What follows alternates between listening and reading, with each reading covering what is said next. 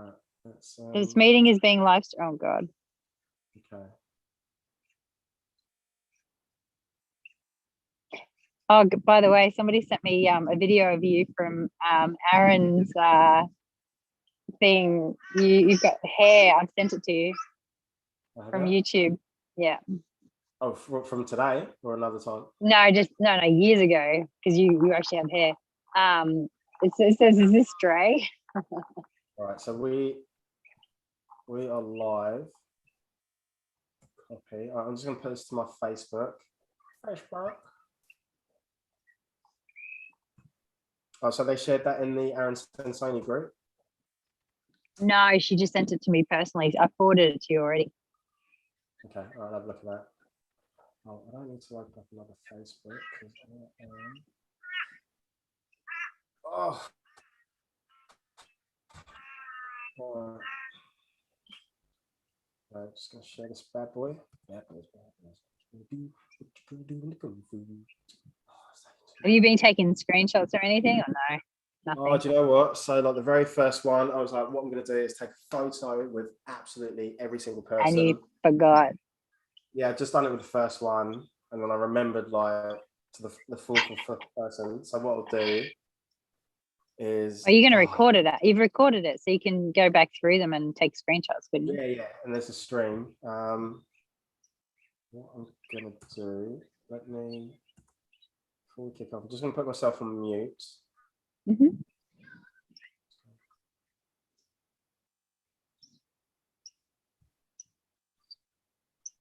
Get you out of the way. This meeting is being live streamed.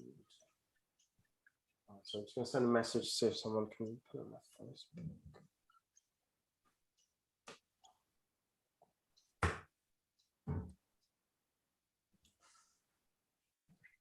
Lost my phone. You're not on mute, by the way. Oh, am I not? Awkward. Shit, I could have been saying like some shit there. Right, go to mute. Can you hear me?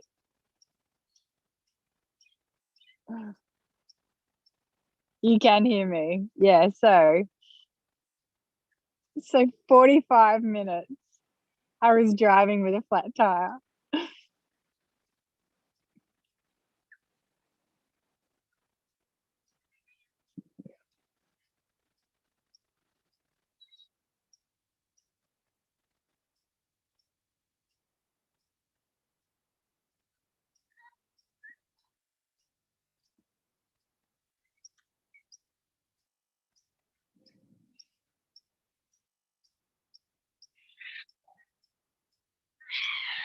You ready to rock and roll?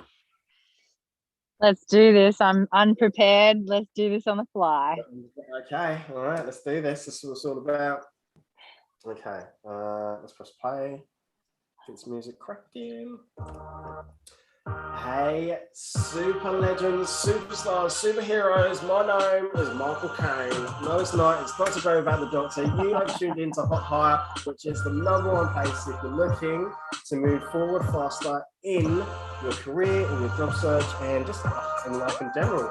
So I want to say a massive, huge welcome to a special woman, like human. So this is the second time that she's been on, and we actually filmed the last one right here in her kitchen, and this is really weird because I'm here in her house. She's somewhere else, like at some party, and anyway, what I'm trying to say is this, like, so Jennifer Lee is just like extremely really important to me. She's my bestie.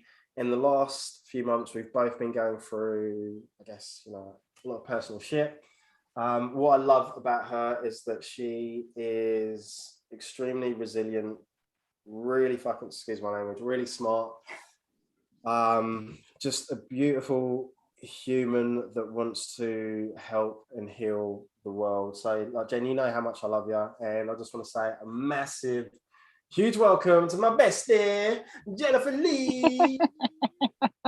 Thanks, Dre.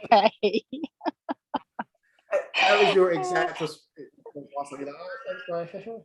Yeah, I love that. Oh no, All no. right, Thanks for the so introduction. cool. All right, do you want to tell us a little bit about yourself and what you do? A little bit about myself.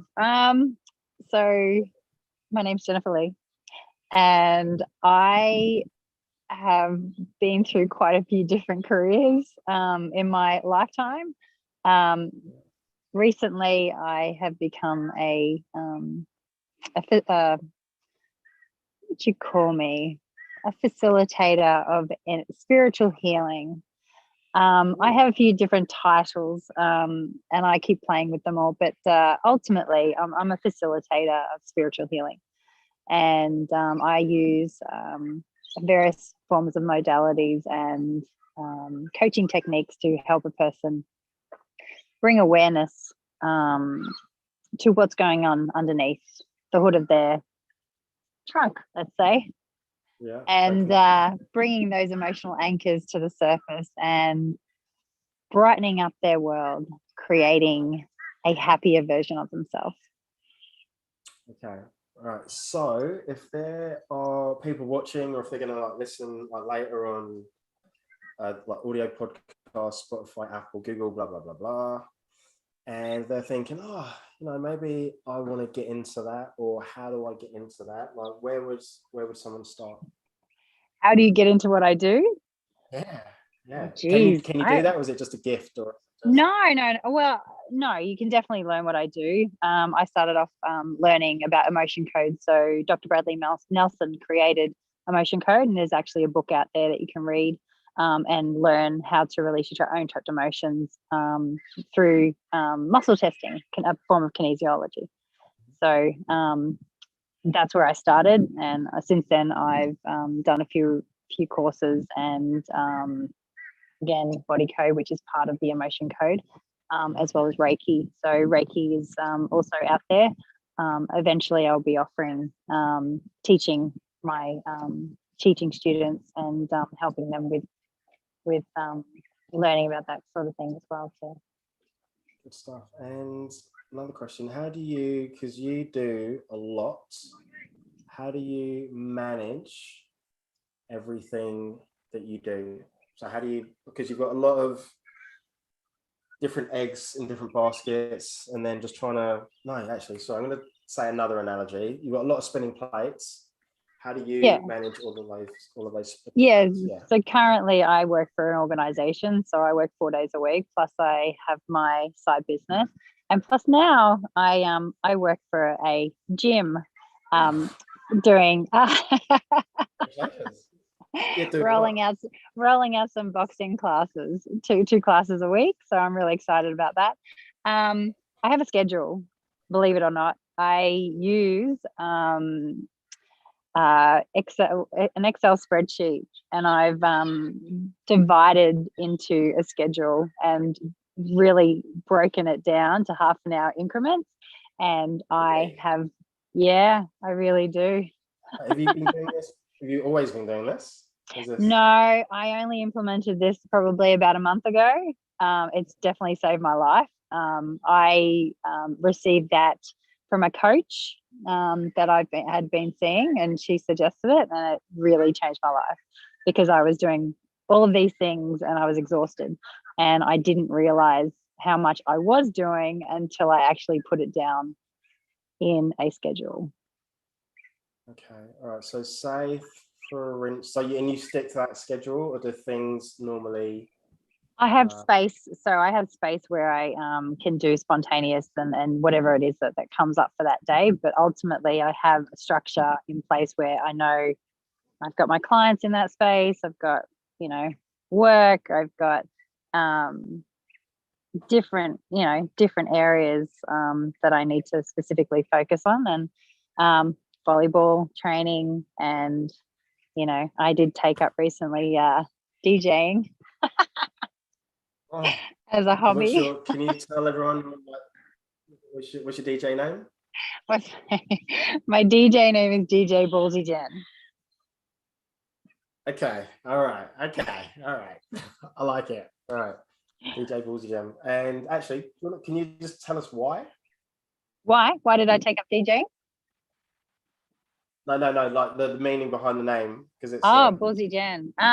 Well, I did Date with Destiny back in 2017, and there was an exercise there. We had to create an alter ego name, and for me, I needed to get myself out of a pity party, and so grow some balls, Jen, and switch that. So it became my alter ego name, and that's kind of stuck. And who's gonna have a DJ name called Ballsy Jen? I don't know. I don't know. All right. So, do you want to? So, what do you have any programs, projects? What's going on for you at the moment, and what's the best way for people to get a hold of you? Yeah, so I'm currently working on a self-love program, which is the foundations of who we are. Once you're fulfilled within, then everything else just falls into place. So I'm currently working on that. Should be rolling that out in the next month or two. You can contact me via my email, jen@uniquelyhealing.com. I am on Instagram, uniquely_healing. And my website is www.uniquelyhealing.com. Love that. All right. So, do you have a dad joke? Do you have a dad joke? I do actually. It's in the name of the DJs. I was like, what can I go for? So I went for something different. Before you tell us a joke, are you going to snort any way through? Who knows? I don't know. I've said it to myself a few times now, so I'm good. What do you call a? Okay, right, let's go. What do you call a DJ? What do you call a DJing kangaroo? I have no idea. A disc jockey. Disc jockey. Yeah. Okay, all right. This is a good time. Okay, all right. See you later. Bye. Okay. Here's the outro music. All right. So, yeah, you know that I love you, Spitz. Like, thank you for coming on, like sharing. Thank you for allowing me to be able to do this like event like at your place, and yeah, just have an awesome night. And I'll just stay here. All right. I'll just do this. All right, catch you soon. Bye. Bye. All right. So next we have, I believe it is. Right, you need to leave, Jen. I'm trying. I'm trying to find the button. Sorry. Okay, this is awkward. All right. Bye. I'm gonna bring my next guest in. Right, so next guest is Lindsay. All right, let's bring him out.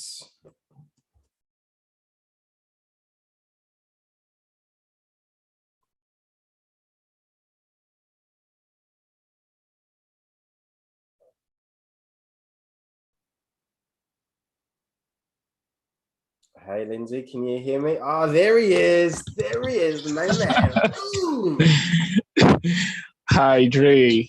Good morning from here. I'm good, and you?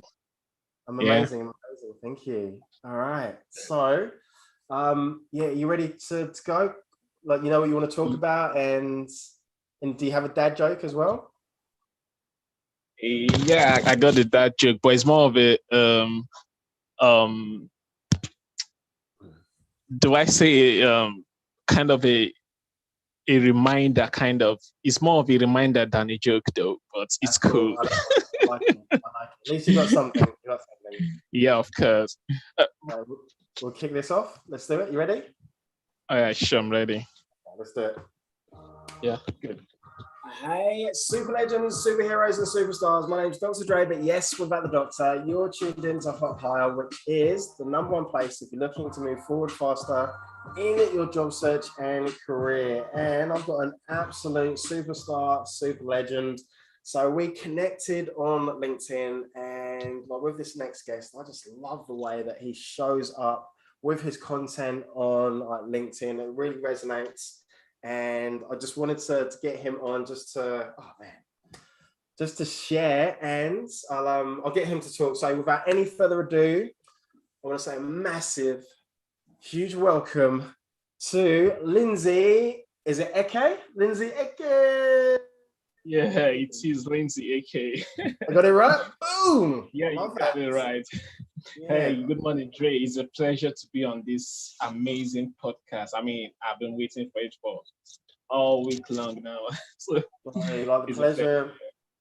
Yeah, the pleasure is like all mine, and I just love the way that that I can just tell that you're just really nice guy. Just the way that we've been like communicating and like what you've been sharing. So, do you want to tell us a little bit about yourself and what you do? And yeah, sure. So I'm Lindsay by name. I'm from Nigeria. I was born and bred in Lagos, Nigeria, and I still I got into content writing in 2018. That's when I officially joined LinkedIn. So from there, I've not looked back. It's been an up and down journey, but it's been marvelous. I currently work with Instagram.ai, an Atlanta-based AI content platform. And there I'm the content maestro because like I oversee the content for the brand there. so that's my title today. Yeah, I love that. All right, and what do you want to share today? What do you want to talk about? Yeah, so I would love to talk about landing your dream job through personal branding because it's I love that. Something that I feel a lot of young people don't pay much attention to. Yeah, personal branding. A lot of people tend to overlook it. They don't see beyond the surface. You understand? Like most people get on social media and then they just want to impress. They just want to feel among. You understand? So it doesn't look like, hey, I don't have a good phone or I don't have a camera to take some cool pictures. You understand? But they fail to understand that to each platform there's always the positive side. You understand? But those positive side don't just come to the fore ordinarily. Some consistency, some hard work has to go into it. You understand? So why I chose this topic in particular is because I've been on LinkedIn for 3 years. Like I do this since 2018, around July of 2018. And that was a year after I finished National Youth Service in Nigeria, back home here in Nigeria. If you run up with your tertiary institution program, be it polytechnic or the university, you're mandated to go for a 1-year service, national service. So it doesn't matter if you schooled in Nigeria or you schooled outside Nigeria. As long as you're in Nigeria, you have to come back home and then do that 1-year service. So after the 1-year service, I got out and started looking for a job like every other young person or fresh graduates, but it wasn't forthcoming. You understand? So I joined one of my colleagues whom we've served together in the same state. I joined his startup. So we were just trying to see what we could make out of the adventure. Of course, we weren't making any money as expected. But the journey took me to LinkedIn because I was told the person I was supposed to submit a proposal to was active on LinkedIn. So I joined LinkedIn and in the end, though, he didn't respond to my mails, which is expected.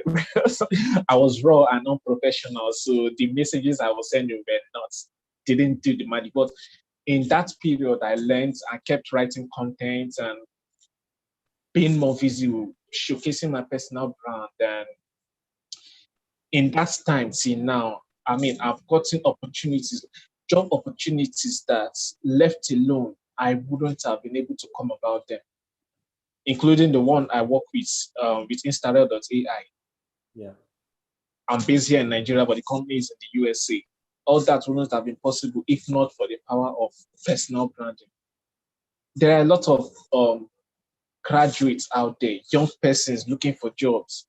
If you see them on LinkedIn everywhere, but what they don't seem to understand is that even even distance is not a barrier.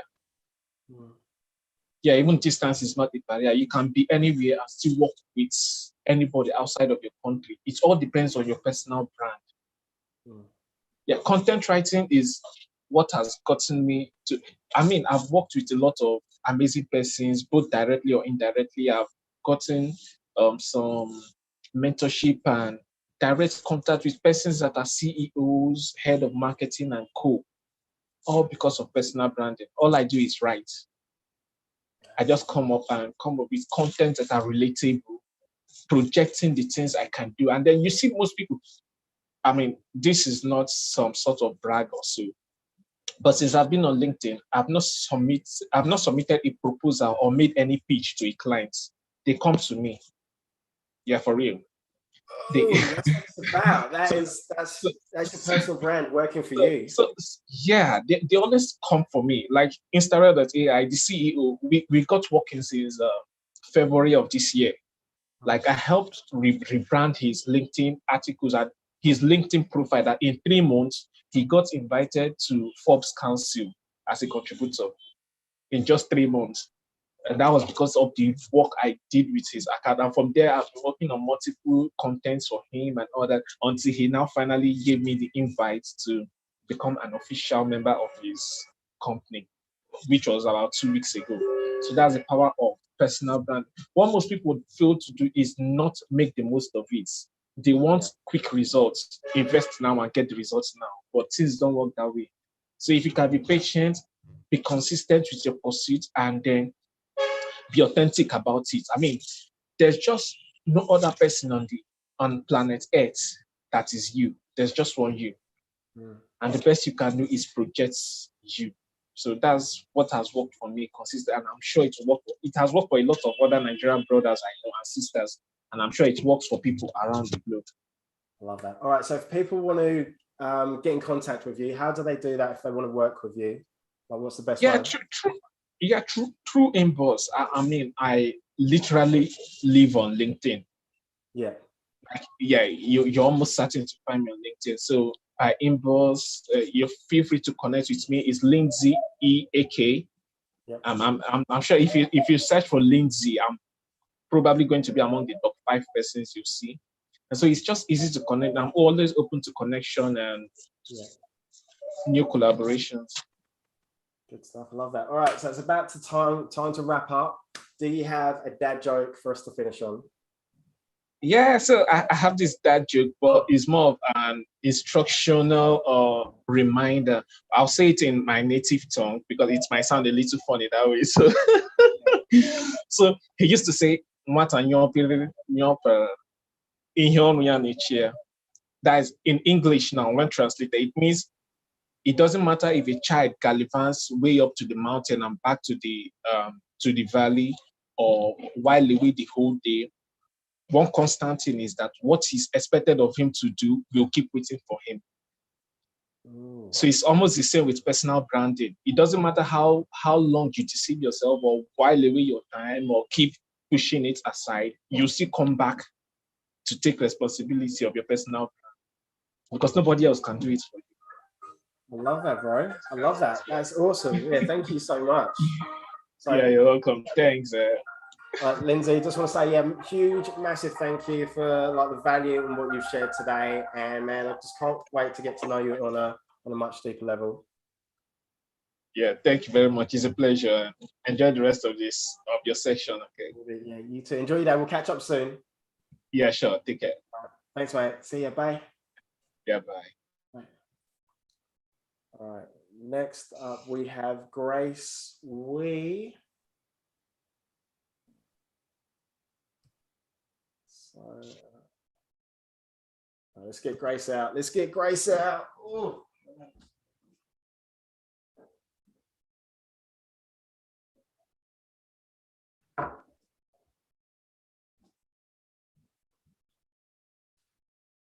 You there, Grace? Hey, Dre, how are you? Let me start video so you can. Awesome. Oh, okay. One of my faves. Hey, my man, how are you? Brilliant. I'm brilliant. Yeah. Good. All right. So you know what you want to talk about. You know what you want to say. Yes. So basically, so because I'm in the wealth niche, I want to talk about providing value in the workplace. So it gives employees or people working, starting from the bottom, an opportunity to increase their income. So it's attracting wealth and abundance by making themselves invaluable, but also on the personal finance, what they can do to start being wealthy, which is taking control and making their money grow. So I will be talking about self-worth and paying themselves first. All right, so we're going to have about 7-8 minutes. And do you have a dad joke as well? Pardon me? You have a dad joke as well? I'm not a dad. What can I say? I've got an eye joke. You got a joke? Yeah. Can you give one to me? Oh man, you put me under pressure. Okay. I got one. Okay, all right, let's do this. Let's get. What would you call a drunken ghost? Oh, no, don't tell me now. Don't tell me. Tell me. Yeah. So tell me at the end. Tell me at the end. Okay. All right. All right. Let's do this. Let's light it up. Hey, super legends, superstars, superheroes, you're through to another episode of the Hot Hard Podcast. I'm your host, Dre, and man, I'm just so excited about today. And this next guest is definitely one of my faves. So we were on a mastermind, would have been like a couple of, actually probably last weekend, and I just love what she does, and I also love like the support that she's given me, and just the person that she is, and the journey that she's been through. So, without any further ado, I just want to say a massive, gigantic hello to Grace Wee. How are you? I'm good, Dre.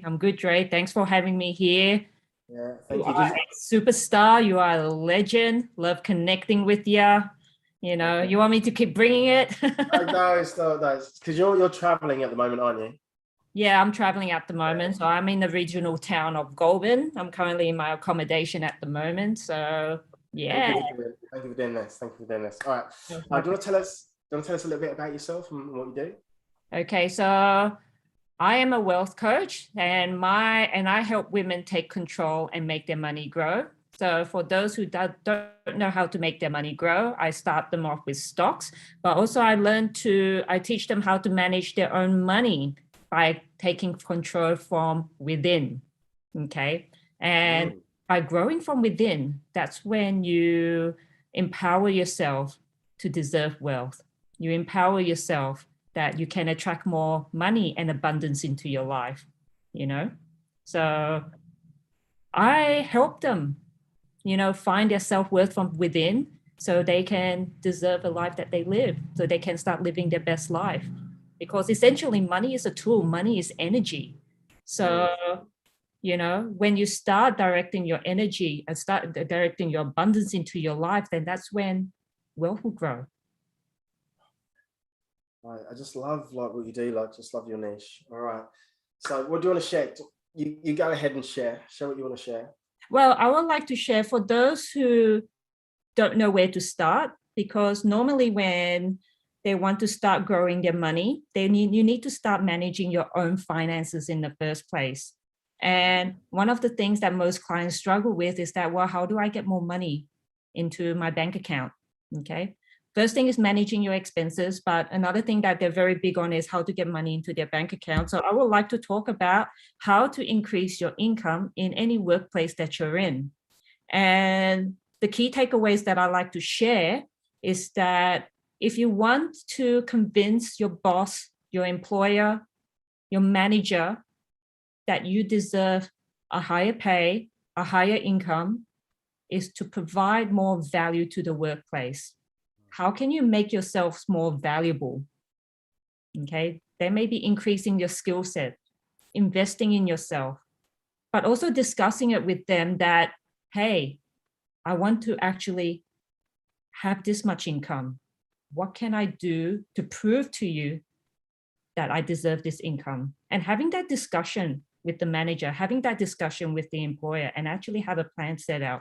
Because if you have a very fair manager, a very fair employer, when they see you give value to the workplace, when you make yourself invaluable by getting more sales, increasing productivity, which all attracts abundance into the workplace, as well as wealth and money, And when they see that, they will see you as invaluable. And when they see that as invaluable, you know, they'll find you, you know, they'll have a good reason to increase your pay, to increase your income. And that's what I want to share with you. Okay, how can you actually make yourselves more valuable? She just spit fire every time. So somebody call a dragon because Grace is here to spit and fire. All right, so that was probably my worst one. I'm sorry about that. That was like a dragon. It's normally someone called the fire brigade, someone called okay. All right, so what do you have going on at the moment? And if people want to work with you, if they want to find more, you know, how do they contact you? Well, they can contact me on my Facebook, Grace Wee, and I can send to the link below. And feel free to contact me on Messenger. I don't bite. I'm here to help. I'm here to serve. You don't bite? Are you sure? Well, I might spit fire a little bit. Nah, I'm kidding. I'm kidding. Okay. I tell people I'm harmless, but they don't believe me. So yeah, they can contact me on Facebook, on Messenger. I go with a very conversational approach, you know, so I'm here to serve. I'm here to help people. And I'm here to create that discussion on how to make their lives better. Because essentially, we want to live our best life. You know, we need to stop trading our time for money. But in order to get to that stage first, we need to increase our wealth and abundance in our personal life by growing from within. And that's the place that I like to start first. Mic drop on that. Boom.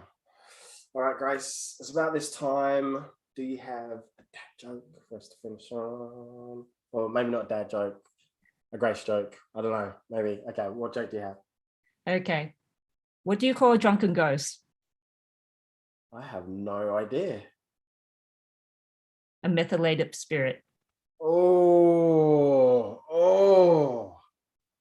gold. Genius. I'm stealing that one. Grace, absolutely love you to bits. I think you know that. And I need to talk to you like more. And just thank you for everything that you shared today. So it's just what you do is just so needed. So yeah, thank you. I appreciate you. Thank you, Dre. Thank you for having me on. Remember, you're a superstar, you're a legend, and you keep rocking. Yeah, I will.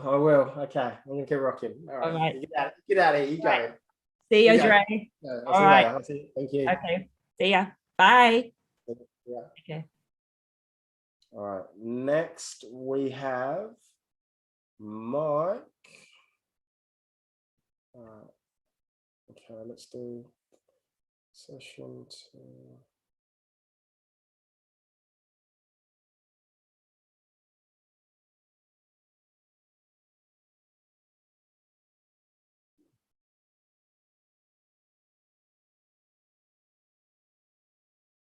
All right, let's get Mike out here.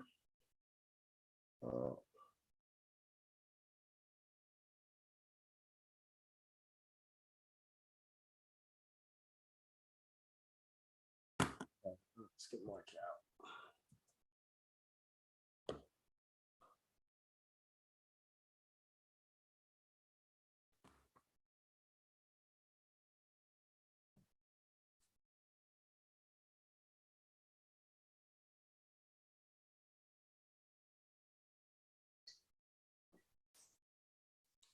Hey, super legend. How's it, Dre? You're good. How are you? I'm great. You're punctual. Well done. Try my best. Wasn't sure. I got your message, so I haven't replied back to it. But when I get some time or a few minutes, then I'll reply back and contact. So thank you. Yeah, Matt's available at 5 p.m. if you need someone else. Yeah. 5 p.m. 5 p.m. UK time. Okay, I'll write that down. All right, so are you ready to go? Yeah. Yeah. All right. And you got your dad joke? Yeah. An original. Yes. Hey, super legends, superheroes, and superstars. My name's Dr. Dre, but yes, without the doctor. You're tuned in to Hot Hire, which is the #1 place if you're looking to move forward faster in your job search and in your career. So today, boom, boom, boom, boom, boom, shake the room. I've got an absolute superstar, super legend in the house. Absolutely love this guy, but to bits. So I just want to say a warm, massive, gigantic, ginormous welcome to Mike Cox. How are you, legend? Dre. bit much, bit ATT. Do you want to? We're neighbours. We're both in the southern hemisphere. You want to tell us a little bit about yourself and what you're up to? Okay, yeah. So I live here with my family of 5 in South Africa. I've got 3 kids, and ranging from junior school to high school. And I've been in the HVAC, which stands for heating, ventilation, and air conditioning, and the steel fabrication industry for the last 20 years. And recently, I've been the director on 3 different companies, and I recently sold my shares in my last company. And we are preparing to move to New Zealand, the whole family. Yes. So you coming to the dark side of the world? Yeah, I think they call it the land of the long cloud or something to that effect. Oh, all right. So I know that you've got some valuable tips to share. What do you want to share today? Okay, so I'm gonna just tell you, I don't know if it's called it a secret or whatever, but it's a bit of a hiring hack. And you know, when you start your company in the beginning, everything is focused on the client, and you soon realize that in order to keep your client happy, you've got to have really good staff. So in the beginning, I was absolutely useless at hiring staff, and yeah, I paid my price and took through the school of hard knocks. And through time, I started learning different ways. And there was one specific book that I read, and it's by an author called Patrick Lencioni. The book is called The Advantage. It really, for me, in running a company, it's quite a groundbreaking book.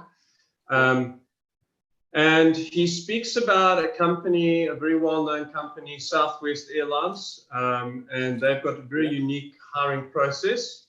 And yeah, during their hiring process, they really use like real-world practice while they do their hiring. And so I'll give you an example.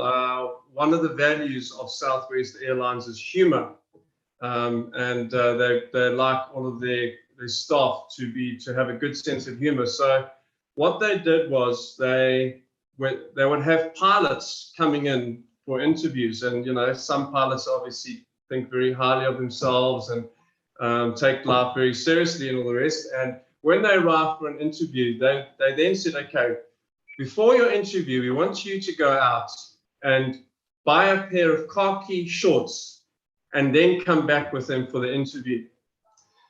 So what it meant was those pilots that didn't have a sense of humor, they were like, is this a joke? And they refused to.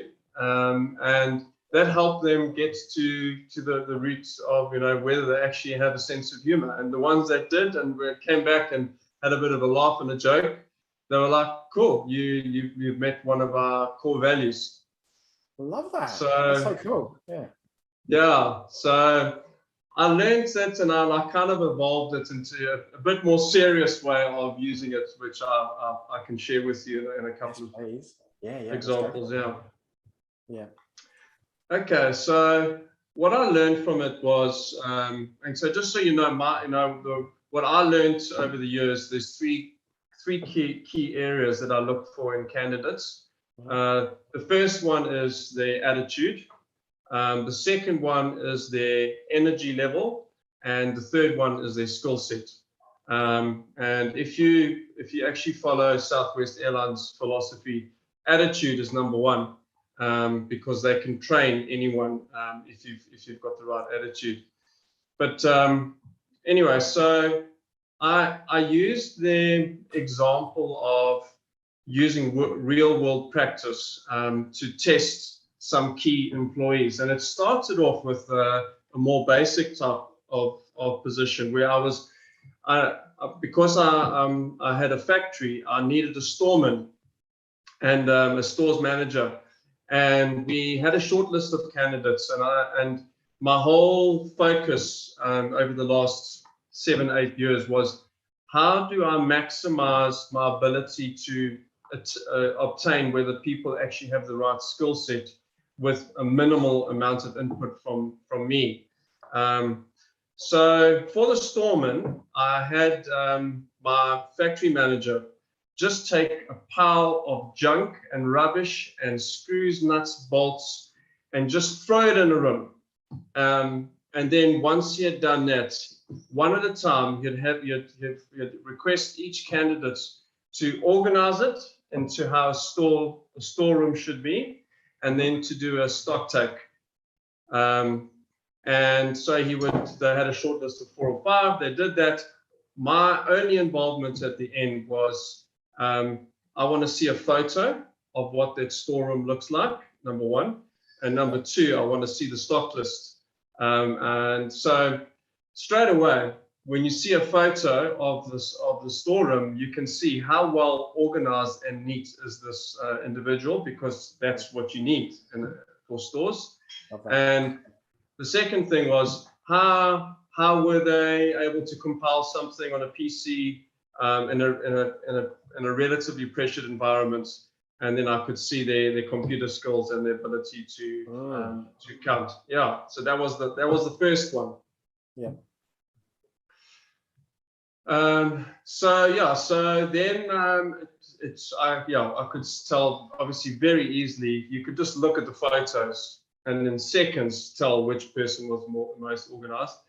So I started thinking, okay, it's easy to do that in a example where someone is hands-on, but when someone is working in the office, how do you do that?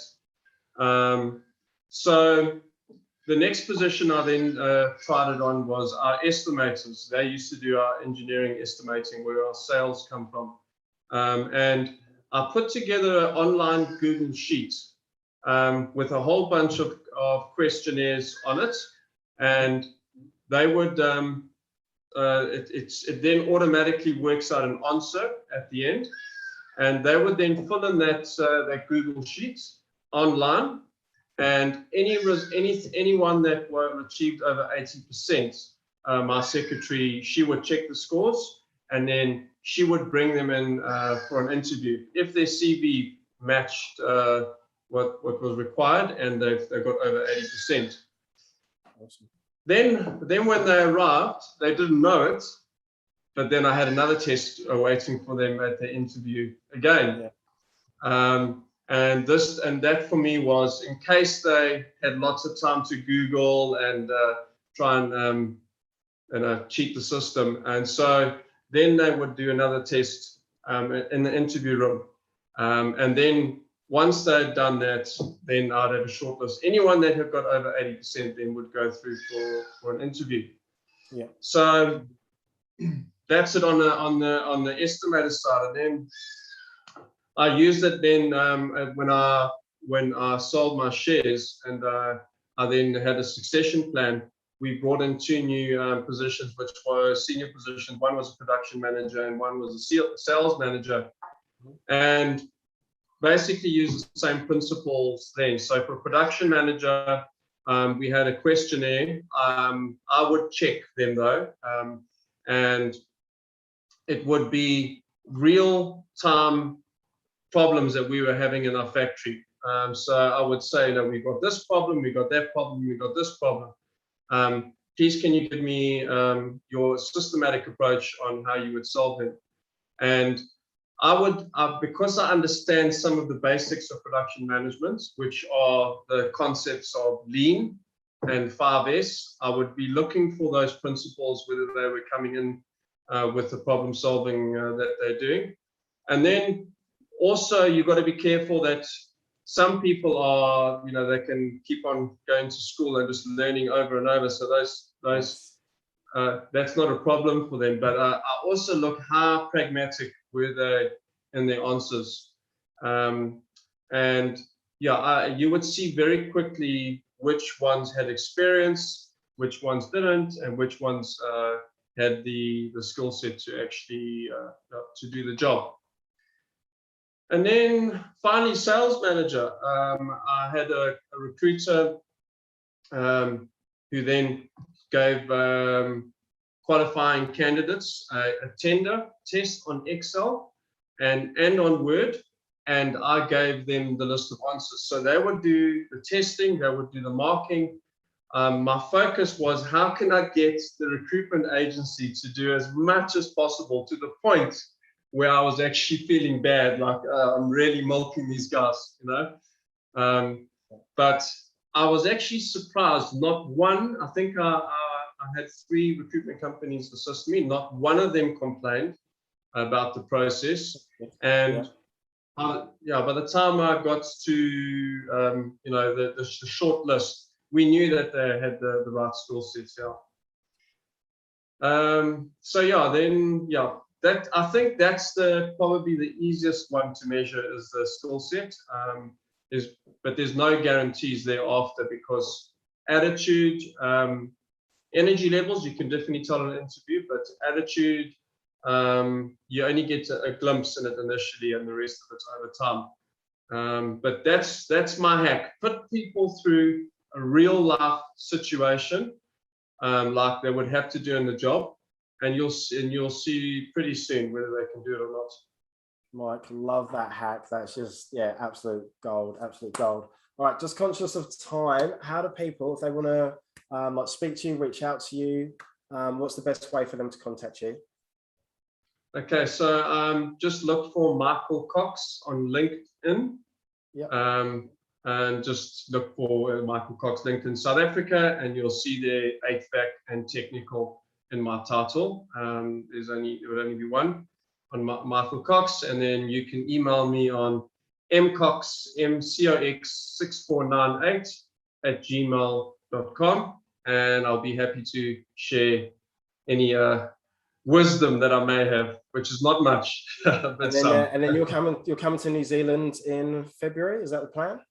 Yeah, December, January, round about there. Yeah. Boom. All right. So it's about that time. All right. What's your dad joke? Oh. Okay. This is an original from my daughter. Yeah. How many tickles can an octopus give? Do you know? Yeah. 10 tickles. I love it. Tell your daughter give her a high five. Yeah, that was absolutely awesome.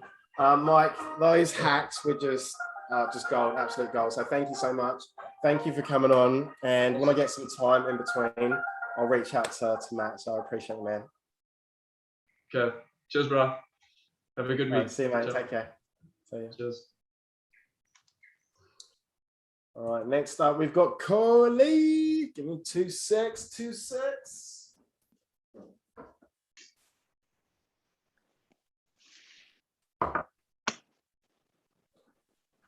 What's happening, player? What's happening, man? How are you? I'm good, man. How are you? Yeah, I'm good. I can see you waiting out the background out there. Yeah, cool. Well, I know you know what you want to talk about. You're just going to wing it. You're just going to do what you do. You're just going to be like, let's just do it, Dre. I'll be like, no, I don't want to do that. I want to prepare. Yeah. So that's cool. And do you have a dad joke as well? Yeah. Yep.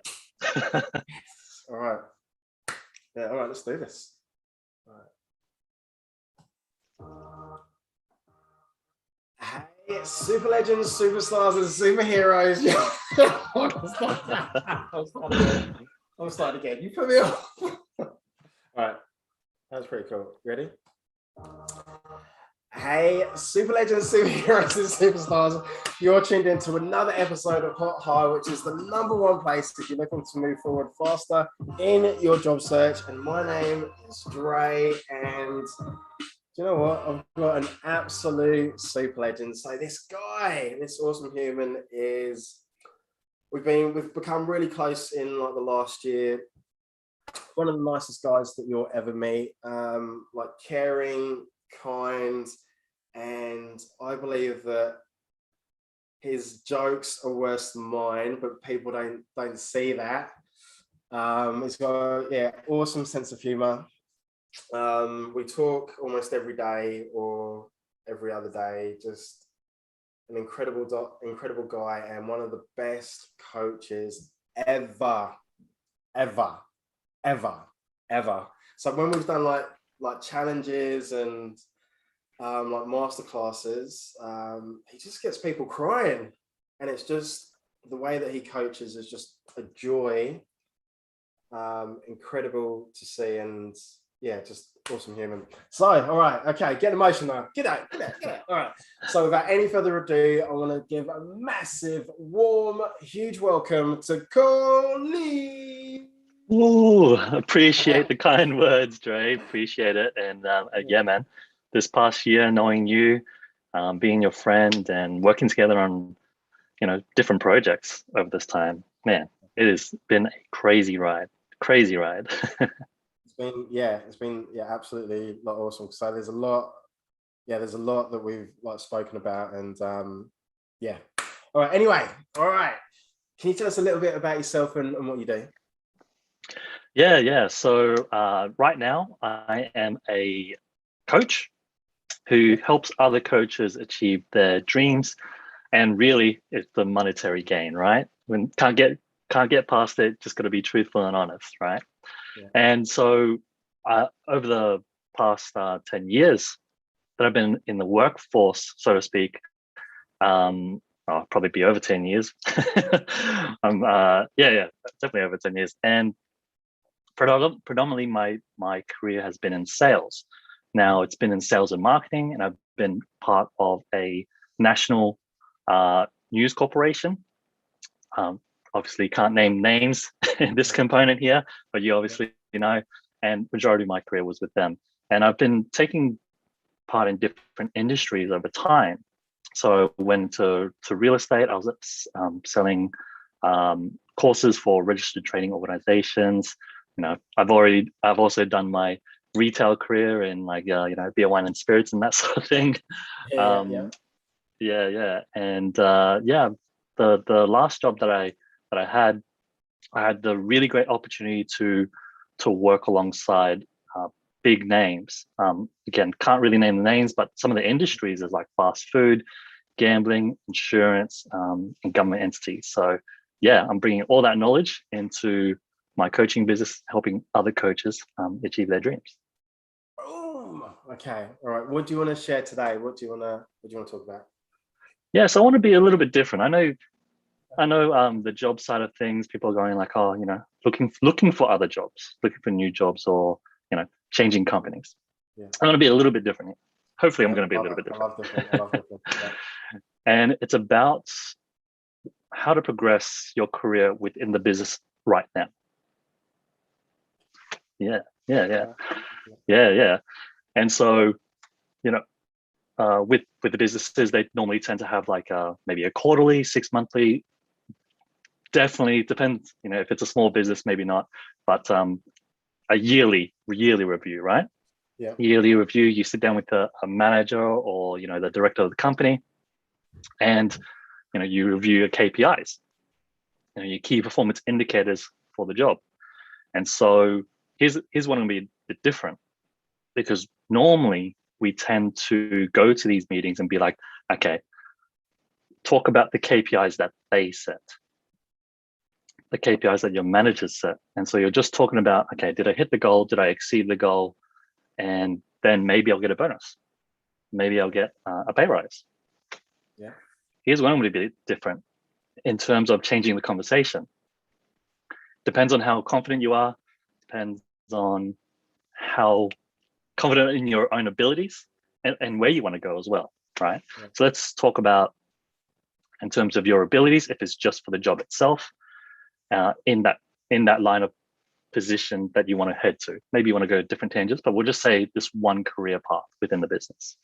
And so I'm really big on questions when it comes to sales, right? Yes. In that whoever's asking the questions is controlling the conversation. And so here's a really great question. Here's a really great question to lead. And I think I'll just give this one tip because it's so powerful.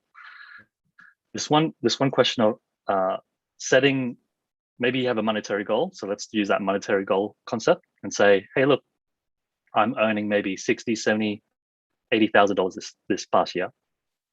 And director, or Mr. or Mrs. Director, or Miss Director, what I want to do is I want to earn $100,000 this next year.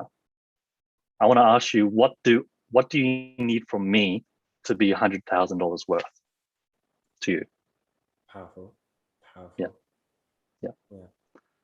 So instead of, I'm not going to give the full answer, but instead of going for the KPIs, you're starting to ask for more information. You're starting to ask higher level questions.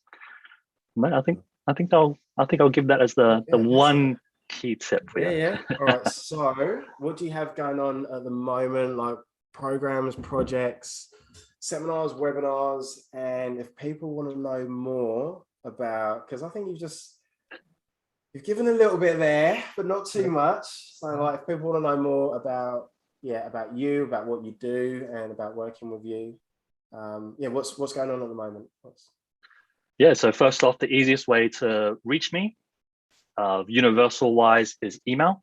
So my email is admin@koile.com.au.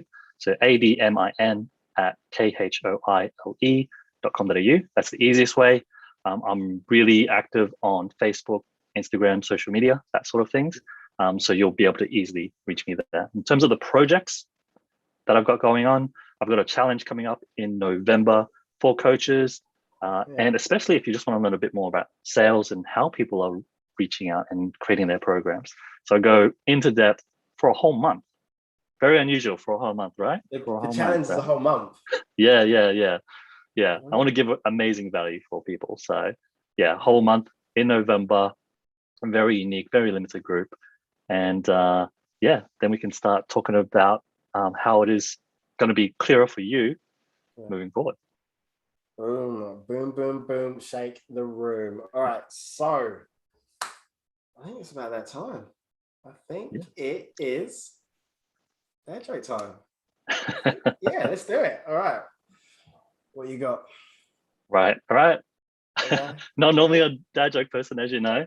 But what happens if I was to throw a bunch of grapes at someone? Oh no. I don't know. No, man. They're gonna let out a little wine. Red wine. Hey, you are an absolute super legend. Love the dad joke. Love the tips, the value. Just like who you are as a person, bro. So I've got so much love for you. And you get out of here. You go. All right, but yeah, thank you for like today. And also, I just want to say a special thank you for getting other people onto the podcast as well. So there's been a few, and I appreciate it, bro. Appreciate you, bro. I appreciate you, man. Have a good one. I'll catch up soon. Thank you, bro. Yeah. All right. Next is Vendy Steinberger. I'm going to get her out early. Just give me a sec.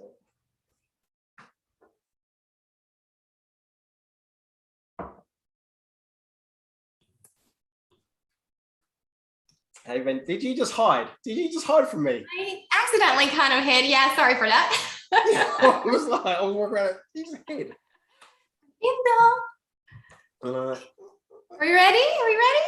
I just wait. I feel like you're stalking me. I'm sure I saw you last night on like StreamYard. Yeah. People like doing. Are you complaining? No. I don't really understand where this is going. Maybe. Nor do I. Yeah. So I think you're probably going to be a bit similar to Koi just before. Like, do you know what you're going to talk about? Or you're just going to wing it. Like, what's going on? You shall Let's see. do it. Huh? You shall see. Yeah. Whoa. Okay, before we do, because I know that we argue about this all the time, do you have a dad joke for us to finish on? Yeah, I do. What? I do. I stole it from someone. I know. Really? Yeah. You're going to be impressed. You're going to be well impressed. Okay, is it one of my jokes? Is it?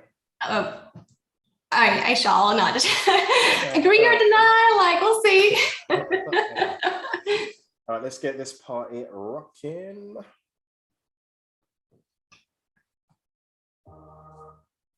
Yeah. Hey, super legends, superstars, and superheroes, you're through to another episode, a special episode of the Hot High podcast. I'm your host, Dr. Dre without the doctor, and I've got just a special, amazing, incredible, fantastic, sensational. Oh, I'm running out. All the things. Okay, I'm running out, but I just want to say this. This woman, this incredible human, is in the last, has it been about 4 weeks? Has just added, people won't believe, just so much, excuse my language, frigging value like to like my life, and genuinely wants to help. And yeah, I think you know how much love I've got for you, and from everything that you've helped me with in the last month. So all right, let's get on with the show. So without any further ado, I want to say a massive, gigantic, ginormous, huge Let's do it. welcome to Vendy Steinberger. Let's pretend that's my surname over there, but yes. Thanks for having me. Steinberger, for anyone who cares, it's a German surname. Oh, is it Steinberger? I thought it was Steinberger, no? Whatever you say it is, it's fine. No one can pronounce it. Okay, cool. All right. Well, this is awkward. This is a good start. So, yeah, tell us a little bit about yourself. Thank you for coming on. I mean, you're so welcome. Yeah, tell us a little about yourself.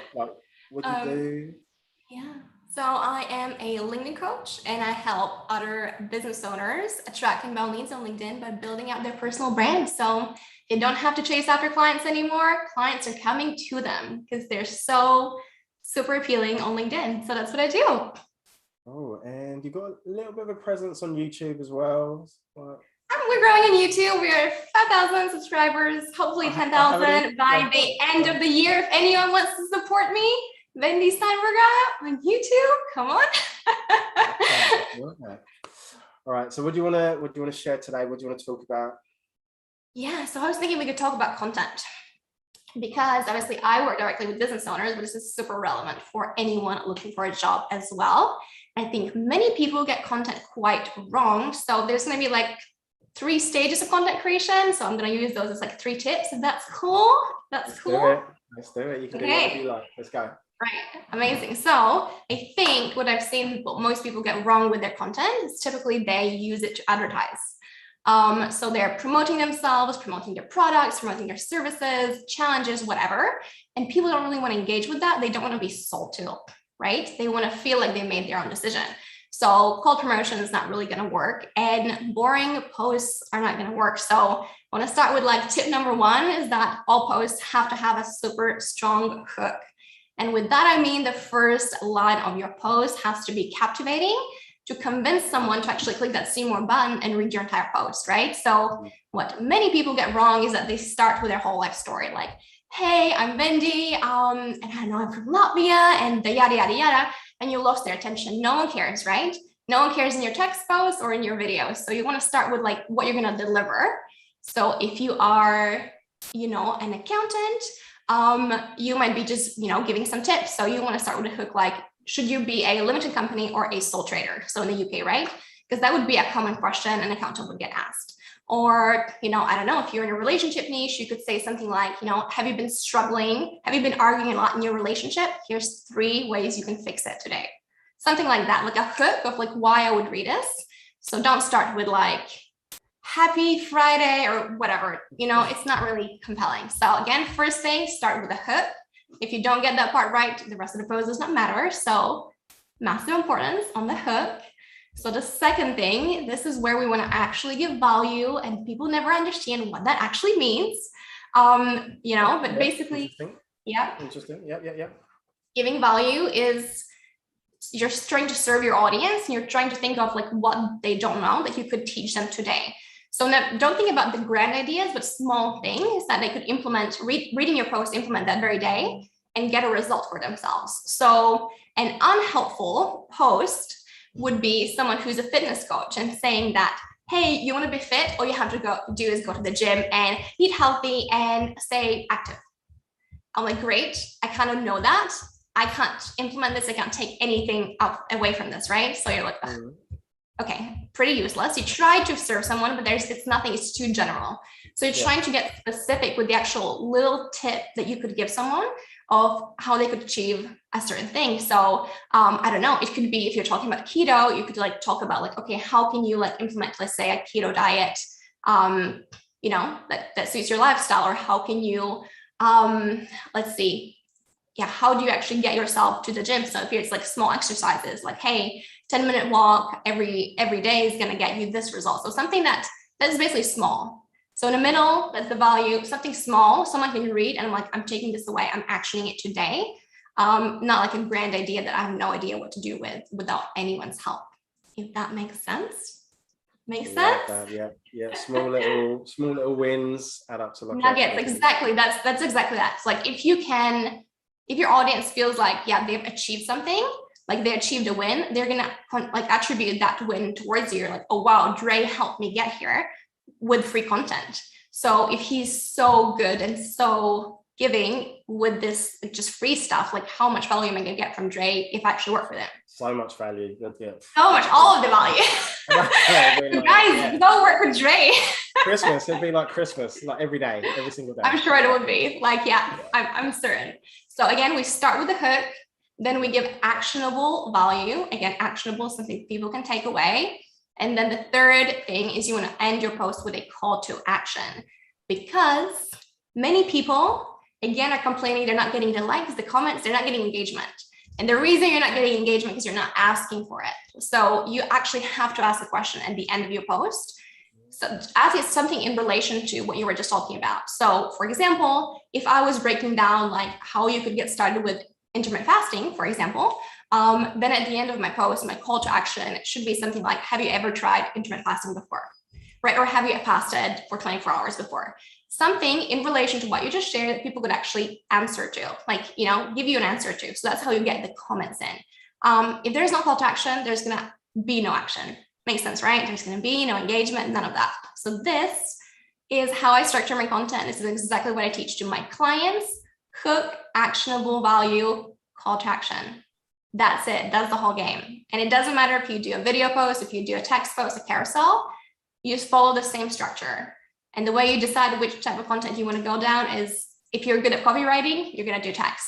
If you're awesome with graphic design, do a carousel, right? Create it in Canva. And if you're better on video, then you do videos, but you still have to have a copy behind it. Happy? Okay, somebody call Alicia Keys, because this girl is on fire. At least this time you know who's the singer. I know, right? I know. Well done. Because okay, right, we're not going to get into that.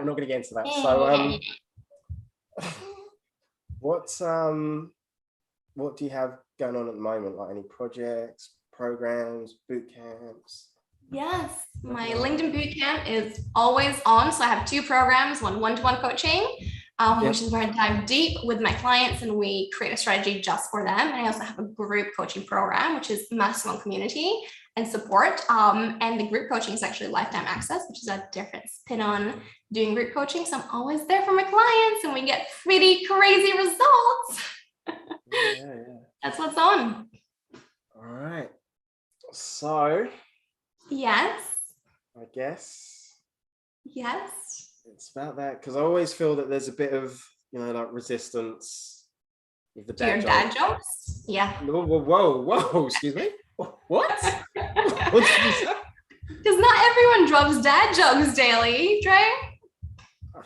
Okay. Who are you? Okay, all right. Let's. Did I just hurt your feelings?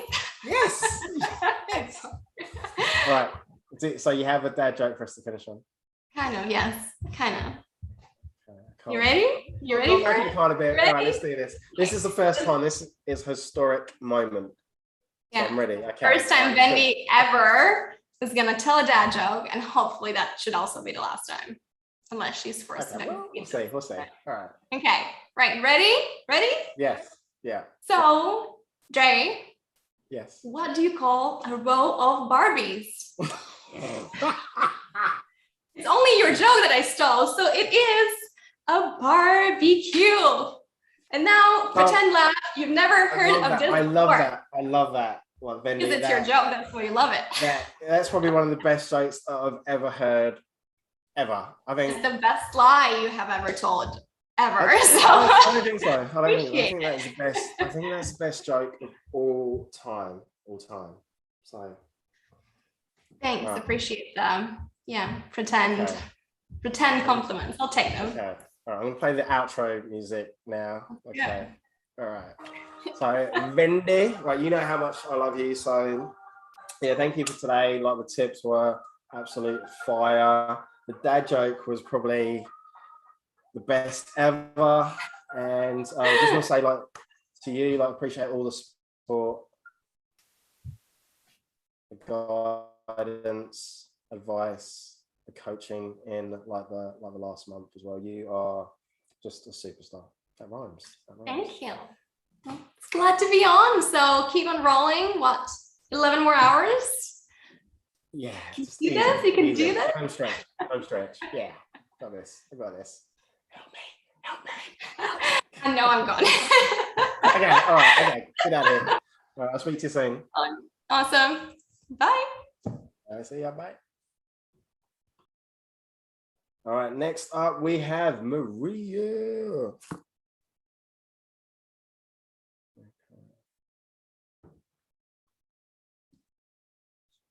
2 minutes. 1 sec. Oh. 2 sec.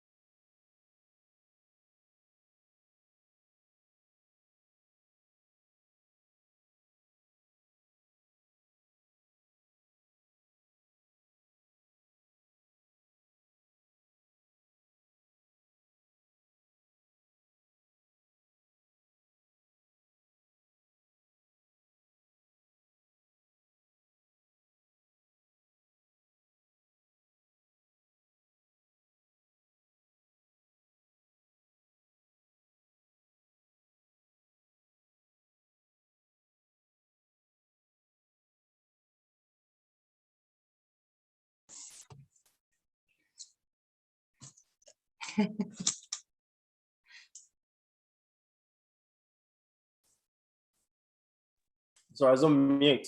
Sorry. How are you? How you going? Amazing. You? Yeah, good. You're going to have days of sleep after this. I think so. So yeah, thank you for doing this. So like, do you know what you want to talk about? And do you have a dad joke at the end as well? Yes, I love you. Yeah, I've got a dad joke, and I'm just going to talk to you about my just about my what I do in cultural consulting and my art. I love that. Right, let's do it. Ready? Okay. Hey, super legends, superstars, and superheroes. My name's Dr. Dre, but yes, without the doctor. You're tuned into Hot High, which is the #1 place if you're looking to move forward faster in your job search. So today I've got a special guest. This woman is, oh man, she's just taught me a lot about, like when we caught up, like her, like the culture and like the way that things like happen, and just a lot of things that I wasn't aware of and didn't really know. And she's just a really impressive woman, incredible human, and without any further doubt, I just want to say a massive, huge welcome to Maria Trudgett Watson. Hi. How are you? Hi. I'm good, thanks, Trey. Yeah, I'm good. Thanks for the invite. Watson Trudgett, isn't it? Watson Trudgett. Yeah. Okay. All right. Sorry. Yeah. That's okay. Yeah. So, thank you for coming. Yeah, sorry, we have a bit of a delay, I think. Yeah, so it might be by my side. Yeah, do you want to tell us a little bit about yourself? Of course. Yeah, I'd love to. Hey out there, everybody who are listening in. So yes, my name is Maria Watson Trudgett, and I am a First Nations person of Australia. For our audience that may not know what that is, that's an Aboriginal person or traditional person to this country. And so I am a proud Koori woman of the area of New South Wales. I come from Wiradjuri country. Wiradjuri is the traditional language known, that's how we know who our mobs are, by that language, that traditional language, and that's the largest mob in New South Wales via landmass. Yeah, so that's a little bit about who I am. But what I do, I'd love to share with you what I do as well. So yeah, I love what you do. Yeah, please do. I am a cultural consultant. I'm a speaker and I'm an Aboriginal artist. So for me, everything is about culture. So the reason I get up out of bed every day is to share my culture. So whether that be doing a cultural consulting role and supporting organisations, implement an Indigenous strategy or a reconciliation action plan, or support them to understand how to work with Aboriginal and Torres Strait Islander community, or whether it be creating an artwork for an organisation, something like this in the background, for their front wall, or their foyer, or their boardroom, or for their reconciliation action plan. So anything like that. So for me, as I say, it's just all about sharing my culture via the knowledge that I have, and and the talent that I have through my art. Yeah. And how long have you been doing what you do? How long have you been doing it for? Like you say, the artwork and the the rap plans and the consultancy and.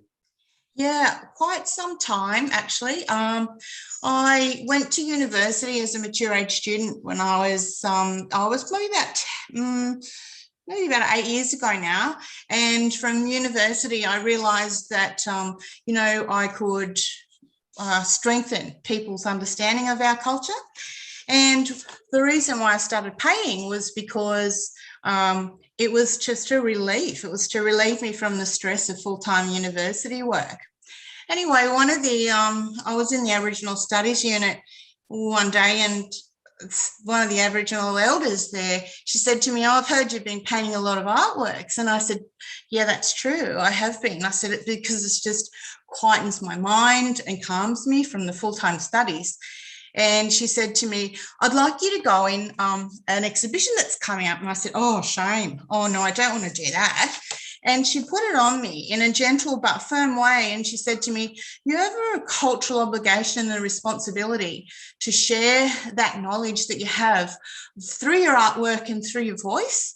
And so I really took that quite serious and quite respectfully. And so from then on, that's kind of where my journey's been. It's been sharing my artworks and sharing the knowledge that I have about how to engage with Aboriginal people and supporting organisations to make their organisations more culturally appropriate and culturally aware teams, and help them implement so many strategies to support cultural competence, cultural capabilities, and also building up the capacity of their Indigenous staff members. Yeah, all right. So another question for you. So with the piece of artwork that you've got behind you, how long would it take to create something like that? I'm pretty quick when I get going. Yeah. I do commission artworks for people and organisations, and It'll just depend. So it depends on what the organisation want, what the style of the artwork is. If they want dot work, well, it's, you know, it's a lot more, it takes a lot of time. And I'm really, you have to be very mindful about as well, strategically implementing the story about their organisation and what their journey is and what they're trying to achieve in the artwork. So this didn't take me as long because that's just me freestyling and just expressing my culture. So this artwork behind me is called On Country. So I think about me on my country. So as a Wiradjuri person, we are river people or people of the three rivers. So there's a lot of rivers, there's a lot of blue in that. So a lot of rivers and the bush environment that I grew up in. And so that's why that didn't take me so long. But I've painted pieces for organisations which have taken me, weeks at a time. So that's that's an ongoing project for me, is commission artworks. I've just finished one last week for an organisation, another one 2 weeks before that for an organisation. I've recently exhibited as well in for mental health in at Town Hall in Brisbane City. Some artworks there to support the awareness of mental health, another passion area of mine. Thank you. Yeah. And so those two artworks sold. So I'm just really thrilled that my artworks sell.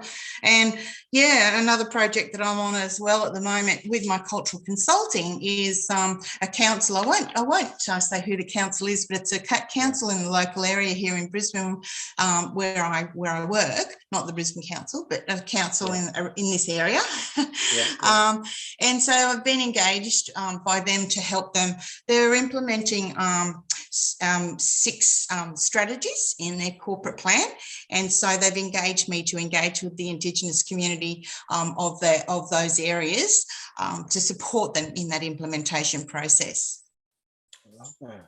All right. So if people want to get a hold of you, what's the best way to do that? Say if they want some artwork, or if they just want to talk to you or talk about like opportunities, or maybe you like introducing these rap plans. What's the best way about that? Yeah, that's right. So in speaking about the rap plans, what people may not know what rap means, sound like I'm a rapper, but I'm not. But I'm not. Rap as in Reconciliation Action Plan. So I've implemented a couple of those in national organisations and implemented other culturally appropriate programs and initiatives and things like that. But I'd love to have a yarn with anybody who's interested in recruiting my services. So people can get me, there's my little card. People can get me there at Maria Watson Trudgett.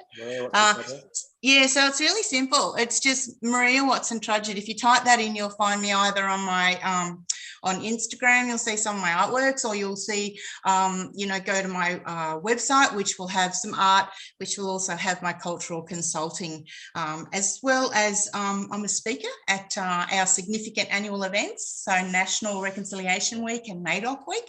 And I also do cultural painting immersion experiences for corporate team building days to understand culture. Everything. I love it. Yeah, a bit of everything. All about culture. Yeah. All right. And I guess it's about that time. Okay, the dad joke. Dad joke time, yeah. Let's go. What do you have? Okay, Dre, you ready? I'm ready. Yep. If you don't laugh, I'm going to laugh. Okay. Okay, so what do gay horses eat, Dre? I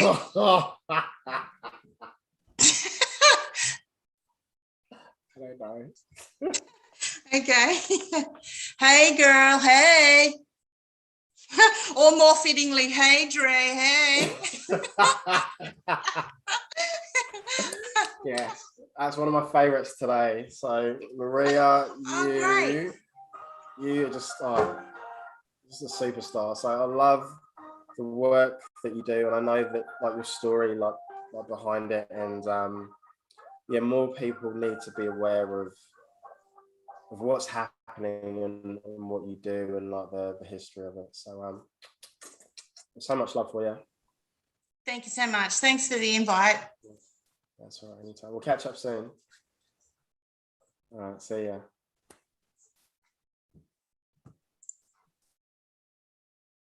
All right, next up we have Zanna too. Let me just take a quick.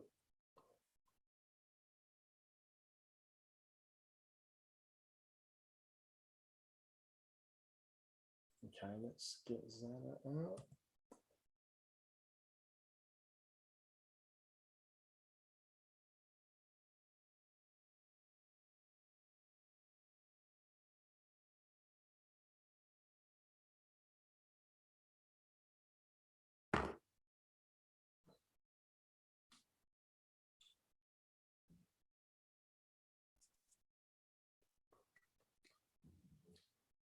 Guys, right, whoever's watching the replay, let us know what your favorite dad joke is.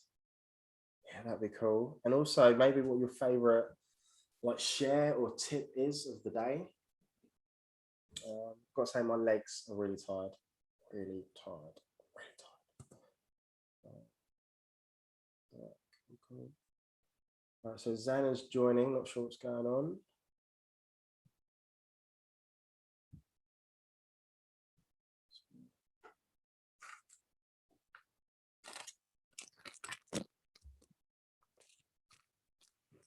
Connecting. Oh.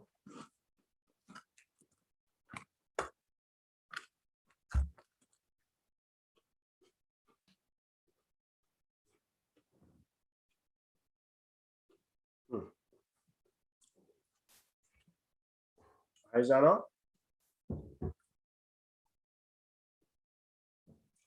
Can you hear me? I am on. Yes, can you hear me? Yeah. Hello. Hello. Oh, that wasn't going to work. And then I got my laptop and my iPad out in case. Just when you want it to work and you just think, oh my God, it's not going to work. Stress. I was well stressed. How are you? I'm tired. Amazing. Yeah. My legs are tired. Yeah, but I'm good.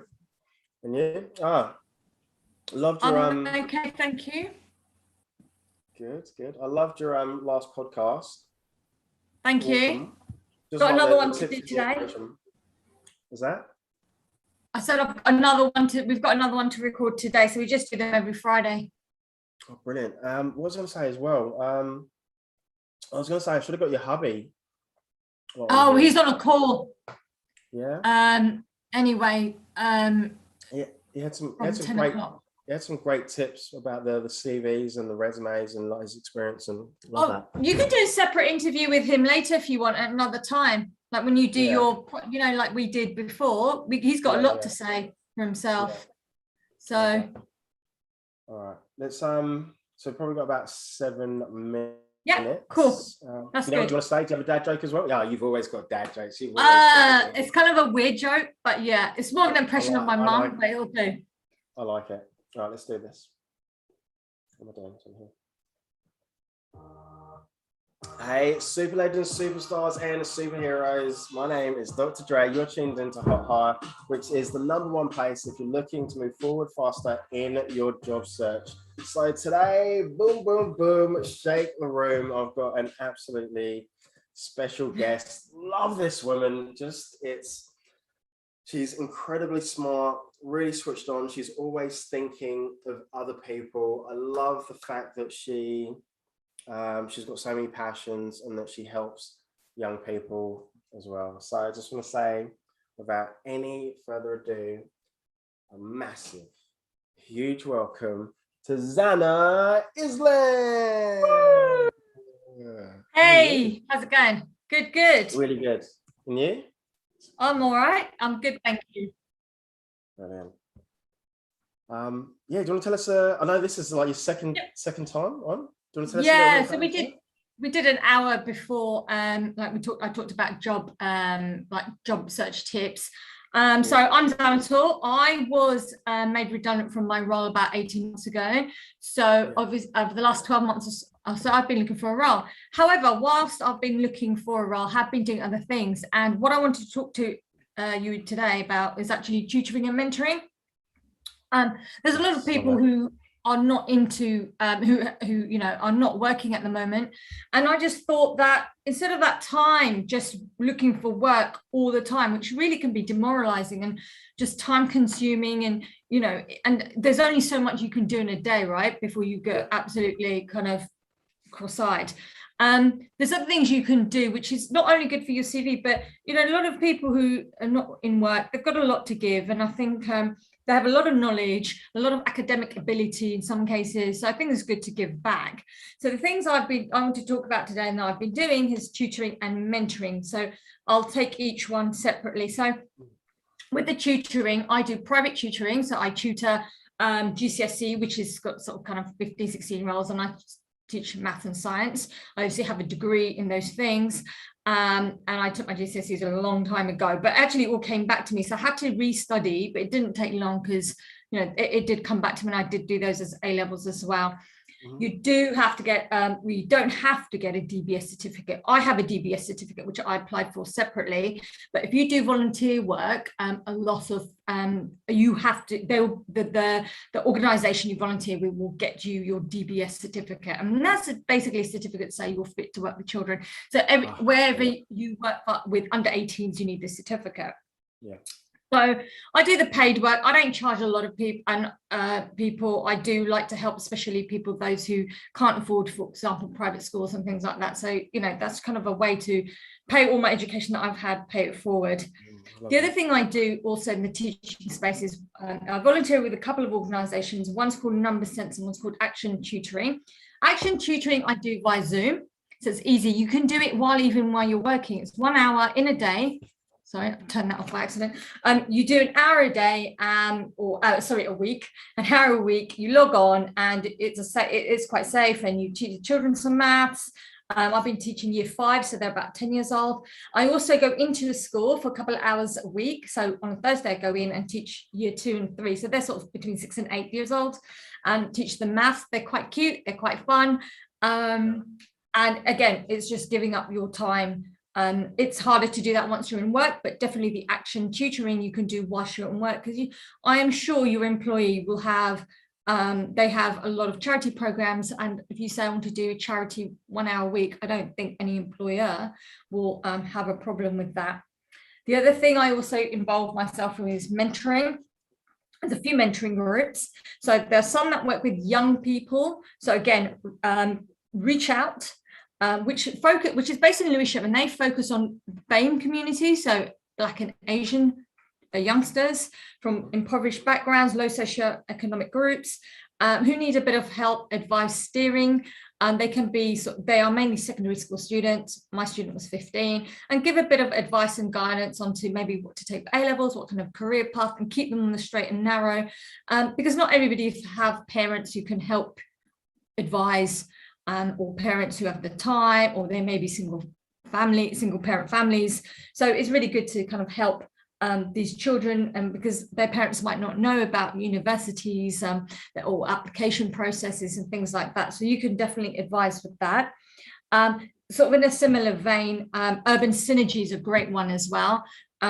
They're sort of based in South London, and they also kind of help mainly also Black and Asian young people in Lewisham. So they're the ones that are based in Lewisham, and they help people with all sorts of things, with students, with advising and mentoring, and they have to do some tasks, and things like CV writing.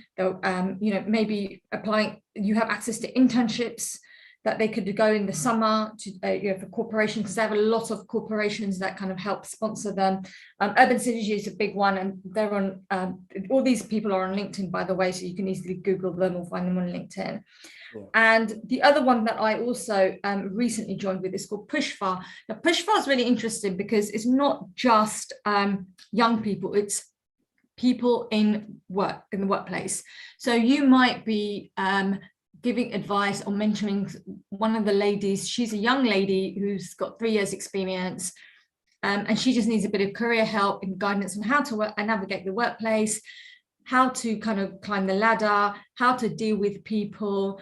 And she is a young Black female professional, and she just doesn't know how to, she said to me, do you have to go for after work drinks? And a lot of things have changed in the city since I've been there the last 20 odd years. So, and things have progressed, things have moved on. It's still difficult, especially if you're you know, from an ethnic minority background, or if you are a female, but things are changing, and it's just useful for her to speak to somebody who's sort of been there, done that, and can sort of give her sort of the, you know, the can warn of some of the pitfalls. With that one, because they're all adults, you don't need a certificate or anything. So yeah, so that's some of the sort of the tutoring and the mentoring that I've been involved with in the last sort of 18 months, or just under 18 months. And I don't find it time consuming. A lot of it is maybe once a week. Some of it's sort of like the push far or the urban synergies on your own time. So you might want to do an hour on a Saturday, or whenever you arrange with the student or the young professional. It might be once a month, once every few weeks. And I just think it's a really good way to help other people. And you can definitely take on more than one student or young professional as you wish. Love that. I absolutely love that. All right, so what do you have going on at the moment? And if people want to reach out to you and connect with you and talk to you and, you know, get some advice or guidance or something else. So I'm looking for a role I'm looking for a role myself. I work in, as I said, banking, financial markets, a business manager role. I am on LinkedIn, so you can find me there. I also started a podcast myself, and actually I have to thank you for kind of getting me into that. There's no way I would have done that or started that without you. I did my first podcast with you, and I've got a lot to thank you for. So it's called the Pank Podcast, and it's on YouTube.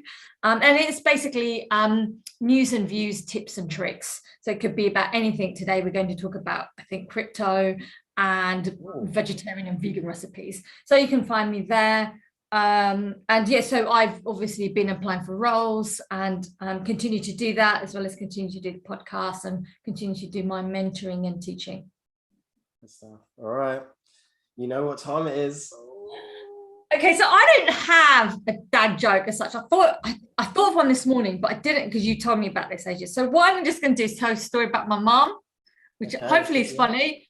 Yeah. But if people think it's a bit racist, tough. So basically,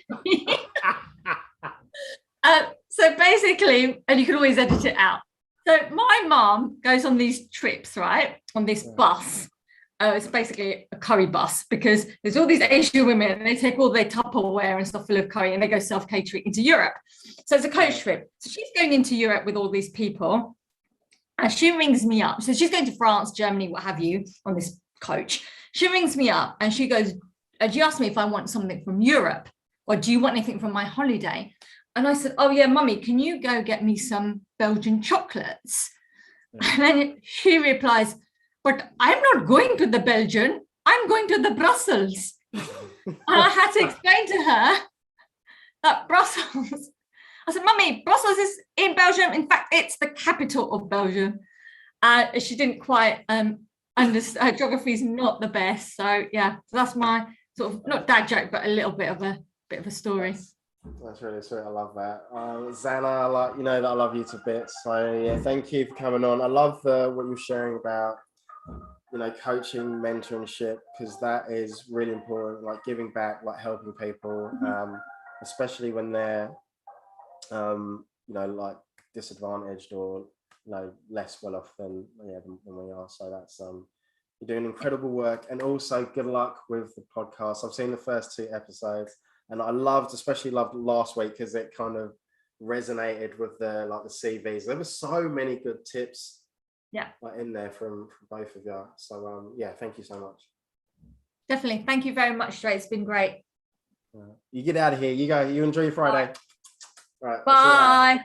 Bye. Good luck. Bye. Thank you. All right. So now we're supposed to have. I can't pronounce it, so I won't even try.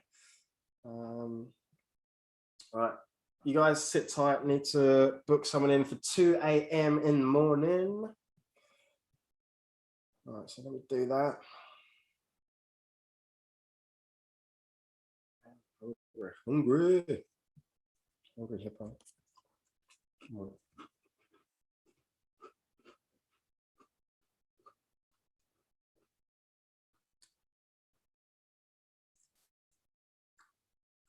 Oh, sure, I've got something to 220.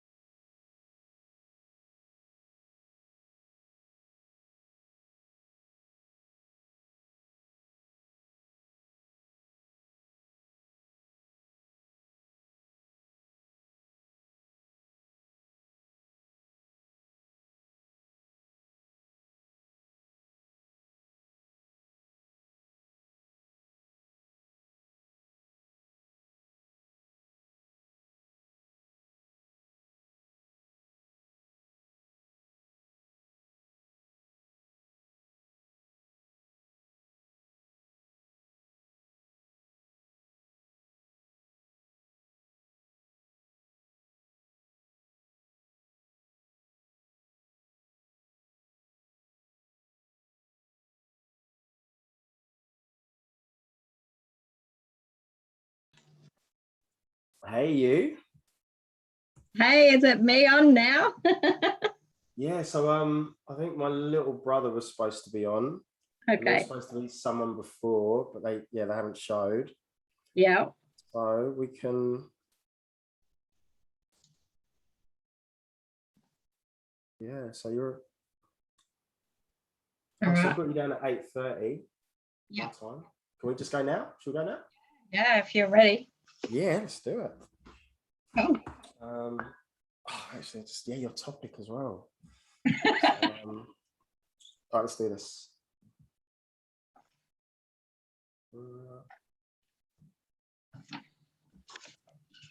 You've got a sales background, haven't you? For me, I'm a coach, and I'll talk about language. Now, have you done quite a bit of sales? Oh, in between what I do currently. Do you need someone for sales? No. No, I don't. So, but yeah, because I just thought that you've done I had sales in my head for some reason, that you've done quite a bit of sales. That's all right. I mean, coaching is sales, right? Oh, well, when you look at it like that, yeah. Everything is sales. Everything comes back to sales. That's right. Yeah. You know, very true. It's everywhere. Sales is everywhere. If you want me to talk about sales, I can talk about sales. No. I want you to talk about what you want to talk about. And do you have like a joke or? Yes, I got my dad joke. It's really poor too. Yes, even better. All right, let's do this. Okay.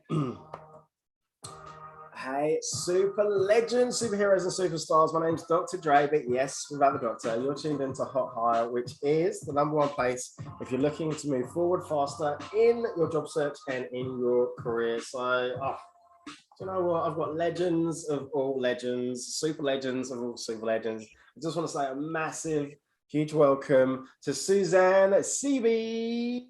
Thank you. Oh, yeah. Excellent. Thank you so much. So, what do you want to know from me? Oh, tell me a little bit about yourself, what you do, like who you are, and then we can get into what you want to talk about. Cool. So I'm a coach. I've been coaching since 2016. Before that, I've been in people business all my life, and people are everywhere. Got to be into the right. So that's me. So now I do coaching. I kind of like have a holistic practice. So because we're everywhere, can't escape us. So I'm all about personal transformation and people. So what I'm currently doing is really looking at people's language and how that affects our beliefs, or beliefs affect the language actually. So, and how it comes up from like a subconscious level when we're having conversations, and how that then affects us also at work and in relationships and everything in our life really. So language is kind of like a secret to, when you listen for the right word, you kind of get where a person's coming from. Yes. So, and it can really impact in the work environment. So, and really important for interviews as well. If you're doing interviews, like select your wording, think about what you're going to say before you actually go for the interview. It's a real, powerful thing to do for yourself and empowerment. Gold, you're just dropping gold there. Love that tip. Yeah. So the second tip that I've got is using the language I will or I won't, because you'll never overcommit or undercommit, but it breeds self-love, self-trust, and that of trust of others when you use that language. And it's a real confident kind of language when you use I will or I won't. So, because it's very sort of direct, it's like, yes, I will do that, or I won't do that. So it's just, there's no gray, there's no, okay. And it's inspiring and it's empowerment, because if you think about it, if you say, I want to do something, you can want forever. There's no time limit, right? But if you say, I will, there's 100% commitment backing that. It means that you can back yourself, but also your language is telling the other people around you that you will commit to doing that. I love that. Yeah, so they're probably my two favorites in words. Should and could are really wishy-washy. They're like guilt-driven. Could is the opposite to should. could is opening, should is closing. It's a real closed energetic word, like a kind of Yeah, I'm loving this. I haven't heard this about like the should and the could. And so can I just go back a minute? So was it I can't and was it I can't and I will? So I will or I won't. I will and I won't. Okay. Yeah. Yeah, because when you say I will, you're committed. Yeah. You're not sitting on the fence with I'm trying. You're not coming from a place of guilt, I should. Yeah. I will is really from your core, I'm taking charge of this, I'm in control, I'm confident, I can back myself. Can I ask you about I'm trying, because I hear that all the bloody time. I try not to say it. Yeah. So the thing about people, right? Because I love people, I dig people 100%. So the thing about people is we've never been brought up, one, to think differently, and to actually acknowledge ourselves. So when we say we're trying, it's that fear of being acknowledged. It's that fear of the success or failure. If I'm trying, then I'm sitting in the middle. I'm on the fence. I'm not admitting failure and I'm not admitting success, because people don't know how to understand between failure and success is learning. That's the only gap. You've just blown up my mind. Blowing my mind. Because so many people do it. I hear it all the time, like, oh, I'm going to try and do this, I'm going to try and do that, or I try to do, I hear it all the time. Totally. And that's what it's all about. People can't acknowledge themselves, because if they did, that means that they've got to see themselves. And a lot of people will go to their bathroom in the morning and not actually look at themselves. They don't recognize who's in the mirror. It's really tough. It's really tough. I mean, even, it's a good practice to actually stand in front of the mirror every morning and to actually stand there and just stare. Don't say anything, don't think anything, just stare and just be with you. That'd be difficult for a lot of people. Yeah, it is. So, but that's how I coach people. But language is really important. Tells me a lot about the person, whether they're inspired, whether they're, responsible for themselves, whether they're, self-driven, or, especially if somebody's asking, should I be with this person or should I go for this job? Guilt, not making decisions for themselves and don't really want to. Oh, boom. Oh. It hurts, right? I'm loving this. Yeah. Yeah, language is my big thing. The last one that I want to do, if we have time, is when people say, is it a dumb question? There's never a dumb question. It's a question. Dumb is what we add into it because it's what we think about ourselves. We add the emotion, we add the feeling, we add these words because it's what we think about ourselves. Not the question is only ever a question. It's not dumb. It's not anything else. It's a question.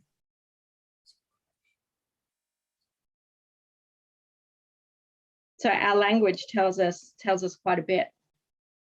Loving all this. Loving it. Yeah. And it's driven by subconscious beliefs. It's the low self-esteem, it's self-doubt. It's all that sort of stuff. If we just have esteem, it's just a question. It's confidence. It's knowing that you can back yourself. Otherwise, you're always questioning yourself. Yes. All right. Oh, do you have any more gold, or are we is it a gold rush, or what's going on? Well, the rush is never over-promise, right? Never over-promise. You can over-deliver, but don't over-promise. Yeah. Real distinction in that one, and when you use the right language, you'll never procrastinate again at work. Okay, all right. Because when you're driven by goals, when you commit to with I will or I won't, and when you're inspired by what you're doing, if you're in the job that you love, you'll never want to procrastinate again, because you will be doing what you want, will be doing what you need to do. You know what? Don't tell the other guests, but this is one of my favorites. Like this is, yeah. So I think I'm probably just selfish because I understand it. It like resonates, and like there's a few things because I've done NLP. Yeah. But then like with some of those things, like just I haven't heard of those. So it's just so makes sense, and it's just so clear. So I love it.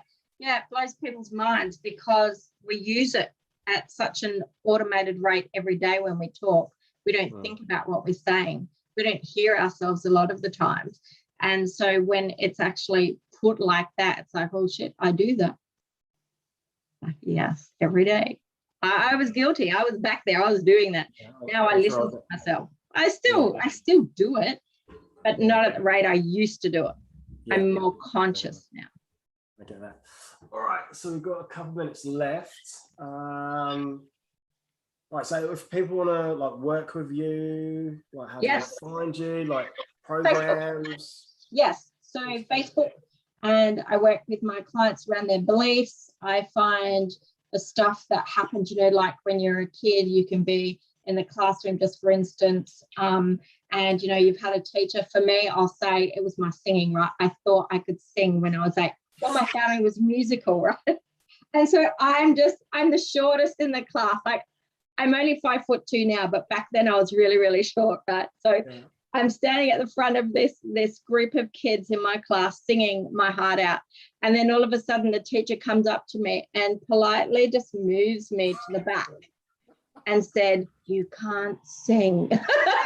How devastated was I when I've got a musical family, right? So, and that stuck with me forever. People ask me to sing now and I'm just like, nothing comes out. So it's that kind of a subconscious block, you know, that we get. So that's what I work with people around, all of those sorts of things. Right, but can you sing? Or it's like your family can sing. But... I do sing, but people probably wish I didn't sing. Oh, really? But your family, like, they're all good singers, but you? Yeah. So for me, I write. So I write a lot, you know, it comes out different for me. So I'm good with that. They can play the instruments, they can do all that sort of stuff, but for me, I'll just write. Language is my music. Yeah, I can tell. Yes, I can tell.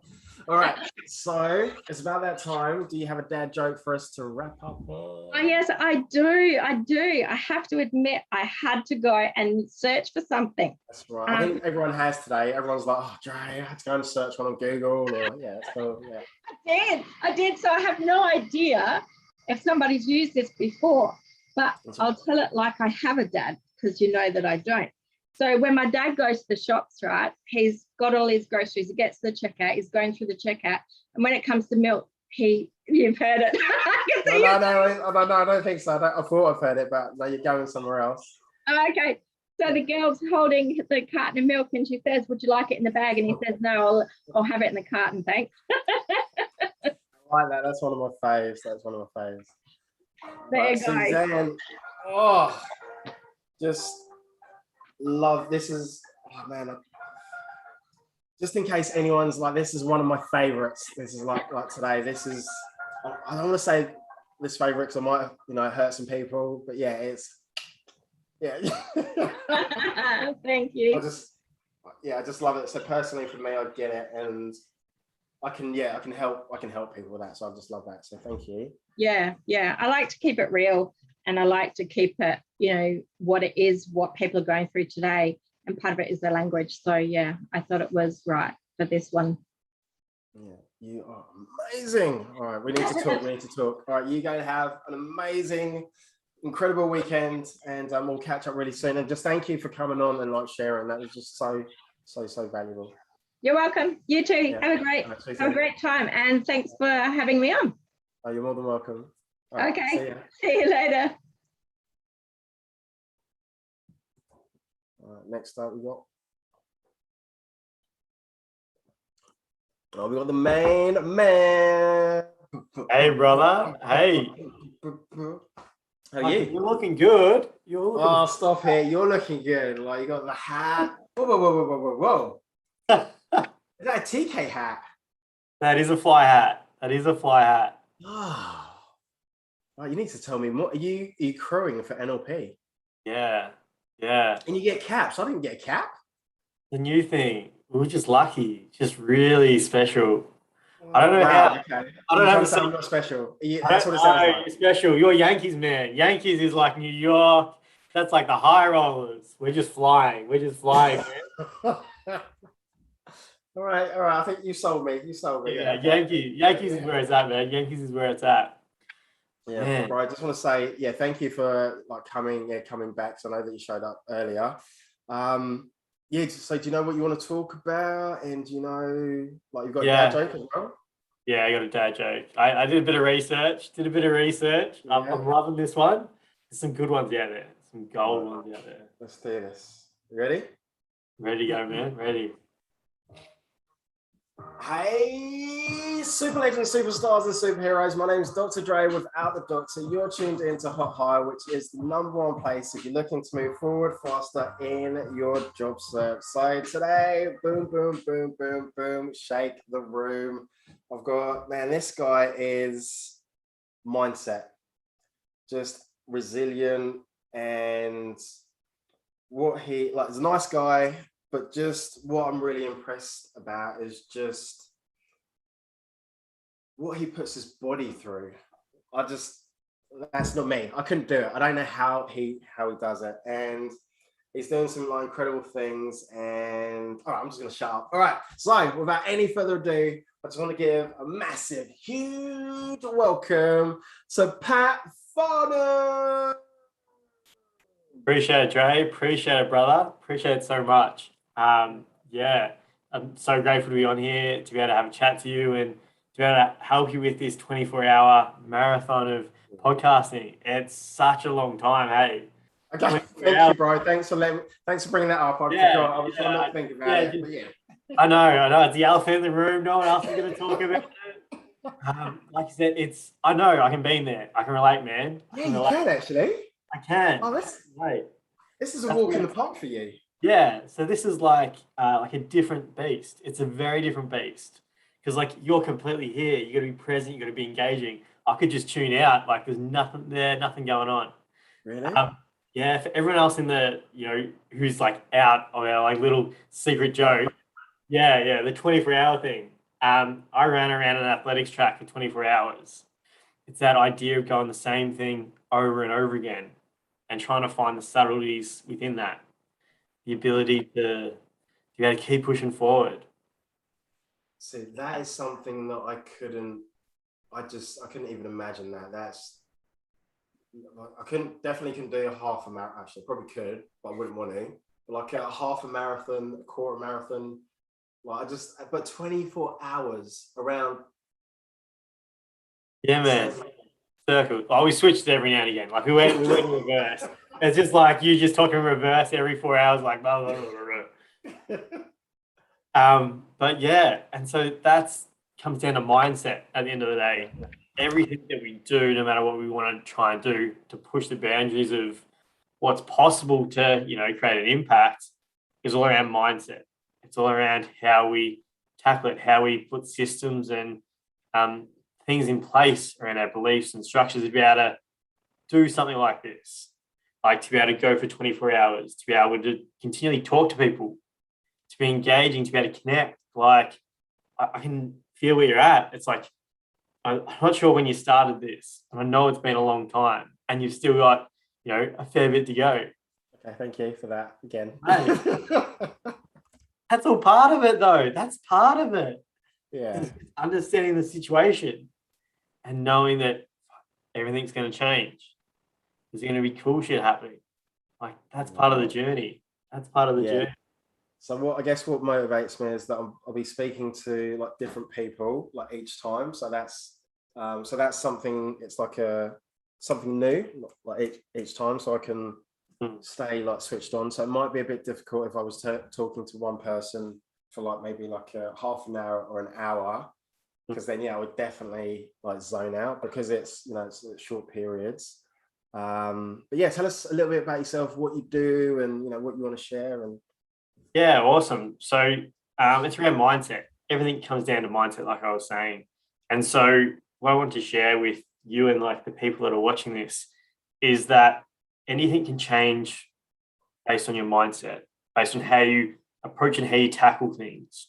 And essentially that it comes from a point where anything's possible as long as you believe it's possible. It comes from that place. And so for me, I was never that fit. I was never that, crazy when I was younger. I was, overweight for the majority of my life. Like that's all I knew. It was very quiet. And it took me a long time to get over that. It took me a long time to be able to figure out what's that thing that I can do? What can I do to give other people and sort of share that idea of what's possible? And you can't just tell someone it's possible. You can't just go, yeah, it's possible, because no one actually believes it unless they actually see it's possible, unless they know in their mind's eye that they can go out and do it. And so with mindset, it's essentially getting people to that point where they believe that what they want to do is possible at the end of the day. And so that's what I try and do. That's what my aim is to be able to help people around time and understanding that, you've only got so much time. What do you want to do with that time? How do you want to make the most of it? How do you want to create that efficiency with the time that you spend it? And so within that, that's what mindset. And so my background comes from a bit of endurance stuff recently, like Ironmans, 100 Ks, 100 miles, just some stuff that, it's stuff that like goes beyond just a fitness. Like you were saying, a half marathon. If you train enough, you do the right thing, you can go within that. Whereas with some of these endurance events, you got to go past what you believe is possible. You got to go past that next level. And so it's about how do you change that perspective? How do you change that shift in someone? That's what I do with the clients, is how do you create that breakthrough, that change in perspective for them so that they can then go out and achieve what's possible in their lives. And like that only comes from experience. Yeah, it's so the thing is, like, so when I said that I was going to do this, I told a couple of people and they were like, oh, that's a bit ambitious. But in my head, I didn't think of it like that. I just thought all I'm doing is just staying awake. But then because that's probably my biggest challenge. But then talking to people, and then people are putting their own sort of I guess limitations. So they were telling me about their sort of limitations, and then that started to affect me a little bit, thinking, oh, okay, is it going to be as easy? I'm not saying it's going to be easy, but as easy as like what you thought. And then I was thinking, okay, when I'm actually talking to someone, so I know in the early hours of the morning, so my bedtime is normally like 9:30. So I know at that point I'm going to be having a wild night tonight. Like this is almost like just beyond the dawn, beyond the limitation. Yeah. So I've only had one coffee, which was like 3 or 4 o'clock in the morning, and I just need to I'll be fine. I'll be fine. Just staying awake. Yeah. It's just that simple. Easy. Just that simple. Yeah. Just staying awake, just having a chat, just keep going. And like that's such a valid point, man. Like so many other people have limitations. Like yourself, it takes the right mindset to be able to have that idea. Yes. Make it achievable in the first place. And then to make it possible, put the energy into it to making it possible. So it's a huge thing. It's a huge thing. So yeah, it's all part of the mindset, mate. And you know it like so well. Like it's part of that discipline to put the next step in front of the other, to not think about the end in mind, but know that that's just part of it. It's the really cool thing. Like, I can take it back to the story of there's always that moment, like that moment when things start to turn and things start to shift in this kind of, crucible.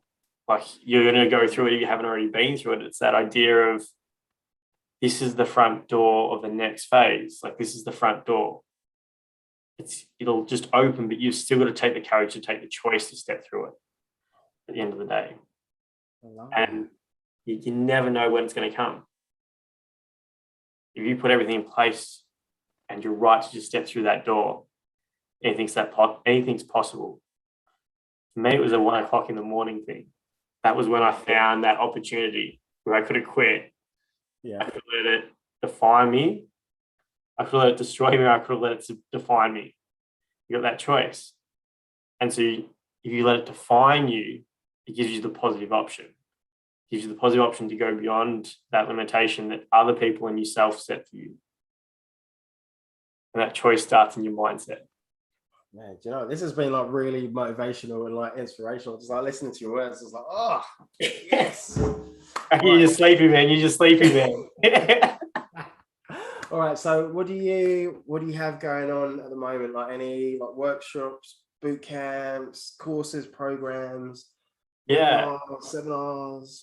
What's happening with that? So I'm going to have a challenge starting in about 3 weeks. It's going to be at the start of November. And that's going to be the next thing. It's going to be 5 days to be able to help people get 5 hours back in their week. Like 5 hours. Okay. It's such a big amount of time. Like if I said, what could you do with 5 hours?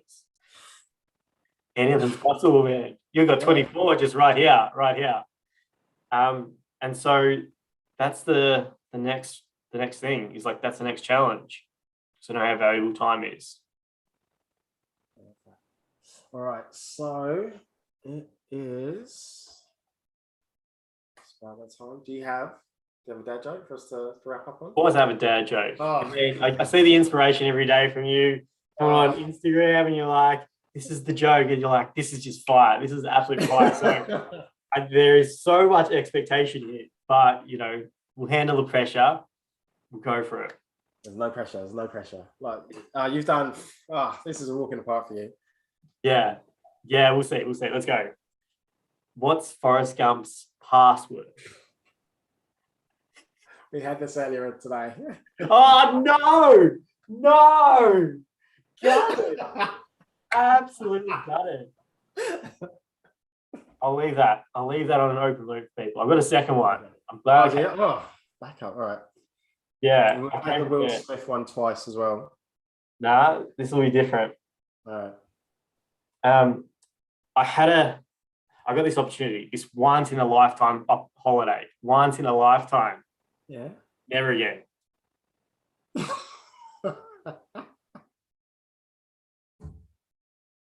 That's my joke. That's my type of joke.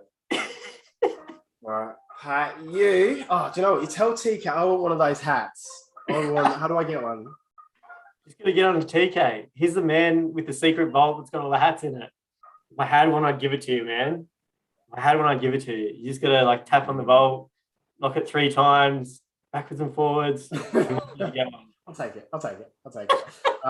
Bro, I just want to say, man, you were absolutely fire today. Like really inspirational, really motivational. I love like what you were saying, like the mindset. And you are, I think you know this, I hope you know this, just an incredible human with your mindset and what you put your body through. So I appreciate you so much.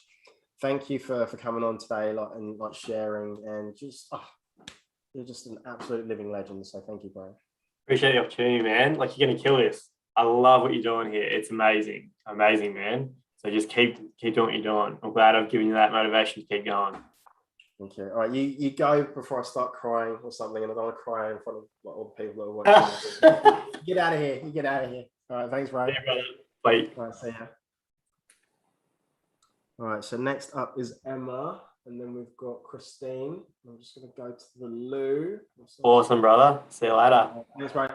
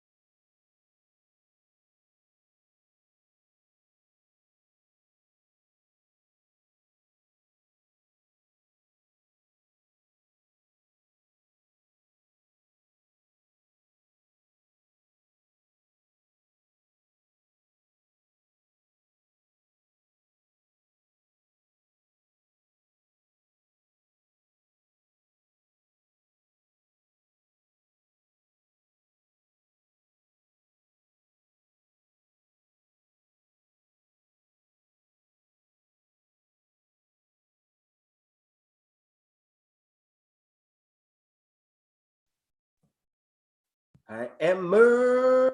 Hello. How are you? I'm good. How you doing? I'm amazing. I feel like I've said that word about a million times today. People are like, how are you? And I'm like, amazing, amazing, amazing. You should amazing. just I have need it to on change record. Yeah, I need to change it up. All right. So you ready? Yeah. I'm ready. Ready. Do you have a dad joke at the end as well? I do. I actually asked one of my leaders. He's a dad. He gives his dad jokes every week. So he gave me 3. So I've got one. All right, if we've got time, let's do it. All right. Let's get this party started.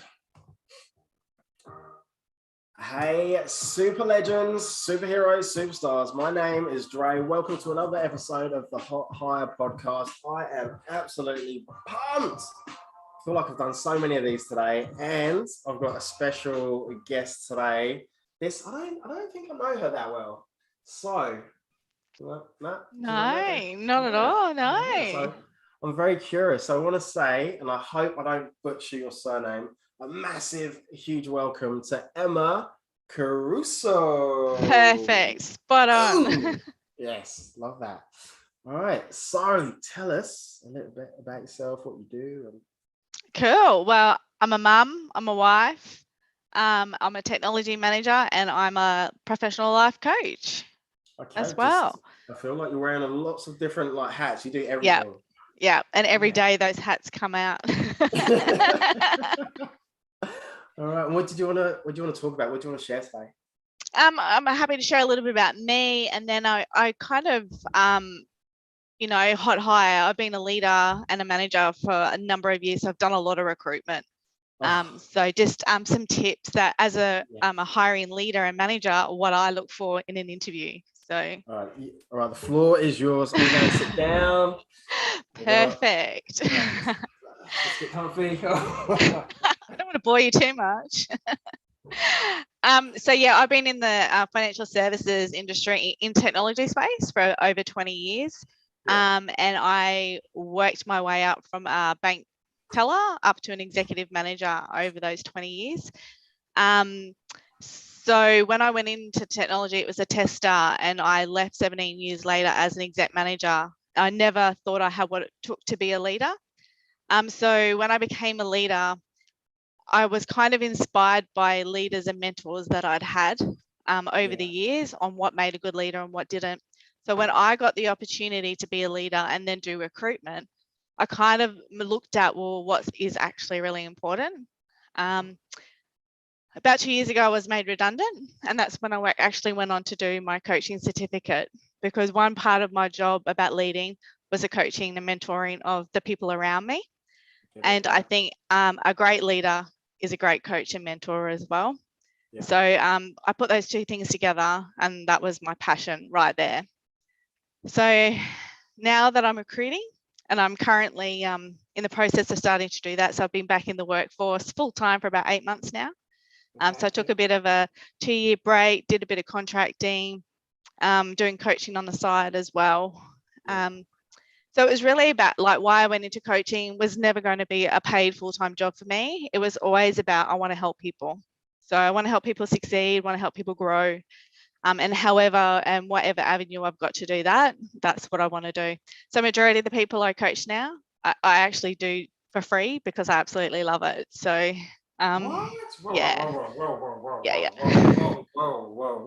So is there not any sort of exchange, energetic exchange? It depends, yes and no. So I am consulting as a coach.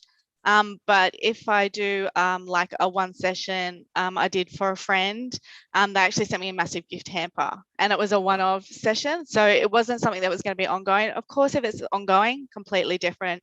But sometimes someone just needs that ear for an hour to go, hey, I'm in a pickle. I've got 5 opportunities. How do I work out which one's for me? Or I'm really stuck. How do I know what to do next? So for me, a conversation is sometimes all it takes. So if that's all it is, I want to do it because I know I'm going to help somebody and I can see the success in what they achieve at the end of it. I love that. Yeah.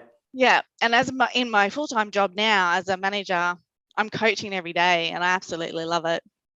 And I actually was with someone today that actually said to me, you know, what are some qualities that I look for when I recruit people?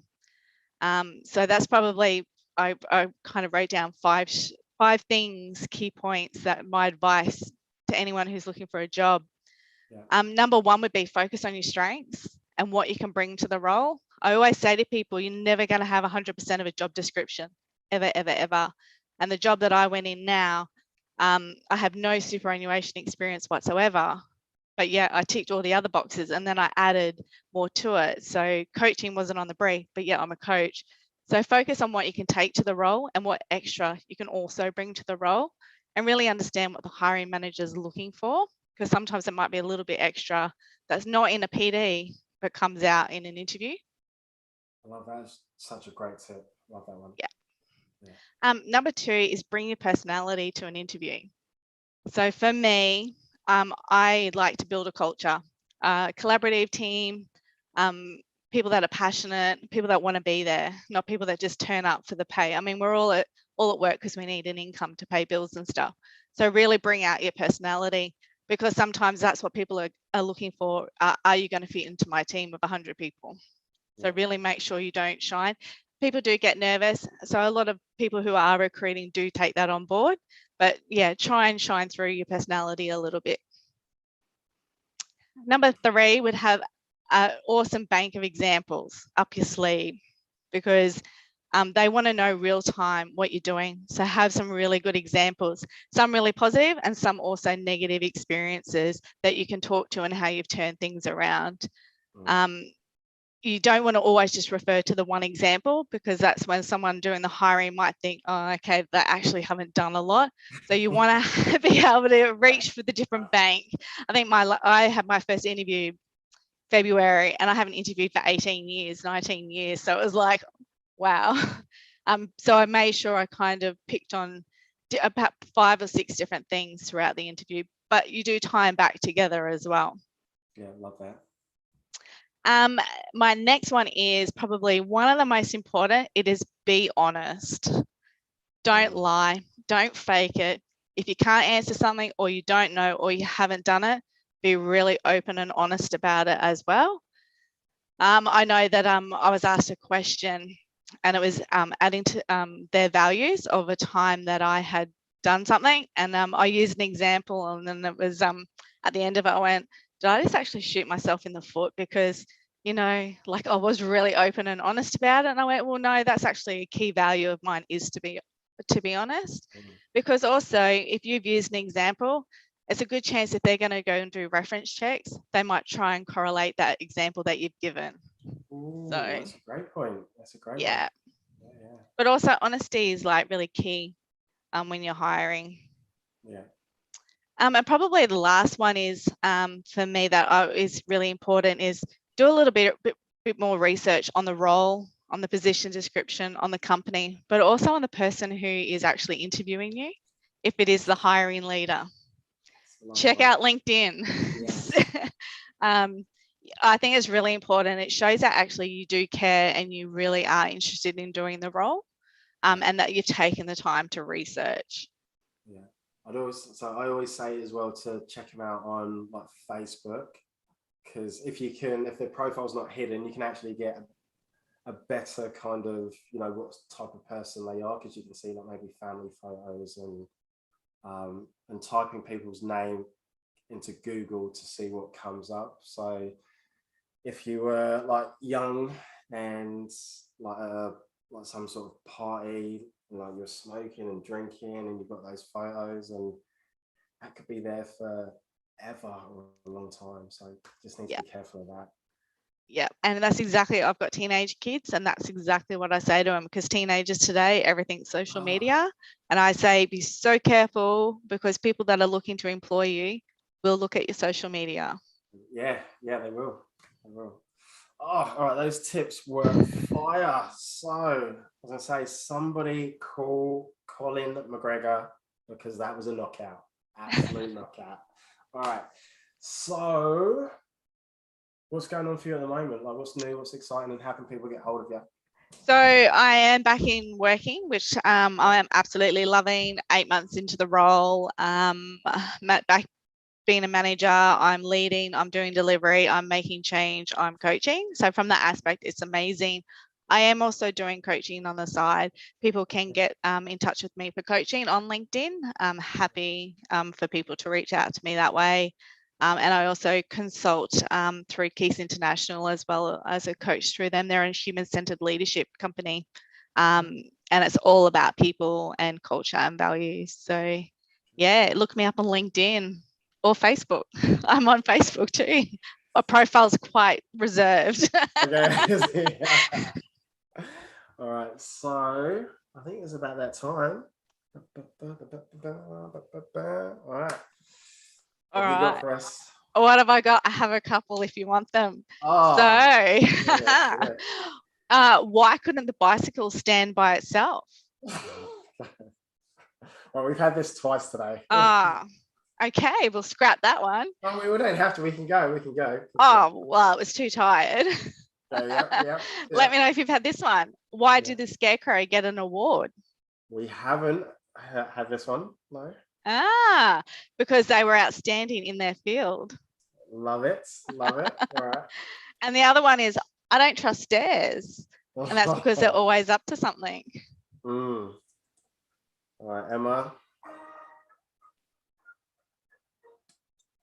Somebody called Katy Perry, because you were just roaring today, absolutely roaring. So yeah, like, thank you. Like, the tips were valuable, useful, and yeah, just a legend. So yeah, we need to keep in contact, and I'd love to talk to you. Yeah, a bit Absolutely. more. It'd be nice if we had like a bit longer as well. Yeah, that'd be great.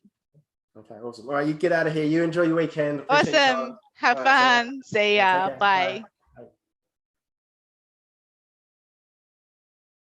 All right, next up we got Christine Hamilton. Who's off, Christine? Oh,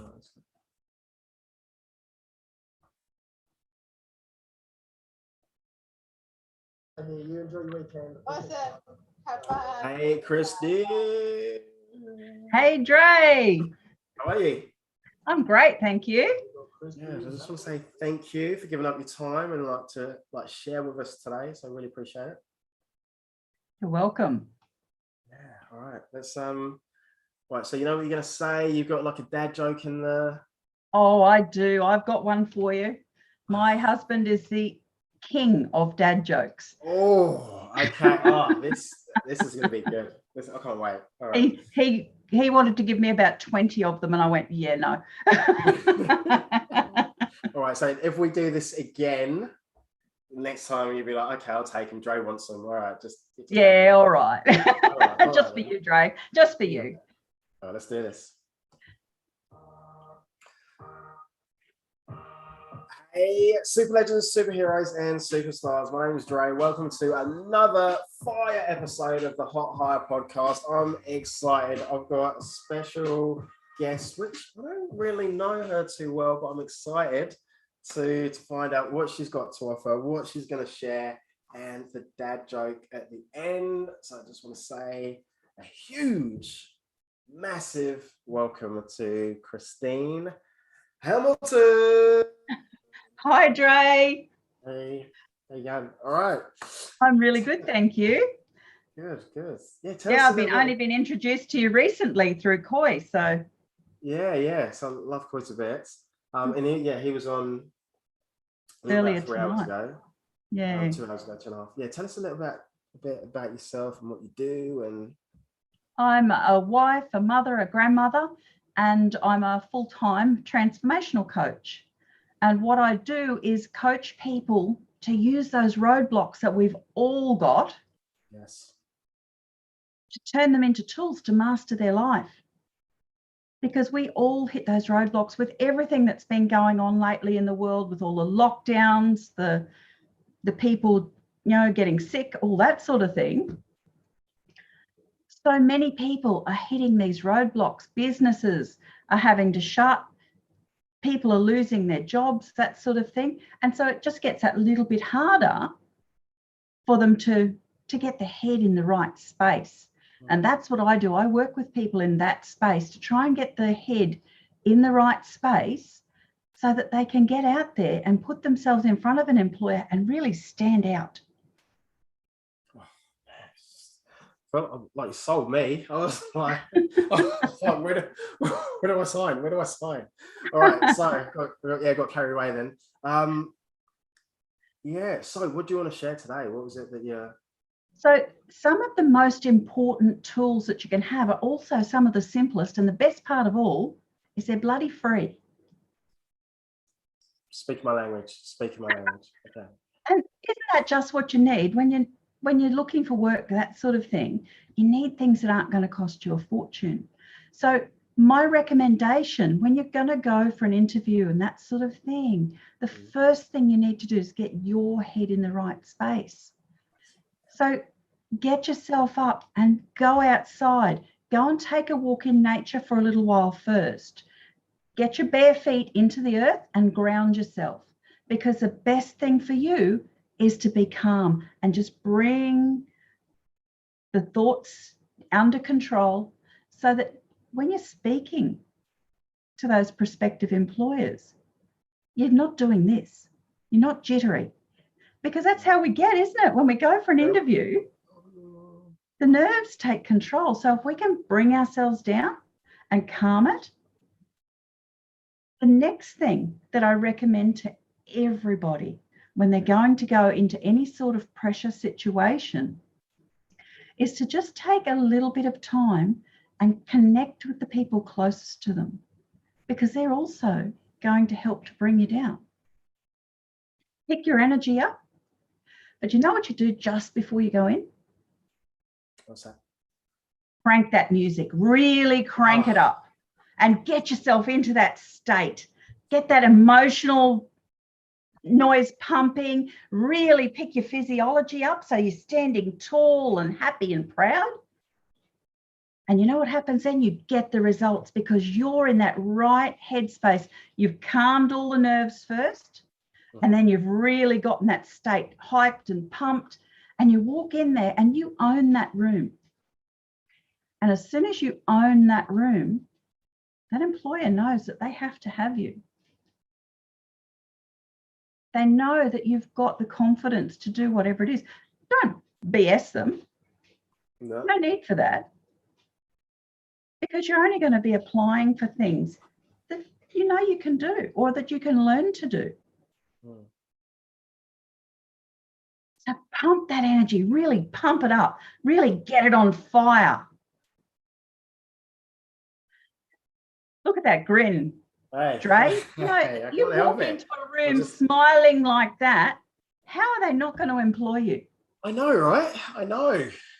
We walk in there and we're all hunched over, and all they get is that negative energy. If we walk in there standing tall, standing proud, we're calm in our center. We can speak, we can talk about what we know how to do. We're not losing our thought processes, because that's what happens to us when our nerves are really shot to pieces. We can't think what we needed to say, and we walk out of the room and we're beating ourselves up. Instead of that, be calm as you walk in. Be on fire as you walk in. And being on fire is really the key to going into any situation like that. Job interview, whether it's just, you could be stepping up into a new job in your own world already. And coming in, perhaps, in charge of other people. They need to see you standing tall and confident, because otherwise, how do they have faith in you? If you don't look like you've got faith in yourself, nobody else is going to either. So true. So that's a couple of really quick little things that you can do. I also work with some of the deeper things, the negative beliefs that we've got that really stop us from even having a go. Because these things come from our childhood mostly, and we carry them all the way through. So if we can get rid of those, then there is nothing that can stop us. Because we turn those roadblocks that we face, the things like, I grew up in a family. They had a couple of really, really not so cool sayings.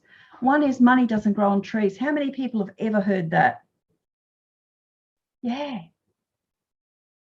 So what they're teaching us is that money's really hard to get. And so we start to really believe this. And it becomes too hard to even go and get the job because we already know we're not going to get it, don't we?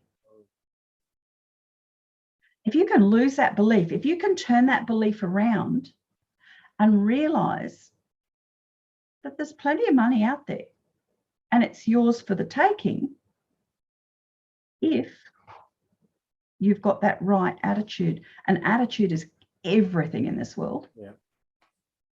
You know, what employer doesn't want an employee with a great attitude? It's the biggest argument anywhere in any circles amongst employers is that employees have got a crappy attitude. So be the difference. Be that person that walks in pumped and really ready to go and knowing that they need you because they do need you. There's a shortage of good employees out there. There's not a shortage of employees. There's a shortage of good employees. Oh, yes, yes. So if you're that good employee, you will have a job everywhere you go because you're the one they're seeking. And it'll come across. Comes across every single time. You know, what's a negative belief that you've grown up with, Dre? Oh, probably not being good enough. Yes. We've all got that one. Yeah. Nearly all of us have got that one. I was like that myself for a long time. I used to struggle to even talk to people because I didn't think that they'd want to talk to me. Yeah, I get that. So if you can turn that not being good enough around and you dig in and find out where it came from, 9 times out of 10, it's come from between the ages of 0 and 7. Yeah. And it's something that your parents probably said to you, most loving parents in the world, say these things to their kids, meaning it with all love and trying to protect them from getting hurt down the track. But we take what they've said and we create our own story in our head. That's right, yeah. It doesn't have to have anything to do with what they meant, but it's the story we've made from it and we believe it 100%. And our unconscious mind keeps feeding it back up to us. So what if maybe you could take that story and turn it on its ear? What if instead of believing that you weren't good enough, you believed when you walked in that room that you had what they need, that everything you need is within you now? And it is. Everything you ever need is within you now. A mentor of mine taught me that. Probably heard of him once or twice. His name's Tony Robbins. Love Tony Robbins, yeah. And it's one of his favorite sayings. It's a mantra he says every morning. Everything I need is within me now. And if you can start to say that to yourself and be in that peak state, as you say it, really pumped, really hyped, everything I need is within me now. And saying that to yourself, your unconscious mind gets the message. And that unworthy feeling gets kicked to the curb. How does that change when you walk into a room? Game changer. Different. Different. All right. So how do people get hold of you? People get hold of me through my website. It's achieverstransformationalcoaching.com.au. Awesome. And we've got programs up there. I run free workshops quite often on these processes. Brilliant. We ran one as simply as Wednesday night. We just finished one Wednesday night. There'll be another one running in November. Okay, awesome. And in those workshops, I work one-on-one with people to actually turn their problems around using things that are simple and free. All right, it's about time. Do you have a dad joke for us to finish up? Yes, you do. I do. With a hubby who's the dad joke king, I'd be in trouble if I didn't. Yeah. So what did the police officer say to his belly button? I don't know. You're under a vest. I love that. Love that. Christine, oh man, just so much gold, fire. Yes, thank you for coming on, like sharing. Yeah, just like great tips, and yeah, the dad joke, especially the dad joke as well. So give your husband, yeah, high five. I'll do that just for you, Dre. Yeah. Thanks very much for having me on here tonight.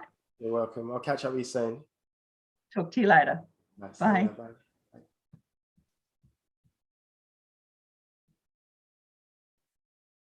All right.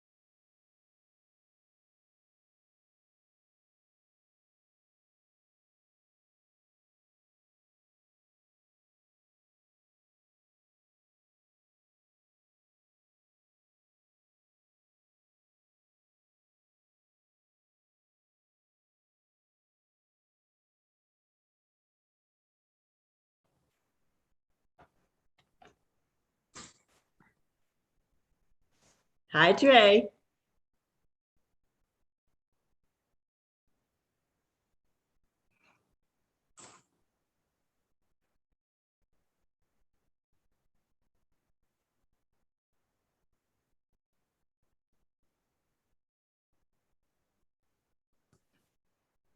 Hey, Jesse.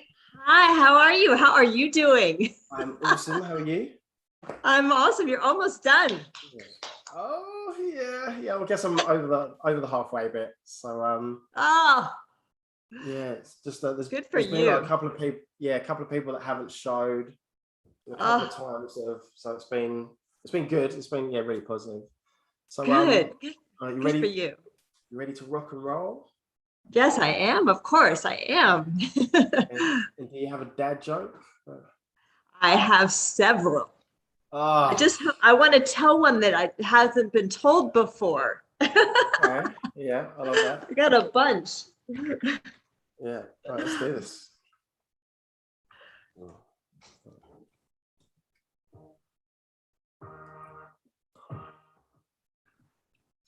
Hey, super legends, superheroes, and superstars. My name's Dr. Dre, but yes, without the doctor. You're tuned in to Hot Hire, which is the #1 place if you're looking to move forward faster in your job search and in your career. And today, it's just like a historic day, and I am joined by a lady that I don't know too well, but I'm excited to get to know her. So I just want to say a massive, huge welcome to Jessie Her.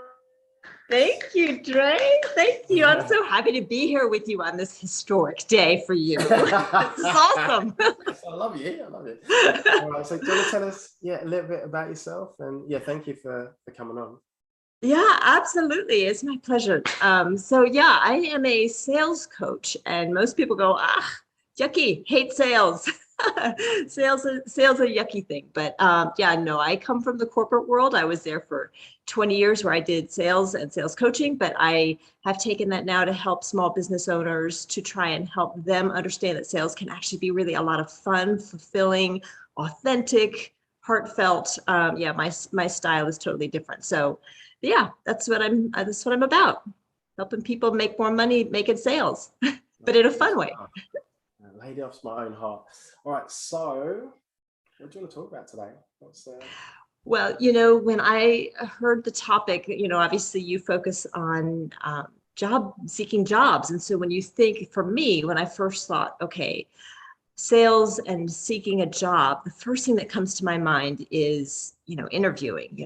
That's like such a big spot. We're trying to sell ourselves in an interview. I mean, honestly, I truly believe we're almost selling all the time, and we don't think about it that way. But the interview probably is like the key time where we think, oh my gosh, I've got to sell myself here, right? And so that's what popped into my mind. So from my perspective as a sales coach, a heart-centered, authentic, like, let's be real on our sales calls, let's not be pushy or fake or anything like that. The first thing that comes to my mind is mindset, of course, because like when you're going into a job interview, you are stressed, your anxiety is probably high, just like it would be on a sales call. And I think mindset is key. Mindset's key to everything. I always tell my clients, you have to get out of your shoes and step into your client's shoes and kind of take a look at things from their perspective. And so, what is an interviewer going to be looking for? And mindset's a big thing. I think for someone who's looking for a job, probably the one thing I like to think, because as much as they are interviewing you, I think you should be interviewing them. I mean, finding a job is a big deal, and it's a big commitment to you, and it's a big decision, and like you're going to be investing yourself a lot into that opportunity. And so you, with your mindset, need to walk into it thinking, I need to be interviewing them as much as they're interviewing me. And that kind of makes it more of an even playing field for the conversation. Does that make sense? Yeah. I love Yeah. that. Yeah. So I think, to me, like, if you can think as you go into an interview, I am interviewing them, keep your mindset there. It's going to bring a lot of different energy. to the conversation. You're going to come in with some more confidence. Like you have to think about it, that you are about to potentially invest years of your life with this place. And so you want to make sure that you're doing a good job, as good of a job as they are doing with you, interviewing them. So that was number one. Yeah, the second thing for me is authenticity. I mean, you know, I know your nerves are high when you're going into an interview, but authenticity is so key. Like, you got to let the real you shine, because your confidence is going to be higher. Your energy, again, is going to be in a great place.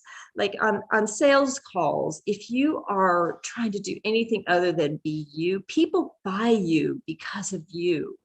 And when you are authentic, when you are real, you are king at this. You are beautiful at doing this with your content. And so, like, people love that. And when you are real and authentic in a job interview, I think people are, you know, you can't always say it's going to be a great match, but at least you are showing them who you are. And you're going to feel good about that, right? Like, if it's going to be a good match, it's going to be a good match. And they're not getting somebody other, like, you know, if you put on your best front all the time, that may not be a good match in the long run as far as the job goes, right? So authenticity is number two. And then the third thing I was thinking about is just so key to any sort of conversation, a sales conversation, interview conversation, is to be really well prepped on questions. You know, like, you want to not just go with surface questions, but you want to go deep with questions. And what you show the interviewer in a situation like that is that you are present. Like, if there's a conversation going on and you are listening and you're present and you're hearing what they're saying, you start asking questions deeper to the information that they're giving you. You're showing them a lot. You're an active listener, that you are caring about what they're saying, that you're engaged, you know, that you're going to be a contributing employee. You know, there's so much that you're showing them by actively listening and digging deeper and deeper questions to whatever it is that they're telling you. And it kind of goes back to what I said about number one, like, you want to be interviewing them as much as they're interviewing you. So dig deep, ask a lot of really good questions, because you want to know if this job is a good fit for you. You know, I mean, I don't know about you. I have definitely gone into interviews where, like, it seems like the conversation I had with the person and the interview, and then I took the job, and the whole reality of the job situation seemed to be totally different than the interview. And you're like, what the heck? What did I just, you know, I just committed myself to this job, and it seems to be so at odds with what we just had this conversation about. So, you know, I think, to me, as I think about being authentic, selling yourself, and selling is really just having, in my opinion, selling is just about having a great, real, authentic, genuine conversation where you can see if you can be of mutual help to each other. And that's what selling should be, right? Like, somebody's got a problem. You might be a solution. Your offer might be a solution. If you're interviewing for a job, you're going to be the solution, right? But you want to see if it's a good match. And it's really, really important at that point in time to see if that match is as good as it can be in a job situation, for sure. All right, somebody call Roger Federer, because you just aced that. Love that. Loved it. Yeah. Yeah, the big pressure's on the dad joke. The big problem. All right, I told you I have like 5 of them here, but that's okay. We can get to that in a second. Cool. All right, so how do people, like, can people, like, work with you? Like, how can they work with you? How can they contact you? Like, Oh yeah, absolutely. So, you know, LinkedIn, I post on LinkedIn always at least once a week, normally a couple times a week. So my profile's there. If you look for Jessie Quinby Hearns, it's Jesse Quinby, Quinby Hearns. I post content there every single week, so you can get snippets of sales tips, but you can also reach out to me that way. I have coaching program. I do some one-on-one coaching. So yeah, there's a lot of opportunity to up the game on your sales skills in a really authentic way, can truly help your business. Yeah. I mean, I'm doing this because I want you to feel good about selling, but I also want your client to feel good about the process that they're going through with you. Love that. All right. Yeah. It's that time. Are you ready? I am. I'm so ready. I'm so ready. I was born ready. Yeah. Okay. I really hope you haven't had this one yet. Okay. Okay. Okay. Yeah. Today? Do you mean today or forever? Yeah. All right. Okay. No, just today. I don't know. That's a tough one, right? Because you've gotten a lot of them at this point. Okay, Dre, yeah. Tell me, how does a penguin build a house? We had one today. Yeah. Oh, you did? Okay. That's all right. Okay. But that was this morning. So you can say the question. Okay. Oh gosh, I'm gonna have to try a second one on you. Okay. The answer is it glues it together. Okay. All right. Do you have time for one more quick one? We can. Yeah, give us a few. See if you can do all of them. Okay. Let's see if I can get one that no one's had before. Okay. Yeah. Okay. Why don't eggs tell jokes? Have you had this one? I don't. We've had an egg one, but I don't think it was this one. Why don't eggs tell jokes? I don't know. They'd crack each other up. Oh, I like that. I like it. I should have saw it coming. I like that. Yes. Yeah. I love that you wrap it with this. This is awesome.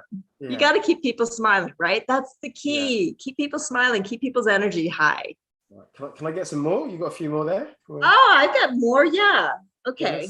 Yeah, let's go. We've got a bit of time. Okay. This is for you. You're in Australia. You got to, okay.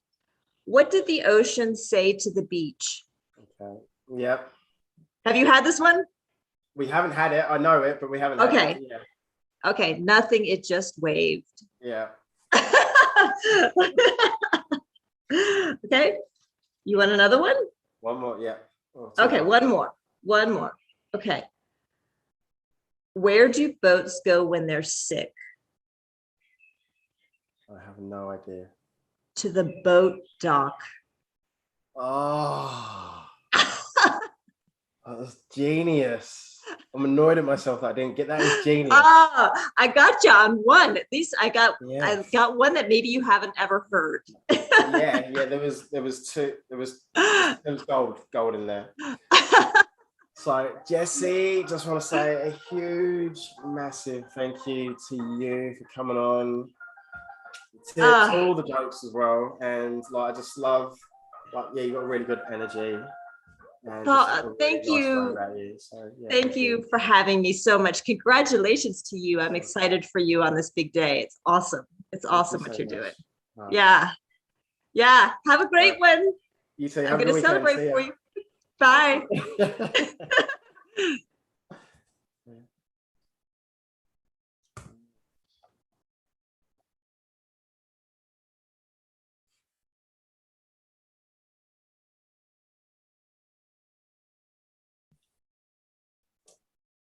Hello. Hey, hi, how you doing? Dr. Helena Tucker. Hi. How are you doing? Awesome. Is that how I say it? Is it Doctor or just Helena? Like how do I say it? Call me Helena, please. Please call me Helena. Yeah. Oh, is it Helena? Helena, not Helena. Helena, yeah. Helena's fine, but yeah, Helena's good. Just pretty doc, can I say? Because I'm like Dr. Dre, Dr. I like that. Yeah. Oh, Dr. Dre, how are you doing, Dre? How is it all going today? Yeah, it's good. So I've been pretty good. I'm just wondering if I think I'll be fine. I'll be all right. Yeah. Good, fantastic. Yeah. How long have you not slept for? Well, I think I got up about maybe 3 o'clock. Okay. In the morning, and it's like 9 p.m. at night. So. Go you, true bring on. Go you, Dre. Go you. Yeah, not me, but you. Right, so sorry. Go you. I didn't have a lot of sleep, and I was like, oh, I'm a bit tired. Then I thought of you. I was like, no, I'm fine. All right. Go you. do you know what you want to talk about? And most importantly, do you have a dad joke? Yeah, know what I'm talking about. Let me just turn the volume up a little bit so I can hear you better. Yeah, know what I'm talking about. I've got that here ready. So yeah, happy to go. Let's do it. And whereabouts are you in the UK? I'm in the Czech Republic at the moment, so I'm in between. I was testing you. You passed. Okay. I passed. Well done. Pleased to hear that. Whereabouts in the Czech Republic? Northwest of Prague, so just about an hour away from Prague. Don't know if you know it in Czech. No, that's so cool. All right, I'm gonna shut up and we'll just walk down. How is Brisbane? Oh, so how is? Yeah, Brisbane was raining today, but yeah, it's good. It's good. I've just been indoors all day. Just Gotcha. Really impressive with your marathon. That's really cool. Thanks for having me on. Appreciate you. Hey, super legends, superheroes, and superstars. My name's Dr. Dre, but yes, without the doctor. You're tuned into Hot Hire, which is the #1 place if you're looking to move forward faster with your job search and your career. So I've got another doctor in the house today. So Dr. Helena Tucker, give it up. Ooh. Oh, that's a cool introduction. I like that. Thank you. Thanks for having me on. Yeah, thanks for being here. So I appreciate you. And can you tell us a little bit about yourself and what you do? Yeah, sure. Really happy to. So I'm a clinical psychologist. I'm also an empowerment coach, and I work and live in between the UK and the Czech Republic, but work online internationally. And yeah, I work with women, people who menstruate, especially coaches and psychologists, other therapists, really focusing on deepening connection and relationship with our menstrual cycle. And that really being a place of, really a foundation for self-care, foundation for our well-being, thriving in business, thriving in relationship, and all aspects of life. So yeah, that's me. Right. This is interesting. I know that I've got a lot to learn here. Got a lot to learn.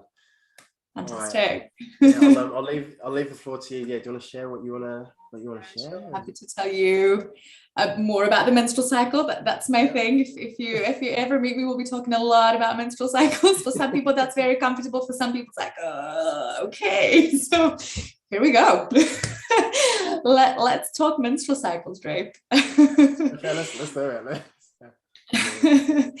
Yeah. So basically, in terms of tips for work, let me just do like a really quick preamble to this. Yeah. Basically, if you're a woman or if you have a menstrual cycle, you operate on 2 different body clocks or rhythms, right? So one is the 24 circadian rhythm. We know that really well, the sleep-wake cycle, and we also know how important it is to honor it, right? And how we feel when we don't honor it.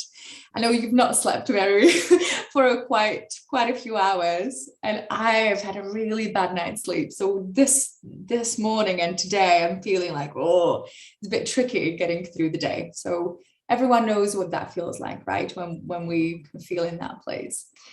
It's very much the same case when our other clock, which is the infradian rhythm, which is another body clock that's very much part of our biology for women and people who menstruate. So if that clock is not honored, we struggle in lots of different areas of life. So I'll talk a little bit about that and how we can honor the infradian rhythm, which is the 28-day or around there cycle. And the benefits when we do honor that, same as when we have a good night's sleep, how well we feel the next day, and the same honoring the infradian rhythm. So if we were to think about the menstrual cycle as the seasons of the year, right? So for people who menstruate, menstruation is a place where it's like the inner winter, right? The body has the lowest of energy. It's kind of a bit slower, a bit more inward focused, not a time to go to parties and be kind of that out there social butterfly, right? Yeah. And it's a really important time to think about rest, reflection, and really enjoying that space of being inward, which is something that really sets us up well for the rest of the cycle. like in the winter, when you've got the trees and the nature sleeping, it's such an important part of then in the spring being able to wake up, and then in the summer, an apple tree, for example, you've got these incredible apples, and then go back to autumn, the leaves are falling, and then back into winter of rest. So very much we kind of follow a similar cycle in that infradian rhythm in our menstrual cycle, and the importance of honoring all of those phases. So let me tell you examples in terms of how that might look like in work, right? So during menstruation, what I try to do is rest as much as possible, really just do the most important things, like write the priorities on my to-do list. And if there's stuff that I can move to a week later, I do that, right? The rest is such an important piece to really being able to have all that energy throughout the rest of the cycle. So that's the winter, that's the menstruation. After that, we go into the inner spring, which is the phase after menstruation. And for people who maybe follow their cycle, this might be familiar, this sense of like, oh, like the world is out there. Oh, I've got plans, I've got ideas. I want to, well, let's do this and let's do that. And that, of course, is really interesting, right? So we can get into this place of real like exploration, being in the playground and being playful. And that's a really good place for brainstorming, initiating, preparing, planning, a place for creativity. So you might want to interview people here, do some research, take courses, kind of set strategy and chart or vision for the next month. It's a really kind of natural flow that we get into in this part of the cycle. So the second one, we've got two more, the summer, which is the ovulation. And biologically, that's when our body is like, right, here's my egg ready to be fertilized. And we have a lot of energy. There's a lot of, even like the vocal cords, there's a change to them, and our voice is more kind of magnetic or attractive. Our face is more symmetrical. It's absolutely fascinating stuff. So this is a really good time to be sociable, pitch ideas, network, do sales calls. Like I know when I'm on a call, like I'm bam, bam, bam, like this is a good time to do those things. And maybe, a couple of weeks later, I might be a bit more like, oh, I don't really feel like talking today. So really important to kind of using that energy. So yeah, networking, all of those things, recording videos, doing speaking engagements, right? So that's a really good time for that. So that's the summer.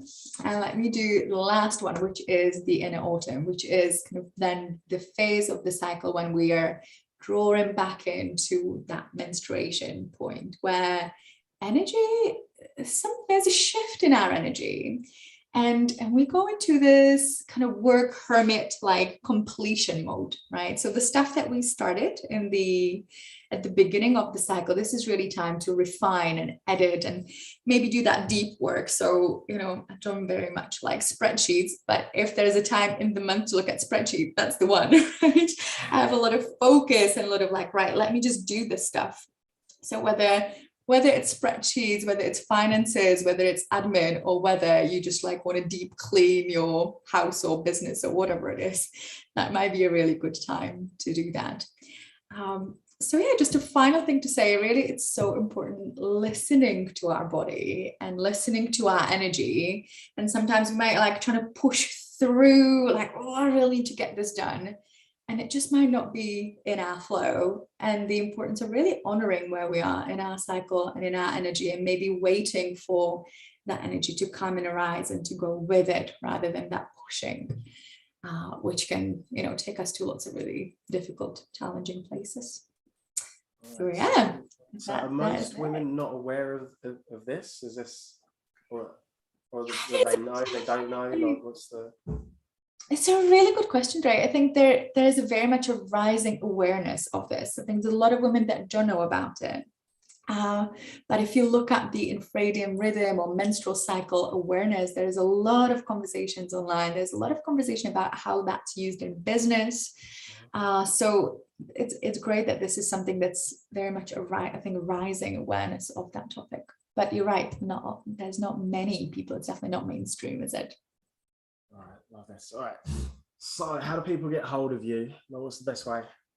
Yeah, so I am on Facebook. I am on Instagram, dr.helena.tucker. You can email me, dr.helena.tucker@gmail.com. And yeah, that's how to get hold of me. You'll have like programs and things to help, or? Yeah, so right now I'm halfway through what's called the menstrual cycle power process, which is a 12-week course looking at exactly what I've been speaking about, just really diving deep into connecting with our body, connecting with our menstrual cycle, and using that to really thrive in life, business, relationships. So that's full until the end of the year, but I'll be opening up the course again at the beginning of the year. So if anyone's interested and want to be put on the waiting list, give me a shout.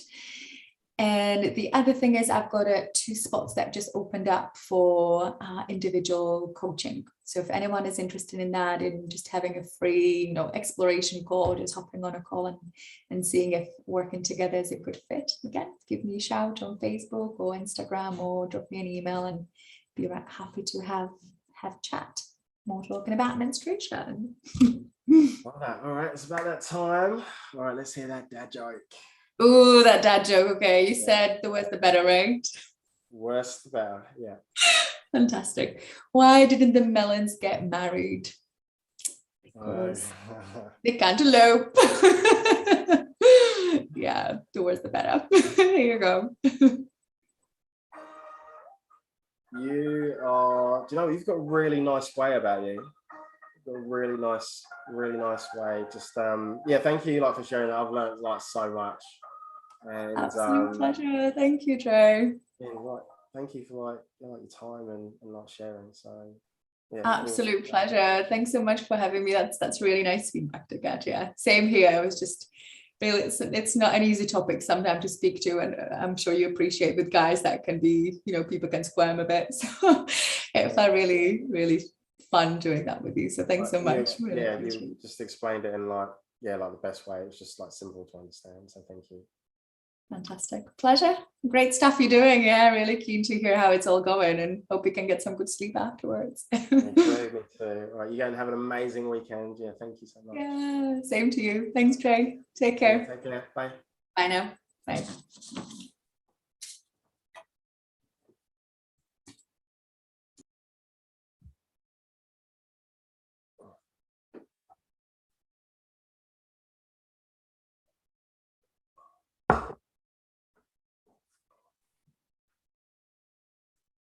The main man. How's it going? Good, man. How are you? I'm very well, thank you. I'm very well. Very well. All right. So I don't really need to say anything. We just get straight into it, shall we? Yeah, that's it, man. I just kind of I had a quick read on the email. So, but yeah, excited. Yeah, it's just because I love it, because you're someone that can just talk from the heart anyway. Yeah.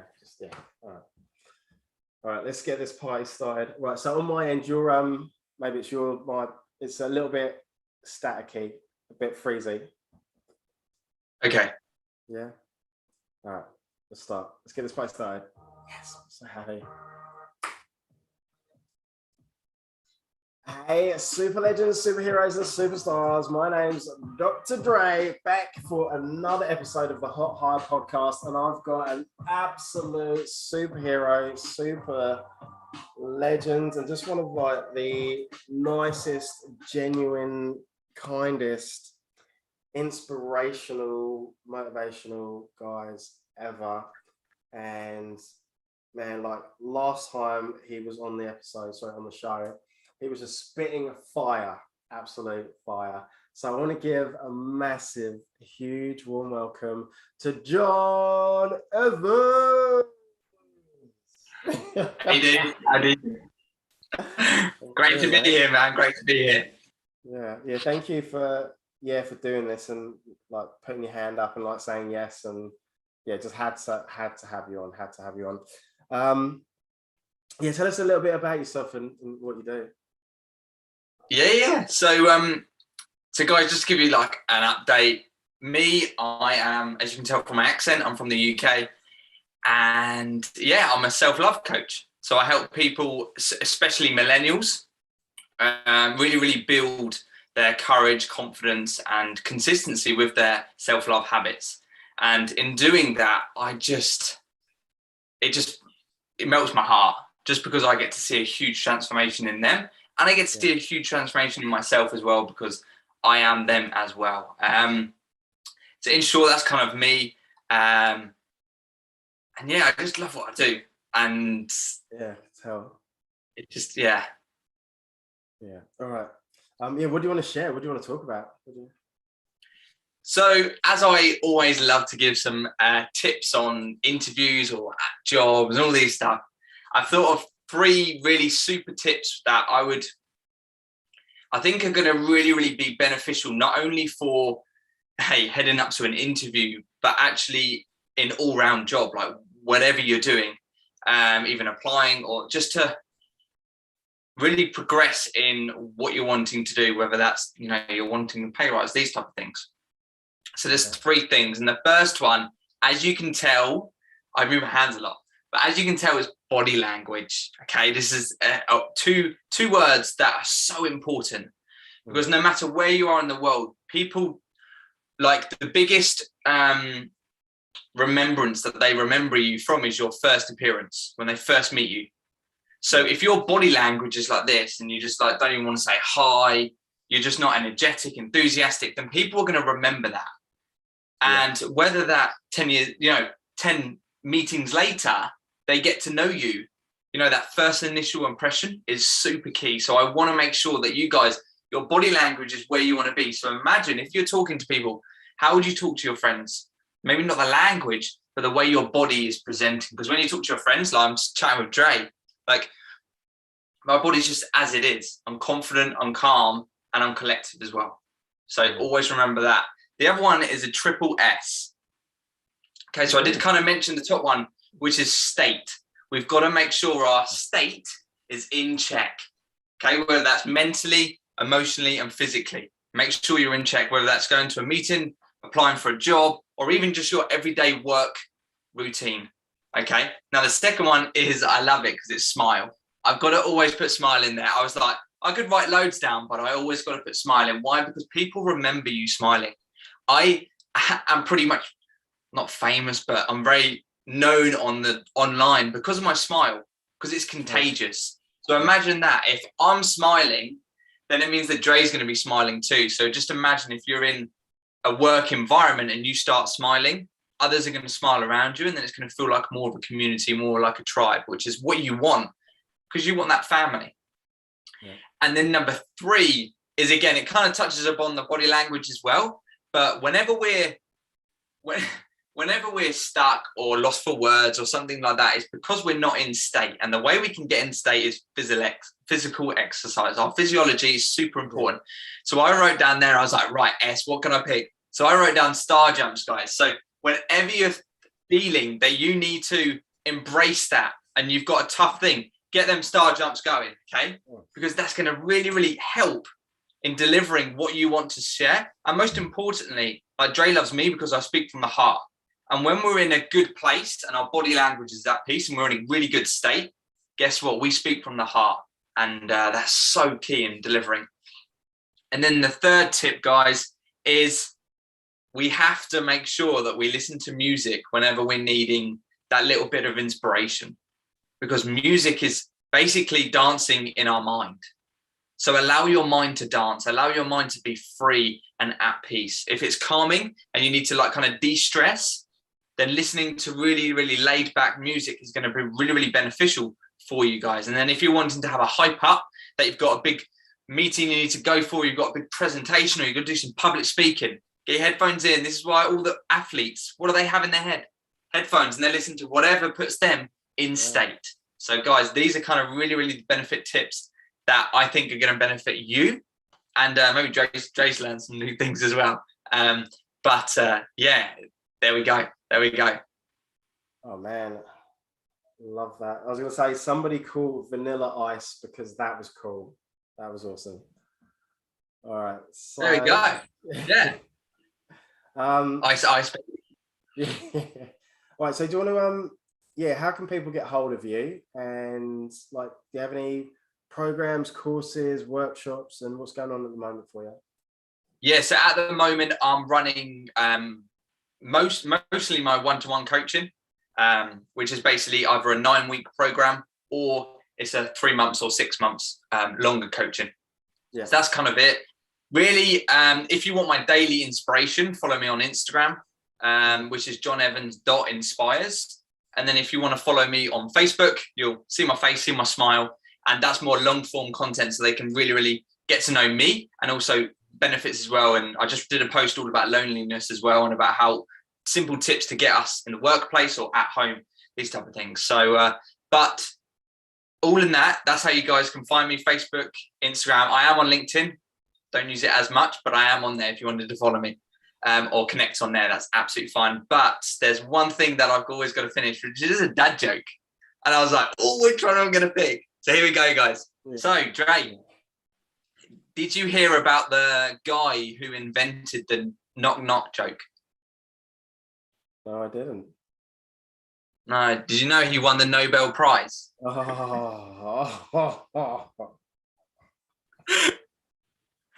So, yeah. There we go. John, mate, every time like you come on, you just delivering the gold. Like, thank you, bro. I love you so much, and just like everything that you do, just really inspiring. So yeah, thank you, man. I appreciate you. Appreciate it, man. Thank you for being here and hosting this, and I just wish you all the very best on all the other podcasts. And again, love connecting with you, man. Yeah, thank you. All right, well, we'll catch up really soon. Thank you for this. Yeah. All right, enjoy your weekend. Okay, guys. As always, stay positive and stay blessed. Bye for now.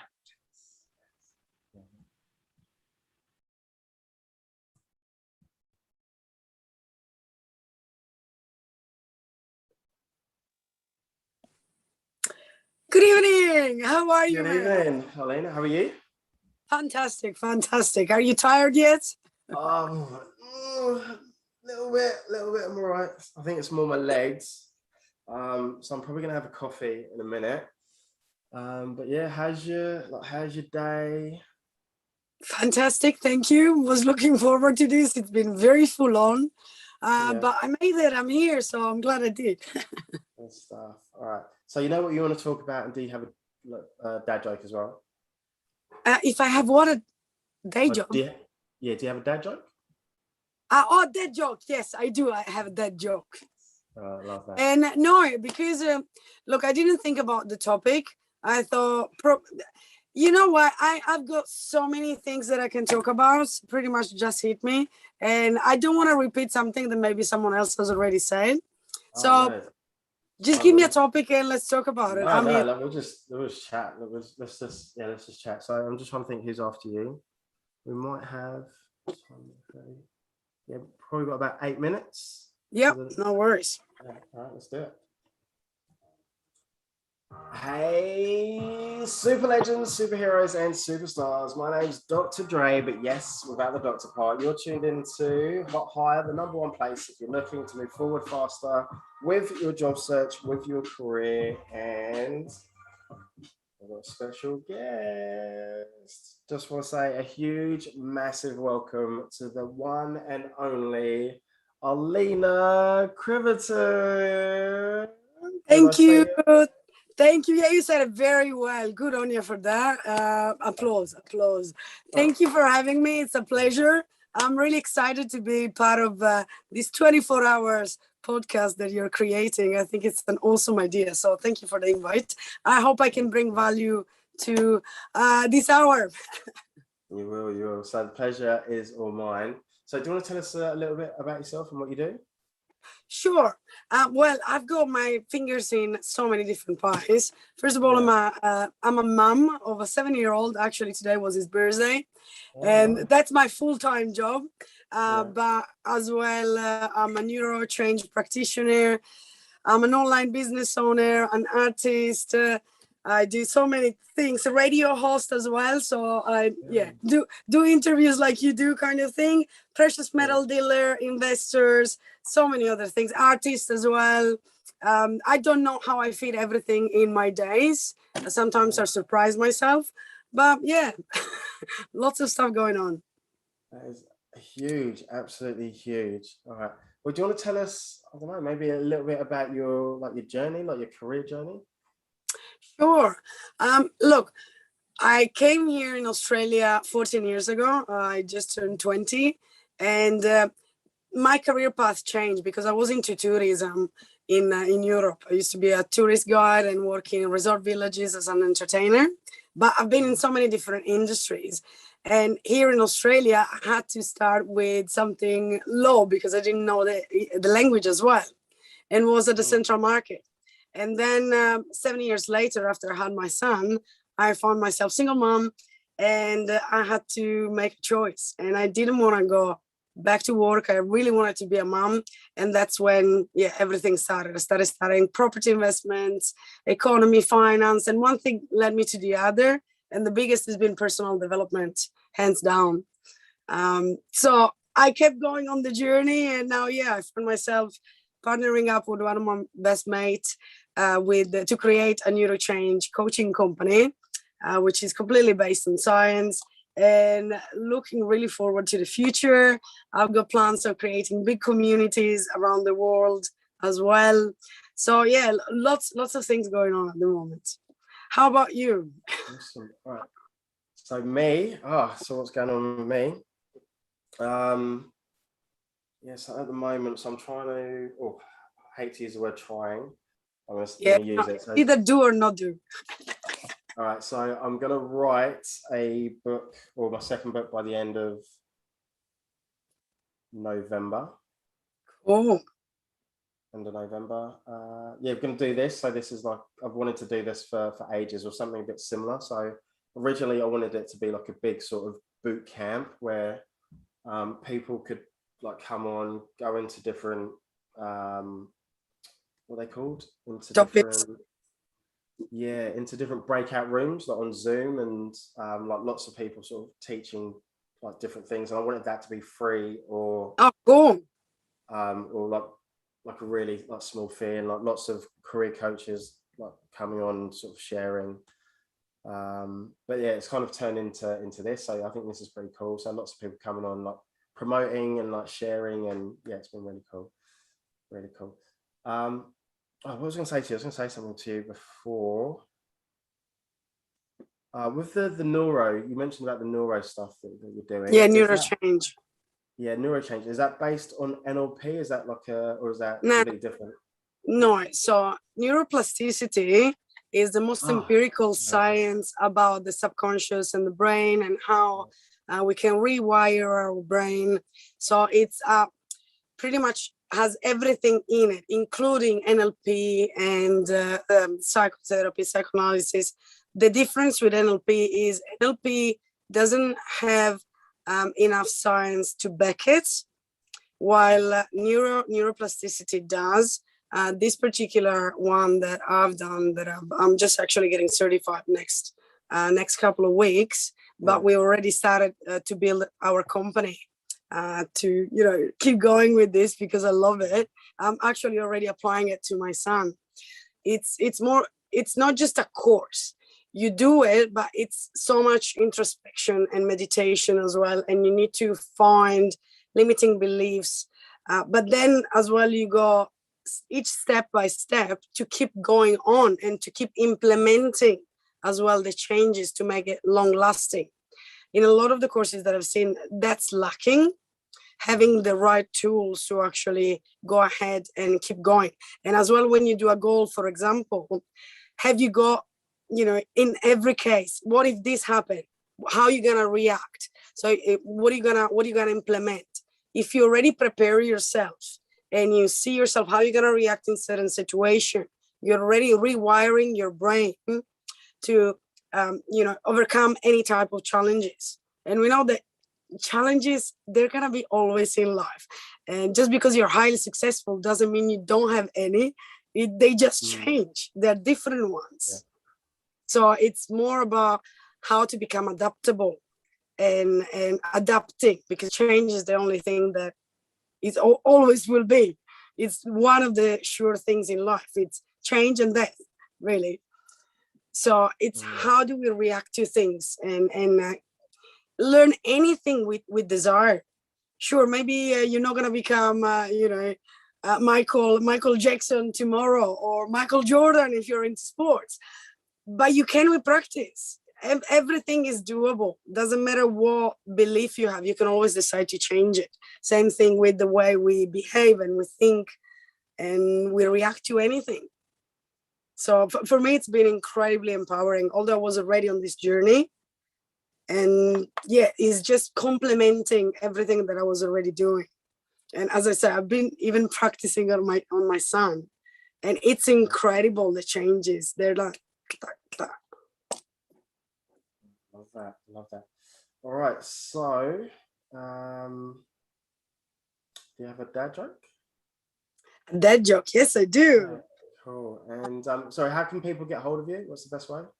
Okay, so either on Instagram, which is Arlena Entrepreneurship Journal, or as well, you can go on my Facebook, or if you want, you can listen to the radio show, which is Radio Italia Uno Adelaide, 87.6 FM, and we are obviously on Facebook too.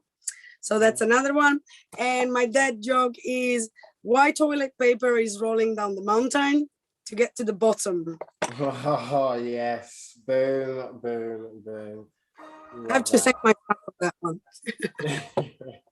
Paulina, I just want to say, yeah, like massive, yeah, just thank you. Like, yeah, it's been like awesome, like to hear your story, and one of my favorite dad. Don't tell the rest, but one of my favorite dad jokes. So thank you. Well, thank you. I wish you good luck, and go get the coffee. It looks like you need it. I think I do. That's what I was thinking. I need a coffee. So yeah, thank you. All right, no worries. See you. Take care. Yeah, bye. Bye.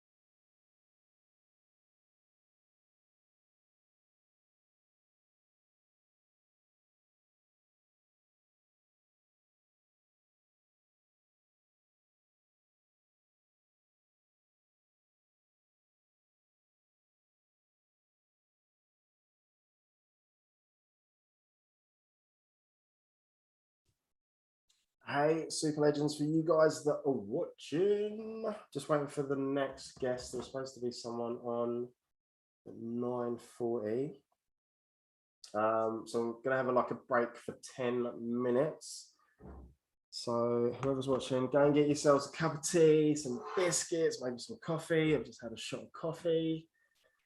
Give me a bit more energy because I was getting a little bit tired. And I've got my contacts in and they're making my eyes a little bit dry. So I'm just gonna put myself on mute.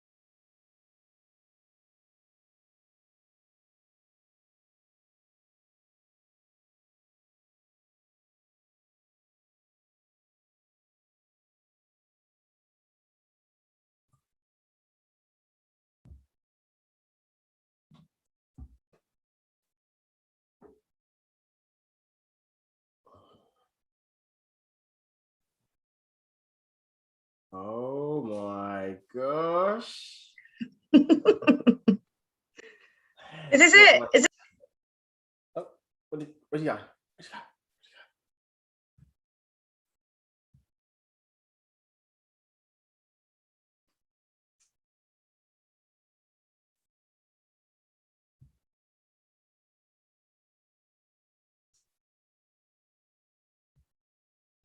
All right, guys. So next up, we've got Lucy. Oh, what's going on here?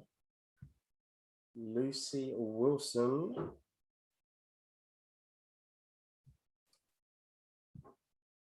So I actually used to go to school with Lucy, years ago. I'm not going to tell you how many years, but it was a long time ago.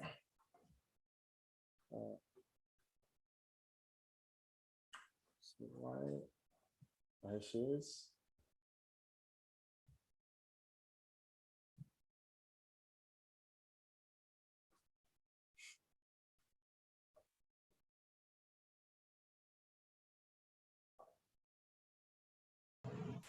I'm not going to touch anything now. Sorry, I got overexcited.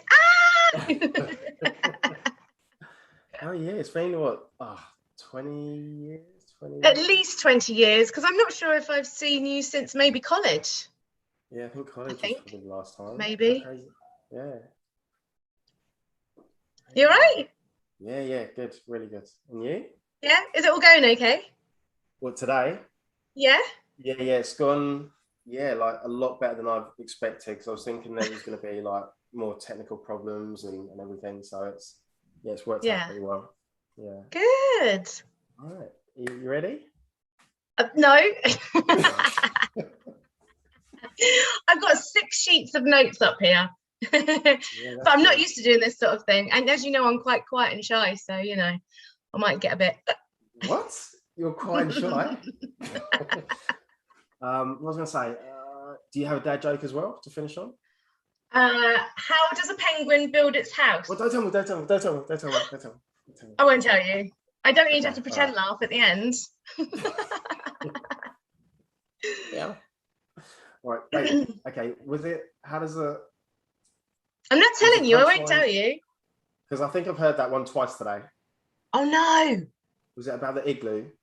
Yeah. Oh no. And do you know what? I did have another one, and I took it off the sheet because I. All right. Don't worry. Oh no. Don't worry. This is awkward. I'm just. Are we about to? Am I not going on? I've got 3 minutes till I go on, or 4 minutes. Is it running on? Do you want me to find another dad joke? Can if you want. Because I did have another one. Oh no. Oh yeah, how's the business going? It's all right. I'm trying to raise 10 grand. Yeah. How is? Yeah, to get apps made. Oh, I love that. How was the competition as well? Oh, it was all right, but it wasn't. I mean, it was basically for people living in Canada, and I don't think I ever had a chance. And also, once you got through to a certain bit, they wanted you to pay for votes, Andre. So it wasn't like, it wasn't just, oh, the judges are going to look and think you've got a great idea, let's put you through. It was like, hey, get all your friends to spend loads of money to push you through. And like, it's not like my friends wouldn't spend money like they are now. Like, I'm doing the crowdfunding, but they're not seeing any of that money. If they're just paying to some random company in Canada, there's no like benefit to anyone really. So it was a bit, but it was nice because it was a good way of telling everyone about it. Yeah. You know, it was a good way to launch my business from this point of view. I love that.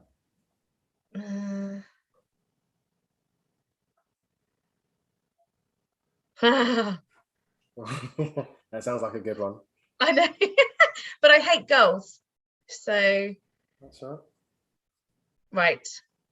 I will do it though. You ready?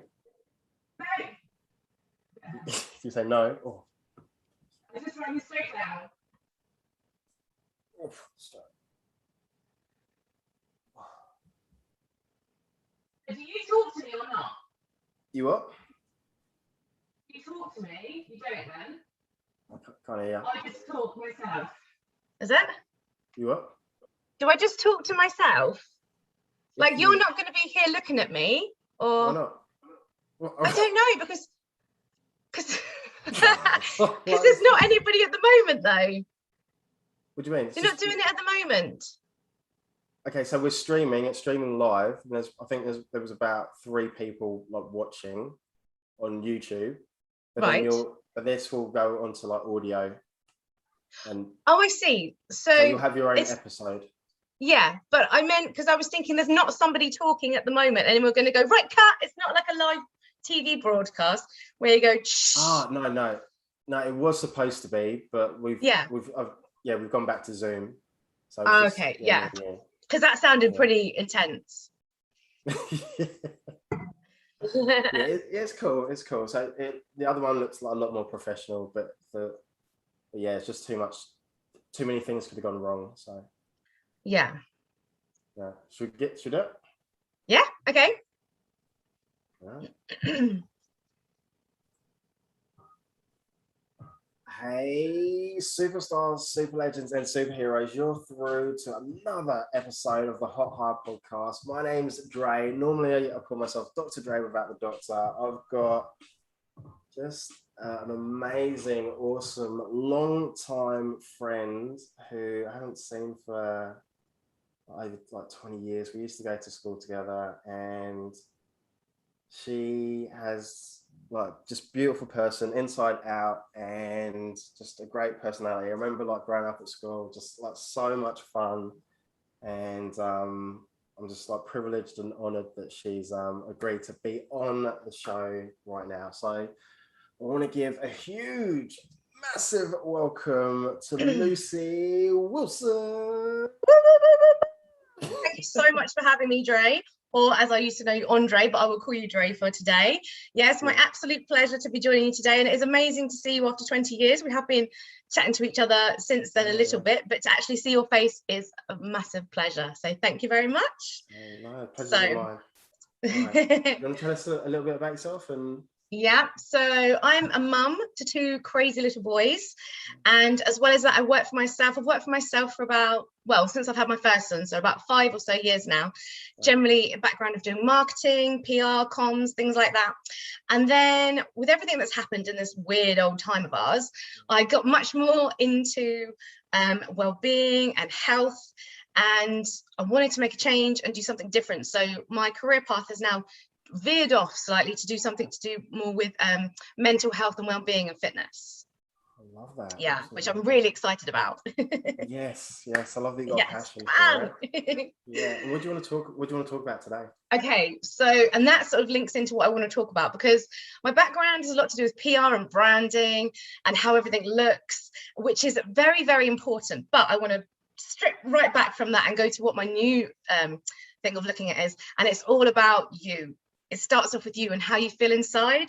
And so I want to talk about how to bring the energy to whatever you're doing. So this will cover anything that you're interested in, whether you're trying to get a new job, whether you're trying to get a promotion, whether you're trying to start a new business. It counts for everything. And it's all about bringing your energy, right?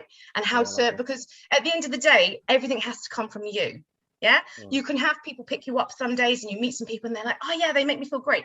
But at the end of the day, it has to be inside you to be a constant, for you to constantly do your best and give everything that you can have and enjoy life and feel good.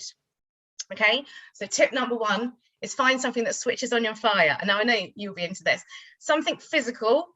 I like to run or do a HIIT class or do something, but you need to do something that makes you feel alive and just switch on your fire, something that, you know, brings out your beast and makes you go rah. Because if you can do something like that and switch on, especially if you can do it in the morning, early in the morning, I do it, and then for the rest of the day I feel so much more confident and I can bring so much more to everything I do. And although I'm doing something physical, then my mind is switched on, and as you're doing it, it's a way of bringing clarity to things. And I think also you can get so many more ideas, and also, yeah, it just makes you feel so much more confident. So do something. It doesn't matter what you do, but it has to be something physical to switch on your fire. That's my tip number 1. And now the second one, again, yeah, I know. It just makes such a massive difference, doesn't it? On the days that I make sure I do something, because I can't always, my life is a busy juggle, so I can't always do it every day. But it makes a huge difference to how much I can get done that day. I can pack so much more into that day and have so much more energy if I switch on my fire first thing. And then if you're going to switch on your body and make yourself go, you need to make sure that you're fueling yourself properly. So it's really basic, but what are you putting inside your body?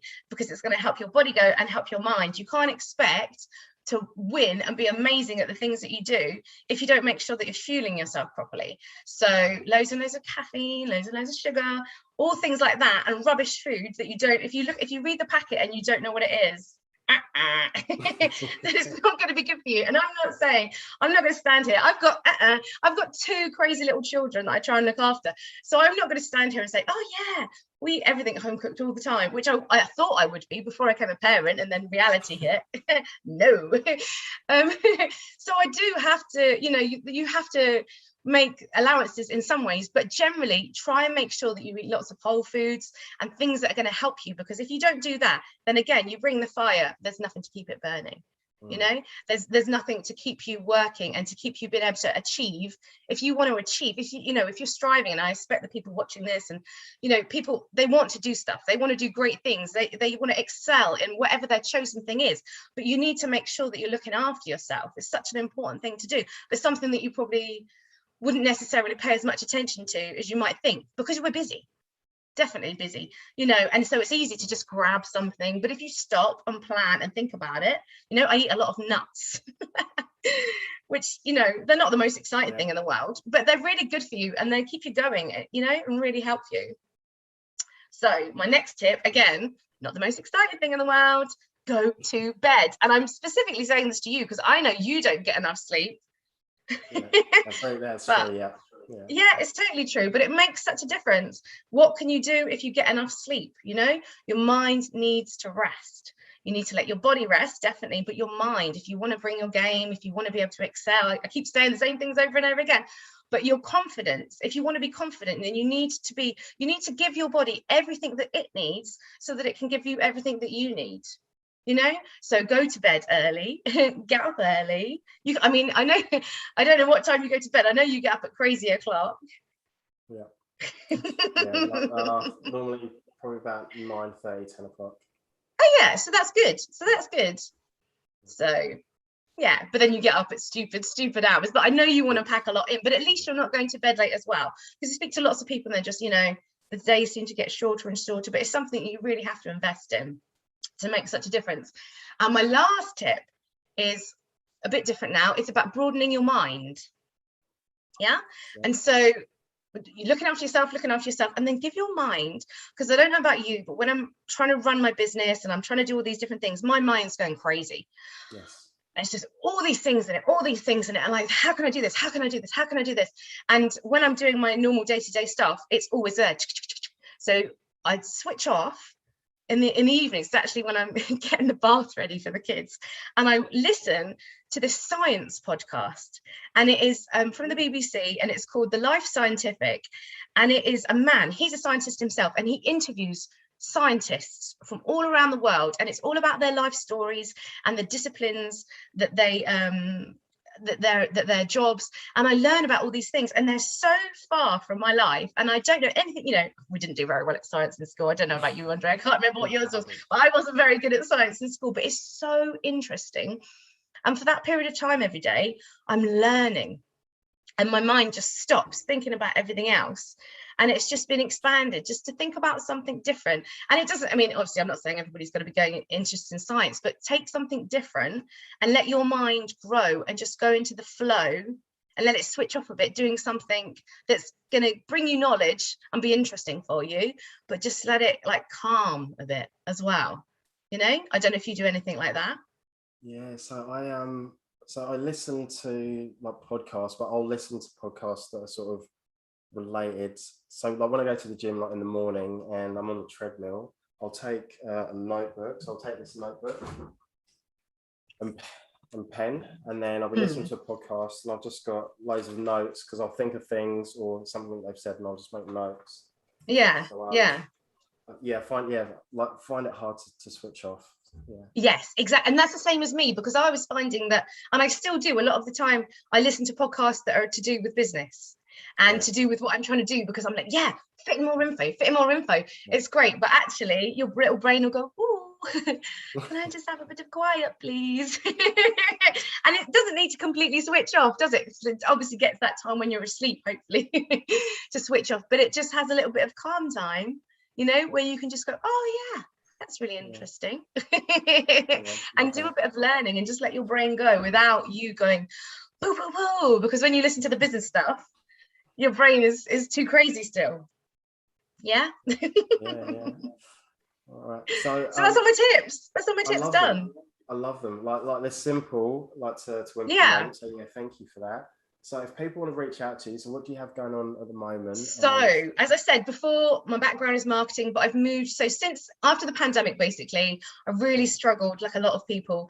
And I decided I wanted to do something to help people with their mental health, but I love physical health as well. So I've joined the two together, and I've made online mental and physical health classes. So you can work your brain and your body at the same time.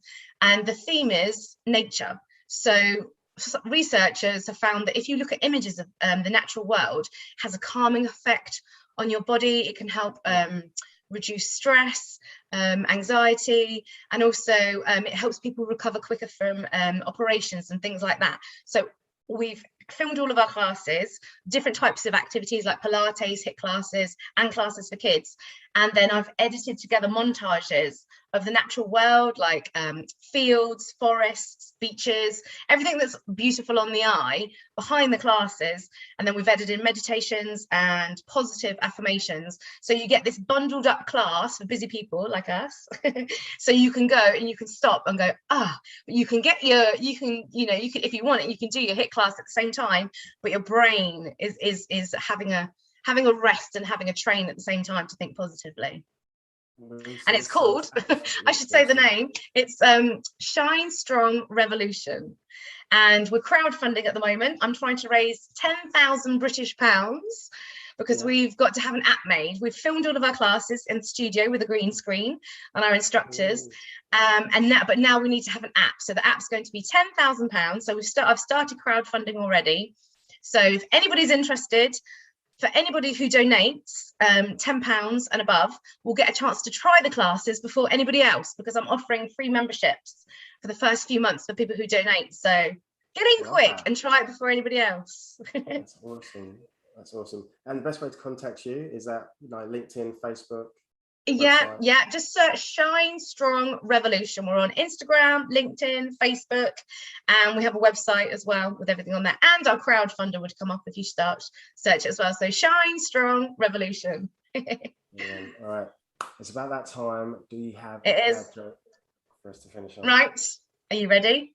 I am ready, steady. Why do dads take spare socks to golf? Oh. Shouldn't laugh at your own jokes. It's not my joke. Are you ready? Yeah. In case they get a hole in one. Cheese. I'm in my kitchen. I should have got some cheese out the fridge to hold up as I did it. Lucy, it's just so glad to see you. I know it's not in person, but it's been years. I absolutely love what you're doing. It's amazing, and thank you. I can see the passion that you have. Yeah. Behind it. So yeah, I'm very excited about it. Sharing those tips as well today. Thank you for having me. I hope the rest of the day goes great. Well, thank you. All right, we'll catch up soon. Yeah. Bye. All right, take care. Thank you.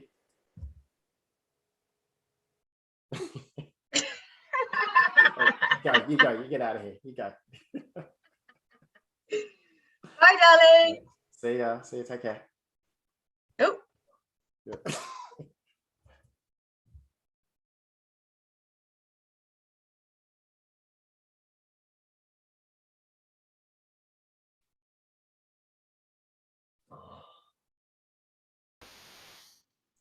Auntie. How are you, right? Hello. How's things? Awesome.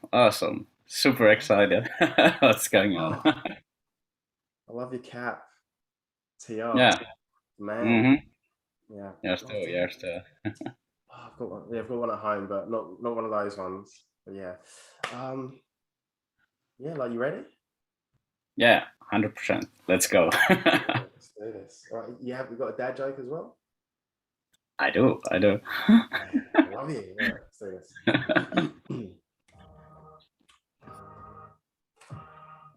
Hey, super legends, superstars, and superheroes. My name's Dr. Dre, but yes, without the doctor. You're tuned into Hot High, which is the #1 place if you're looking to move forward faster in your job search. And today, man, I've just got the man, the myth, the legend, and just love this guy's vibe and what he's all about. So I want to say a massive, huge welcome to, I hope I don't butcher your surname, so correct me if I do, but Andy Montanen.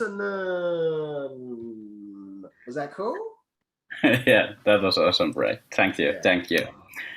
Thank you for having me. I appreciate you.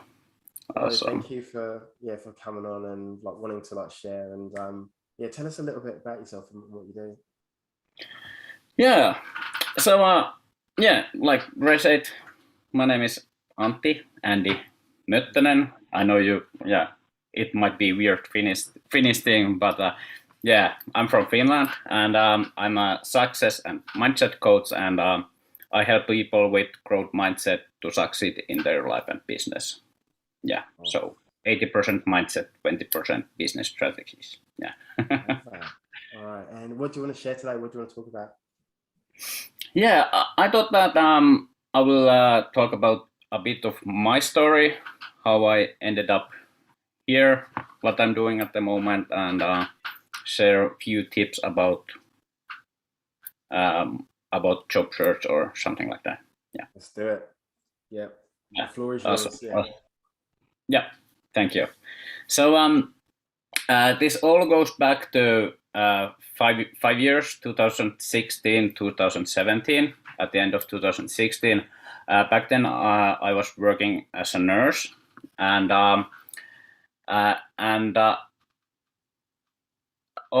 basically all my life I have been interested about different kind of things. I like to do this and that and do many kind of things. Yeah. And at the end of 2016, I got offered a job as insurance sales in insurance sales. And before that, my experience from sales was that while I was studying, I was doing part-time sales as in phone sales.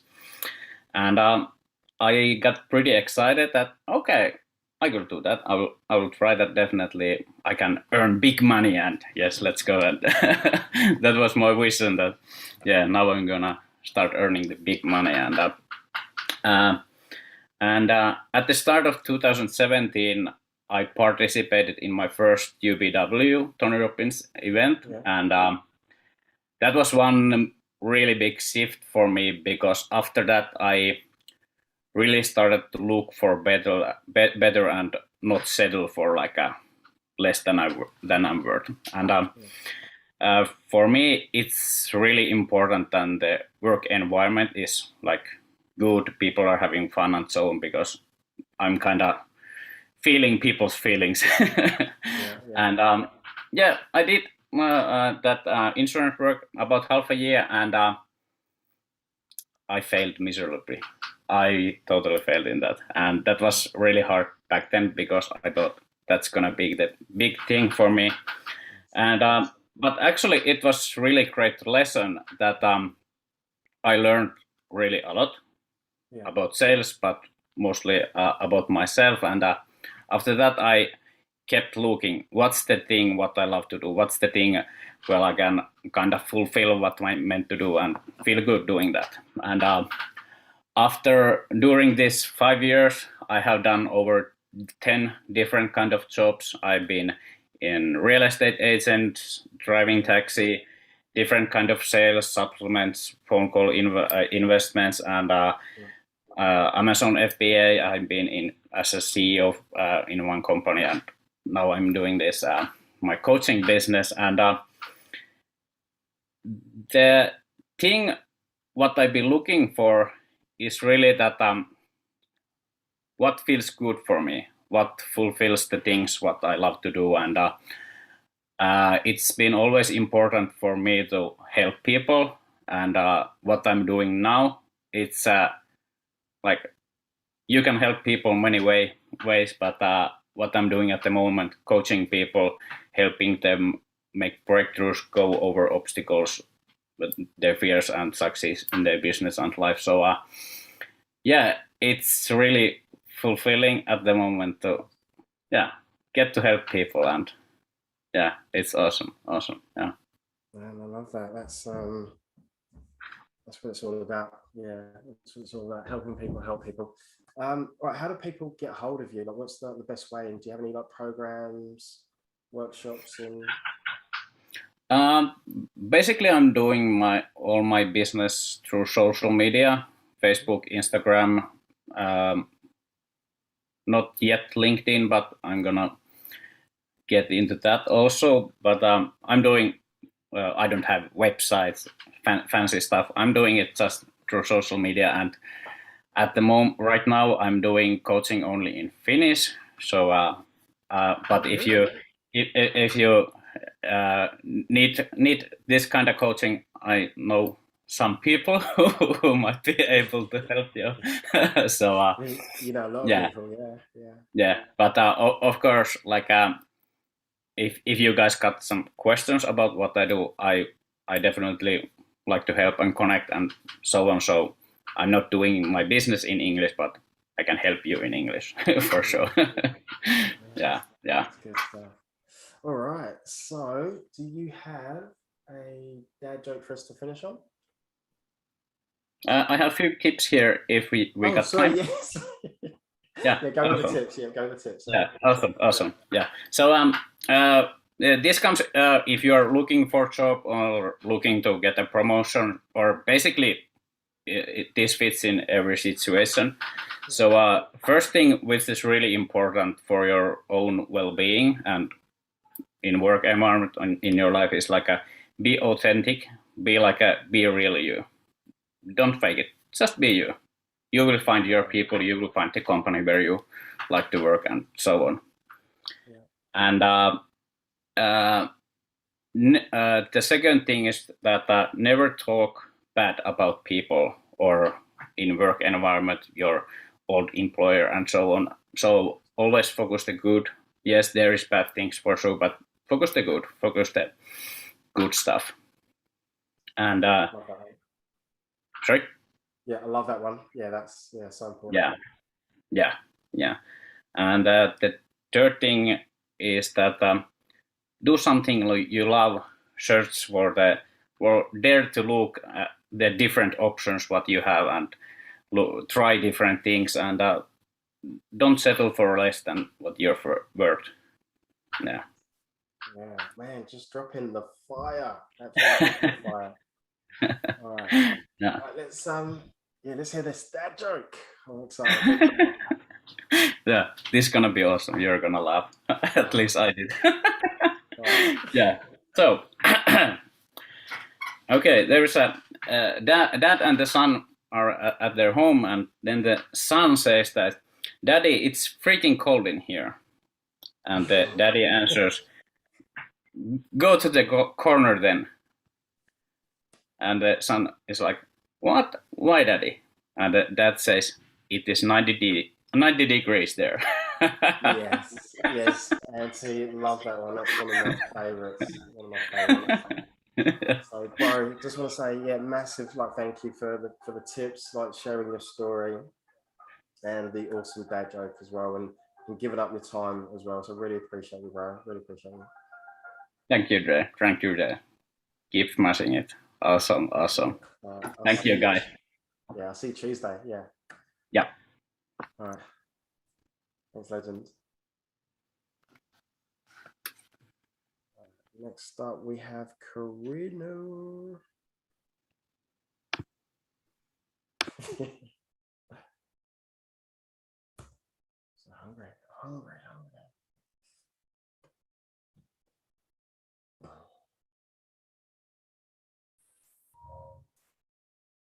Hello. How are you? I'm good. How are you? I am awesome. Absolutely awesome. That's so great. All right. So you know what you want to talk about, and you got a dad joke? I have got my dad joke. I actually have been hanging around with a bunch of men all day. We've got, I live in country Western Australia, and we've got our field day kind of ag show on at the moment. So I've been testing out a couple of them. Ooh, yes. So, so I'm really excited. Thank you so much for having me. I specialize in... before we kick on, I'll play the music and then we'll get into it. Yes. Yeah? Sounds great. All right, let's do this.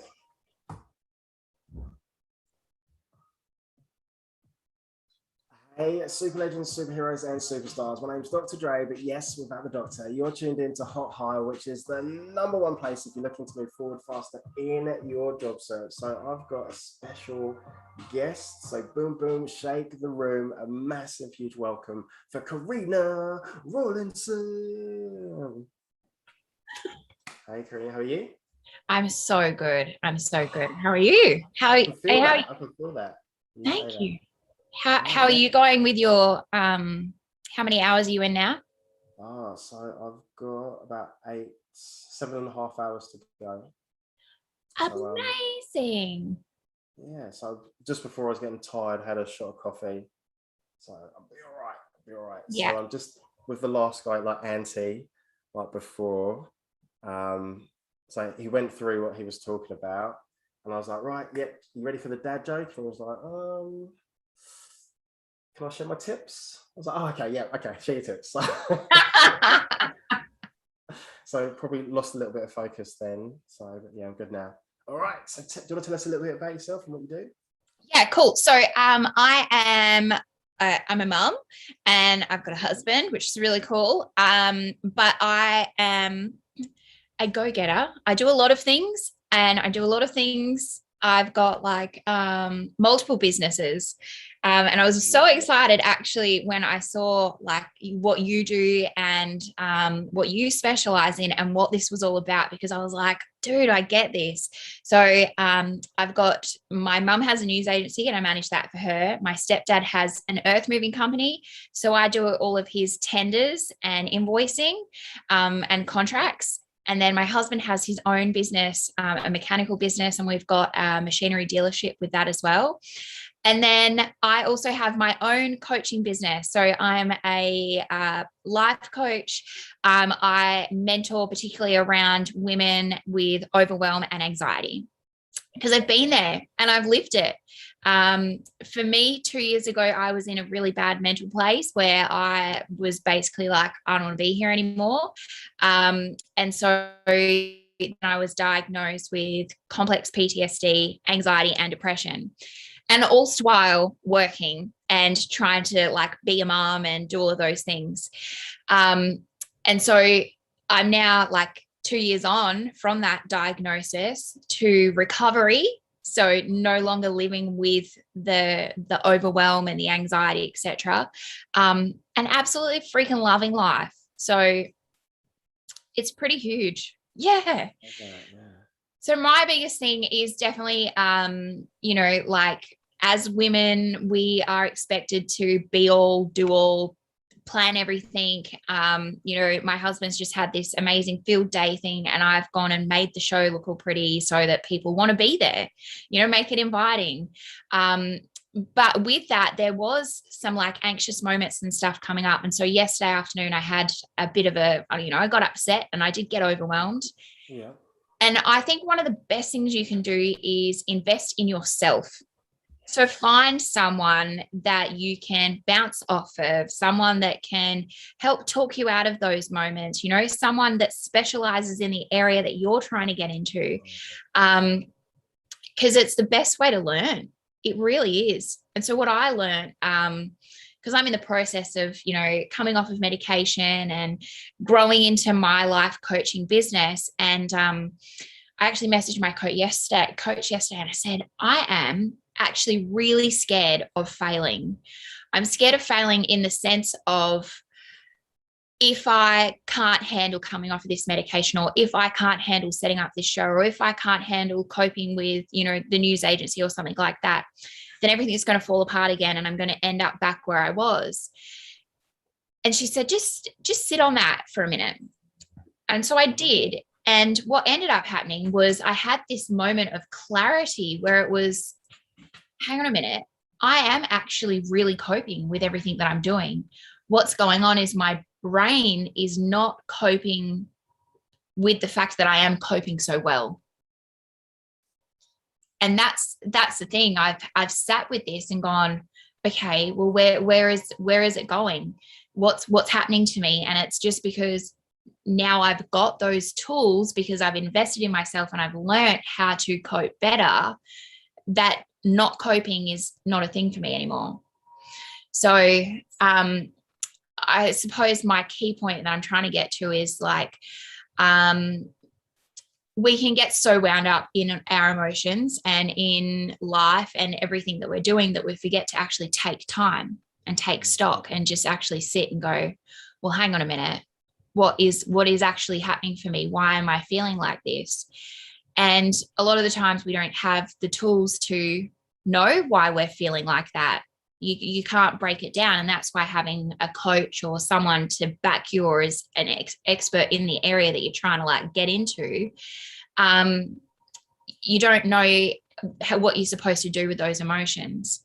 So, if you're dealing with anxiety and you're dealing with overwhelm, until you've got the tools there, then what do? You numb it. You numb the emotions. And that's definitely not the way forward, because you can't grow if you keep numbing things, and you're not going to learn from them. So, yeah, just working out like the lessons that life actually is giving you. I love those. All right. So if people want to reach out to you, if they want you to help them with, like anxiety and overwhelm, what's the best way to go about that? Instagram. That's where I'm at. Yeah, Instagram's my home. That's all where my people are. I love it over there. I talk real and raw over there. So my Instagram handle is withlove.ParinaJane. And I'm silly. Like I do lots of jokes. I laugh. I love doing reels. But I talk about my day-to-day life. Like I talk about screaming at my kids because we're trying to get in the car to go to school. I talk about when things get hard and I do feel overwhelmed and I am anxious, but I talk through how I'm getting through it. And I get messages all the times from other mums saying, I'm so glad that you're so honest about life because it makes me feel like I'm not alone. And that's my jam. Like if I can show up and talk the talk and walk the walk, then people feel like they're not alone. And what a better feeling than that? All right. Do you have a dad joke for us to finish on? Okay. All right. I had to take notes on this because I've got a few. All right. Did you hear about the guy that chopped off the left side of his body? He's all right now. All right, do you have one more? You got another one there? Yeah, like, can this be like, does it have to be like, it's a little bit, okay. Yeah, that's cool. All right, cool.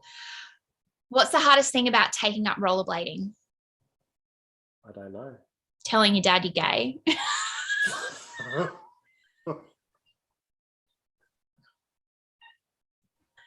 Yeah.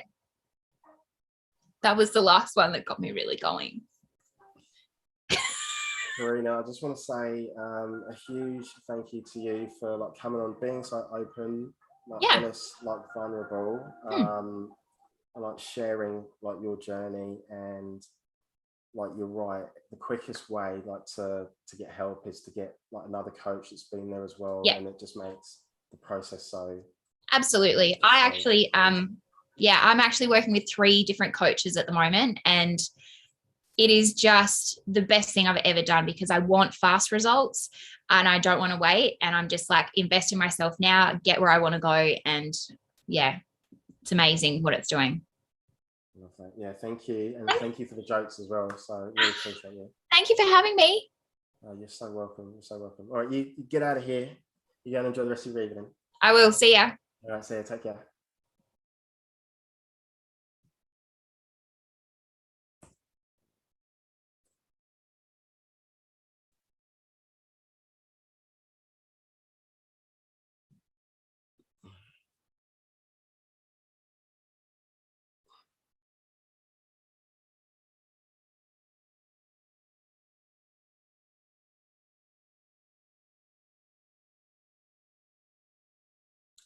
Hey, Dick, can you hear me? Can you see me?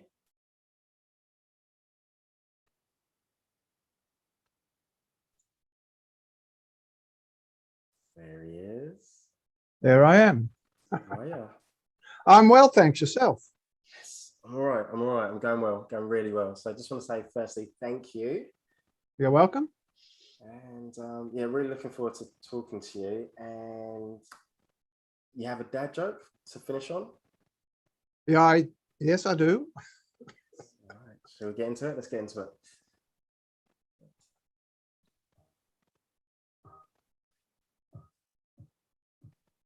Hey, superstars, super legends, and superheroes. My name's Dr. Dre, but yes, without the doctor part. You're tuned into Hot Hire, which is the #1 place if you're looking to move forward faster in your career and in your job search. So today, I've got an absolute rock star. So I've been really curious, really interested to hear from our next guest, because I'm not even gonna talk anymore. I'm just gonna introduce him. So a massive, huge welcome to Dick Harbour. Thank you. I'm great. Thanks. Thanks for the warm welcome. Oh, you're so welcome. You're so welcome. So yeah, thank you for being here. Do you want to tell us a little bit about yourself and what you do? Well, I'm a master practitioner in neuro-linguistic programming, and that's basically understanding how the brain operates and how our language, our wording, programs our brain, our mind. And a lot of people don't often realize that the quality of our thoughts determines the qualities of our life, right? And some people, particularly if they're in a sort of anxious or depressed state, tend to have a lot of negative self-talk going on. And other people have a lot of positive self-talk going on. And the two lives are quite different, right? Yeah. So you get these people who tend to get into a loop in the depressive mode, or those who are really in the other side of it, who are quite motivated. They achieve things in their life because they've got this ongoing other sort of internal dialogue going on, right? And when we listen to people talking, we can hear, if we know what to look for, what to listen for, what the programs that are running. Now, most of our thoughts are automatic. Not a lot of our thoughts are conscious thoughts, like if we've decided to have that particular thought. Most of them just programs running, often in the background at a subconscious level. They'll pop out of our mouths, but most people don't listen to what they're actually saying. Somebody else actually has to say, what did you say that for? or something like that. So what NLP, neuro-linguistic program, has discovered is how to help people, for those who want to be helped, of course, not everybody does, how they would like to be more aware of their thinking processes and how that influences both their mental health, their emotional health, and their physical health. Now, because most of our thinking is automatic, about 95+% of our thinking is actually automatic programs that we took on board when we were very young. Things our parents said, our teachers said, maybe the priest said, or somebody else that we thought was important said. Not all it was necessarily true, and not all was necessarily helpful. One thing I describe people as we're actually computing systems. We're constantly receiving information, downloading, if you like, somehow receiving information. We have to process all that, and it has to be stored away, filed away, whatever. And so we're effectively computers made of meat in one level, right? And once we understand the computer model, we then realize that these thoughts that are automatic are like the programs running, usually at a subconscious level. And there's a lot of people try and improve their thinking with affirmations, or they read books, self-help books or something else, learn something. And sometimes that updates the program, but often it doesn't, because there's particular ways that the program needs to be updated. And if they're not updated, they'll keep recurring as a pattern. So people wonder why they're still doing the same old stuff they were doing 5, 10, 15, 20 years ago. And some of it comes from their parents, and some of it comes from their school days, and some of it comes from all sorts of places. But as we become more adult, when our brain gets to the stage where the prefrontal cortex doesn't develop till about the age of 25, at that point, we start having the capability of being much more aware of how our thinking works. So often, most people don't really start the journey until about their mid-20s or sometimes later. For me, it was quite a bit later. It took me a while to catch up with myself. So that's basically what I do. And I do one-on-one sessions with people, and I do group programs, and I basically teach people how to be more at a conscious level, more able to be aware of their thinking and how to change their thinking, update it to better ways of thinking. So their lives can be better, their mental health, emotional health, physical health can improve, and their lives generally can improve. So that's basically, at a summary form, the sorts of things I do. Awesome. And then do you incorporate quantum physics as well? Not well. We talk about quantum physics in the sense that the neurology of the body, the brain goes through different brainwave patterns. And at different brainwave patterns, you get access to different levels of consciousness, different experiences of different ways of thinking. And you also start to notice that at some brainwave patterns, you can start to link into what other people are thinking. So at a quantum physics level, which is about information travels through space instantly in a field of information, a field of data. And our neurology and physiology is like a transmitter and transceiver of all this data that's out there that mostly we're not aware of until we get our brainwave patterns aligned to the same sort of vibrations, I suppose, that's out there in that quantum field, as they call it. The brainwaves have to go those same brainwave patterns to access that field.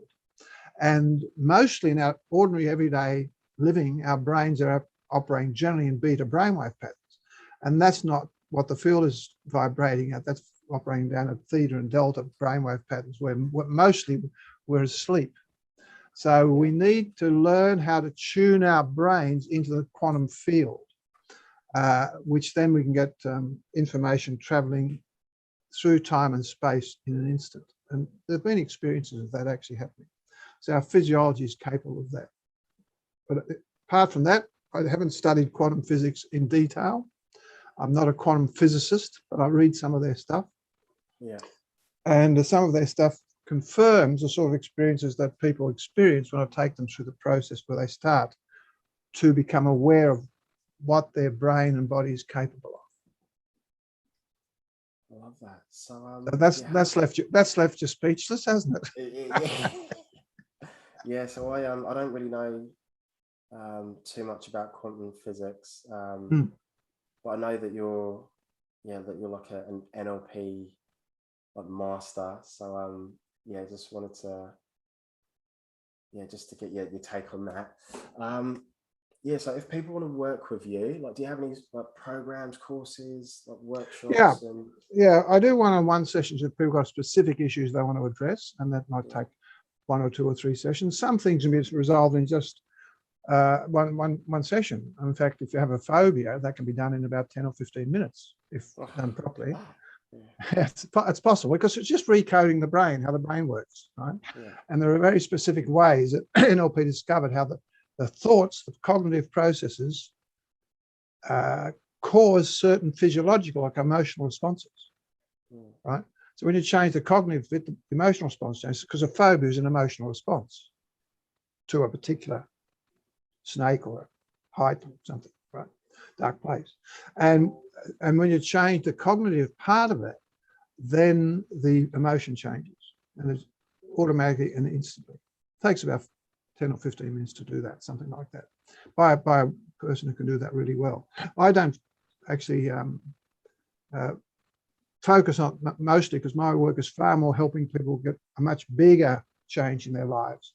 And I do a 5-hour, 1 hour a week program to really prepare them to understand how all this works for them, how the body actually processes information. Because most people who have unresolved issues in their lives, which cause them emotional distress, mental distress, physical distress, that's just unprocessed stuff. Somewhere in their history, they stopped processing some stuff. And we go to how all that works. And it's not that difficult, but it's actually just a new way of learning, a new way of thinking, a new way of being aware of what's going on inside your mind and inside your body, which are intricately linked.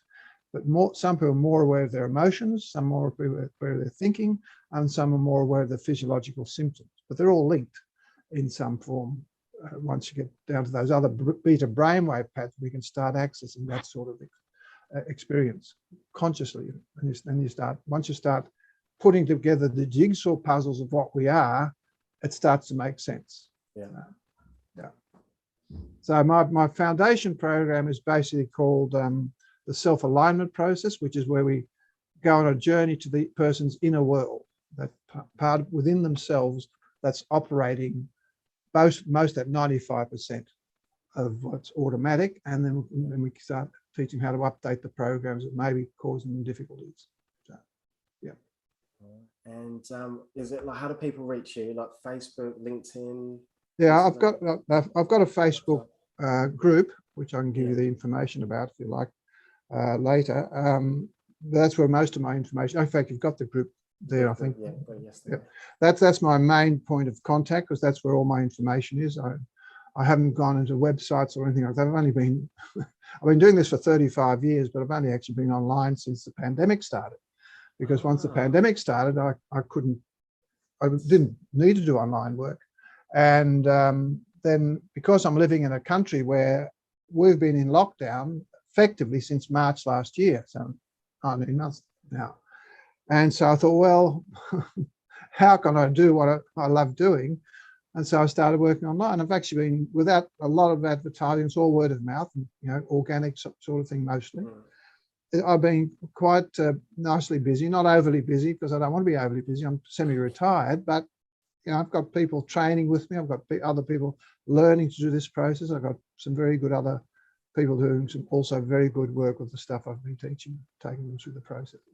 There's actually self-alignment is the first stage, which is about a 5-hour once a week, an hour a week, and then there are group programs where they can learn more information if they choose to go on. So it's quite a comprehensive process. Yeah. All right, love that. All right, so it's about that time to wrap up. Do you have a dad joke for us to finish on? Yeah, I do. What's orange and sounds like a parrot? A carrot.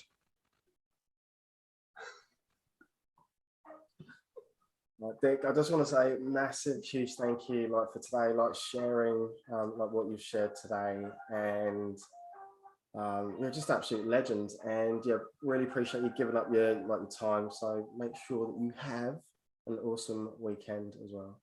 Great, thank you, and thank you very much, and all the best with the rest of your interviews and all the stuff you're doing. It's been great. Yeah, thank you. I'm starting to get a bit tired now. I can feel it like creeping in. Yeah. It's a big ask. 24 hours is a big ask.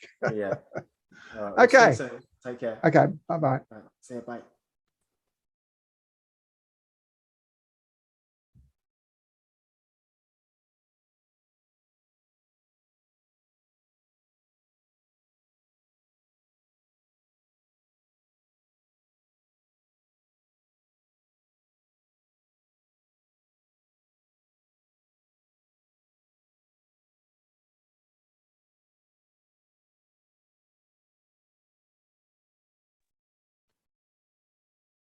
All right, guys, for anyone that is watching, man, you guys are crazy. I'm feeling really tired. I am. We'll just see who's up next. So we're supposed to have Anne win. And then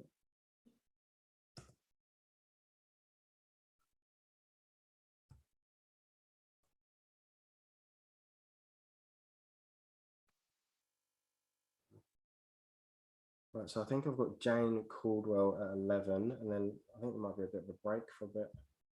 Bit of a break.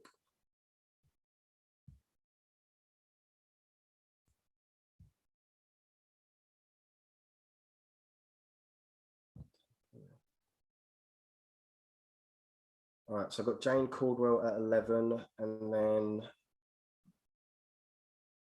there's about 30 minutes of no one. And then I've got Rizza at 11:40. Oh, Anwen's here. Okay, let's do it. Oh, just forget what I said.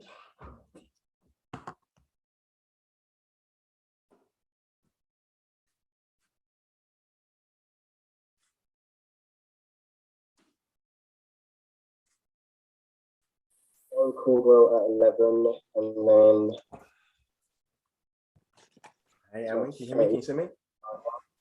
And then I've got Rizza at 11:40. Oh, Anwen's here. Okay. Do you want to turn your? You got it? Can you hear me? Can you see me? Yep. Okay. Yeah, how are you? I'm great. Oh, yes, I love that. Love that. I feel your energy.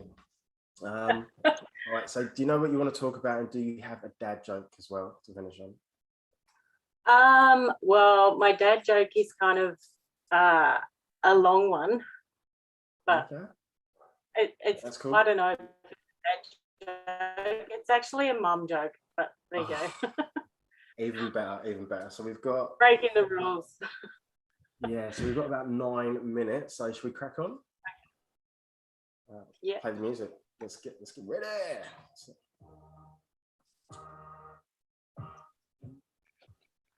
Hey, super legends, superstars, and superheroes. My name's Dr. Dre, but without the doctor, you're tuned into Hot High, which is the best place if you want to find more out about getting a job and also leveling up in your career. So I've got an absolute superstar with me right now, and hopefully I don't butcher her surname. So I want to say a massive, huge welcome to Anwin Steckerhall. Correct. Yeah.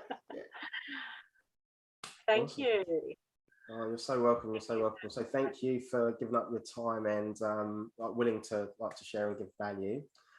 Do you want to tell us a little bit about yourself? Yeah. So I'm a hypnotherapist and NLP practitioner, like Dick just before. Oh yeah, yeah. So I specialize in relationships with couples, Okay. and in an all-inclusive for all genders and sexualities. Mm-hmm. And so I haven't always done this work. I actually am a qualified chef, and oh, wow. Very different. Yeah. Yeah, I was drawn to this sort of lifelong exploration of myself. And so I came at relationships because I'm with my partner, who I've been with for 30 years. Is that 30 years? Yeah, yeah. Whoa, yeah. Whoa, that's huge. Yeah, so, and we met in hospitality. And so like everybody, we came to a point, have ups and downs. And then I decided to choose him 100% and be responsible for that choice. And that was a game changer for me. So this is what I'm about, teaching people how to do that, how to step into that. And this is really interesting. So my brain is just really ticking. So what is it that you wanted to talk about today? What is it that you wanted to share? Well, as the topic is about in your job, actually, we work together. So that's a huge step to be able to do that harmoniously. And so some job tips are to be 100% responsible. And, like we own a business together. And if you think about if your employees are responsible, then, like things go smoothly. If it's, if they, like say, burn something or,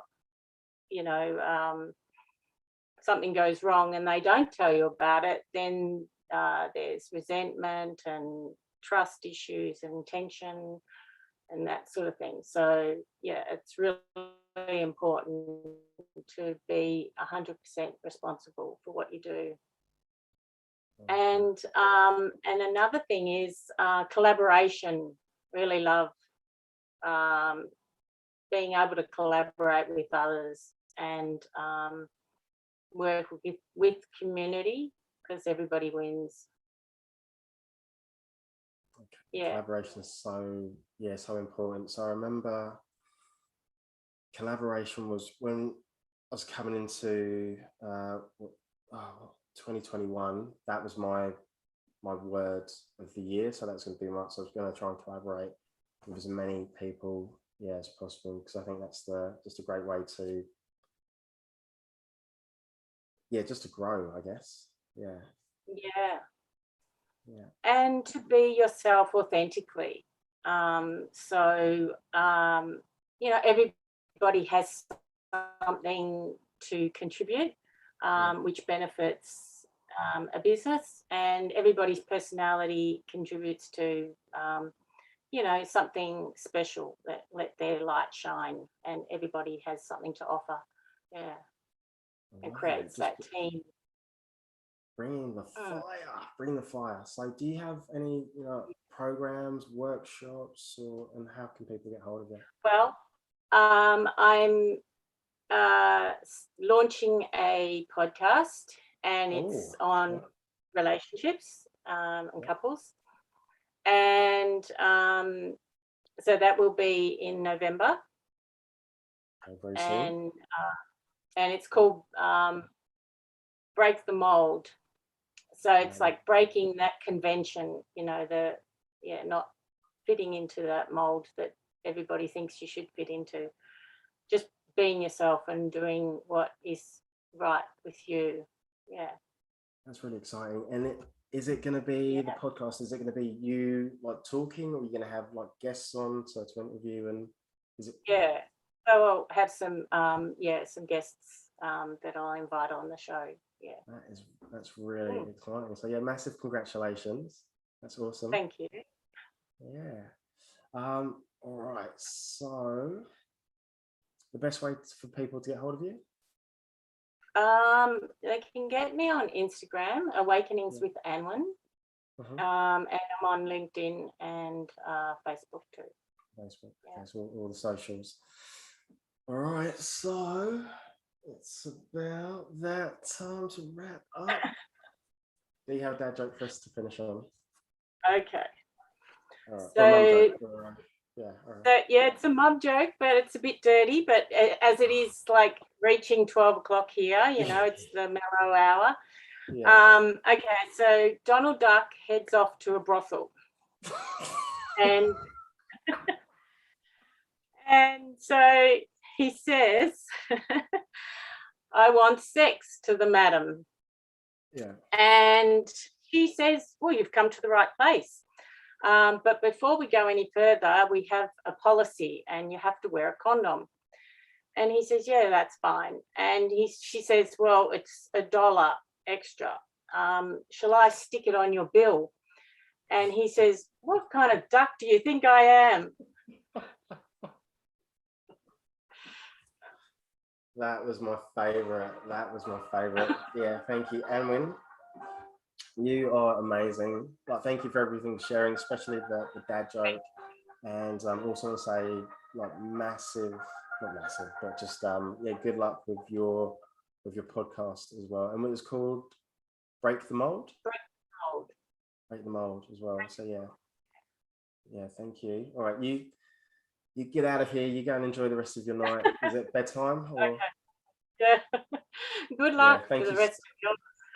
Thank you so much, and thank you for staying up and doing this. Thank you. All right, take care. Speak to you soon. Okay. Thanks. All right, bye.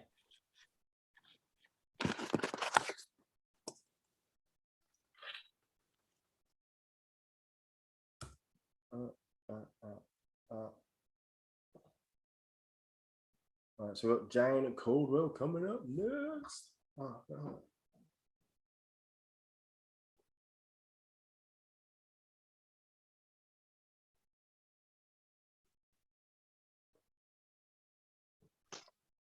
Hey, Jane.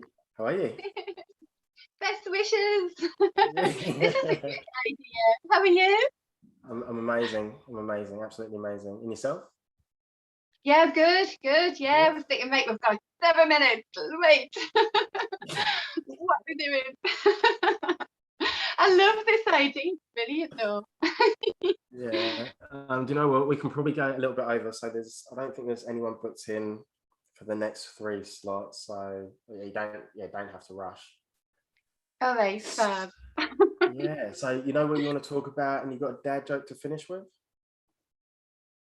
Oh, the joke. Ah, yes. I've got it one from when I was really little. Do I dare tell it? Oh my God, no. You ready? Yeah, let's do it.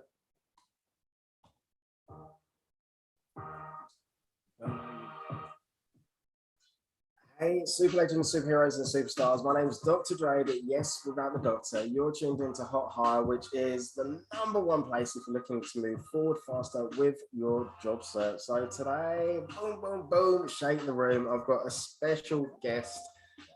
I don't really know too much about her, but I'm glad that she is here today. So I want to say a massive, huge, ginormous, gigantic welcome to Jane Caldwell. Wow. Hi. Lovely introduction, thank you.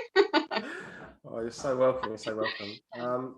Yeah, Jane, do you want to tell us a little bit about yourself and what you do? Yeah, so the job side of it, the career side. So I went to uni to study. I did business studies, and did sales. I was doing a sales manager job for quite a while, but then had babies. And became a single mom as well, and then I just had total change of priorities. At the same time, though, I had quite a story about my own mental health problems as well, so that was in the mix all the time. Because I think we have to definitely work on the inside of us to be the best on the outside as well, don't we? So there was like, isn't there? So it's just a huge thing. But yeah, so I decided to total change of priorities, set up businesses. So I've got my fitness business now, and I've got my New Wave, New Mind business, which is my passion, because really, the mental health side of it is huge for me, which I absolutely love. So yeah, so that's a small idea of what I, came from, really. Wow, you're so busy, like juggling like 2 businesses. Yeah, well, I think as well, because I think I've got my values the way I really want them, really. Yes, I can. The thing is, I think when you're juggling different things, if you can compartmentalize things, it can be really useful, can't it? It's like, right, I'm doing the fitness now. That's that hat, nothing else. Put everything else aside. You do what you have to do, and then New Wave, New Mind. I'm doing, and it's got to be like full on what you into it, haven't you? You've got to like put everything else aside. There's been times where it's been so, gosh, like the only thing I could do was like, right, what's the next most important thing? When those times when it's just things are flying at you from left, right, and centre in not a good way. So that I think as well, this what's the next most important thing is a really good idea if someone is at that stage where they've got too much going on, with life and everything type of thing. So yeah, so doing that and having clarity. I think once you clean up things in your own brain, clarity just is. I've noticed, and the more you can have clarity in anything, I think is, because we can think the truth's a certain thing, but really when we're more clear, we might see something in a different perspective, might we? Type of thing. So the more we're clean up any sort of fog within us with all the processes that we understand now, because I do NLP, then so then you can pinpoint things more in all sorts of areas of your life, can't you? That's how I see it anyway. Yeah, I love that. All right, so have you got some tips to share with us? Have you? Yeah, what do you want tips on? I did a little list of, from the list that you gave me. Anything. So I've got sort of relationship ones. I mean, a huge thing generally is haven't we just got to be authentic? Because as soon as we're wearing a mask in any way, oh, here we go. But if we wear a mask in any way, apart from when we have to, it's like there's a stress already, isn't there? There's some sort of pretend somewhere or whatever.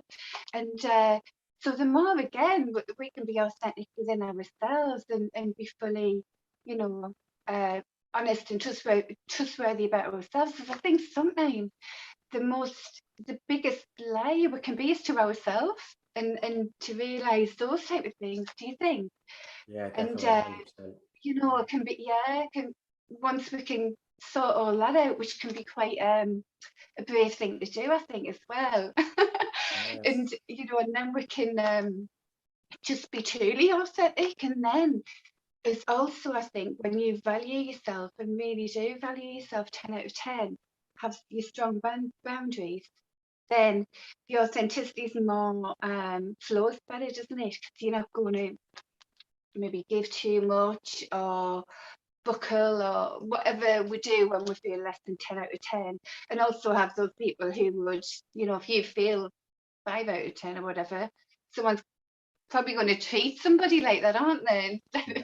You know, saying no one, because it's like I do think, you know, like when you have a dog, say, and they know when you're being a boss, don't they? Like an animal knows, and it's like that trust. It's truth, isn't it? It's authentic, and look, I know what I understand what I'm doing, da da da. You know, and I think we get that, don't we? We get that even in a subtle way, I think. So definitely be authentic and you know, value yourself properly. And also I would say, and it sounds a bit naff, but you know, we've got to love ourselves more, I think. Do you? It's like we think we do.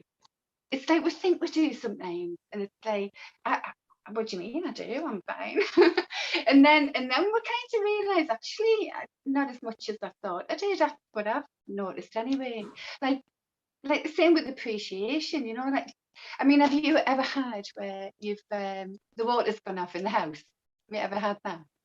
You know, the water's gone off and it's like, you know, if they have they've got to sort the water out, so it goes off in the pot or whatever, and then you think you can't even boil a kettle, you can't have a wash, you can't do anything without your water, and then as soon as it comes back on, it's like, oh God, thank God, and it's that like.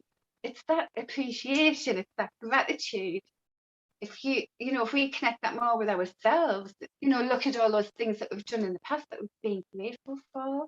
But the thing is, I think we're doing things so speedy sometimes as well, and forward focus, you know, everything's about the next thing, and really, you know, I think sometimes as well, it's like to just stop and slow down, and then give ourselves time to realise what we've done already, you know, and compare ourselves to ourselves. Like, you know, I did that, give myself a good tick on the back. And that's like part of that, really appreciating yourself more, isn't it? And I think the more we are like that, you know, looking at the relationship on the list that you did, then we're more likely to bring in the right kind of people for us, aren't we? You know, because if we give, don't we? It's like, so if we say I was to hand you a set of keys, all you can do is take it, really, naturally.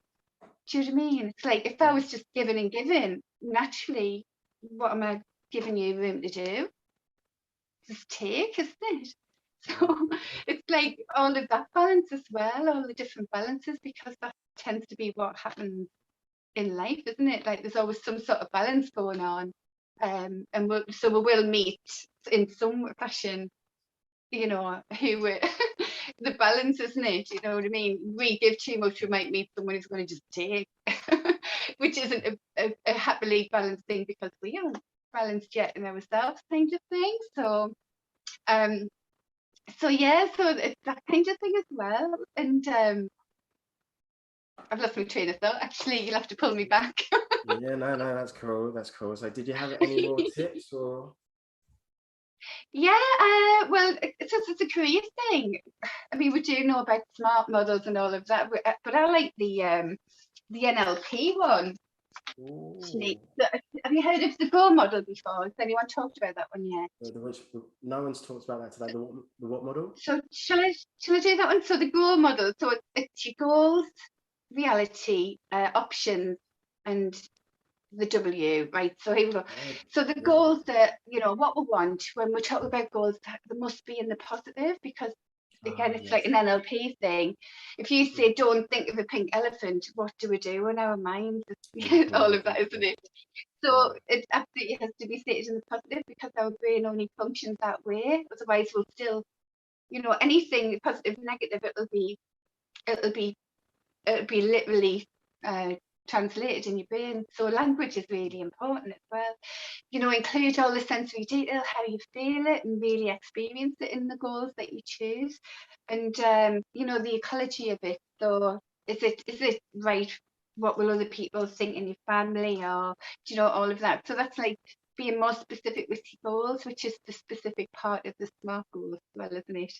And so the reality is, you know, where are you at now? Like the wheel of life is part of that, where you choose everything you can think within your life, you know, relationships, friendships, every aspect, career, money, fun, and so being more specific where you are, where you want to be, and how satisfied you are, what balances you need to address, you know, all of that. So that's the reality right now. And then there's the options questions of things like, what do you want to start doing? What do you want to stop doing? What do you want to do more of? What do you want to do less of? And that just helps be specific again. You know, we've got like the 80-20 rule. So what's your focus? Is it on the 20% that gives you the 80% return? You know, Parita's rule, or are you focusing on all of that 80% to get that 20% return, which is kind of what we do when we procrastinate as well, isn't it? I mean, I've done it a lot, you know, it's like, oh, the kids, I'll make that, you know, on the teams now, and so I know they, you know what I mean. There's loads of times I've had it, you know, the boys have been the excuse. So we do that, don't we? But also, what if you flow things? You know, and part of the options thing is, what do you love? What makes you tick? What's the passion within you? And focusing on what that is as well. And then the W of the grow model is things like what will happen when you do. So it's not the W. What will happen if you didn't? You know, and just weighing all of those things up. When are you going to do it? With who are you going to do it with? And are you really willing to do it? Because, you know, it's something we've got to want to do enough and have the desire, which is why we're talking about the why as well. So why do we want to do it, isn't it? And really, when we do that question, never do that question for why you don't want to do something, because the brain, doesn't it? It sort of pulls in everything. Why we wouldn't want to do it. So we'll focus on the other, like why we do want to do it. So our brain naturally searches for everything to support what you want to do for your goal, which it also increases the neurons, makes us feel better, you know, and it's all good. So, which is talking about that side of it is, you know, that's what I did my first mini book on, was really it was all about feeling good. It was like a mind body connection, how it all works together. And sorry, I don't know how long we've got. I'm just waffling. I'm just telling me, you know. But really, I think that the good chemistry is really essential, isn't it? Because I think that addresses our balance, our homeostasis as well. So the more we can, you know, get those, like, if ever the daft thoughts come in, like, stop it. there's a I don't know if, you know, I mean, I know there's all sorts of ways, but I love that. Is it Bob Newhart? It's such an old comedy thing where he does the psychology thing, and it only, you know, she comes in with this whatever, and he just says, just stop it all the time. And I think it is actually a good to do that to our brain sometimes, just to redirect us. And I know sometimes certain thoughts with certain people can be overwhelming, and phobias and all of that. You know, it's crazy what we can do in our own mind. But it's the same process, and in the opposite way, that gets us where we want to be, doesn't it? So that's, yeah. So I won't waffle on too much because it's like. No, that's cool. So Is that all right? Thank you. So how do people get hold of you, and like, is there a way that they Right. can work with you? Yeah, so if you want things like clarity sessions, get really clear with your goals. But I mean, the one thing with me as well is, because there is a history, I won't go into it, but I did have a trauma sort of time in teenage years. And I don't know if you know, with the teenage brain, it's like you either use it or you lose it. So I had it's sort of every time, you know, every night I went to sleep, I was always thinking worst case things, so ultra alert and everything. You know, no worst case ever happened to us, but in my mind it was just became absolutely crazy, which it isn't now. It's so clear and clarity. So that shows people that you can really change whatever's going on in your mind. I believe it, really. But the thing is, once you clean it up, what happened with me, I've got this sort of clarity. It's like it's become my own little superpower. And I think I do want to say this to people as well, because whatever challenges that happen, these can become our superpowers as well. Do you know what I mean? So I think that's just another thing I want to share, really. So so for others, you know, if you're someone who wants to take a clarity session and do them on Zoom, stress management to do, you know, all sorts of well-being things, really, anxiety, all of that. And yes, so you can contact me at newwave@gmail.com. And also my website is www.newwavenewmind.com. And I've got some little, you know, videos on YouTube. It's only a teeny little channel. It's not that good, but yeah. And I'm on LinkedIn. I'm on all the social media as well, and things like that. But yeah, so anybody wants to come. And my book is A Healthy Mind, Body, Life on Amazon. It's my first one. It's only, it's sort of like, it encompasses everything. I think it's quite useful just as a general idea. And it's in paperback and Kindle. So that's your first book? Yeah, it is. But I'm writing my main one's like my New Wave New Mind one. You know, I really want to show different mindsets and how we can get out of them and how we can move forward in a way. Do you know what I mean? I'm working on it still. I'm about halfway through it yet. But it's my passion one. I'll get it out there. I will. That's cool. All right. So, do you have a dad joke for us to finish on? I don't even want to find one yet. The only joke I ever remember is when I was really little, and it's probably not one to share. So it's here we go. It's what's brown and sits on a wall. What's brown and sits on a What's wall? brown and sits on a wall? I don't know. Humpty Dump.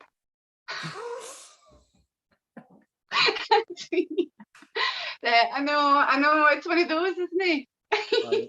I absolutely love that. I just want to say, like, thank you for like sharing, like today. You're welcome. Like, just absolutely everything. You've got a really nice way about you. Oh, Great thanks, energy, and yeah, like just because I know it's like late and just. Oh, actually, no. You're in England. It's fine for me, but I feel like I wanted to rush for you, so it's probably something I need to slow down anyway. I'm very speedy. No, it's cool. Yeah, so thank you so much. I really appreciate you, Jerry. And you, Jay. Lovely to meet you. Yeah, you too. All right. Speak soon. Take care. Take care. See you. Bye. Bye. See you.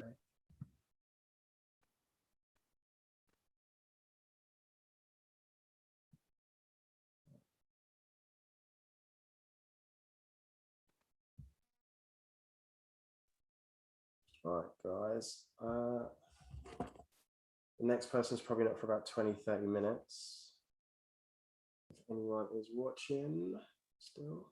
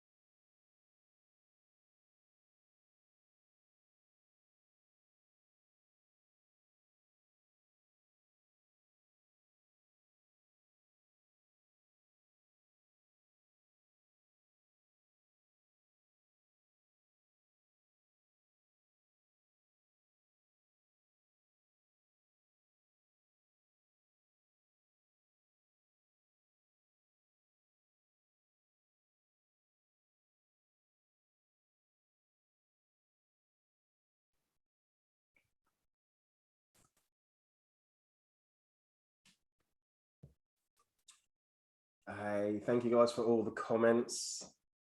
I've got a cup of coffee here. And you guys are awesome.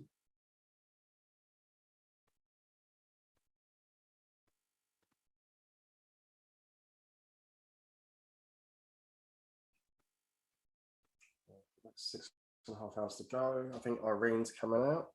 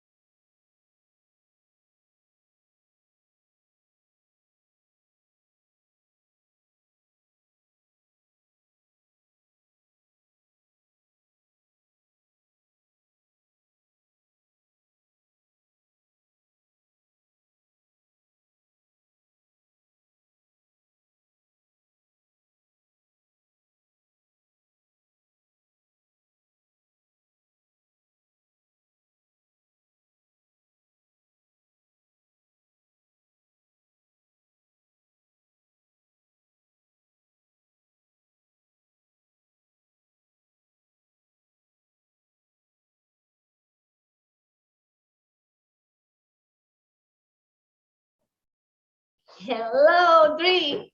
Hello, how are you?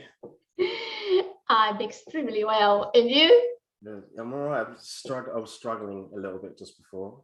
So I thought, yeah, I'm good. Yeah. Really? Yeah, it was just, yeah, because I was a little bit hungry and then I was tired. And when I've been speaking to the last couple of people, I've been trying to sort of focus on what they're. You can do this. You can do this. Yeah. All right. So you ready to talk about something else? Pardon? Are you ready to talk about something else? Oops. Are you ready to talk about something else? Yeah. Well, there is a, I don't know, there is an echo going. Is it when I talk? I don't know where is this echo is. I can't hear it. Echo, echo, echo. Yes, I don't know where it's happening. Just a second. No problems.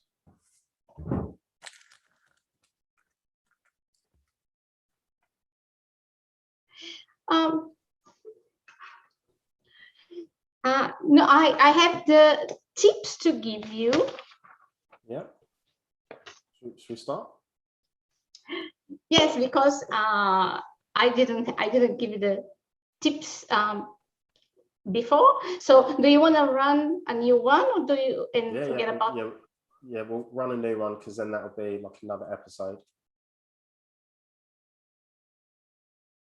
It's something weird. I can hear the echo coming. Yeah, are you talking? Yeah, are you playing YouTube? Are you playing YouTube as well?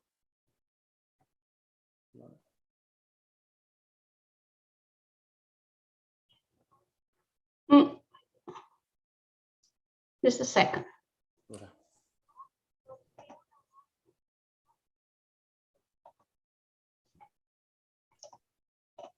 Okay, I found what the problem was. Yeah. Okay, let's get started because I had your YouTube playing on the background. That's why. All right. All right. So I should have Rizza in about 6 minutes, 6 or 7 minutes. So we'll go. Yeah, cool. Right. I'm gonna put the timer here on my phone. So Hey, super legends. My name's Dre, back with another episode for the Hot Hire podcast. And Irene is back for some more double trouble. So I'm excited. She's got some tips that she's going to share. Irene, welcome back. So thank you. How are you? My pleasure. So this morning, I want to give some tips for your audience. Although I'm not on the workplace anymore for many years, I haven't been an employee, but I've got some tips that in general for my clients, for my students, that it's helpful for them as well. Yeah. Okay, so the number one here is like profile photo on social media, because it's about personal branding, and employers, they stalk you on the internet, on social media. So if people have like party photos on the profile, so Facebook, LinkedIn, so they should totally change that, put the professional photo, representing what they want to be hired for. I don't know, if the person is like a personal trainer, it's okay to be in sporty clothes or as a yoga person, but somebody wants to work in the corporate world, that's not suitable, and people that like to go party with friends on the weekend and put this, three people in the photo there drinking, that's no. So leave this for the TikTok or Snapchat or whatever, but don't put on Facebook or LinkedIn. The other tip is to actually practice the interview. Couple of times, when my first job in Australia, when I moved here, what got me a really good job in the 5-star hotel, what was a mock interview. I actually went to a place where there was a person pretending was interviewing me. So this is good because get that adrenaline, get that thing, it goes and so, oh my gosh, you feel like you actually had an interview, but it was a fake one. So you had that first go, you go through, it takes your nervous system, that kind of stabilizes you. You already went through that.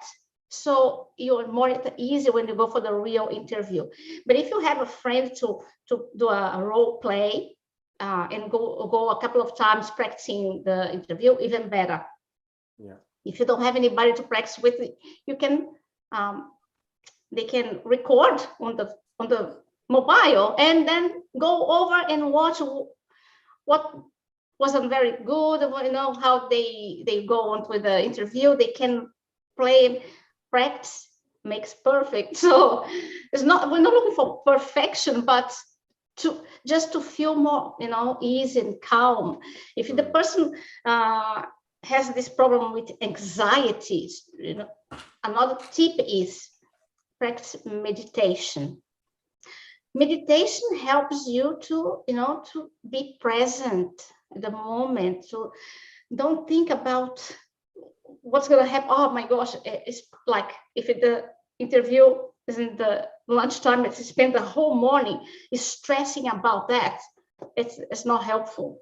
So meditation, like half an hour before the interview, deep breath and be present. Don't think of what's going to happen on the interview. Just think after the interview. Skip that part. Just think after the interview that you feel already relieved that the job, if it's not that job, it's something better. Something better than that. Because I remember when I applied for jobs in the past, if I didn't get that job, I got upset a little bit, but you know what? The next job that I really got, was better than the one that I didn't pass on the interview. So people shouldn't be so stressed. Oh, I lost a job. But the universe knows what's better for you. So don't stress about it. And the one last tip is to avoid negative talk. Mainly if you are going to if you're going to the process of looking for a job, don't have interview yet, but you're still in the process looking for it. Don't use the word, oh, I'm really like talking to a friend and I'm really struggling to find a job. If you keep saying this word, this will just keep you in the bad vibe and you're gonna keep struggling. That word you need to just cut off. Or, oh, it's too hard to get an interview. To keep saying these words, it's gonna bring more of the negativity your way. So no negative talk. So I'm gonna get a job this week, or I'm gonna get an interview this week. Just set the right intention to the universe and good luck. I love that. That's what I had to say this time to give my tips. Thank you so much for coming back on and sharing those tips from earlier. So I appreciate it. My pleasure. Thank you so much for having me, Dre. And I don't need to say a joke now, do I? No. No, you don't need to if you don't know. I already. yeah, that's cool. That's cool. Okay. Yeah, thank you. Thank you. Thank you. All right, see ya. Bye. Bye. Bye.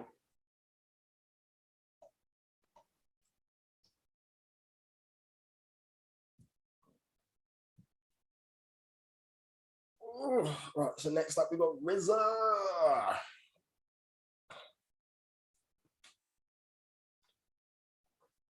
Hey Rizza, how are you?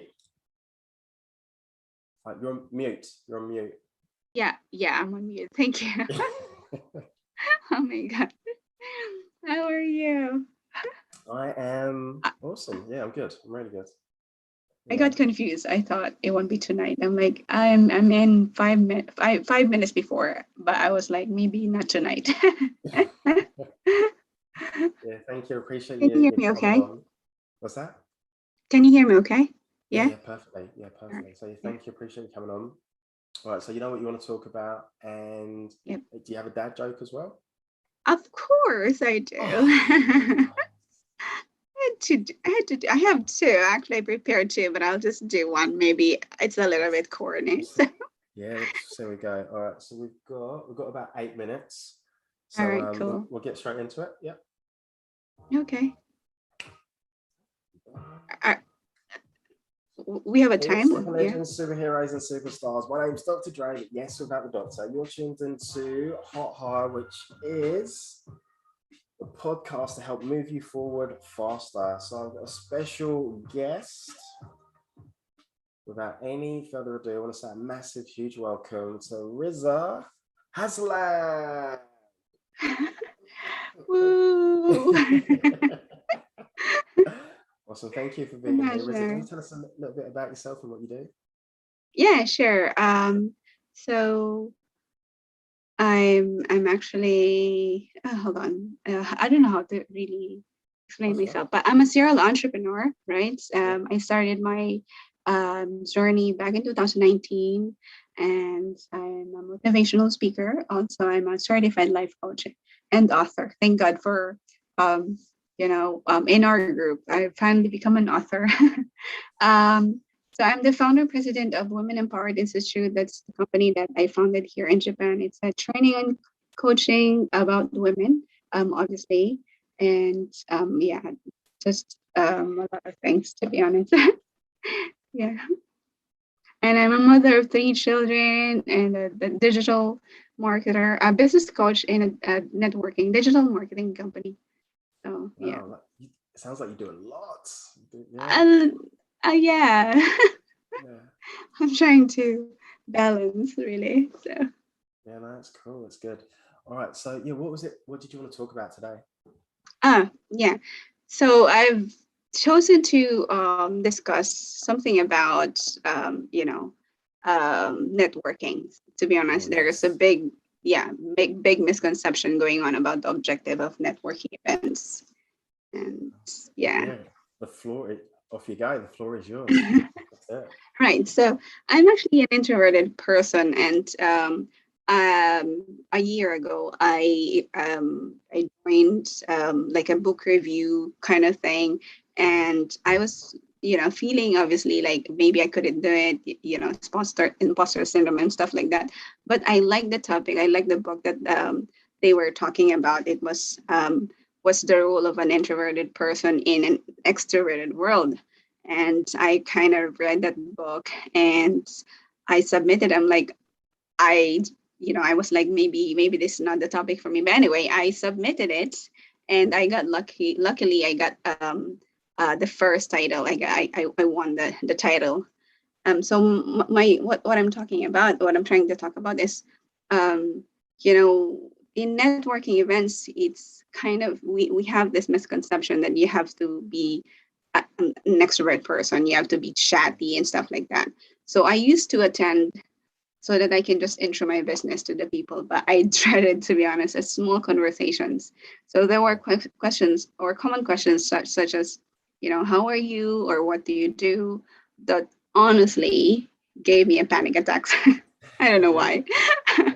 What I've learned throughout the years is that my objective was incorrect, right? So networking is more about building a relationship, which I've learned, along the way. And it's more than selling yourself or selling your business.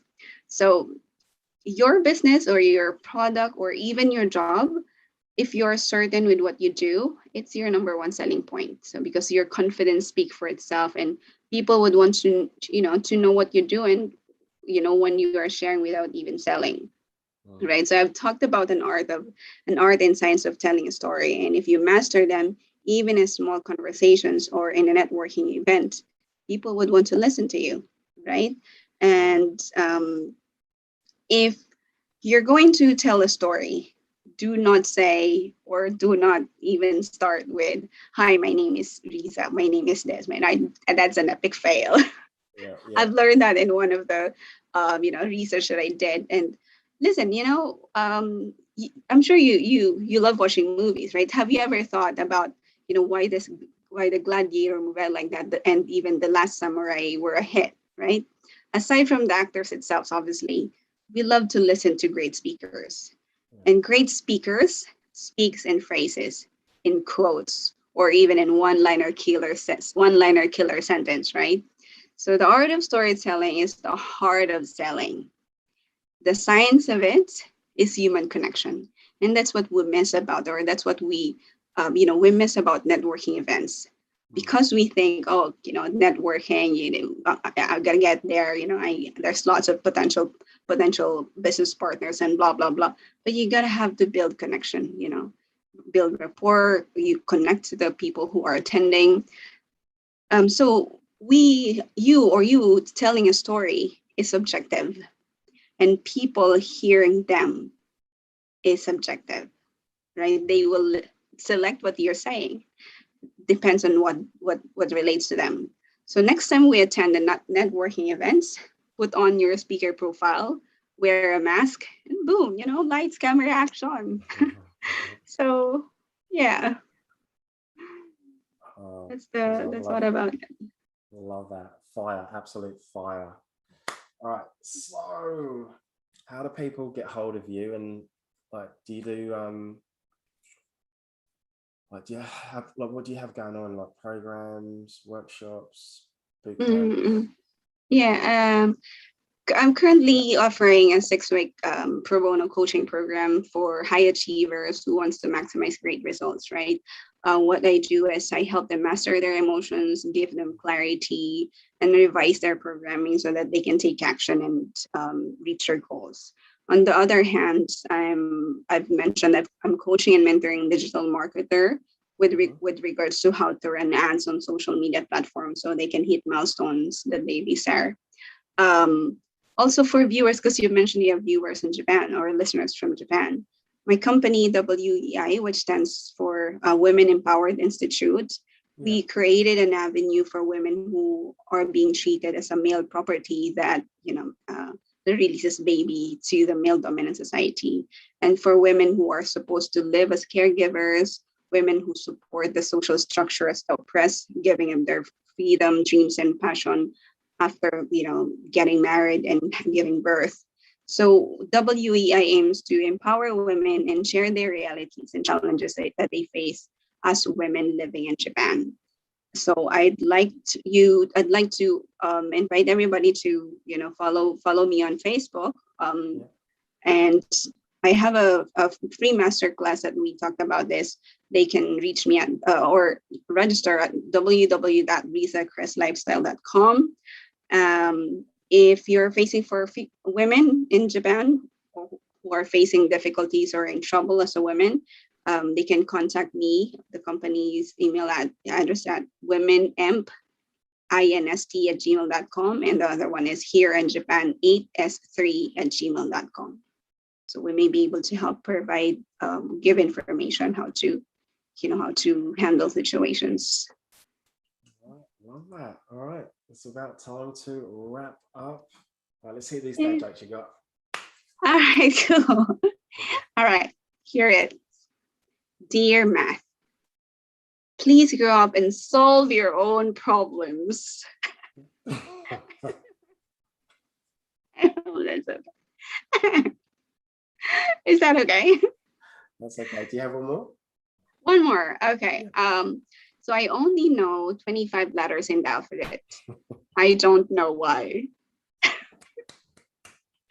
I just want to say, just a huge thank you for coming on the gold that you've shared, especially about, excuse me, like your journey with networking and how that's come about, and the courses that you offer, and the 2 dad jokes, just absolute gold. Thank you so much. Thank you so much for having me, Dre. You are a massive leader. I salute you. I'll salute you back. All right. You go. Have an awesome day. Thank you. Bye-bye. Bye.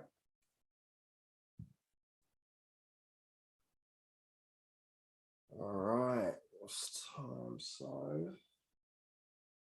All right. So in about 10 minutes, we should have Sarah Wood.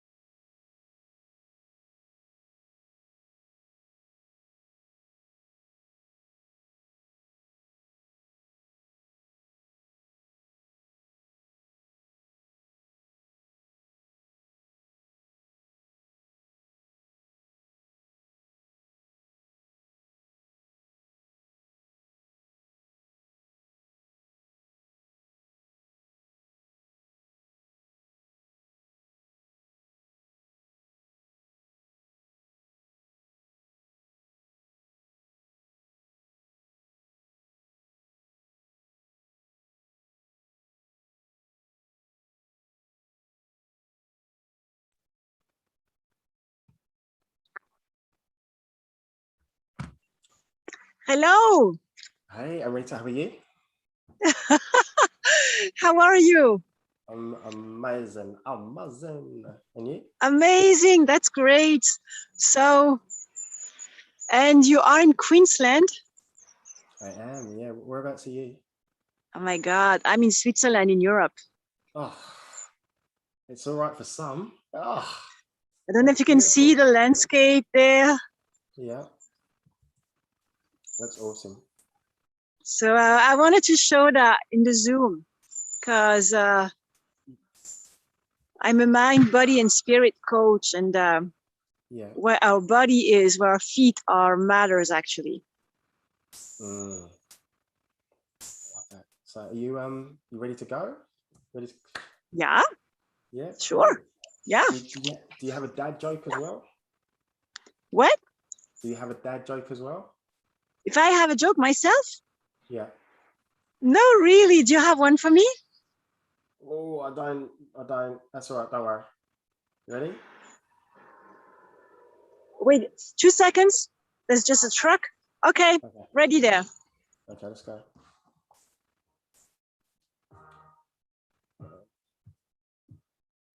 Hey, super legends, superheroes, and superstars. My name's Dr. Dre, but yes, without the doctor. You're tuned into Hot High, which is the #1 place if you're looking to move forward faster in your career and in your job search. So I've got a special guest. I want to give a huge, massive welcome to, I'm hoping I don't butcher your surname, Amrita Ua. Yeah, quite. Hour, like an hour. Amrita Ua. Beautiful name, absolutely Yeah. beautiful. Double A. So, Amrita, do you want to tell us a little bit about yourself? Yes, of course. Yeah, so I'm an NLP coach, life coach, and career coach with a master in law as a background, and I'm based in Switzerland, Europe. I work with people on a mind, body, and spirit level. That means everything is connected, and I start with working with the energy. So I will check people's energy, because if you have energy, you have everything. And then I want to take a look at, the limiting belief, or the belief that a person has about themselves, about life, about a career goal. I want to take a look at that. I want to take a look at what they do every day for their own energy and health. Yeah. And I want to know also their relationship with spirits, their relationship with what they believe they came to this planet for. Because when a person is aligned with their mission in life, there's a deeper sense of purpose, there's a deeper sense of who you are, of identity. And then everything you do it from who you are being. Okay? So I work a lot on identity, on what people believe they are, who they want to become. And once you become the person you want to be, all your actions come from there. Am I being clear? Yes, 100%, totally. Yes. So everything that you're saying, I get, and I love it. Yeah, that's what I believe as well. So, Amrita, do you have what is it that you want to talk about, or what is it that you want to share today? I can share a few tips, maybe on job searching. Yes, please. Yeah. Okay, sure. So job searching, it's like a marathon. It's a long-term goal, and you want to make sure you create a sustainable routine for that. So to make sure you move the body every day on a daily basis, and make sure you also have fun every day. And the third thing is really to make sure you take consistent actions on a daily basis over a long time. So if you send 3 to 4, applications per day on a consistent basis, then you're going to bring the fruits of that. And sending application means that you believe in what you do and you step out of a comfort zone. I had a client of mine who actually landed a job in 2 weeks because instead of writing an email, she took her phone and she called the recruiter, and she got a conversation with this person. She could create a connection with that person, and that's accelerated everything practically. And so if you have a choice between making a phone call or an email, take your phone and step out of the comfort zone. It really works, really works. Yeah, I love that. Absolutely love that tip. So yeah, more people should be using the phone. Yeah. And another important tip I want to share is before you can land a new job, you need to make peace with the previous employer in your heart. That means you can ask yourself, what are the blessings of me not having the old job anymore? And once you can connect with the blessings from that, the anger just vanishes. I was speaking to a client in Italy yesterday, and she said, I've got lots of anger because the way they fired me wasn't appropriate. And I asked, okay, so what are the current blessings in your life now because you've been fired? And she said, wow, I have a better job. I live in the city I want to live.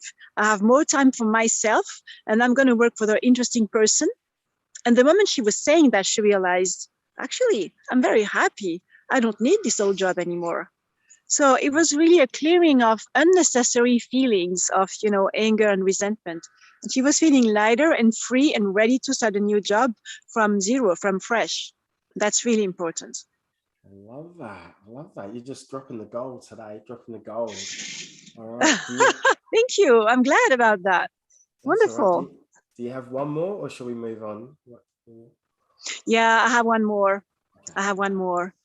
Morning questions. So sometimes when we wake up in the morning, we feel like we have a mountain to climb and we only see obstacles and problems.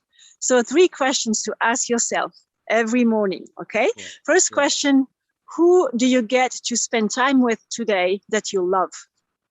Love that. Okay, which person that you love are you going to spend time with today? And don't forget to include yourself. You first, right? Okay, and then second question, who are you going to help or serve today? And third question, how can you make this day more fun? And that's a big one. How can you make this day more fun? Because otherwise we tend to become serious and rigid, fixed on the goal. So these are the 3 morning questions that really gonna help you to lift your mood up every morning. All right, so I'm just going to repeat those back. So number 1 was... who you're going to spend time with that you love today. And don't forget to include yourself, right? That one, yeah.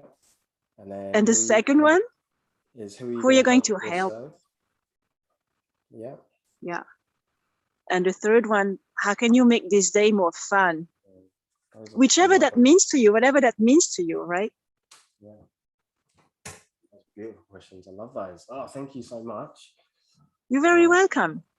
All right. So how do people get hold of you? And do you have any, what are you working on at the moment? Do you have any programs, services? So the way I work with people, I have a 6 months or I have a 3 months coaching program that is absolutely tailor-made.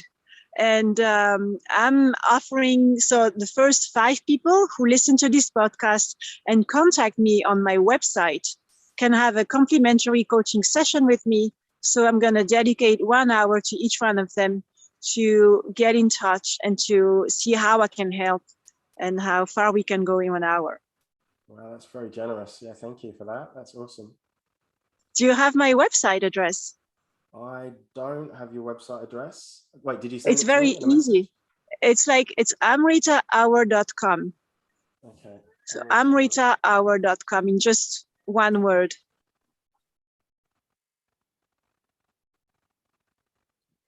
Oh, brilliant. Right, so the thing is, most people will probably either listen to this or maybe watch it after this is said. So that'll still apply. Yeah, of course. Yeah, they can just reach out. Absolutely. Yes. Yeah. Awesome. Love that. All right. So is there anything else that you'd like to leave on? Well, what can I say? I'm super happy to have, shared a few words with you today. And then I'm going to show you the beautiful landscape in Switzerland. Maybe you can hear the sound of the bells and the cows around. It's beautiful. There you go. So really, be it in a job search, or you're building your own business, or you work in a company, you're raising a family, whatever you do, make sure you take time to recharge yourself every single day. That's super, super important. In nature is possible, even better. but just, you know, moving the body and creating space for the mind, for the heart, connecting with something bigger than you, that really helps. I love that. And Rita, I just want to say a massive, huge thank you for those the 3 tips and being able to come on here and just give so much value as well. So I really appreciate it, and the offer as well for the listeners and the people that watch. It's amazing. Well, a great pleasure. A great pleasure, and thank you for inviting me. And stay in touch. Yeah, definitely. You're welcome. So yeah. Okay. Speak soon. Speak soon. Bye. See you. Take care. Bye. Take care. Bye bye. Yeah, bye.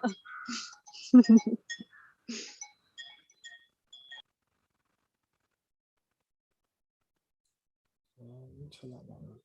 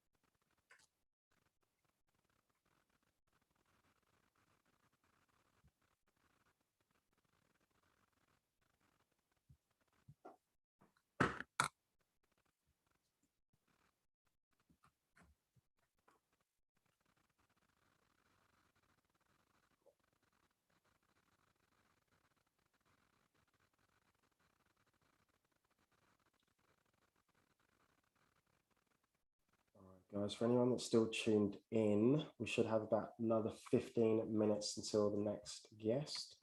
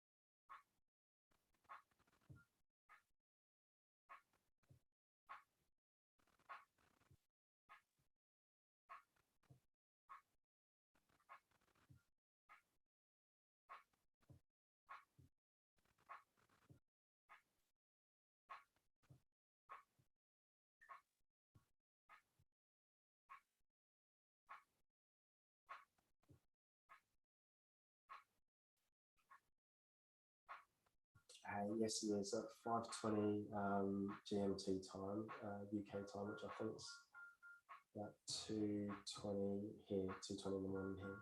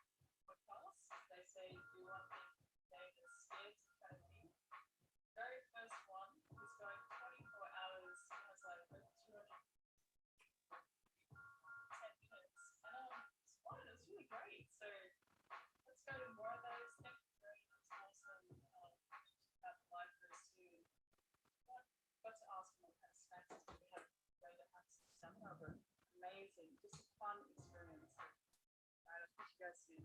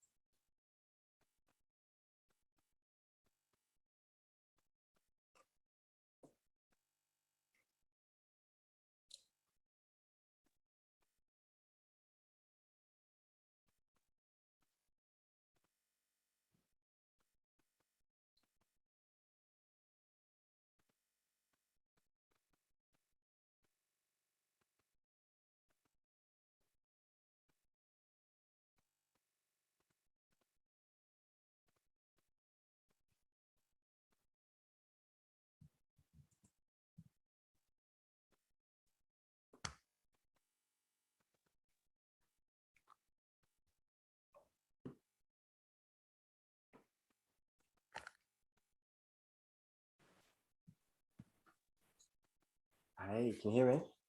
Hello. How are you? Fine, thank you. I love that. All right. How do I say your name? It's Pirjo Isorinne. Okay. All right. Peria Isorin? Yes, it's close. Okay. Yes, we say the R differently. Arr. All right. You ready to go? You ready to rock and roll? Yes. Yeah, cool. Do you have a dad joke to finish on? Yes. Yes. Of course. Yeah, I love Thank that. you. All right, let's get into it.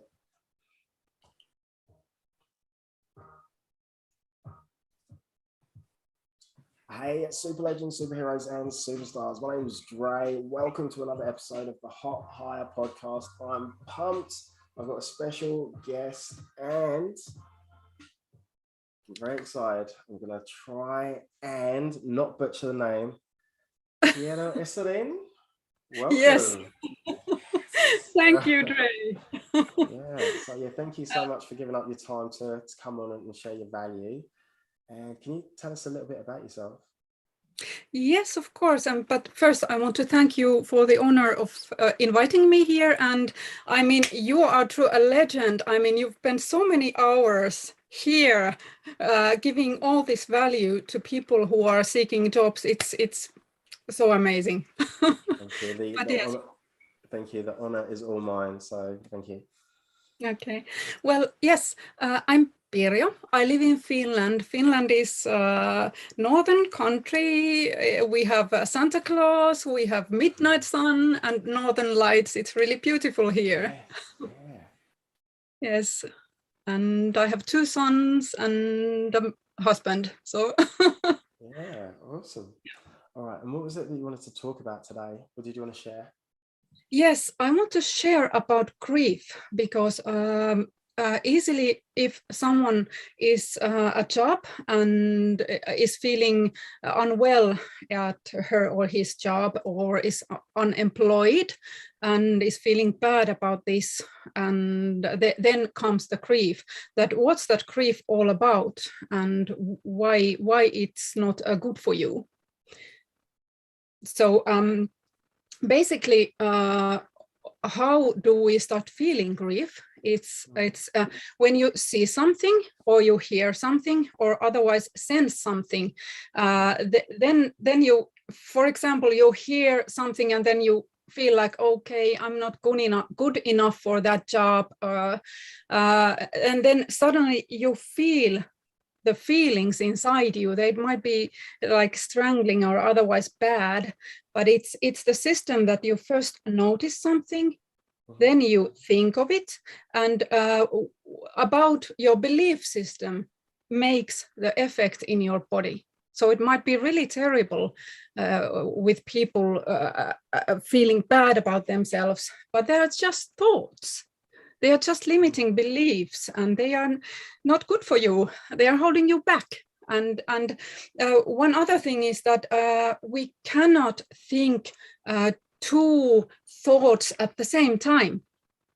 I mean, for example, if you're looking like, oh, there's a good weather out there and you're feeling good, and then suddenly you feel like, oh, crap, I'm too old for that job, or I'm too young for that job, and you start feeling bad about yourself. And then you look at your phone and look, hey, it's Dre there. I've heard he's a legend. Woo! And you feel excited.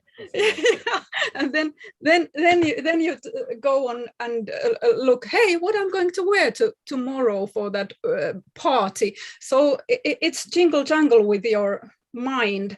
But if you're looking at your phone, you're looking at Dre, then you probably can think of something, but you cannot focus on them both at the same time. So that's the one basis of curing yourself from grief. Right. Okay. So are you saying that we should only sort of focus on the positives, or no, not necessarily. No, because all the feelings are necessary to experience, but the main thing that if you start dwelling on them, they won't get you forward, and you need to go forward if you want to find a job that suits you. So yeah, I love those. All right. Yes. It's mind is everything. I mean, there was a study made with students, and there were two groups of students. One group, before they had exam, the one group was thinking scary things and how's it like to live in a slum with violence all around them, and then they took a test. And the other group, they, before the exam, they were thinking about professors or people they value, and then they take the test. So what do you think? What was the result? So the guys that were thinking about like the professors, and they were a bit more like had a positive outlook, done better on the test than the guys that were thinking about like the slums and yes exactly. So it's just you can shift your mind to be on a better move, even with thinking of someone you admire or someone you look up to or value. That's a great tip. Do you have any more gold? Have you got any more gold? Yes. So this is because when we let our mind bully ourselves, and it's bullying because our ego is always and constantly looking for drama. Yeah, so you shouldn't go with that. It's just yeah, but it takes time to train your mind to notice that, okay, this is my ego bullying me, and it's not true. I mean I have believed in that earlier, but I don't have to believe it in anymore. I can focus on those things that bring me happiness and joy and everything nice. I love that. All right. So, how do people get hold of you? And actually, so I just made that group, and you're welcome there. Well, actually, you are already there. Thank you. But yes, this is my group, and I also have this here. I'm translating my book in English. It's about grief. It's mostly for people who have lost someone, but grief can be reason for many things. So, and I'm giving that for free. So whenever who joins to my group can have it for free when I get it translated first. Okay, that's awesome. So you've got the ebook, you've got the Facebook group, and then have you got any programs that people can do as well, or can they work with you like one-on-one? Yes, one-on-one at this moment. I'm just doing those at this moment. Yeah, excellent. All right, so the best place to get you, is it on Facebook? Yes, definitely. Yeah. Okay, I love that. All right, so it's about time to wrap up. Do you have a dad joke for us to finish on? Yes, I have. Yes. So son asked his father that, what will you be in 5 years? And guess what the father said? Yes, I guess that there will still be mirrors where I can see myself in 5 years.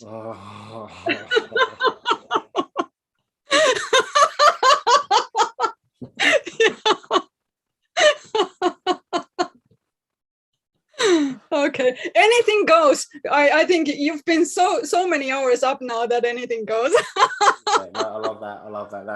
That's my type of joke. So Piero, I just want to say, just a huge, massive thank you, like from the bottom of my heart for what you shared and like giving up your time, and just so much value as well. So let us know if there's any way that I can help and support you. No, this is everything. Thank you. Cool. Well, no, this is fine. This is okay. Yes. All right. Thank you so much. We'll catch up very soon. Yes. Yeah. Okay. Well, Okay. You take care. Bye Enjoy bye. your weekend.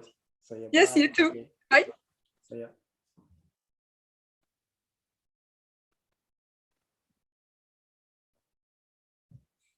All right.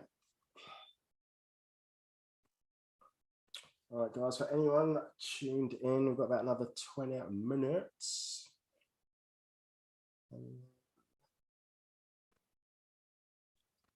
We've got Pima. Okay. 25 minutes. All right, grab yourselves a cup of coffee, cup of tea.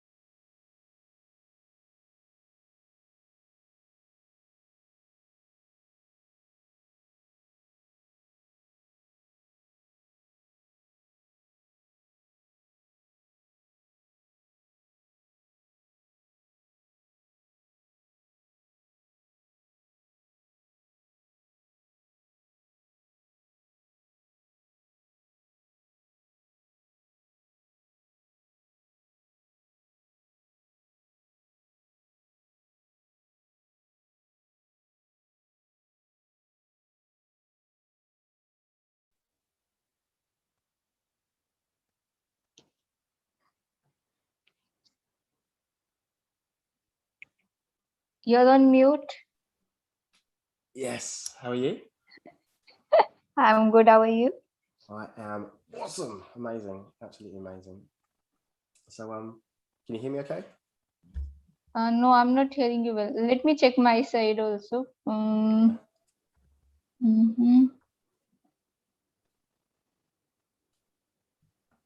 Yeah, Is that better? should be fine. Yes. All right. So, you you know what you want to talk about? I'm not hearing you well. A little.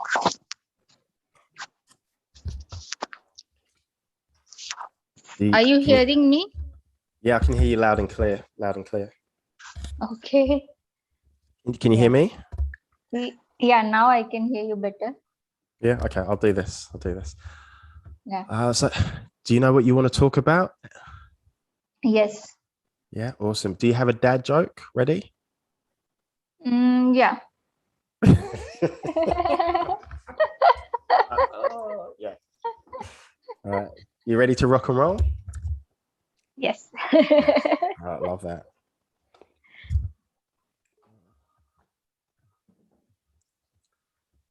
Hey, super legends, superheroes, and superstars. My name's Dre. Welcome to another episode of the Hot Hire podcast. I am super excited.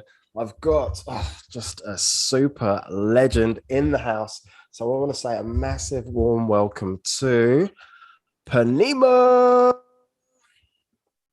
How are you? Hello, everyone. Hello. Thank you so much. So, No, yeah. Thank you for being here. Did I say your name correctly? Yes, actually, quite well. Oh, yes. All right. So, do you want to tell us a little bit about yourself? Yes. So, actually, I'm from India. Sorry. My name is Purnima, and I'm from India. Currently, I'm living in Dubai with my husband, and I'm a Reiki master and an NLP practitioner. So I have had my own journey of dealing with like traumas and all those, a lot of unresolved issues I had. I went through depression, a lot of things. So through my own journey, I figured out like I did a lot of healing sessions and coaching sessions, NLP, hypnosis. So through that journey of healing myself, I discovered this path of coaching others and healing others. So now I do sessions for people, and a lot of issues around acceptance.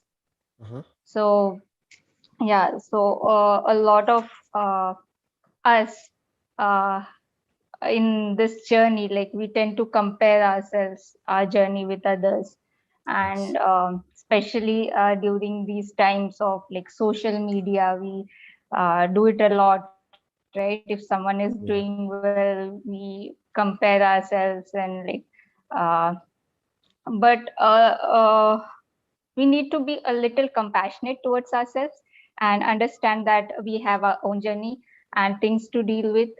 Because while I was going on this journey of like recovering from a depression and all those things, and I was also comparing myself with others in terms of career and where they're going. But a little compassion is required, and acceptance is required for like, okay, I'm here, and okay, I have dreams, I have aspirations, but let me see, like first it begins from like it's a inner journey, and it's begins from acceptance and compassion for yourself and others. So um, uh, when it comes to acceptance, a lot of people have issues like shame and guilt and a lot of unforgiveness even towards themselves for taking wrong decisions in life. So today I want to talk about guilt especially. Guilt is something that is going to hold you back, right? So if you are unforgiving about a decision that you have taken, suppose some standard of yours, like you did not achieve or you violated one of your values, then what do you do about it? So instead of making a big deal out of it, you understand that every experience is about a learning. It comes with a learning. So you extract that learning, you make the changes, you make amendments, and you move on. Because if you think that you cannot go wrong, then like you cannot make any mistakes, you are not allowed to make any mistakes, then obviously you are not going to evolve. And it's like I have this metaphor of, it's like an ice cube, right? So that experience, that past is frozen. It's like an ice cube where you cannot put your hand inside that ice cube. If it's water, you can extract. It means it's very fluid, right? You can put your hand inside. But if it's frozen, if these emotions, these are like crystallized emotions, like ice, so you cannot extract anything out of it. And not only the experience and learnings are frozen, not only the learnings are frozen in that experience, the part of you who has taken that decision, you are um, saying nasty things to yourself, or that part of you who has done whatever he or she has done. So that part also gets stuck in that event or experience. Like suppose you took a decision, you took some action in the past, and then you failed at it miserably, or things turned worse for you, and then you don't forgive yourself, you won't let yourself off the hook. Then what happens? That part of you who's able to take action, who has that kind of new ideas, passion, that part also gets stuck there. So it's very important to understand that we need that part to move forward. So if you are going to it's like a child, it's like an inner child, a part of you that is locked inside a room. And what you do, you are just going, either you are just locking that part inside that room, or sometimes you visit that room and you're just saying nasty things to that part of you, and you just come back. You don't even hear their side of the story. So yeah. So when it comes to guilt, it is very important to understand like why you did what you did, and where did you fail, what could have what was wrong in that, like what was your positive intention in whatever you did, right? So like you wanted to explore something, but maybe you lacked some knowledge, so now you can um, add on that whatever you were lacking at that time. So that's how you can move on. But if you are not ready to forgive yourself, if you're not ready to move on, then it's going to be bad. You're going to be stuck. And this is what the whole concept of even inner child, if you know about inner child. So we have these parts of ourselves who are stuck in time. The consciousness that we have, it gets stuck in time because we are unforgiving, we are sometimes it's even shame for that matter. Again, some standards, it's not even your standard. In case of shame, it's like somebody else's standards you violate, and then you feel bad about it, and you don't want to talk about it, and you suffer because of that. So yeah, so a, a little bit of compassion is required to move ahead. Even if you can have tons of goals, you can do hundreds of things, and we are in good times. There are tons of opportunities, and every uh, where there's a lot of support, people are supporting each other. So there's support around us, a lot of support around us. So only if we uh, open ourselves enough, like if we move ahead. It's like it's okay. You move ahead with at your own pace. Okay, you do things. Yeah, be compassionate, and like then you can achieve whatever you want to. It's not a big deal, especially during these times. It's not a big deal. Just because even if you move ahead with that kind of like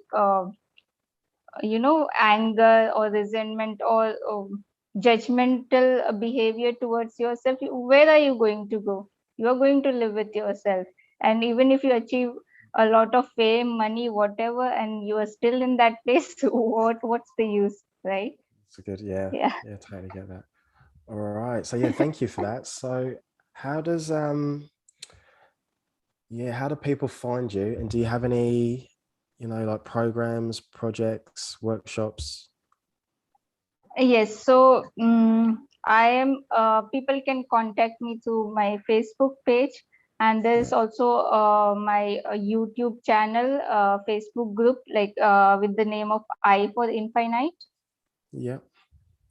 And I am also on Instagram. So my Facebook ID is purnima.agrawal, and Instagram ID is purnima.karan, and I'm also working on my website, which is again I for Infinite, so which will be up soon.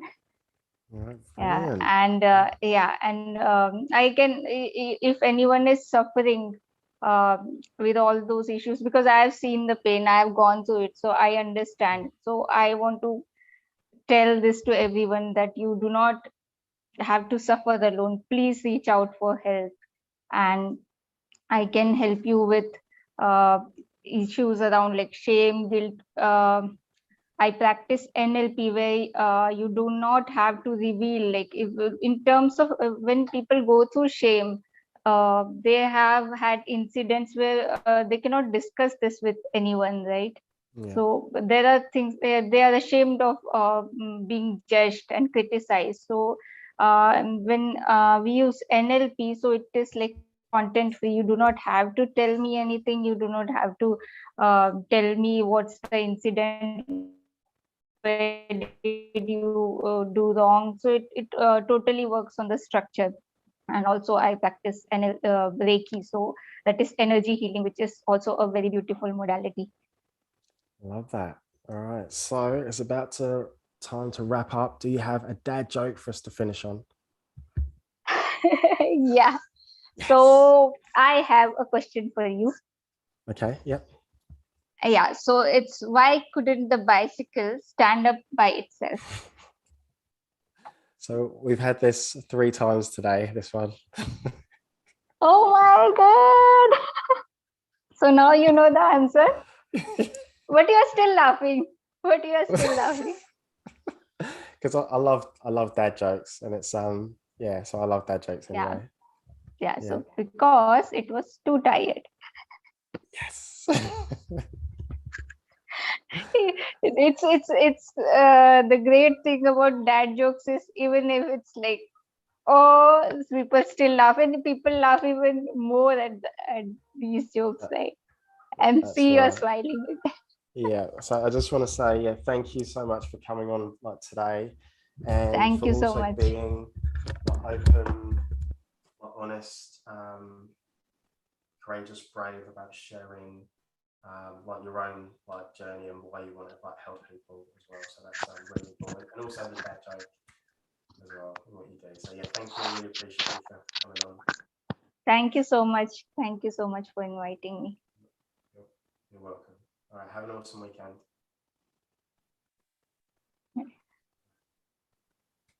Bye. See you. Take care. Bye. See you. Bye. Bye.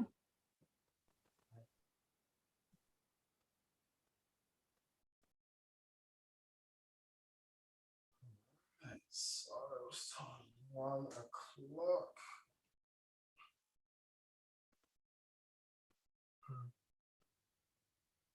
Well, for anyone that's still tuned in,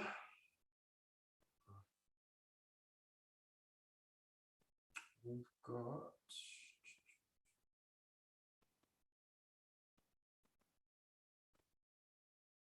about 30 minutes until the next guest. So that'll be Patricia, I believe. 30 minutes.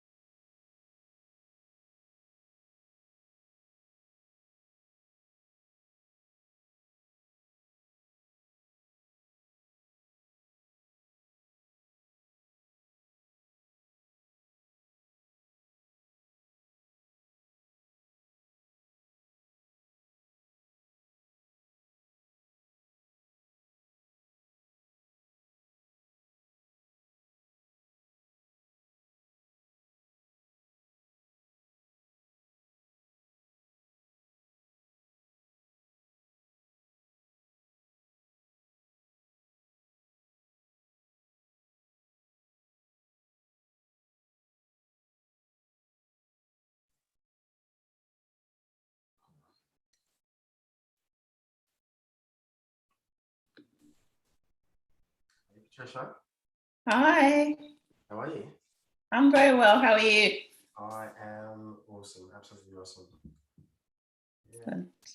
Yeah, thank you for jumping in. Appreciate it. No worries. Very excited when Lorraine asked. So what I was going to say is, all right. So do you know what you want to talk about? Yes, definitely about de-stressing and de-desking. Awesome. And then did Lorraine tell you about dad joke? She did. She did. I've got a selection. Oh, my favourite. Love that. All right, should we get into it? Yeah, sure.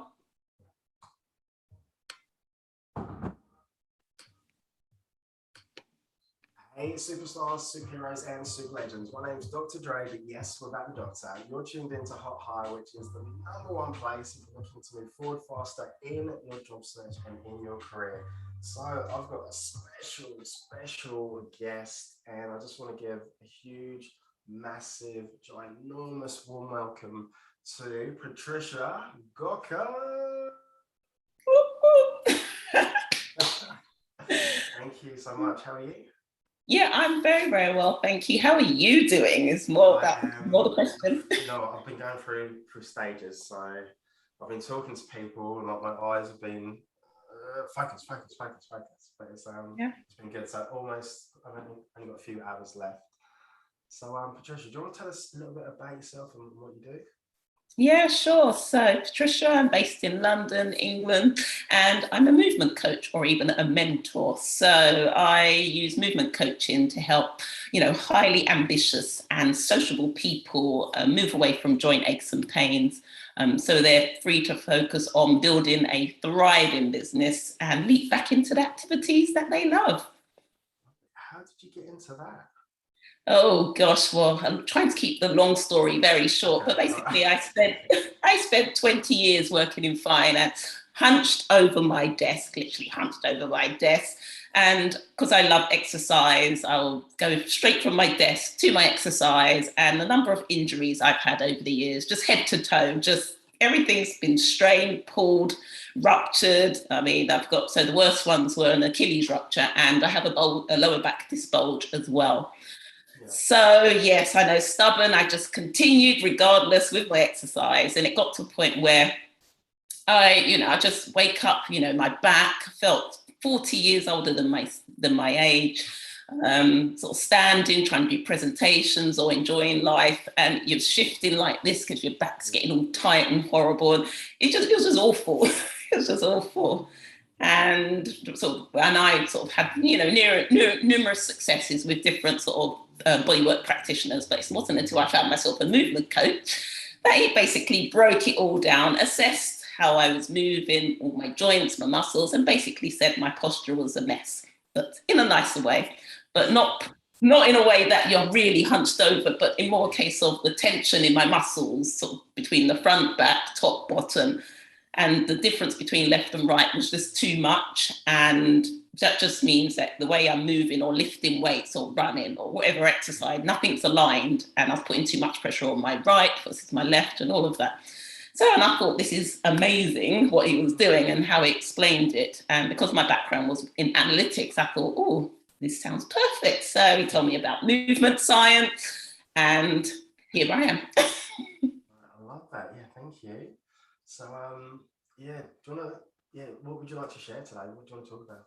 Yeah, so it's all about sort of how you can move away from joint aches and pains so it doesn't impact your sort of performance at work, likelihood of errors creeping into your work, how you live your life with your families. And it's all about sort of getting back into your body and not letting the stress and whatever pressures day to day sort of be in your head so you get disconnected from your body. So it's all about small amounts of movement frequently in the day. So if you're sitting all day at your desk, your body does let you know when something's up. And what do? You brush it aside because you don't have time. So it's a case of recognize these little notifications. So if it means doing it's literally doing really simple movements every hour forwards and backwards a few. And when I say de-desking your body, I mean moving in ways that is opposite from how you've been sitting. So no one's ever sort of reaching up and down. Yeah, reaching up and down. Just trying to get that tension out of your muscles and try and generate some, some energy, some good energy. And if you're thinking, oh, well, if I'm getting a bit nervous before a meeting, I can feel myself all hunching up, just take a deep breath. If you've seen how sprinters, on the start of the line, they're doing this, they're focused, they're trying to sort of breathe, relax themselves and sort of set themselves up for success is what I say. Yes. So you,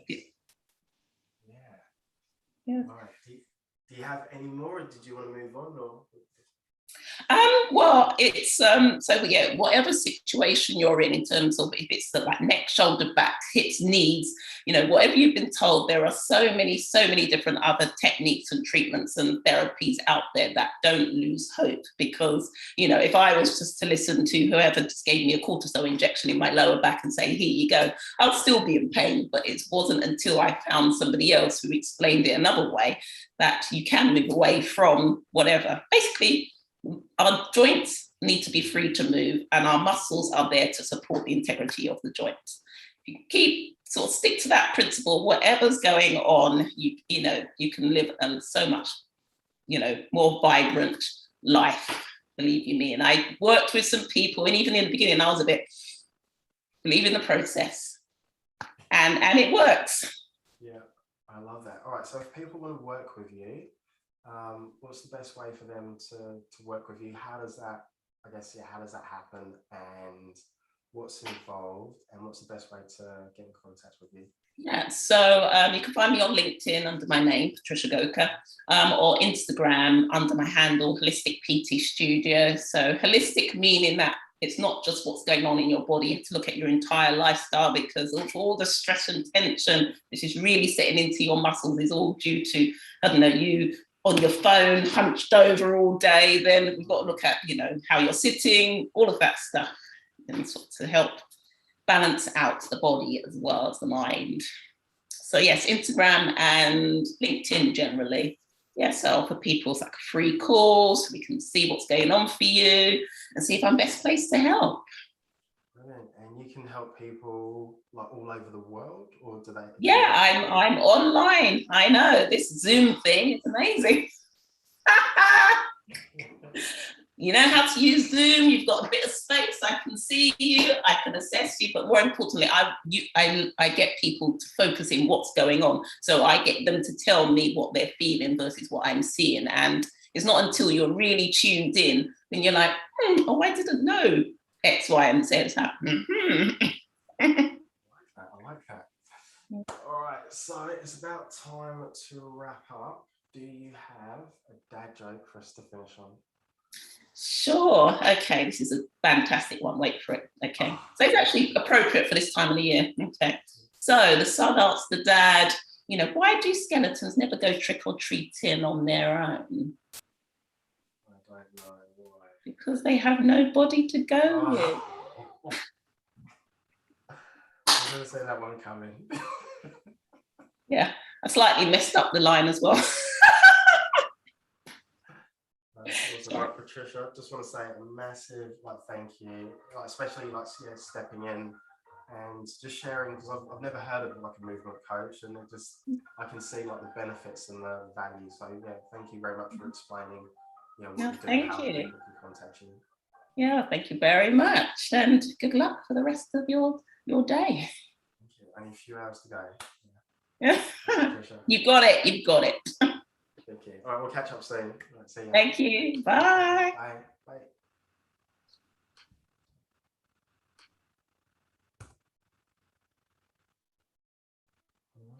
So Paulina is up next.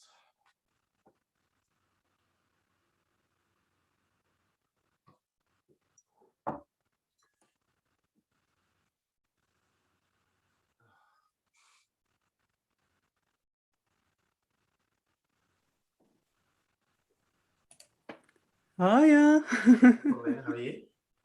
Yeah, not bad. Thanks. How are you? You're still up. That's already a big success. Yeah. It's been really good today. Really good. So a few hours to go, and I can get some sleep. Yeah, I can see you're kind of a bit low energy. Let's put it that way. We'll pick it up. So yeah, do you know what you want to talk about, and do you have a dad joke as well? Yes. All prepared. Or I've even got some tips. Even better. This is going to be perfect. Right, you ready to get into it? Okay. So let me just shortly introduce myself. I'll play some music. Okay. I'll play like an intro, and then we'll. Okay. Hey, super legends, superheroes, and superstars. My name is Dre. Welcome to another episode of the Hot Hire Podcast, the #1 place if you're looking to move forward faster in your job search and up level in your career. So I just want to say a massive, huge welcome to Paulina Trevina. Did I pronounce that correctly? Almost. It's Paulina Trevena, but I sometimes think Trevina is better because it rhymes. Yeah. That's what I was going for. But yeah, thank you so much. I appreciate you coming on to share. Tell us a little bit about yourself and what you do. Sure. So I'm a social researcher. I mean, I'm a social scientist and researcher, but I'm also a qualified hypnotherapist, and I've got a real passion for it. and I also have aphantasia, which is a lack of a mind's eye. So basically, I cannot visualize in my head. So if somebody tells me to imagine an apple, I kind of know what an apple looks like, but I don't have an image in my head. So I can't see, it's black. It's completely black there. I can't see anything. And I really wanted to talk to you about the visualization and I'm sorry, I'm just thinking, Yeah, and to be honest, I'd never really, I only realized that a few years ago by complete chance, basically, because what happened was I was in a counselor's office and she asked me something about my childhood and childhood memories, and I said to her, I don't really have anything, I don't really remember anything. And she says, well, if you think about your mom, can you see your mom's face? And I said, of course not. I said, well, no, I can't. And she said, what do you see? I said, nothing.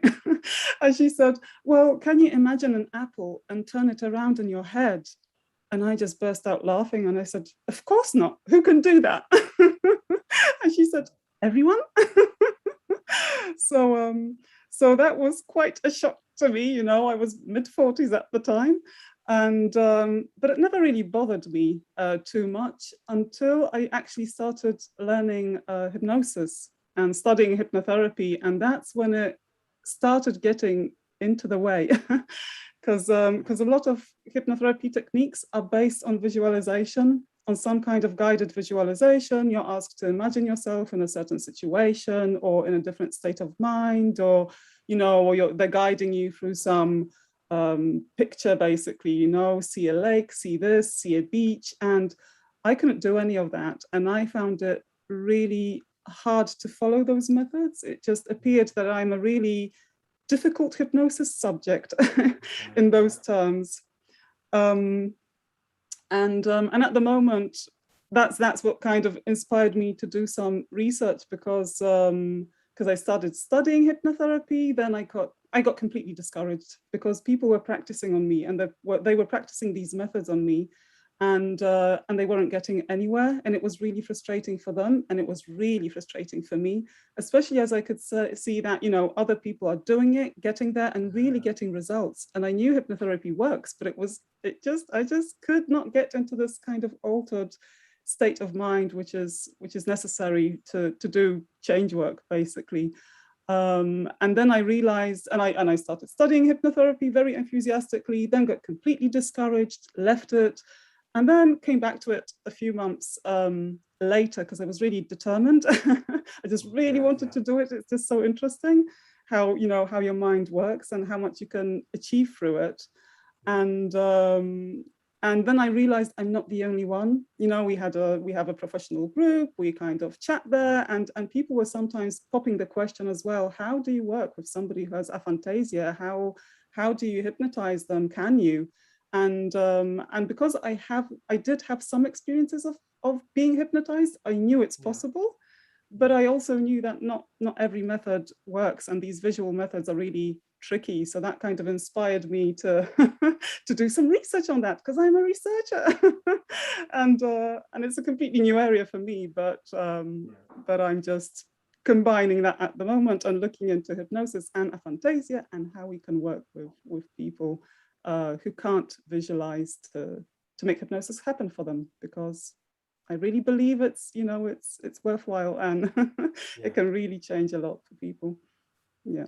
So that's so cool. where I'm at the moment. Right, did you want to share your tips? Yeah, so I think with the tips, because as I mentioned, I'm a social scientist, so this hypnosis stuff is so far away from anything I've done before, basically, and I think for many years I was trying to fit into a mold, and into a mold of what people expected me to be. And I kind of think that's not where you should go with things. So first of all, I'd like to encourage people, if you've got some weird interests, if there's something different about you, just go for it and follow it, because that's probably where your passion is, and that's where you're going to stand out in a world that's very standardized, and a lot of things are very similar. And I'd also like to encourage people to never let anyone tell you that you cannot do anything else than you're doing at the moment. Because I think a lot of people get stuck in their head, especially if you've been in a job for a long time, or if it's a profession where there's a certain image and a certain status that goes with the job. Don't think that's who you are. I don't think that's the only thing you are, and that you cannot move beyond it, because I think that's where a lot of people are stuck and unhappy in jobs that they're doing, but they can't really see other options for themselves.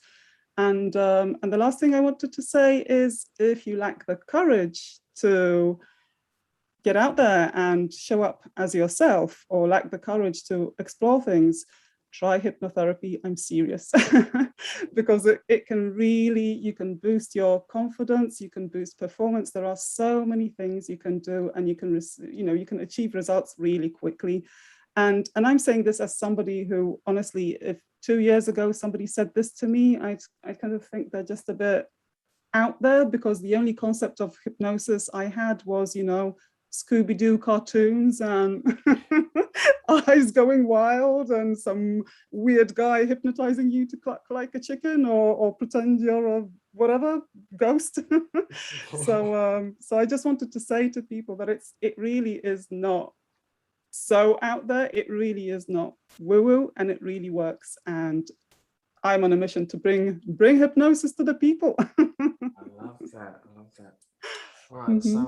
So how do people get hold of you, and how do they work with you? So at this point in time, I'm working on the study. I've just launched my Facebook page, which is called No Woo Woo Hypnosis and Aphantasia Research with Dr. Paulina. So I think that's the main place to find me, or you can connect with me on LinkedIn. My name is Paulina Treverna. And at some point, because at this point I'm really focused on the study, and I really want to find out how best to work with people who have aphantasia in terms of doing hypnosis with them. So that's what I'm focusing on now. Later, I'll start doing some personal development courses, open up my hypnotherapy practice as well. And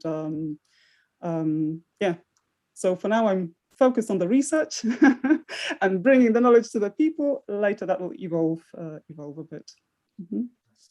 Incredible, absolutely incredible. All right, so do you have a dad joke for us to finish on? I do. So, Dre, why do some couples love to go to the gym? Or why do they go to the gym? So we had this one this morning.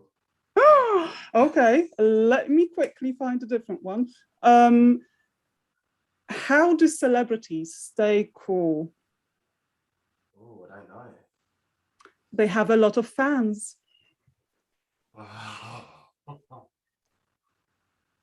Is that dad enough? Yes, that was that. Oh, that was. I'm gonna give you a mic drop because that was just too good. That's my type of joke.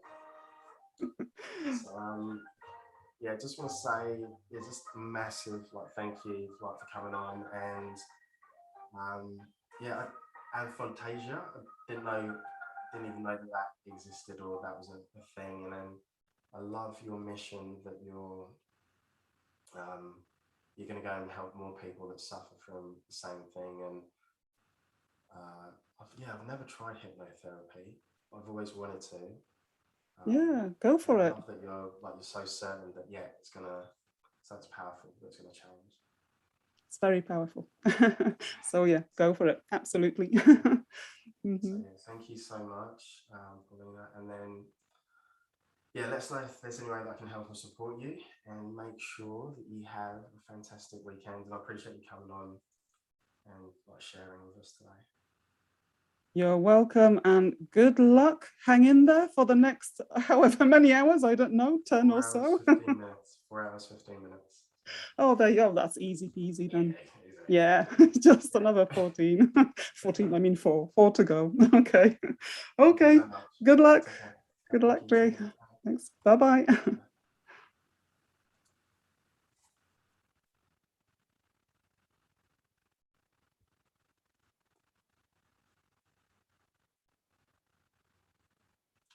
All right, guys, for anyone still watching, we've got Janette, Maggie, 2, Zanna 2, there we go.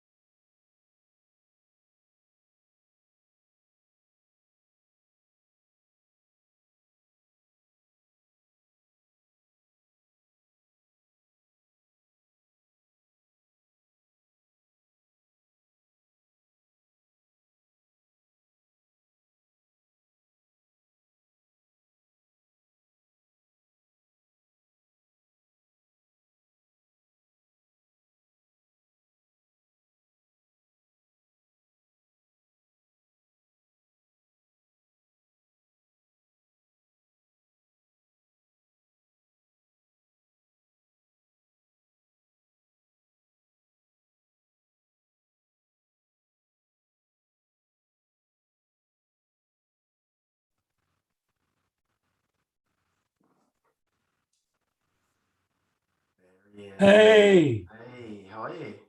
how are you? So great to see you. What an ambitious program you have.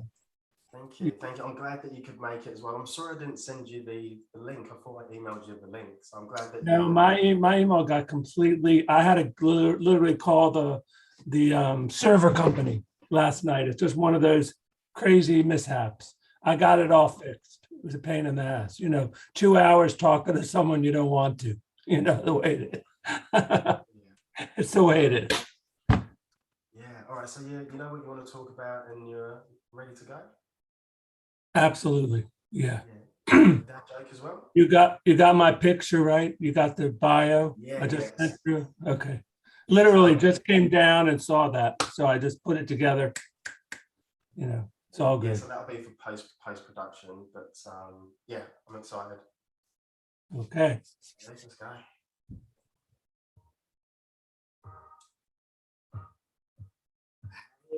Super legends, superheroes, and superstars. Welcome to another episode of Hot Hire. I'm your host, Dre. Normally I say Dr. Dre without the doctor. I am absolutely pumped. So this next guy, absolutely love him to bits. I call him the Love Doctor. So he is just an awesome, caring guy. I love the way that he shows up on like LinkedIn, and we're connected in the same group. But this is the first time I've actually spoken to him, I guess over Zoom or face to face. So I just want to say a massive, huge, ginormous welcome to Zev Halper. Thank you so much, Dre. That's great. And it's so good to see you, talk to you in person, like unbelievable. We've talked so many times. I know you, but now we'll get to know each other better, which is great. Yeah, which is really great. I always love your comments like on the post as well. So I love your sense of humor.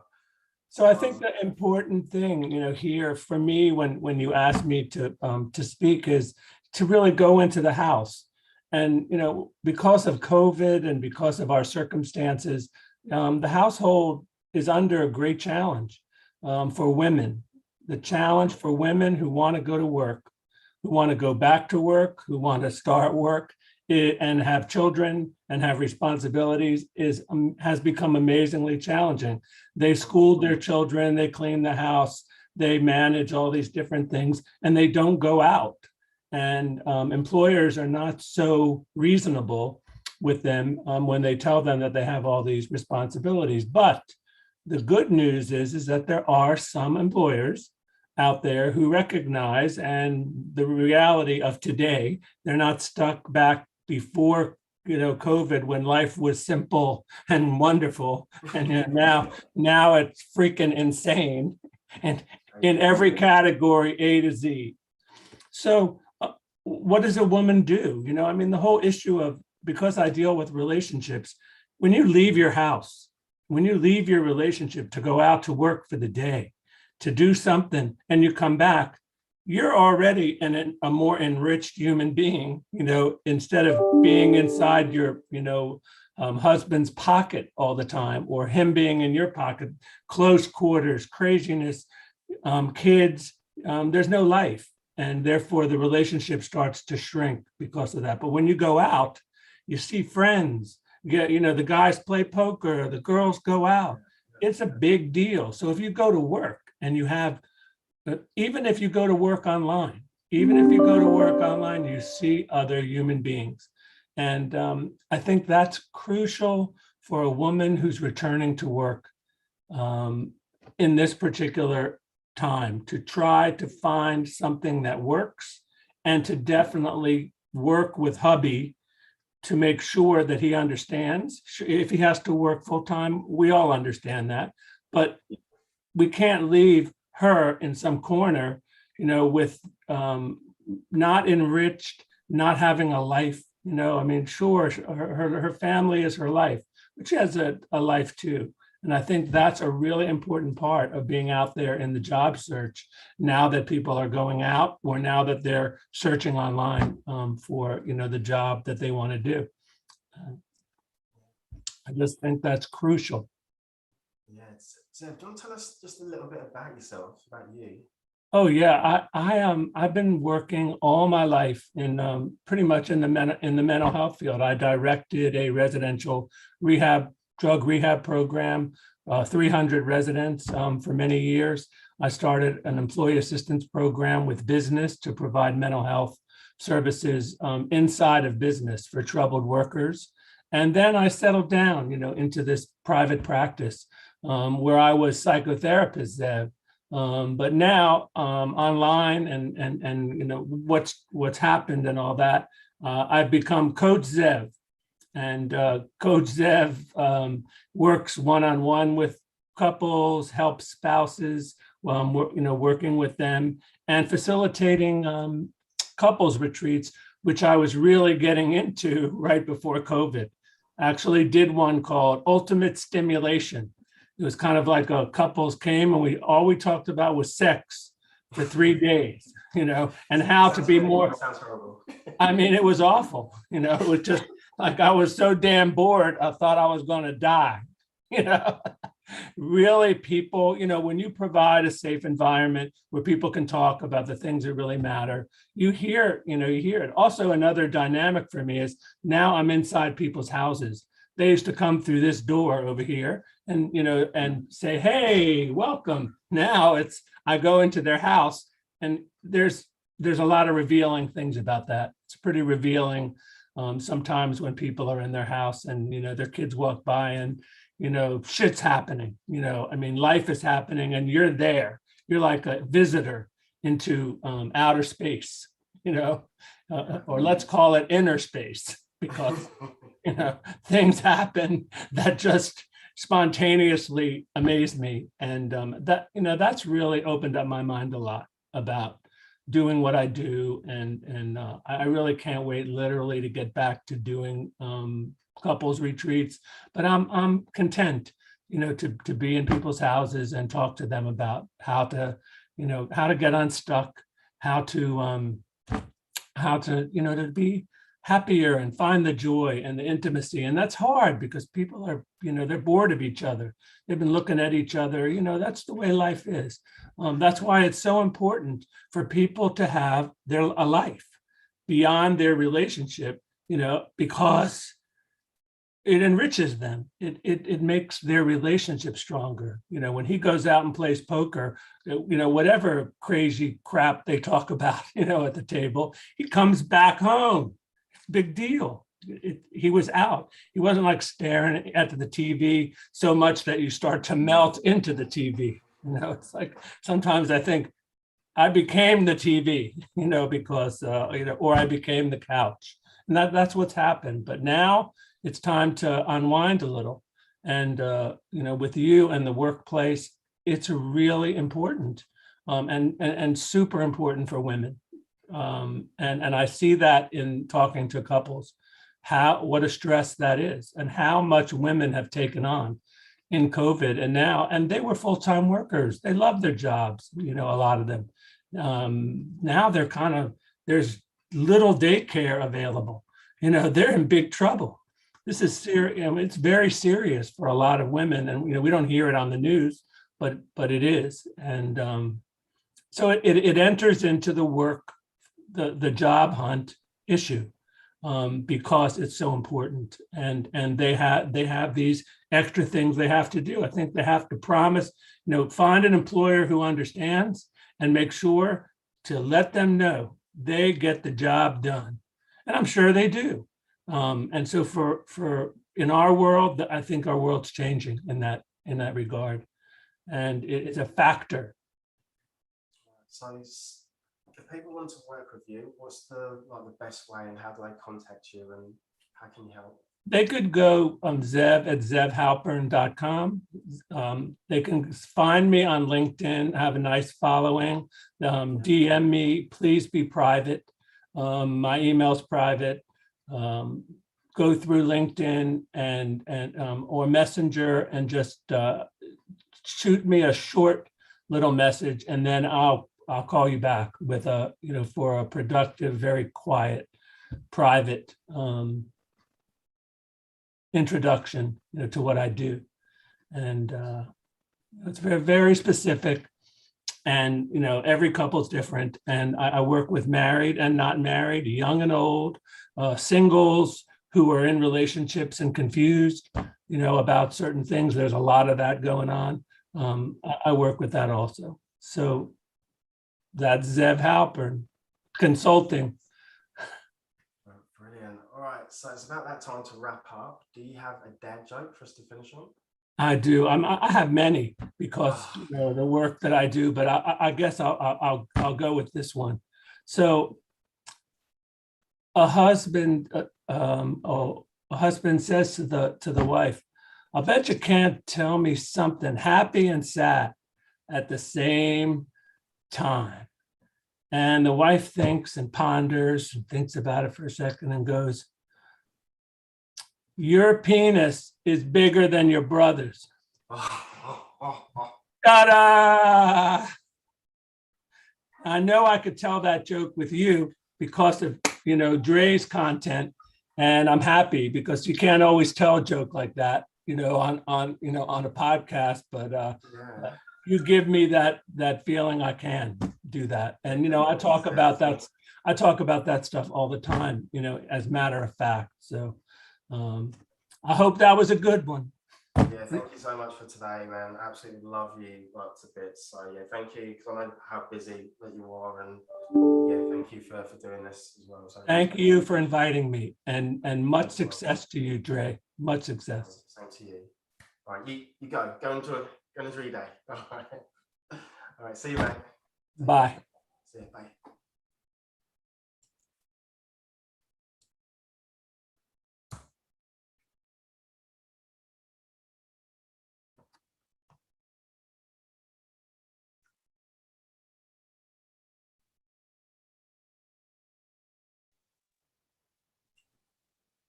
Hey, Janette. Can you hear me? Can you see me? I can hear you. You can? You can. I can hear you. Can you hear me? I can, loud and clear. Okay. Yeah, awesome. Yeah, thank you for this. Thank you for having me. This is gonna be awesome. Yeah, do you know what you want to talk about, and do you have a dad joke? Yes. I'm excited. All right. Should we get into it? Yep. Okay. Oh, no, I'll play some music. And then we. Okay.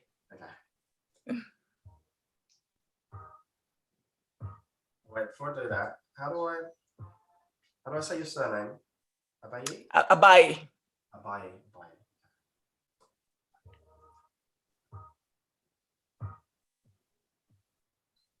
Hey, super legends, superheroes, and superstars. My name is Dr. Dre, but yes, without the doctor. You're tuned into Hot Hire, which is the #1 place if you're looking to move forward faster in your job search and in your career.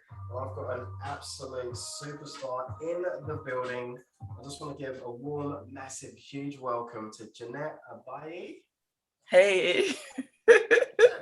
Thank you so much for your time. I appreciate you being here. Thank you so much for having me. So should I go ahead? Yeah. Tell us a little bit about yourself. Okay. So my name is Janette Abayi. I am in the United States, specifically in Woodbridge, Virginia. I'm a mother of 5 and a serial entrepreneur. I have 3 businesses that I co-founded with my twin sister, Jean, Ooze and Coos, which is a nonprofit for women and children, where we educate women on women's health and children's health and do assist families in need. I also have a children hair accessory business, the Bowl Hub, and a millinery business, Janette Millinery. I'm also a co-author with my sister on a children's coloring book and a bedtime story, which is still in the works. You've got a lot going on. Yes, I try to balance my life, trying to do that. Today I'm here, I want to talk about mentorship. Yes. So yes, as an entrepreneur, whether a solopreneur or a founder in partnership with other co-founders, it is essential that you have mentors. When I started my business, I didn't know what to do. I had no idea. I'm a science girl, having a science background. doing a business, have no idea what to do. I had to connect to mentors, because mentors are experts in their field. They give you a wealth of knowledge on how to build a successful business. So that's exactly what I did. I connected to mentors who helped me plan my business, build strategies, run campaigns, because I had no idea how to do that. So that's what mentors do. It is essential that as an entrepreneur, everybody gets a mentor, because no matter what your story is, there is a mentor out there who would fit in the puzzle. And they eventually become your biggest cheerleaders. Because sometimes I remember when I have failed so many times, my story is I have failed over and over and over again. That's why I succeed. But my mentor was the one who kept on believing in my story and pushed me and advised me not to cave in. So they become your biggest cheerleaders who help you with their knowledge and their expertise to get you where you want to go. They also serve as parents, like with tough love, build boundaries for you and make sure that you're self-disciplined, so that you don't do whatever you want. You know there's somebody who is almost like an accountability partner that you have to go to account on what you've done. So they give you the tough love to help you get there. They also help you. Sometimes they also become your strategic partners. I've seen a lot of mentors who have become investors in businesses that they mentored in. So they are investors for their mentees. Yeah. That's what people don't get. They can actually become your investors if you do what they want you to do, and they know that you're disciplined at what you are doing. So as entrepreneurs, I think that no matter what you're doing, you have to try to connect with somebody who you'll be accountable to, who you can share your story with, who will push you to where you want to go. And that will help you to get it where you want to be. For instance, I connected with the NASDAQ Entrepreneur Center in California, and they have a platform called the Mentor Makers platform, where they have like thousands of mentors who give you 30 minutes to an hour of listening ear, and they talk to you and they become like your partner, and they help you all the way through. So what I want to tell your viewers today is, whatever you are doing, do it well. Don't give up. Connect to somebody who believes in you. Remember that there is always failure on the way to success. So failure is not something that should break you down. It actually has to be a stepping stone to help you reach your goal. Connect to somebody, get a mentor, and just get at what you're doing. I promise you that you will get there. There's always light at the end of the tunnel. You just have to keep pushing. That's what I have for you today. Oh, that was fire. You were spitting fire there. Absolutely love that. I feel like your passion and just wanting to get your message across. So if people want to reach out to you, how do they do that? They want to connect with you and reach out, and what's the best way? Okay, so I have a big Christmas giveaway coming up on my Oohs and Coos on Facebook. Just go to Oohs and Coos, OOHS Coos, COOS, and connect. We're going to have a big Christmas giveaway that will give out toys to needy families. I also have a Facebook channel, The Bow Hub, where they can go and browse through my children hair accessories, very beautiful children hair accessories. Yeah. So that's what I have. Yes. Mm-hmm. All right, I love that. All right, and I guess it's about that time. Do you have a dad joke for us to finish? So yes, I do have a dad joke. Believe me, I didn't know what it was, so I asked my brother-in-law. I said, "Can you help me out with this? Because I don't know what that is." And he actually helped me out. So that is his dad joke that I'm going to say. So why did the phone wear glasses? Do you have an answer to that? I think I know, but I'll let you go. You finish. Okay. Because it lost all its contacts. That's a good one. I really like that. I like it as well. Mm-hmm. So Janette, I just want to say a massive thank you for coming on today and giving up your time to share with us. And oh man, it's very inspirational. You've got 5 kids, 3 businesses, and you're just doing some amazing things. So thank you, really appreciate it. Thank you. Thank you so much for having me. You're more than welcome. You're more than welcome. All right, we'll catch up very soon. What do you say? We'll catch up soon. We'll catch up soon. Okay, all right. Yeah. Okay, thank you. Bye-bye. All right, take care. All right, see you. Take care.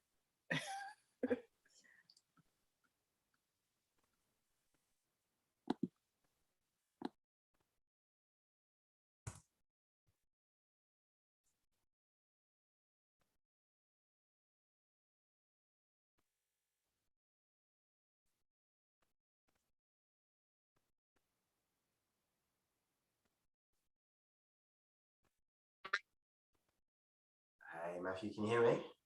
Hey Dre, I can hear you. How you doing, mate? Awesome. How are you?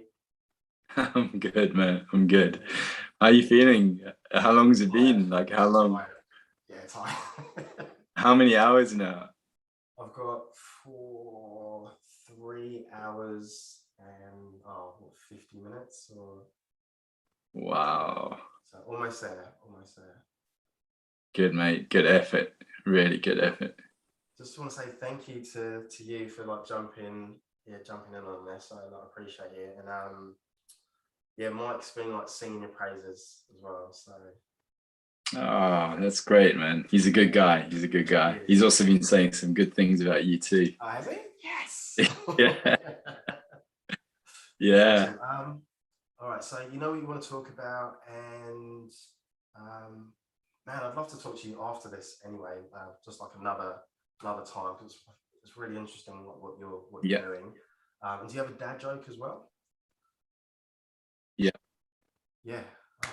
I got a dad joke. Pretty bad. It's really bad. Yes. That's even better. Even better. All right. I'm going to play the music and we'll get into it. Yeah. Excellent. Okay. Just so you know. Superstars and superheroes, welcome to another episode of the Hot Hire podcast. I'm your host, Dre McLaughlin, back with another episode. Today, boom, I'm so excited. I've got an absolute superhero in the building. So I want to say a massive, huge warm welcome to Matthew Poe. Hey guys. Nice to be with you on this pretty special occasion, record-breaking stuff. Yeah, thank you, mate. Appreciate you being here. Do you want to tell us a little bit about yourself and what you do? Yeah, sure. So I'm a project director working in a fintech company.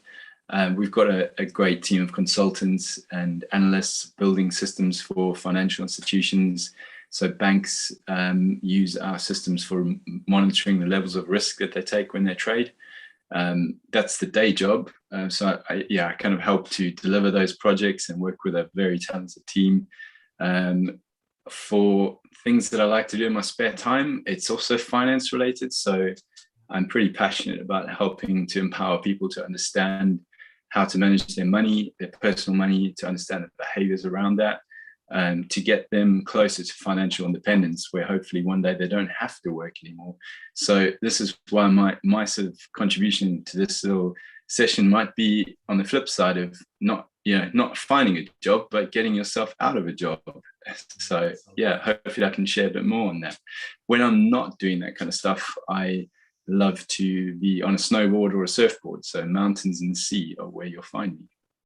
That's so cool, so cool. And you like yoga as well, I heard? Yeah, I do a bit of yoga. I do my own practice. I've been to different yoga classes over the years, and I like to just do some of my own practice in my own time. Good stuff. All right. Yeah. Well, yeah. Do you want to share like your tips? Because I'm excited to hear. Yeah, I'm excited to hear.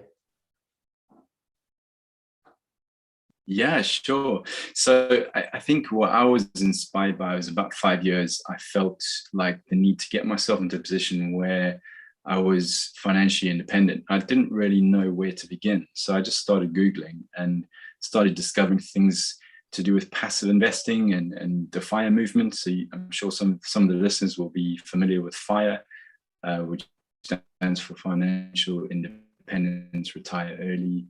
So yeah, I thought I'd sort of share some of the basics that I've learned there, which is, as I say, it's on the flip side of how do I get myself employed. Obviously, that's important that you do that, but once you're employed, how do you get yourself unemployed, which is how do I get myself into a position where I don't need a job anymore? So what I was going to just quickly step through is some of the key principles to get to financial independence, and also just talk about some of the things I've been doing to help people to become financially independent, just with advice and support, and also some exciting things which I'm doing, which is helping a team to build an app which helps you to translate the money you saved into days of freedom that you've effectively bought yourself. So we've done something pretty cool, which is to take, money and translate that into or quantify that as a sort of currency of freedom. So yeah, Dre, if you want, I can just step through some of the basics of financial independence. Yes, yeah. Please. Let's play this. Yeah. Okay, great. Well, I mean, starting with the most important thing is get yourself out of debt first and understand what is good debt and what's bad debt. So good debt is something that is debt that's connected to an asset that increases in value. So that's a mortgage on a house. Bad debt is debt that that you have for an object which potentially decreases in value or has no value at all. So credit card debt is an example of really bad debt. Often it comes with very high interest rates, and the compounding effect on that can be ravaging in terms of turning you into somebody that's in a very bad position after a few years of not destroying that debt. So credit card debt, and an emergency fund. So there's no point investing or doing anything clever with your money until you've got enough to survive for 3 to 6 months in the event that something happens, like you've lost your job or there's been a crisis in your life. So build up time.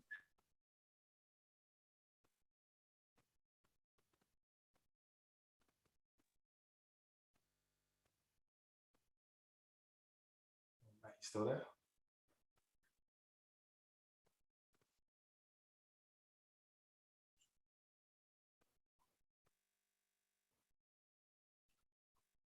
Hi, Matt, can you hear me? Can you see me?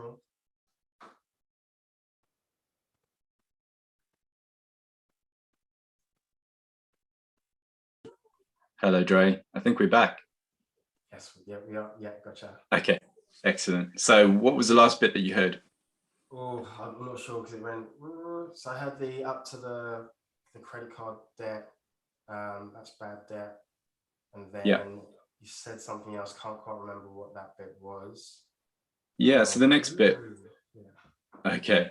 So the next bit is just making sure that you've got an emergency fund in place, which is enough money to keep you going for 3 to 6 months. So that just covers you in case you lose your job or something like that. Once you got that set up, then you really want to start looking into how to save and invest in a sensible and rational way. So that's using tax efficient accounts. Obviously, this is a global podcast, so every country will have different mechanisms for that. But the US and the UK have got loads of good options for you.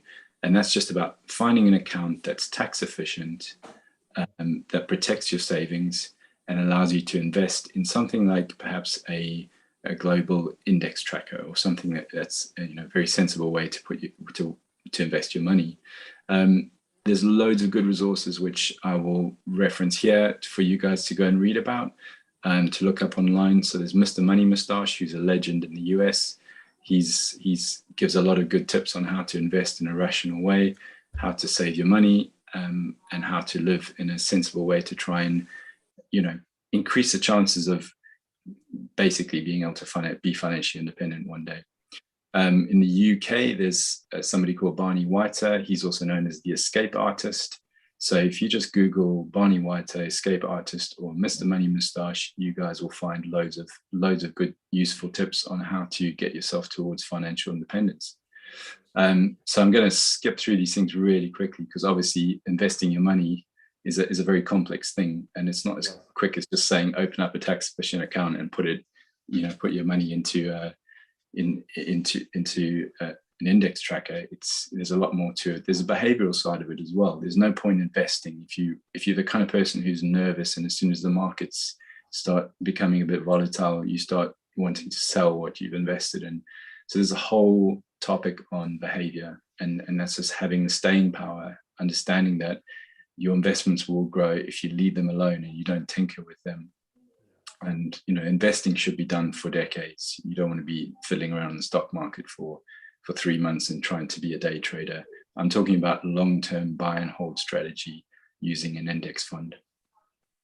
So that's the mechanism for growing your long-term wealth. I think a very important thing is also understanding how much is enough. So one of the things that people do is they sort of tend to aimlessly save their money, but not know how much do they need to become financially independent.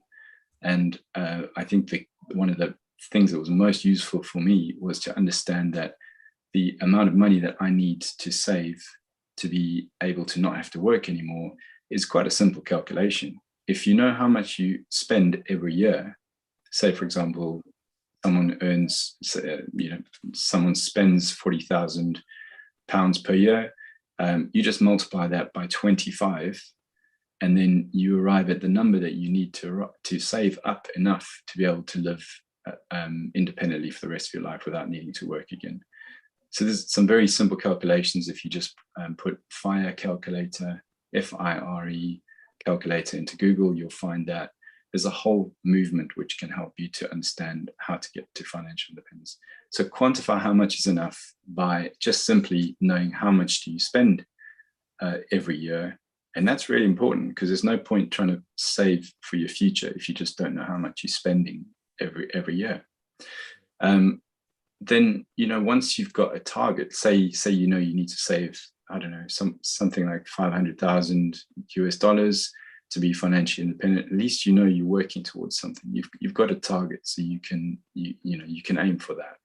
And that helps you to make some informed decisions. You know that if you're going to blow £10,000 on a certain experience or on some wild adventure, the price that you're potentially going to pay there is you're going to be sacrificing a certain amount of freedom. So your target or your end date is going to get further away from you if you spend that money, which is kind of why we've built this app, is to try and help you to make an informed decision.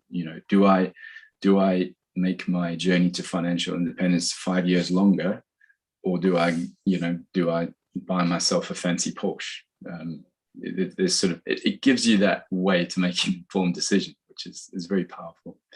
So that's the basics of FIRE. It's a balance between looking after your current self and your future self. So the decisions between, do I want to do this really cool thing right now and blow a whole lot of money, or do I want to look after myself, in my 50s and 60s, and right up until the end when it all finishes. So making sure that you've got enough to last till the end is where we're going with this. So how do people get hold of you, and do you teach people, or do you coach people this, or? Yeah, so I do help people out. At the moment, it's friends and sort of family and acquaintances. I haven't actually set up a platform yet to become a formal coach, but people can find me if they go onto LinkedIn and they search for Matthew Powell. That's a double T and a double L on the surname. And if you put Project Director FIS, that's Foxtrot India Sierra, you'll find me. So FIS is the company that I work for, Project Director is my title, and my name is Matthew Powell. So that's the quickest way of finding me. Last couple of tips I just say when it comes to finding a job and sustaining a good career, I would say learn to be adaptable. Don't get too hung up on being a specialist. I think learning a multitude of skills rather than becoming an expert in only one is a way to help you survive uncertain times. So I think generalists are generally very well equipped at surviving harsh conditions, as nature has shown us. I think the other things, people get obsessed with feeling like they have to love their job. I don't think you have to love your job, but you must have a job that allows you to do the things that you love. So that would be my parting tips for somebody who's out there firmly trying to get their career launched or in the middle of their career. Gold, absolute gold you were dropping there. Absolute gold. All right, it's about that time. Do you have a dad joke for us to finish on? Dad jokes, never my best, but yeah. Why I would say why can't a nose be 12 inches long? Because then it would be a foot. Yeah. Terrible stuff. But yeah. And Matthew, I just want to say a huge, massive thank you. That was just so valuable, that information, and yeah, that's just really, really powerful. So yeah, thank you so much, man. I appreciate your time as well.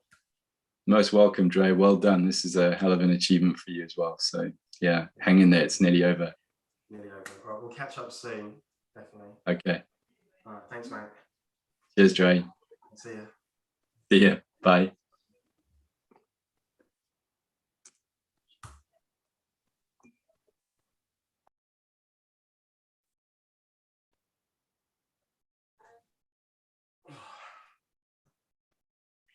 Hey, Maggie, how are you? Hi, good, thanks. God, let me put the volume up. Gosh, and you're standing up. That's very impressive. That's like energy. Let me see. Been standing up, what's 20 hours? Wow. There's a seat here, so I'll sometimes go like this. Well, like I said, I hope somebody's giving you energy drinks or something, you know? Yeah, I had a coffee just not too long ago. Well, great. Lovely to meet you. You too. Are you ready to rock and roll? Do you know what you want to talk about? And do you have? Yes. Yeah. You want me to give you a little heads up or? Oh, no. Okay. Yeah, you're like, just go ahead. Just go ahead. Yeah. I'll add the intro and then, we'll start this party. Right. Hey, super legends, superheroes, and superstars. My name is Dre. Welcome to another episode of the Hot Higher podcast. I am absolutely stoked. I'm excited for our next guest. I want to give a huge warm welcome to Maggie B. Hi. Gosh, lovely. My first podcast in Australia, so I'm like, yay! This is big. This is big. Yeah. Where's your base? Where are you? Well, I'm on a really tiny island just now. It's called Jersey. It's in the Channel Islands. It's 15 miles from France, between France and England. So but it's UK time. So people don't know anything about it. You know, New Jersey in the States is named after this little tiny island. So it's got a good history. I remember going to Jersey when I was a kid. Right. Because you were brought up in England, weren't you? Yeah. So in London. So yeah. Oh, all right. Great. Tell us a little bit about yourself, Maggie, and what you do. Well, I'm a relationship and intimacy coach. I'm a certified sex therapist. So I work with high achieving men and their partners to rekindle the passion and desire in the bedroom, deepen the intimacy, and basically create a more satisfying relationship. So, it's people say, well, why would people come and see you? And I'm like, well, if something's wrong with your teeth, you go to a dentist, right? If something's wrong with your foot, you go to a podiatrist. If something's not right in the bedroom, I think you need to come and see me. Yes. Right, so what would you like to talk about? So I saw from your invitation that a lot of your audience is business, and you help people with job application and all that sort of thing. So I was thinking more about work related relationships and how people are like, I meet so many people who say, oh, I'm not good at relationships. And what they mean is they're not good at their own intimate relationships. And I think that's very interesting, because then I see how they are with their family, their friends, their children, and they're great. And it's the mindset, good old mindset. It's like believing, maybe they've had a run of bad experiences or they've gone through life and they just happen to feel that they have more success with their business relationships. And so I have to spend time telling people it's really the same principle. You are good at the relationships because look at what's happening in those other areas of your life. And so it's really teaching and helping people, and don't like the word training. My son says it sounds like you're training a dog. But it's changing that belief system and giving yourself a chance and pointing out that what you've done well in your work relationships or your family, your friends, you can do the same in your intimate relationships. So it's one thing that people always forget, it's no matter where you come from, what your gender, culture, what type of relationship you have, we all crave the same things. And this is where people forget. And this starts from birth. If you think about when you were held in your mother's arms or somebody else's arms, your aunt's, whatever, they're looking for your smile. And when they smile, you smile. And so it's the food and the fuel, and that's where we need. So it's basically, people forget that we all crave the same things. So we all crave to be needed, wanted, and loved. Yeah. And so people are like, if I say this in business conferences, they go, oh, well, we don't want the love bit in the work environments. And I'm like, okay, we'll change it to care. So if you're a manager and, your employees, or the other way around, people are looking to be needed, that my presence is important there. Like, I bring something to the table, I bring something to the relationship which nobody else can bring. And that you're wanted. So the gifts that you have, like, I want you here because you feel good, you bring energy, I'm happy that you're here. So that's the wanting bit, and it's the care bit. So, we all want to feel that you're interested in me, that you care about my feelings, how I am physically, emotionally, that you're interested in my mind, body, and soul, and again, we can think, oh, well, that's going a bit too deep for work, but it's essentially the same. And so once we hold on and understand those principles or ideas or points, then that's what really, really helps with relationships and intimacy. And what I always have to tell people is that, people always think intimacy is just sexual intimacy, but intimacy is closeness. So you and I chatting on WhatsApp can feel a sense of, oh, we're in this together. We're going to do this marathon podcast together. It's pulling people in. And when we bring people in closer to our energy and our vibe, then, and it still feels good, then that's how we start to build up trust. So that pulling somebody in closer, and I always tell when I'm starting this discussion with my clients, it's, I give them an example and I say, well, who do you choose, or when do you choose to tell your story, a short version or a long version?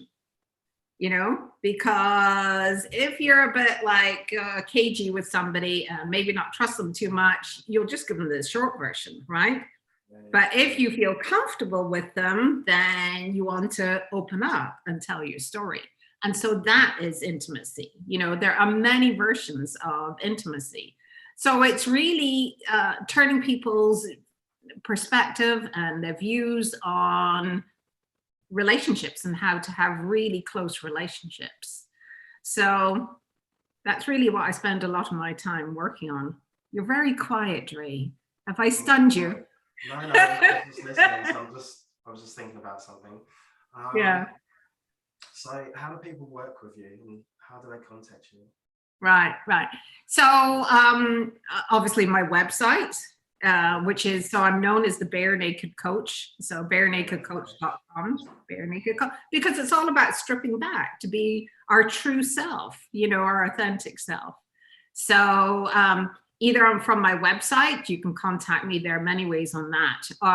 But my main platform that I'm on LinkedIn.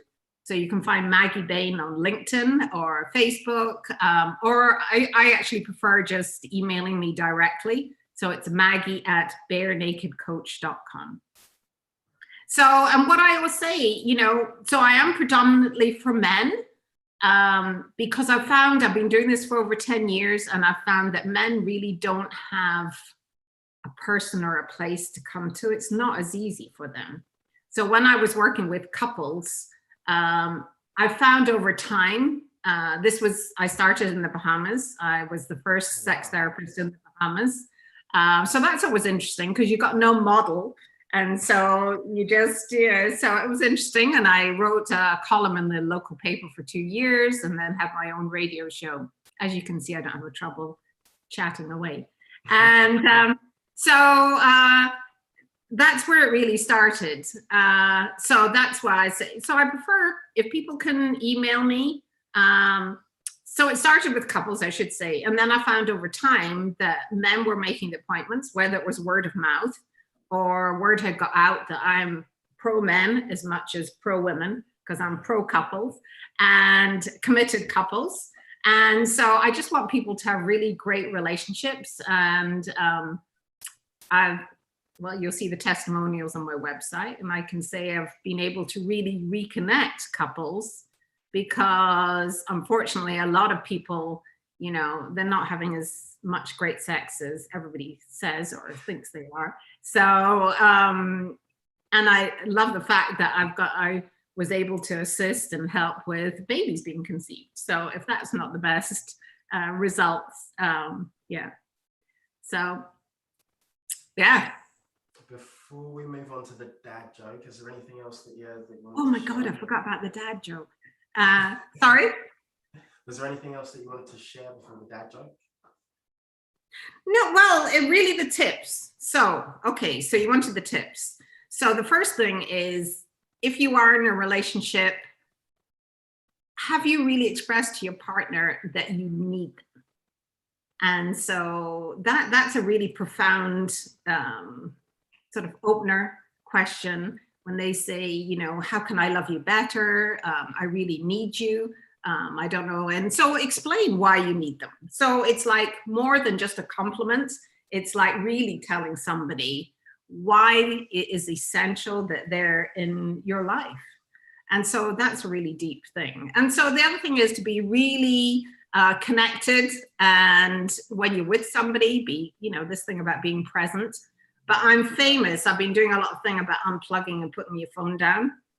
Because if you're holding your phone all the time and talking and looking, that's who you're having a relationship with. It's not. We have to get back the eye contact, So, yeah.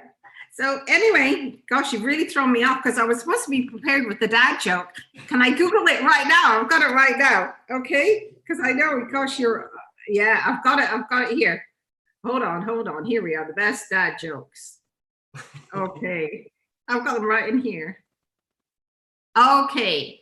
What do you call someone with no body and no nose? You know this one, don't you? You're laughing because you know it. Earlier. No, you didn't. See, somebody else was Googling it. Oh, no, that one's not so funny. Okay. A slice of apple pie is $2.50 in Jamaica. How appropriate. Have they had this? No. Oh, I was going to say. I love this one. And £3 in the Bahamas. Isn't that really funny that that's come up? Jamaica, you and me, Bahamas. These are the pirate. No, this is not. Sorry, you're catching me. I'm feeling thrown out here.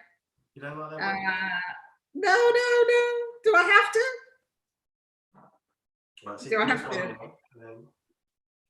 Okay. No. Oh gosh, Dre.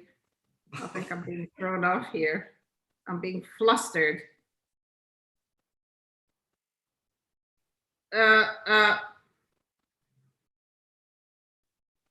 Oh yeah, this is a good one. I'm reading a book about anti-gravity.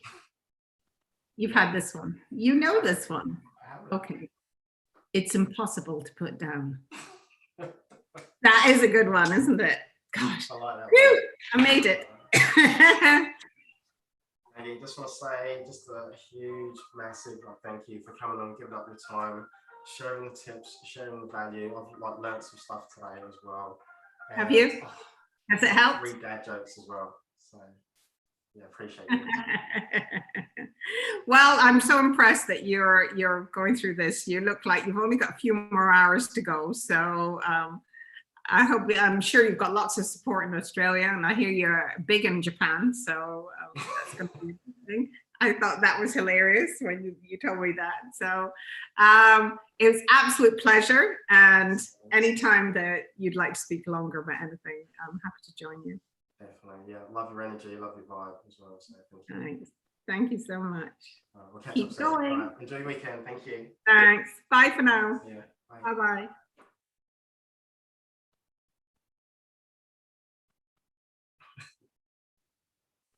I think you might need to. Are we still?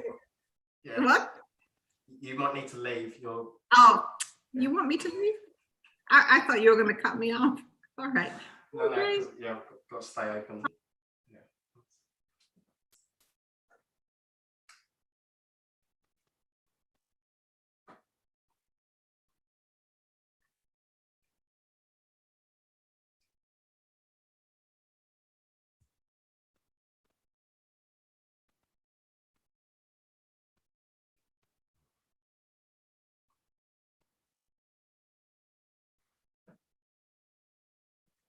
Oh, man.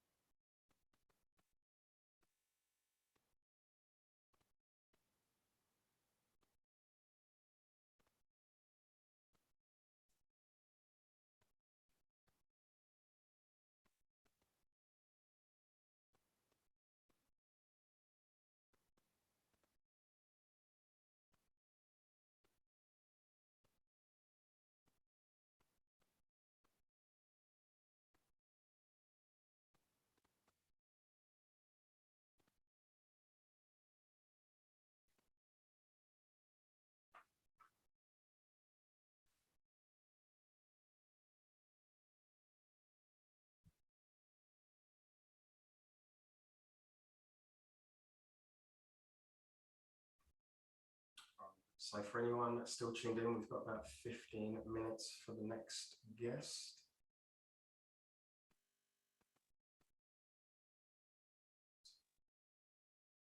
There's about another 13 more people to go.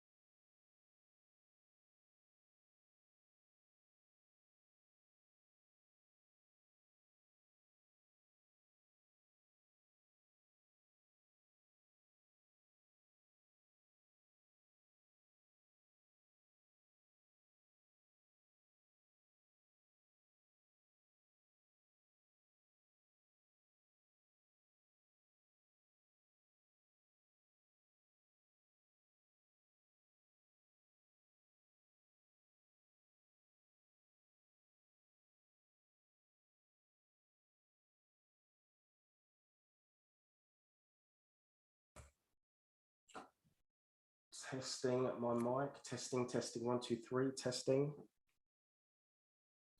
Right, can you guys hear me at all? Hear me?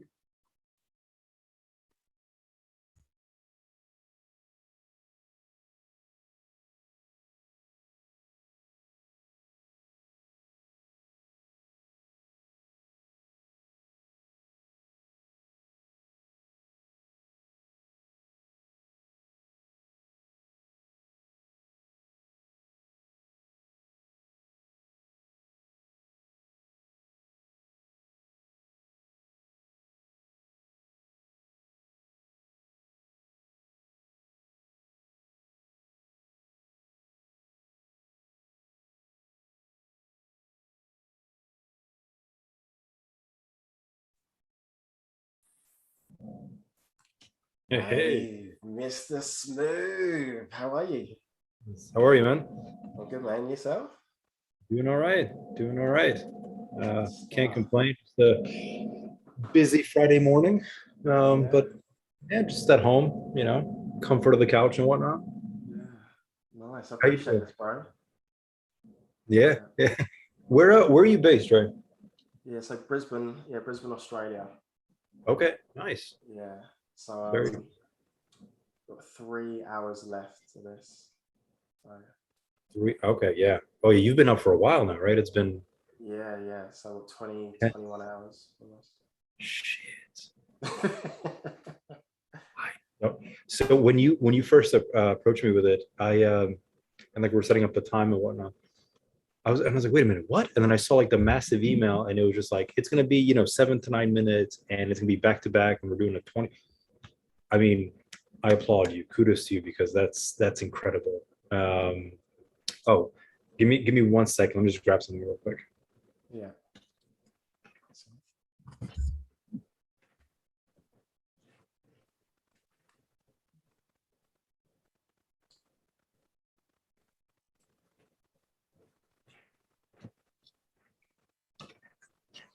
All right. There we go. Oh, my man. Because why not? Right. I saw the hat. I was like, I gotta get it. Yeah. It's the only hat I have, But How do I say your name? Is it Albano Gega? yeah. Mm-hmm. Albano Gega. All right. So you know what you want to talk about, and do you have a dad joke as well? Yes. Yeah. Actually, I wrote it somewhere because I was like, dad joke. Oh God. Oh yes. Yeah. I did. Yep. I remember now. Mm-hmm. All right. Cool. All right. Let's get into it. All right. All right.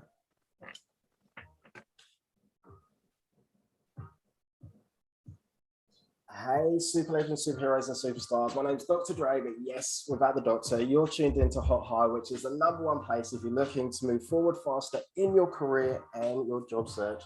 So today I've got an absolute powerhouse. I absolutely love this guy to bits. The way that he shows up on like LinkedIn and what he does, and just his knowledge and experience when it comes to like job searching and recruitment. So I want to give a warm, massive, ginormous welcome to Albano Gega. Thank you.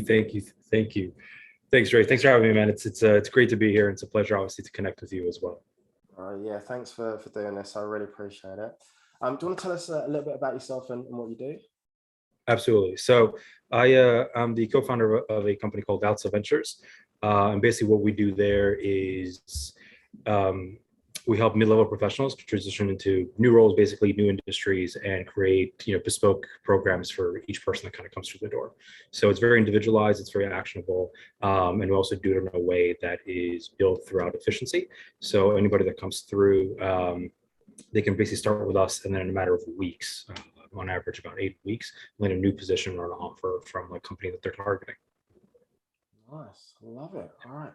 And then, what do you want to share with us today? What gold have you got? Because I know you're going to be spitting some fire.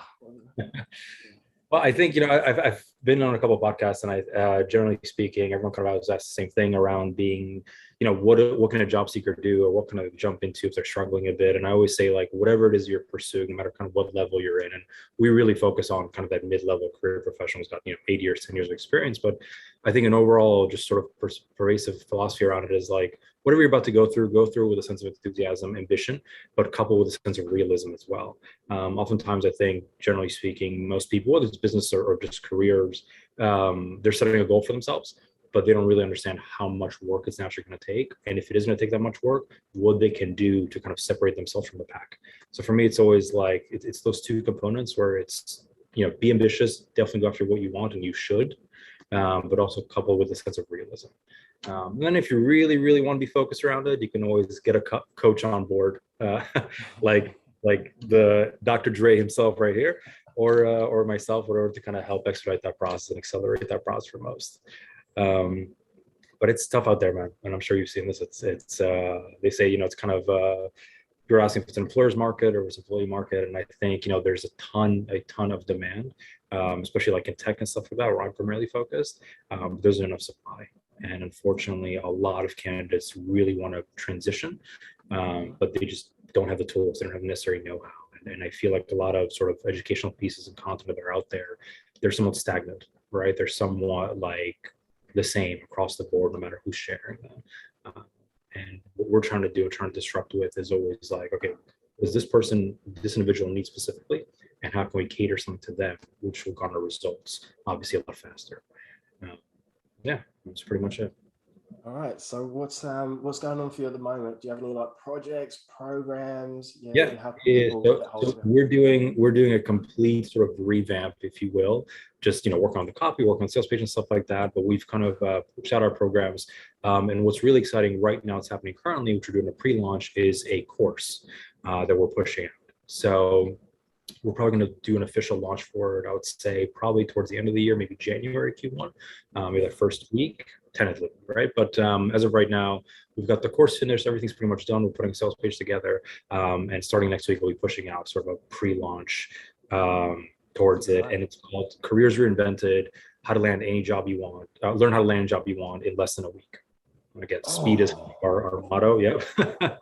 Yes, so there's 6 steps to that cycle. But we worked on it for a minute, I would say, and it's really, to be quite transparent, it's the first course we're really putting out, but there seems to be some interest around it, obviously, and we want to create a digital product. So I'm very, very excited to push that out there and obviously help push that advice at scale, really. And then everything else we do is one-on-one. But that's a different conversation altogether. The course, though, is the most, I would say, nearest and dearest aspect of the product as of right now. So, love that. All right. So, how do people get hold of you? What's the best way? Is it LinkedIn? And best way is LinkedIn. Yeah, I'd say LinkedIn 100%. I mean, I'm there pretty much almost every day, and I appreciate you always supporting the posts with comments. By the way, the most creative comments I've ever come across. We're talking, hundreds of thousands of comments to date at this point.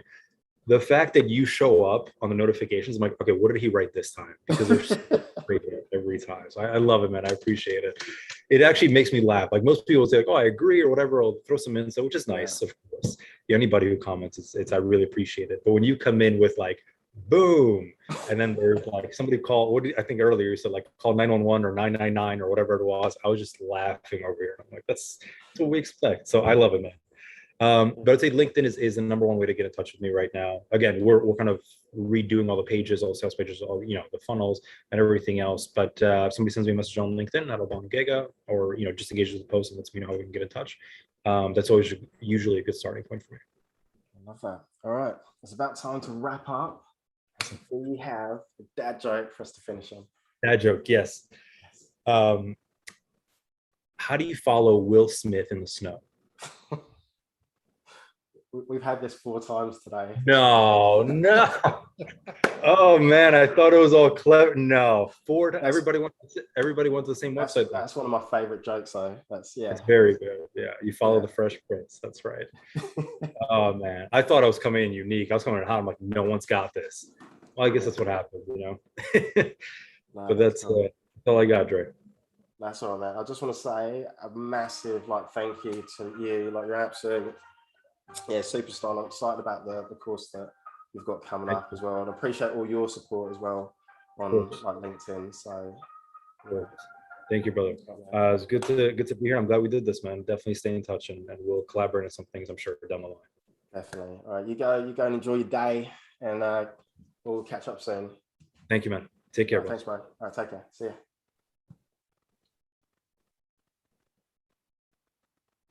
All right. 3:10. Oh, I think next up is Chris Wilson. Oh.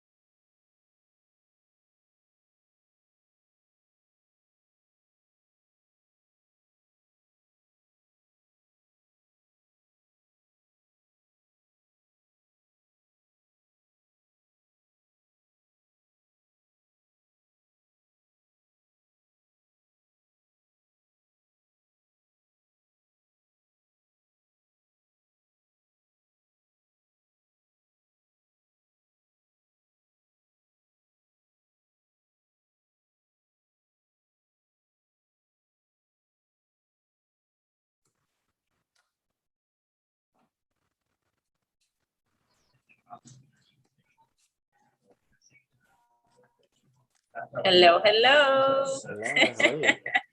Good, good. Just getting connected. Yeah, sweet. You hanging in there? Yeah, we've got 3 hours to go. So yeah. You got this. You've made it this far. Yeah. So yeah, thank you for doing this. So for sure. You know what you want to talk about, and do you have a dad joke? I do have a dad joke, which I just got off online. We'll get into it. Yeah, just really quickly. I mean, obviously, I'm more in the health field, so it's just going to be nutrition and health related. Perfect. Perfect. Okay.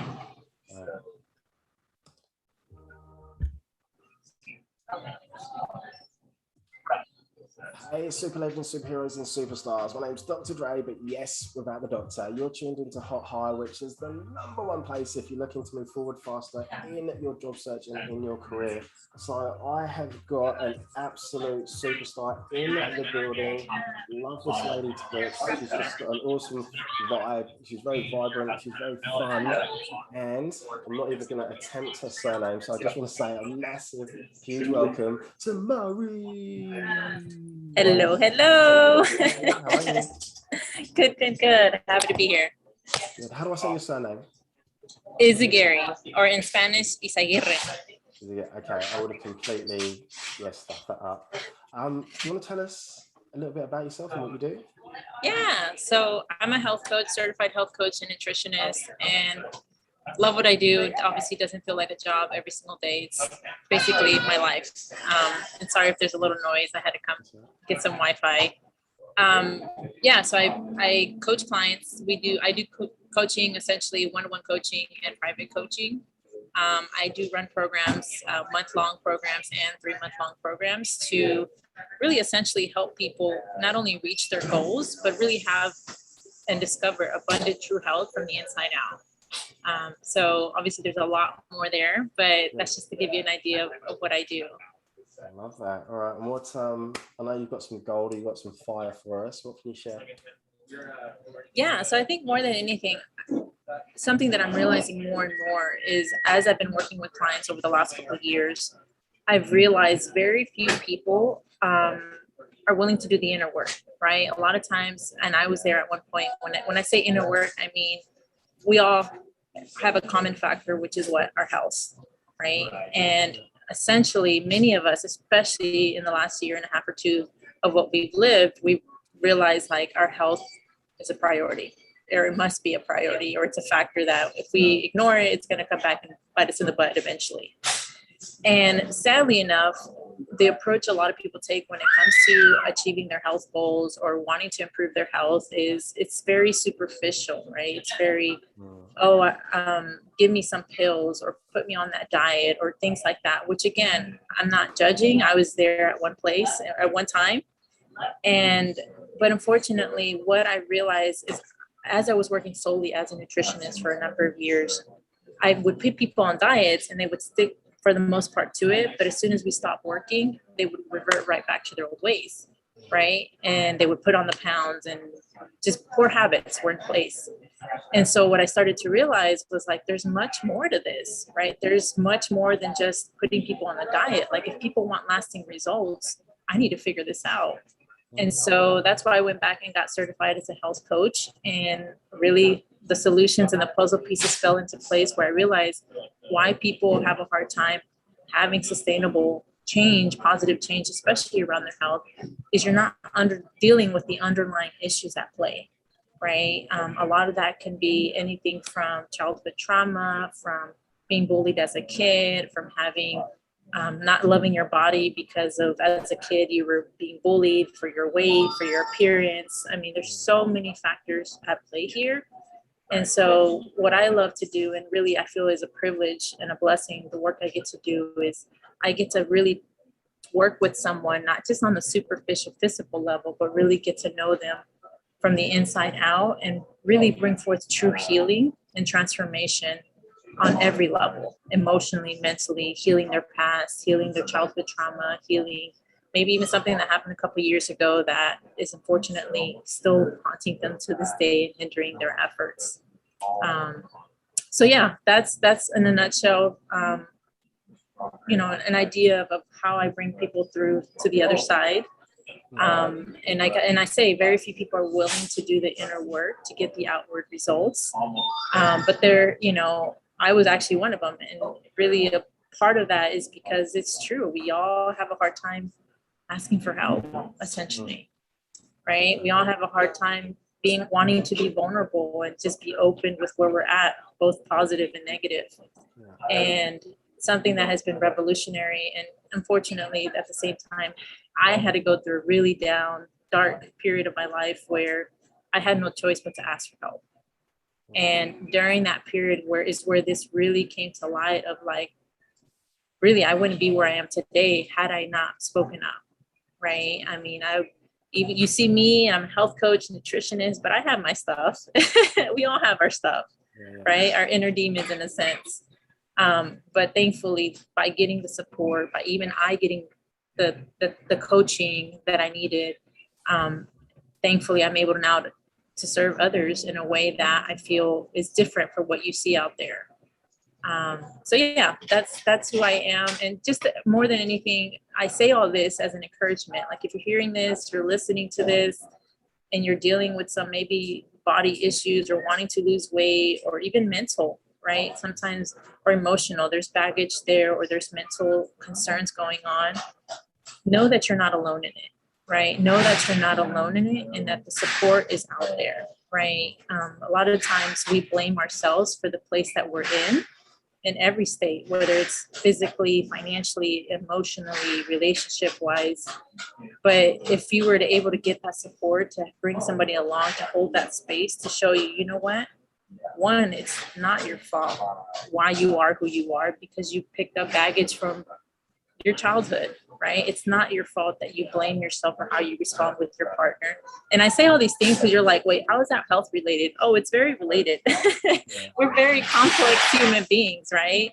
And it's not just about what we eat every day and the nutrition we put into our mouth. It's much more than that, right? So yeah, that's something more than anything I wanted to bring forth to light is it's okay to ask for help and know that the support is out there, and that what you're going through physically, emotionally, mentally, even spiritually, you're not alone in it, right? The support is there, not just for your nutrition. And if you're somebody who's like having some health concerns, things of that nature, and you want to improve your health, definitely reach out to people like me, health coach and nutritionist, who are able to help you not only physically, but also help you emotionally, mentally, and even spiritually, and to have true health really from the inside out.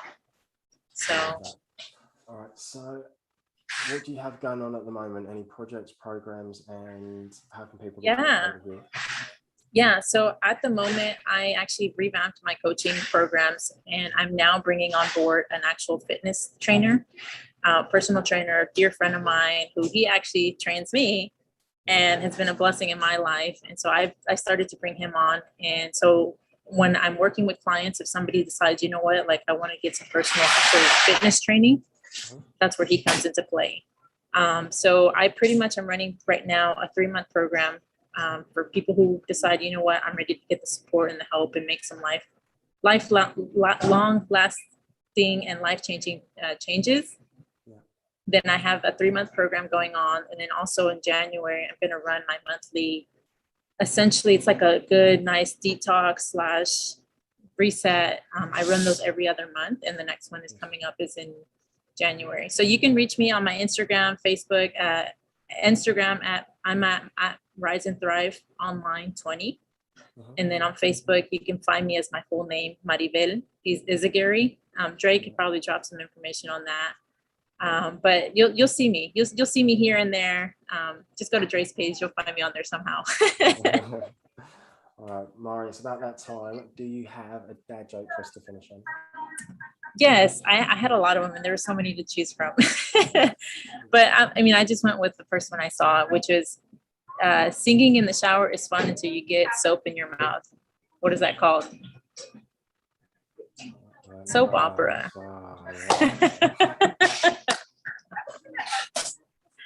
I know that was cheesy. There's probably a lot more cheesier ones, so mine is great.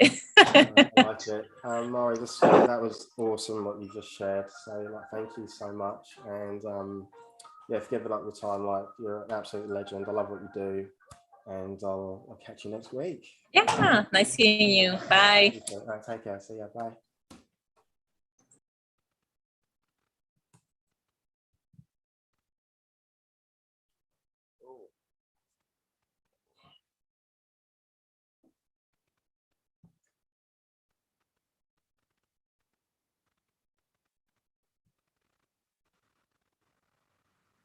The main man. Great, my main man. Yeah, how are ya? I'm good. And you still awake? Just about, yeah, just about. Yes. Well done, my son. Well, very good, very good. How's it been? Yeah, it's good. Like, I had so much energy when I started off at the beginning of the day, and I was like, yeah, I'm flying. But I've noticed that I'm probably talking a lot less like now than I was before. And I had to confess, I hopped on your tube about 10 to 6, and I saw you. I've forgotten who you were with. There was a lady, and it was about gravity. The joke was about gravity, and then you sat down and just went, "Oh man!" I was thinking, "Please don't fall asleep. Please don't fall asleep. Please wake up. Get up. Get up. Get up." Yeah. So yeah, thank you for this. So this is, it's gonna be good. You ready to rock and roll? Absolutely. Yeah. Where do you want to start? So what I'll do, I'll play like an intro. I'll do a quick intro, and I'll say, "Can you tell us a little bit about yourself?" And you tell us about yourself, and then share whatever you want to share. And then I'll say, "Look, do you have any programs, like projects? What's going on in your world?" And then you can provide anything that you like, and then I'll be like, "All right, it's about that time. Do you have a dad joke for us to finish on?" And then drop a dad joke, and then that's it. All right, we're good. Let's do this. Yeah, let's do this.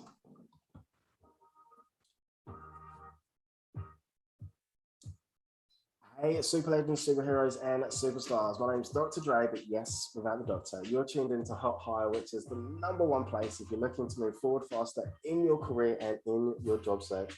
So I've got an absolute super legend in the house. This guy, incredibly switched on, just love the way that he is as a human. It's really helpful, and I'm just so happy that he's here to share. Just gold. I know that he's going to be spitting fire. So without any further ado, I just want to give a massive, huge welcome to Chris Wilson. Mr. Dre, Dr. Dre, and it's the Brits in the house, Yes. Yes.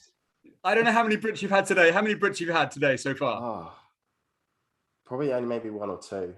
Oh, well, we got to make sure that we make our impression count. Listen, I am so stoked to be sharing this platform with you. And I've done a 24-hour challenge this year with a guy called Patrick, who you know, and we had to walk around the village. I walked around my village and he walked around a running track in Sydney, I think. I don't know what's worse, running around a track or doing what you're doing, standing still for 24 hours, listening to people like me. No, I reckon I wouldn't be able to do the track thing. That would, because that's just you sort of by yourself in your own head. That's. Well, I had to come into my lovely warm house. It was like 1 degree and the fire was still burning, and I was thinking, that's safe. Nobody's gonna know. I can just crawl up in a little ball but no, I went back out again. Anyway, listen, I want to talk to you today about the impact of personal branding, because your personal brand is key, whether you want to get a job, whether you want to be a coach, whether you want to be amazing in your career. Your personal brand is the thing that will define you from where you are to where you want to get to. Is that good? Yes, please share away. I love it. Okay, so I'm going to start with a real hero of mine, and I repeat his poem that he repeated in jail, Nelson Mandela, Invictus. And he says, "There is no passion to be found playing small and settling for a life less than you're capable of living." And that's such a brilliant statement, I think, in terms of, where we find ourselves. And we only get one chance.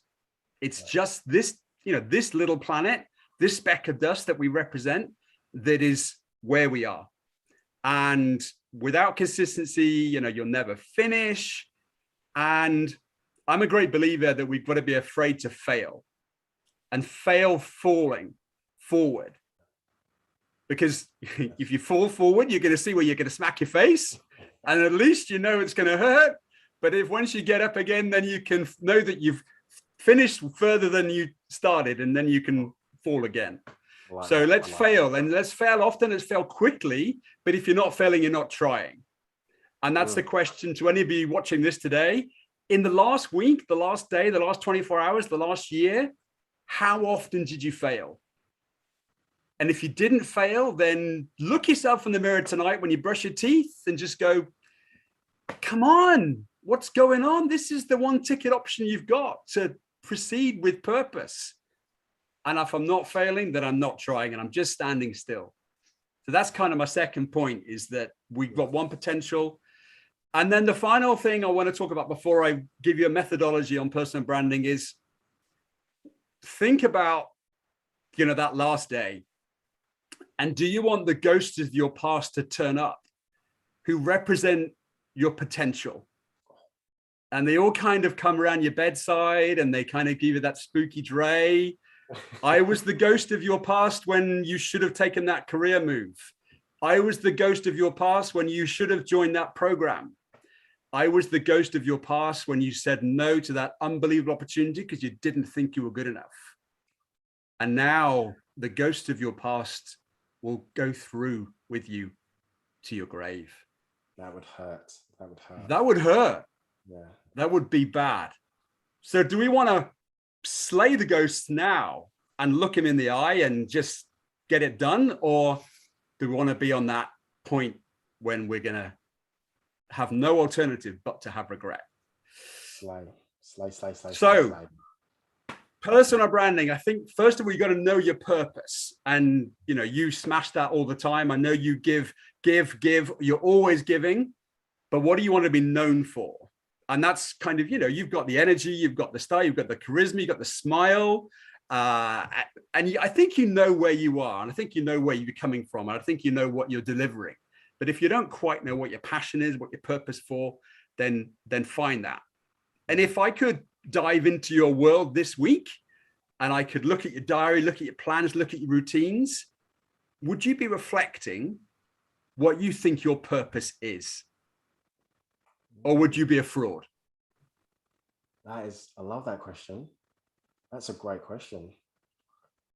Because success leaves clues, Yeah. And if I dived into your meals, your sleep, your energy, would it reveal the same purpose that you think you want the world to know you for? Yeah, I think this week and last week, but don't look into next week. All right. And then I think in terms of personal branding, I'm going to bring it back to, you'll know this model. I'm sure you do. The STAR model. You must talk about the STAR model in recruitment. Yeah. Anybody not know what the STAR model is? Well, it stands for situation, task, action, and result. And I love the framework to be able to, certainly from a salesperson, hey, I sell a lot. Yeah. And you need to have maybe 4 or 5 role model stories that represent the key moments of joy or achievement or success or even failure for you.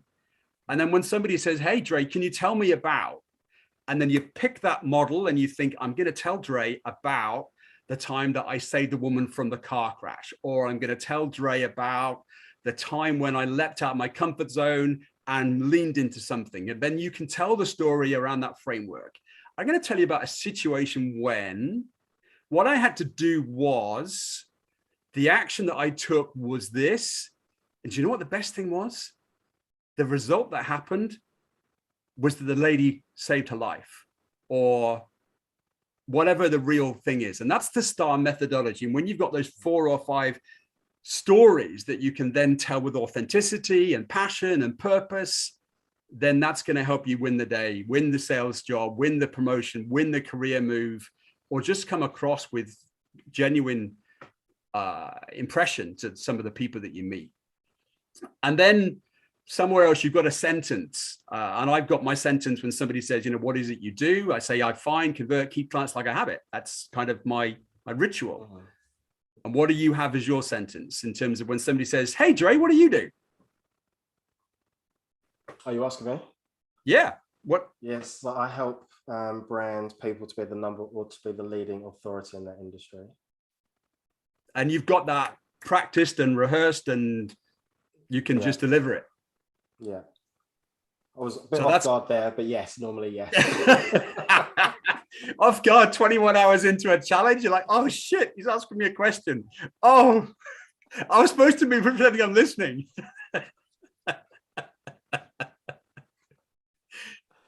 Oh, very good, very good. So that's kind of my thoughts for today. I want you to think about Nelson Mandela. You've only got one life, you've got one potential. And then I want you to think about the ghost of your future. Are you going to be able to look him in the eye and go, yeah, I did it. I got you. When you turned up, I slayed you. And then how do you think about the stories of your life that you can represent yourself really, really well when somebody asks you that opportunity? You never know who you're going to meet. You know, it could be in the lift, it could be the train, it could be a breakfast bar, it could be waiting for a train. Somebody's going to say, hey, yeah, tell me what about yourself? And before you know it, you find yourself looking for the opportunity, and you can either seize it or you can lose it. But losing it, that's it. You've lost the chance. Somebody call MC Hammer, because you've just nailed it. Absolutely nailed it. So Chris, really? Yes, that was awesome. Absolutely good. Awesome. All right. Well, the final thing is, you know, we all know how we got to change our bodies. How do we change our bodies? We eat better and we work harder. The same principle applies with this, you know, our brains. We got to feed it with the right information, the right knowledge, and we've got to work it. We can't work it on Tinder or Facebook or Netflix or any other worthless stuff that's not going to enable the brain to be enabled to be better. So you're going to feed the brain with stuff that's going to be empowering and enable your personal brand to improve because of what you put in it. Ideas in, ideas out. That's right. Yes. Yeah. All right. So how do people get hold of you? And do you have any programs, projects, workshops, like what's happening in your world? What's coming up? Yeah, so you can probably find me best on LinkedIn, which is Chris Wilson Sales Coach. I've got a number of different programs that I run. There's my 4-week habit success system, which is all around habits, the things we've got to do every day to make sure we're improving. I've got my 12-week sales success system, which takes somebody from knowing nothing about sales all the way through to discovery calls, prospecting, conversion, referral, that works. Or you can do my LinkedIn a day workshop, which is 4 hours on restripping your profile, building that, making sure you've got an avatar and a space that looks good. Those would be my 3 main things, or just become a one-on-one client, and we can make sure that you can live your personal brand to your best potential. Boom. All right. It's about that time. Do you have a dad joke for us to finish on? I do have a dad joke for you, and I think it's one that you'll like, because I find some references in your posts that are a little bit risky. A few, yeah. Dre, why were the utensils stuck together? I have no idea. Because they were spooning. That's what I call a joke. I love that. Chris, oh mate, you are an absolute legend. Just, you're spitting fire, so much gold. Thank you for the amount of value that you've dropped, and like the way that you like presented that, like, was, just made so much sense. So, and just finished it off with a dad joke as well. Gold. Why does the oyster not become popular at the bottom of the sea? I don't know. It's too shellfish. All right, get out. Dre, good luck. Keep smashing it. Love your work. Thank you, mate. See you Okay, next week. take care, mate. See ya. Bye-bye. All right, so 3:30. All right, so we've got, if anyone's watching, got 30 minutes till the next one. And there's 10 people to go. All right, almost there. Almost there.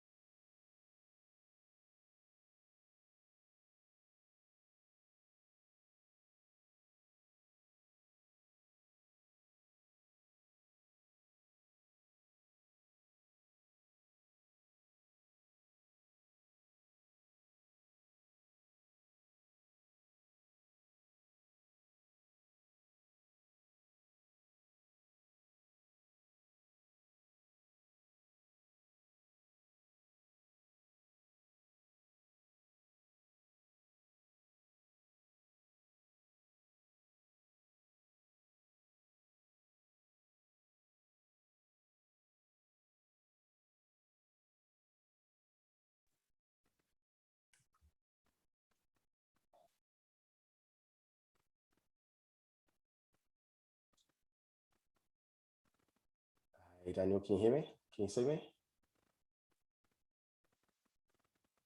Hey, Daniel. Can you hear me? Can you see me?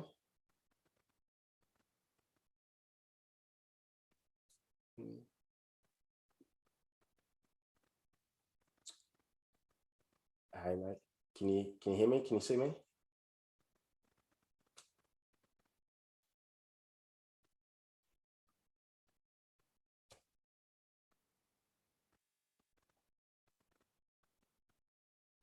Hey, Daniel, can you hear me? Can you...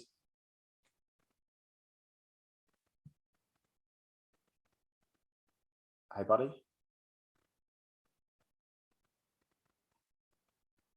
Is there? Can you hear me? I can't hear you.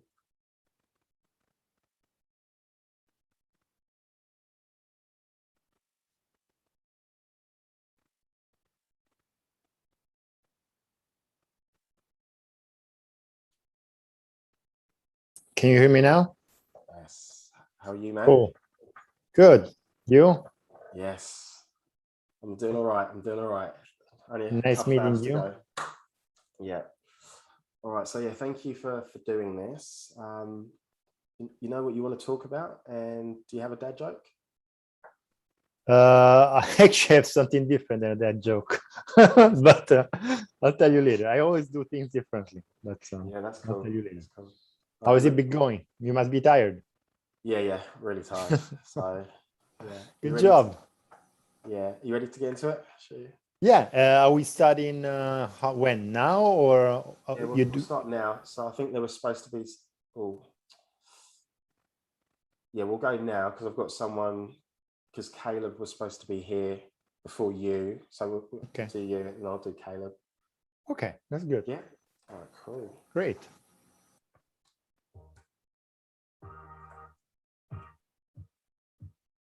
Hey, super legends, superheroes, and superstars. My name's Dr. Dre without the doctor. You're tuned into Hot High, which is the #1 place if you're looking to move forward faster in your job search. So today, boom, I've got a special guest. Oh man, so I just want to say a big, massive, warm welcome. So hopefully I don't butcher your surname, but Daniel Favero. Daniel is good. Yeah? Daniel is good. Thank you. Brilliant, man. Thank you for having me.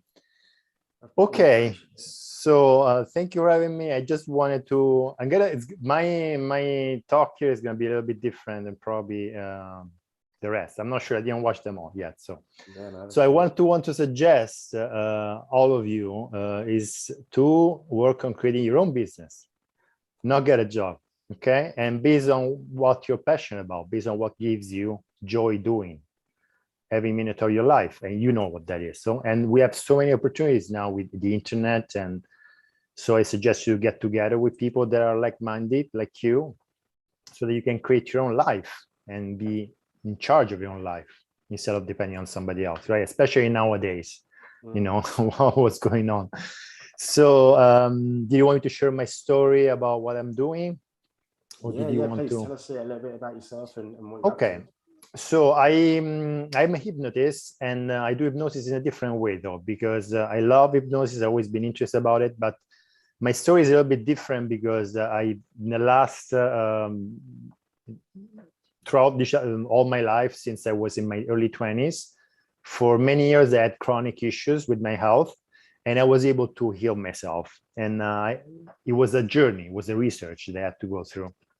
And what is the most important thing in our life is the health, right? Because we can have all the money in the world, we can have all the time in the world, but with not feeling good in our body, we cannot enjoy any of that, right? So I learned that with hypnosis and with this new approach, which is called the 5 biological law, which is new to the people that don't know it yet, of course, right? It's really empowering. It's really helped us to break the fear, because the fear is what keeps us limited, keeps us in low vibrational state, keeps us down and not able to do what we want. So fear, I like fear explained as an acronym, as false evidence appearing as real. Yeah. And basically the idea is that we all have our map of the territory, as NLP says, neuro-linguistic programming. But the problem is that sometimes or many times this map is not very accurate. So to make it short, the idea behind what I'm doing is that there is a way to understand that our body is very intelligent, and is whatever we're going through, if we're having chronic symptoms, is because we have an emotional component or a limiting belief, subconscious, that we have to transform and change. So it's like a message from our body, or we can say even from life, or our higher self, or however you want to call it, depending on our religious belief, if we're religious or not, that is telling us that we have something to change in our life. And that's why the body is manifesting the chronic symptoms. So when we really understand that, and we verify that it's true in our life, that we have the very first thing that we have is that we overcome the fear. We are not afraid anymore that something is wrong with our body, something is attacking us, something is breaking down. And we just know that we have to do the work, which is working on ourselves, looking at our emotion, looking at how we interact with the world, with our world, because we each have in the individual world, right? So this is what I've been working on with my clients, with my friends, with my family, with myself, because that's how I heal myself. That's how I'm helping my clients heal and get over their symptoms. So I don't know if you have any question, or you want me to just move forward. No questions. Yeah. So what I want you what I want to offer you, want to share with you, is to, just realize that we have so many limiting beliefs that we need to overcome, because they're just putting us in a cage, right? So, and these are all the fears and the limits that we impose on ourselves. And it's hard to see them because they're mostly subconscious. And I also have my own limitations, right? So the challenge and the good message is that our body, if we have symptoms that we don't understand where they're coming from, they're just showing us what the limitations are. And these are emotional and belief limitations that we need to overcome. What is cool about this 5 biological law approach is that rather than shooting in the dark, as many hypnotists, in my opinion, do, and they can be very effective still, is that there is a very precise correspondence between the type of symptoms that we have, the part of the brain that is involved in creating that symptom, and the type of emotional theme that we need to work on. So by looking at the symptom, we're able to say what type of emotion we need to reframe and transmute from the person's history in the past, right? So that's very empowering, because we can be very precise working with that person. So it's really a great transformation. It's a dramatic transformation, especially nowadays. I think if many people knew about this, they would be much more centered and fearless about what's going on in the world. Because when we understand that we can be and are in charge of our life, of our own life and our own health, that's going to have immense consequences in all these things that are happening. Now, of course, I cannot say too much, right? Because we are going to be on YouTube or on the mainstream. Yeah. But I want people to be empowered. I want people to be less fearful about their life, about their health. And I just offer you to do your research, understand that your body is intelligent, that everything is going on in your body. There's a way to interpret it and to just overcome it through self-transformation, self-work. And this is what I'm offering with my hypnosis and a group on Facebook, yeah, which is called Emotional Wellbeing, Intestinal Wellbeing. And my website is called Hypnosis 5BL, where B is for biological and L is for law. So hypnosis and the 5 biological laws. And for what else I would like to share with you is that, just follow your own mission, but again, understand that the most important thing for each one of us is our health, because if we're not healthy, we're not going to be able to accomplish anything pretty much in our life. And learn how to be neutral, how to be not emotional, either too positive or too negative. Especially it's important to be neutral when you need to make important decisions, right? Because if you are emotional, you're not centered, you're not going to make a good decision. So there's techniques that I offer in my Facebook group and in my coaching session to say, it can be just meditation. You can have your own or create your own. Can be tapping, can be self-hypnosis. ways in which you can just center yourself, focus on your breath, you know, and relax and just observe yourself in any situation that was making you emotional before. So that's the empowering things that I think we all need to work on and make a daily practice in our life to stay centered, stay focused, stay neutral, and make the good decisions, the important decision about our life. And did you want me to go to give my dad's joke? I don't know how much time has gone through. I was just going to say, so how can people get a hold of you? What's the best way? My website is Hypnosis 5BL. B as boy, L as lion, B as for biological, L as for law. So Hypnosis 5 Biological Laws. And there I have a link to my Facebook group. It's something that I've just started with in the last few months with my partners. And we're putting more and more content in the Facebook group. 12 people overcome their chronic symptoms. And my dad's joke is, more the joke is a meditation exercise. It is a meditation request, which is like ask your higher self to give you the power to change what you cannot accept and to accept what you cannot change. In the end, we're all responsible for our life. And when we realize that, is mind-blowing, because we are taught if we take responsibility for everything that happens in our life, the good thing is that we can change it if we want. If we're able, we can change it. Otherwise, we need to accept it. So this is what I want to share with you. I hope that I gave you some value with my little presentation here. And I don't know if you have any more questions or things you want me to talk about. No, that's perfect. So okay.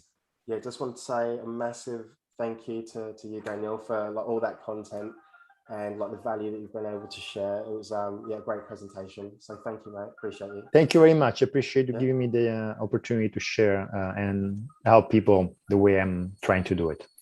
Thank you very much. All right, take care. All right, see you. Ciao. Bye.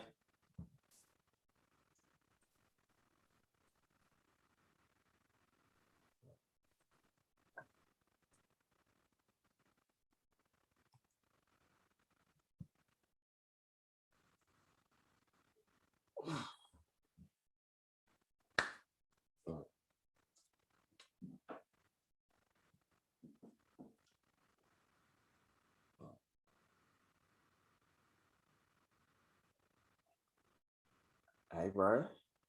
Can you hear me?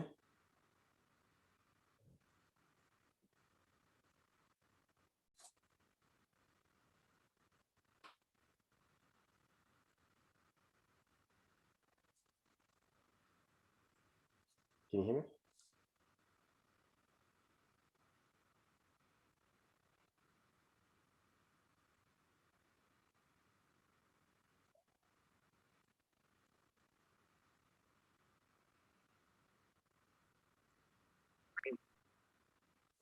Yeah, I can hear you now. Can you hear me? Yes. How are you? Yeah, buddy. How's it going? Yeah, How's the big amazing. champion doing? Absolutely amazing, man. How are you? Oh, doing great. Doing great. Just another wonderful day here in California, manifestation, and living the dream. Living the dream. Love that. Love that. All right, you ready to crack on? Yeah. Here, let me get my. Oh, we're not even live yet. We're not live yet. Yeah. So we're streaming live. So it's been streamed live, and then what I'm going to do is play the music, and then I'll do like an intro. Okay. Here, maybe I should wear my Volcom hat. Let me wear my surfer hat, my Volcom hat, and put the phone right here, and then and then we'll go. Well, how's this? Is this a good view right here? Does this look good? Perfect. Love it. Yeah. Okay. All right. So do you know what you want to talk about, and do you have a dad joke as well? I have I was just gonna do Arnold Schwarzenegger impersonation for a dad joke. It's gonna be totally corny. Love it. Should we go? Yeah, can you hear me? Yes. How are you? Yeah, buddy. All right, How's it all right. going? How's the big? So, yeah, we're good. Let's do it. We're good. All right, let's get this party started. Okay. Hey, super legends, superheroes, and superstars. My name is Dr. Dre, but yes, without the doctor. You're tuned into Hot High, which is the #1 place if you're looking to move forward faster in your job search. So today, boom, I've got a special guest. Absolutely love this guy to bits. He's just one of the nicest, switched on guys. He's got a really kind heart, and he's got big visions, and he's just a really cool guy. So without any further ado, I want to give a big, massive welcome to Caleb Matthew. How are you, bro? Yeah. You good? How's it going, Dre? How's everything going on your side? Really good, really good. I just want to say, yeah, appreciate you for doing this. Thank you so much. All right. Yeah, definitely. Should I talk to him a little bit about how I started my business and what I do? Yeah, just tell us a little bit about yourself. So we've got probably about 7 to 9 minutes. Okay, 7 to 9 minutes. Okay. So yeah, I'm just I'm a surfer here up in Northern California. And basically I just about in 2013, I wanted to start my own surf school. So I had a lot of people tell me that they're like, hey, you're not going to be able to do it. You're not going to be able to start my surf school. A lot of people, came against me, and they're like trying to tell me that I'm not going to be able to do it. And I kind of took that energy when people tell me I wouldn't be able to do, because I'm in Northern California where it's densely populated. So it is kind of hard to do a surf school around here just because there's not that many people. So I took the energy of what people were saying to me, tell me that I couldn't do it, and I recycled the energy to being motivating myself to realizing that I can do it. And so what I did was it was a survival time. It was right after the recession happened in 2009. And so I started teaching surf lessons, and I got really good at it. I got really good at it because I was passionate about it. And so I fought hard. I just kept on teaching surf lessons. I was charging really cheap prices back then because I was just learning how to do it. Because usually when you start out, teaching surfing, you charge a little bit less than what other people would do. And I kept my vibration high, and my basically my faith, just knowing that I can do it. I kept that high too, just realizing that, hey, this is what I want to do. And I learned, I made myself learn a little bit of HTML, the HTML5, the super easy one, which almost anyone can do. And I read some books about marketing, read some books about business, and I started teaching surf lessons. Then I got the insurance, I got all the legal permits, and I kept on doing it. And it was actually through this journey of teaching surfing, I started realizing crazy things. For instance, the craziest thing ever was I get a piece of paper and a pencil, and one time I was writing an essay about surfing, right? I write this essay about surfing. Next thing I know, I get a phone call for a surf lesson. And I started picking up on, whoa, wait a minute. If you start thinking about it and putting your energy towards it, the business starts coming in. So there's this weird law of attraction magic that whatever business you're going to do, as long as you're in alignment, which being in alignment is your passion. And if you're passionate about it and you believe in yourself, and it's in your intention too, if you're doing it for the right intentions, the right reasons, if you're just going into the business to make money, it might be conflictual if that's the only purpose. Money is just part of the energy that comes through it. But it's just really trippy because I really love surfing, and I really love people. I really love to work with humans. Humans are amazing. Every single human has so much potential. And you start to look into people and you're like, wow, this person has so many gifts. And we don't even have enough time to really figure out how gifted people are. But I get an hour, 45 minutes during every surf lesson to work with these people and teach them something I know. And they get to have an experience that is worth a lot. Because a lot of I'm in California, but we get a lot of tourists from Germany and Europe.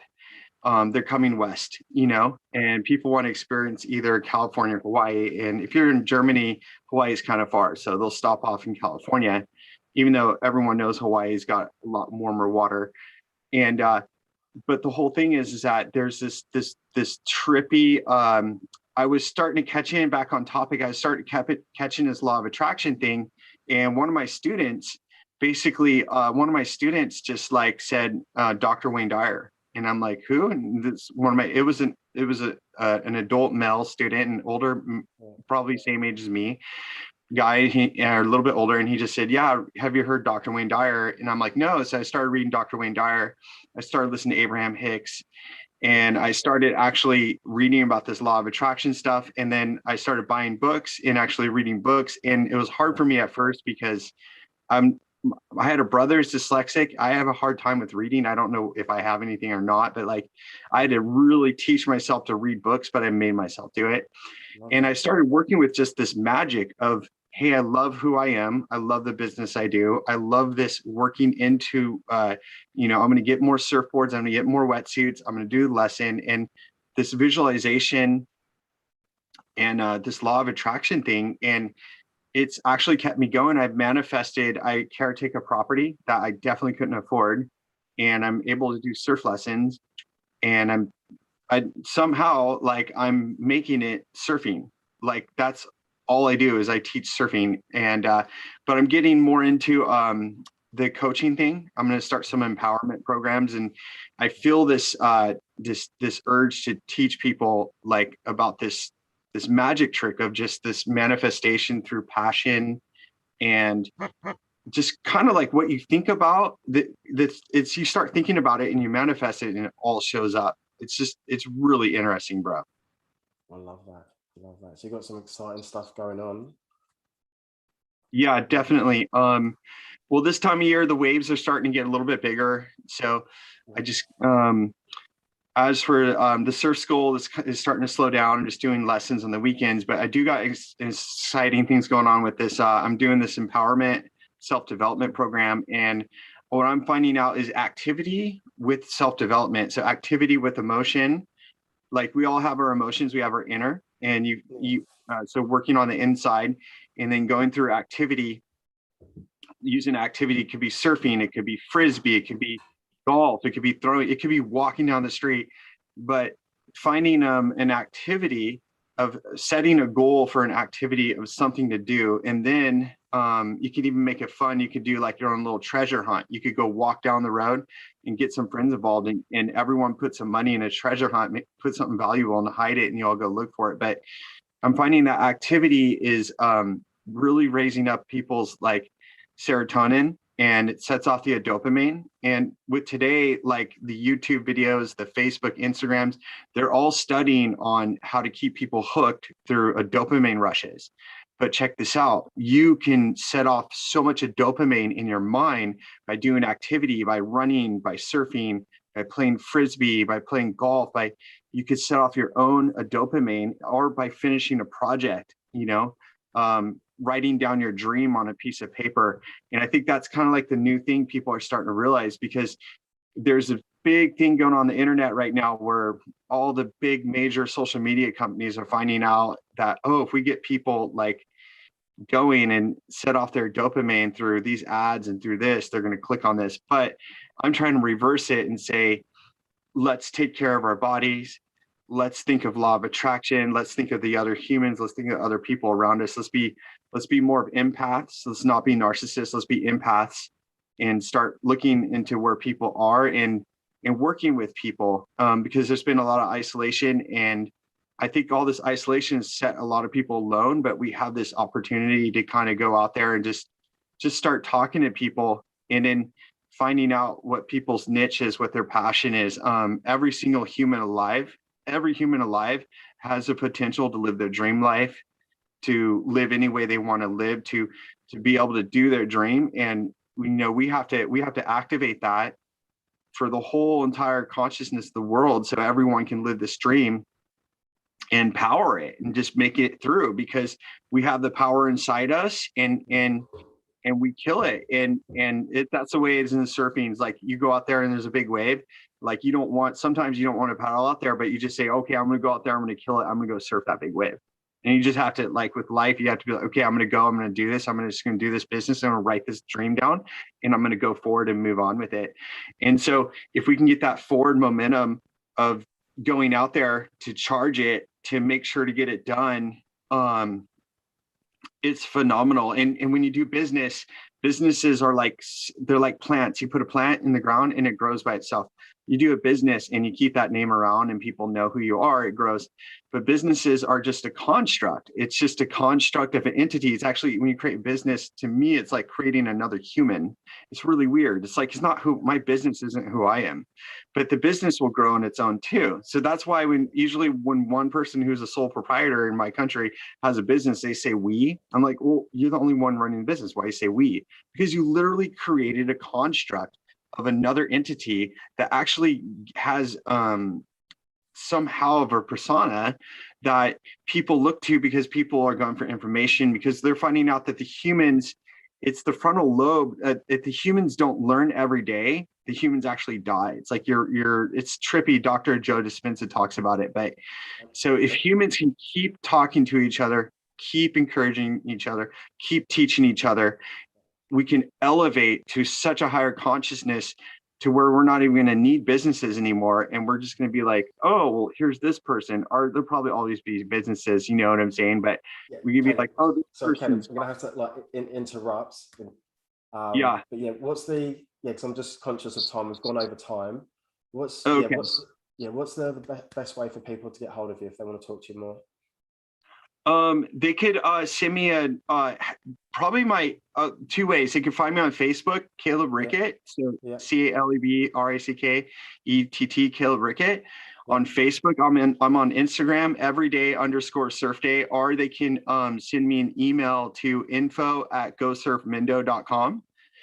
And those are all ways to get a hold of me online. And if they want to talk to me and schedule an appointment, info@gosurfmendo.com is probably the best way.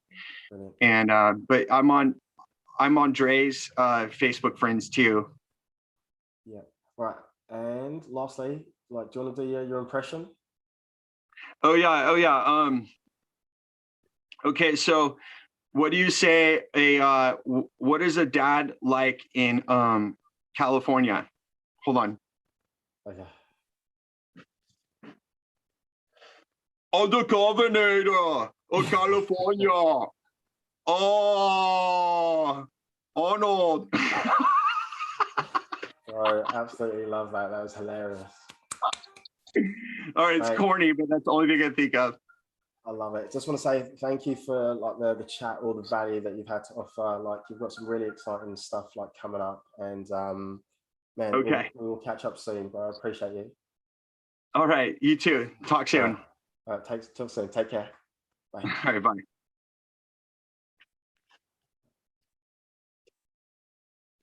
And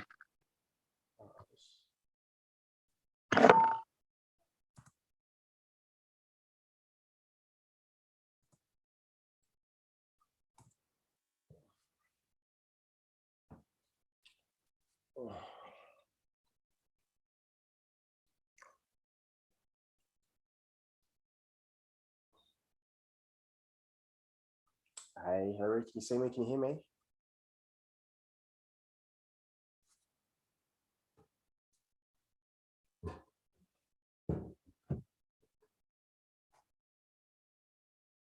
Hey, Hillary.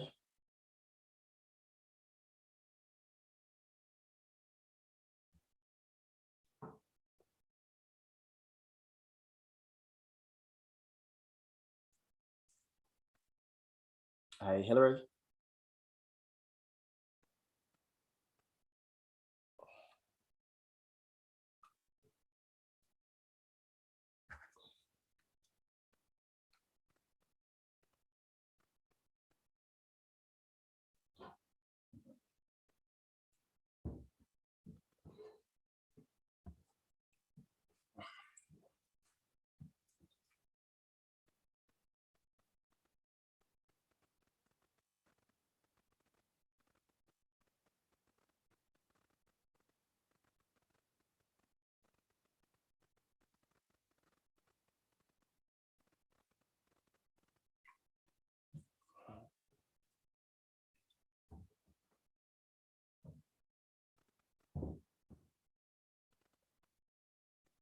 Hillary, you there?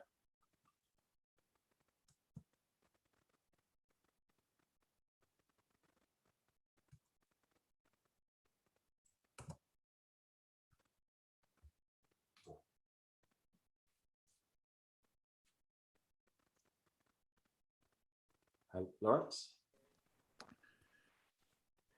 Hey, bud. How's it happening? Yeah, good. How are you? All right, all right. Yeah. So I had there's supposed to be a couple of people before. I had Hillary here, but she was on mute, cameras off. I was like, Hillary. Are you right to go now? Oh man, yeah. I've been watching YouTube. That's why I thought I'd jump on, and I thought I'd put myself in the queue in case you needed someone to come in earlier. Oh, thank you, man. How you feeling? So we've probably got about 7 to 9 minutes. Awesome, man. Yeah. Yeah. You surviving? Oh, just about. Hey, super legends, superheroes, and superstars. My name's Dr. Dre without the doctor. You are tuned in to Hot Hire, which is the #1 place if you're looking to move forward faster in your job search and in your career. I have an absolute superstar. If it wasn't for this guy, man, this would not be possible. So I just want to say a massive, huge thank you. And also got so much love for you, Lawrence, because like you've got an incredible story as well, and what you've been through. And I was checking out your YouTube the other day, and like the rebranding and your video, fire, absolute fire. So I just want to say, like, well done. I'm so happy that you're here, mate. Yeah, thanks so much, mate. I don't know if it's a compliment that because of me, if it wasn't for me, you'd be sleeping right now. You know, so you might take that option, and you might have gone, Lawrence, you're such a dick, right? So to anyone that's watching, and at the moment, myself and Dre go back a little bit. We've got this love-hate relationship, and about helping him start this podcast, actually.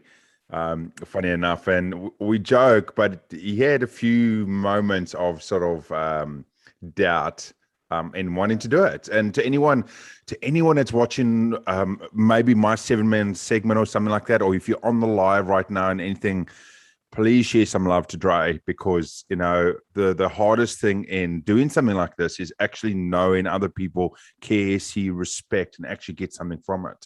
So that's why yesterday I was a bit of a stalker. I was like, when I was in my kitchen, I was doing work, I had the YouTube on there on the side, just making sure that, you know, showing him some support. Oh, thank you, bro.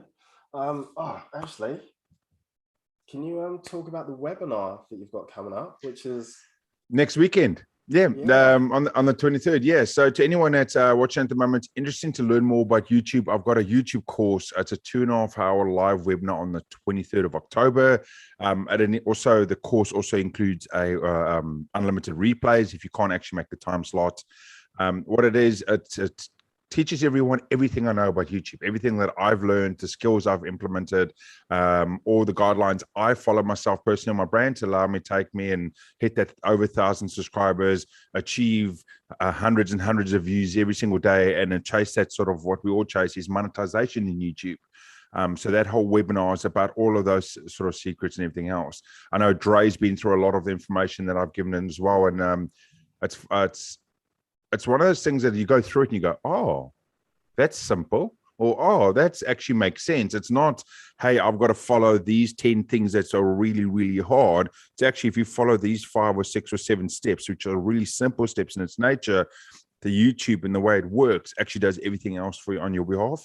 It's one of the weirdest, how would I say, apps, companies, tools that you ever use, that if you feed it, like the Cookie Monster, if you feed that Cookie Monster the right cookie, it's going to give you so much more back, and you don't actually have to do anything. It does it on your behalf, because fundamentally YouTube wants to grow, so it uses itself to grow more and more. Brilliant. And this is what you're going to be teaching people on the webinar. Yeah, I would be teaching all my secrets, exactly the basics of how to load a video the right way, what to put in there, what the description, the title, the thumbnail, tags, chapters, all that other sort of stuff, anchoring. So some of it might make sense to people, some of it might be totally French to people at the moment, but this is what I go through in that 2.5 hours, a condensed version pretty much of how to take channel that's doing really slow, nothing views at a day, and implementing changes that you can go from like no views to 10 views to 20 views a day without actually changing your actual video. Biggest thing people don't realize is it's not your video. Look, don't get me wrong, good video can be successful, but you can have a horrible video and still get views on it if you do the right steps. Okay. So I remember when I first came on your like podcast. Remember that? Yeah. And like we finished afterwards, and you were like, "What do you think of that?" And I was like, "That wasn't good." And he was like, "Well, you know, I'll put it together. I'll send it to you, and then you can make a decision whether you want to send it out. But I want you to be 100% comfortable." And that's what I say to people, like when I'm getting my shows out. And yeah, just want to like thank you for, because it was dreadful. It was awful. It was awful. So the second time was a little bit better, but the first time was I was just so nervous. And I've realized doing this, like how nervous other people can get. And you completely, like after a while, you just completely forget what it's like for that other person on the other side, like Zoom or StreamYard. Yeah, that's where to anyone that's ever coming on one, like, okay, this one's a little bit different. There's no lead time into it, but that's sort of anything I do with my own podcast. I try to do 5 or 10 minutes before we go on air, and just we talk, we laugh, we have fun. I'm trying to put a lot of it at ease. And a lot of times people, you know, I've had people on my show, I've gone on other shows, and people all of a sudden going, hey, I'm on a podcast and it's a successful podcast. I've got to be like right here. It's not necessary that you've got to be right here. The person wants you on your show because they want you. They don't want the top level A grade version of you. They just want you in your normality version. And Dre's not very normal, so I want that chaos and anarchy that comes with that, right? And that's what happened. He did on the first time. He came on and he was very sort of in the square, straight ace, you know, down the line. Which was fine for what we were trying to cover, but he wasn't happy with it because when you look back, you go, that's not really me. And it's one of those things that, but it does take time. It even takes time for me these days. Going, when I get interviewed on other shows, I still got to remind myself that, hey, it's just a chat. We're just here for fun. You know, don't get too worried about it. Yeah, awesome. All right. Is there anything that you want to share before you go? Because I know it's like short and sweet. And anything like you want to say or? Nothing. I think very similar to when I did a segment when I came onto your show as well. It was just fundamentally in the time we are at the moment with the people we're around. Just be yourself. Just be you. Be yourself. Be quirky. Be weird. Be totally outside the box. If that's where you are. We need enough people to be individuals. We don't, I don't want to take this away. As much as a lot we're doing in society is chasing that herd mentality at the moment, that we've got to work together, but still be you. I support more people that stand up, that are more of themselves and individuals than someone that mimics anyone else. The biggest people in the world, male or female today, when you look at them, you go, oh my goodness, they are so different. Elon Musk, Sarah Blakely, who else we've got big out there, Elena Cardone, all of them, they are themselves and truly to what they are. But when anyone else tries to be exactly like them, they fall off because people are like, oh, that's not really who they are. They're just mimicking someone else. So be that quirky weirdness person that you are. Love that. All right. Do you have any dad jokes? Did you bring any dad jokes? Or? I always bring a dad joke. Yeah, come on, brother. All right. So here we go. I go. How did Darth Vader know what Luke got him for Christmas? Oh, I don't know this. Yeah. He felt his presence.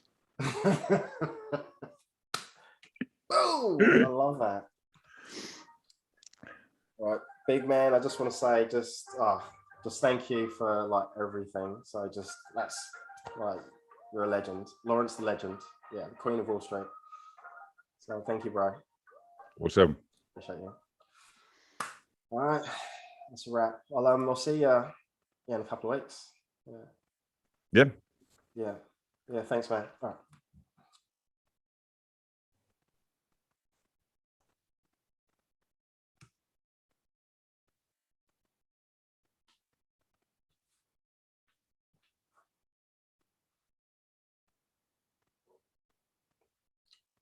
Hillary, you there? Hillary. I'm here. Hey, how are you? I'm okay. Right, let's just, what do I got to do here? Click something. Got it. How are you? I'm really good. I saw I had you on before and I was like, Hillary. Hillary. Oh no, I've been here. I've been waiting for ages. Have you? Yeah, because Yeah. I had you here, and I was like doing that, so I got Lawrence out because he was ready to go. Oh, I was waving. I was saying Hillary. No, I couldn't see you. Anyway, here I am. Yeah, thank you. So, you ready to go? And do you have a dad joke? Oh no, come on, tell me one. I don't know jokes. I'm no good at jokes. Do you know Tell me a dad joke. All right, so someone. Tell me. Someone sent me one. Mike sent me one. It was like, just in case someone forgets. What kind of shoes do ninjas wear? Ninjas. Okay. Yeah. What kind of shoes do ninjas wear? Okay, go on. Sneakers. Oh, yeah, that's a good dad joke, isn't it? Oh dear. Okay. Yeah. All right, shall we rock and roll? Yeah, ready when you are. All right.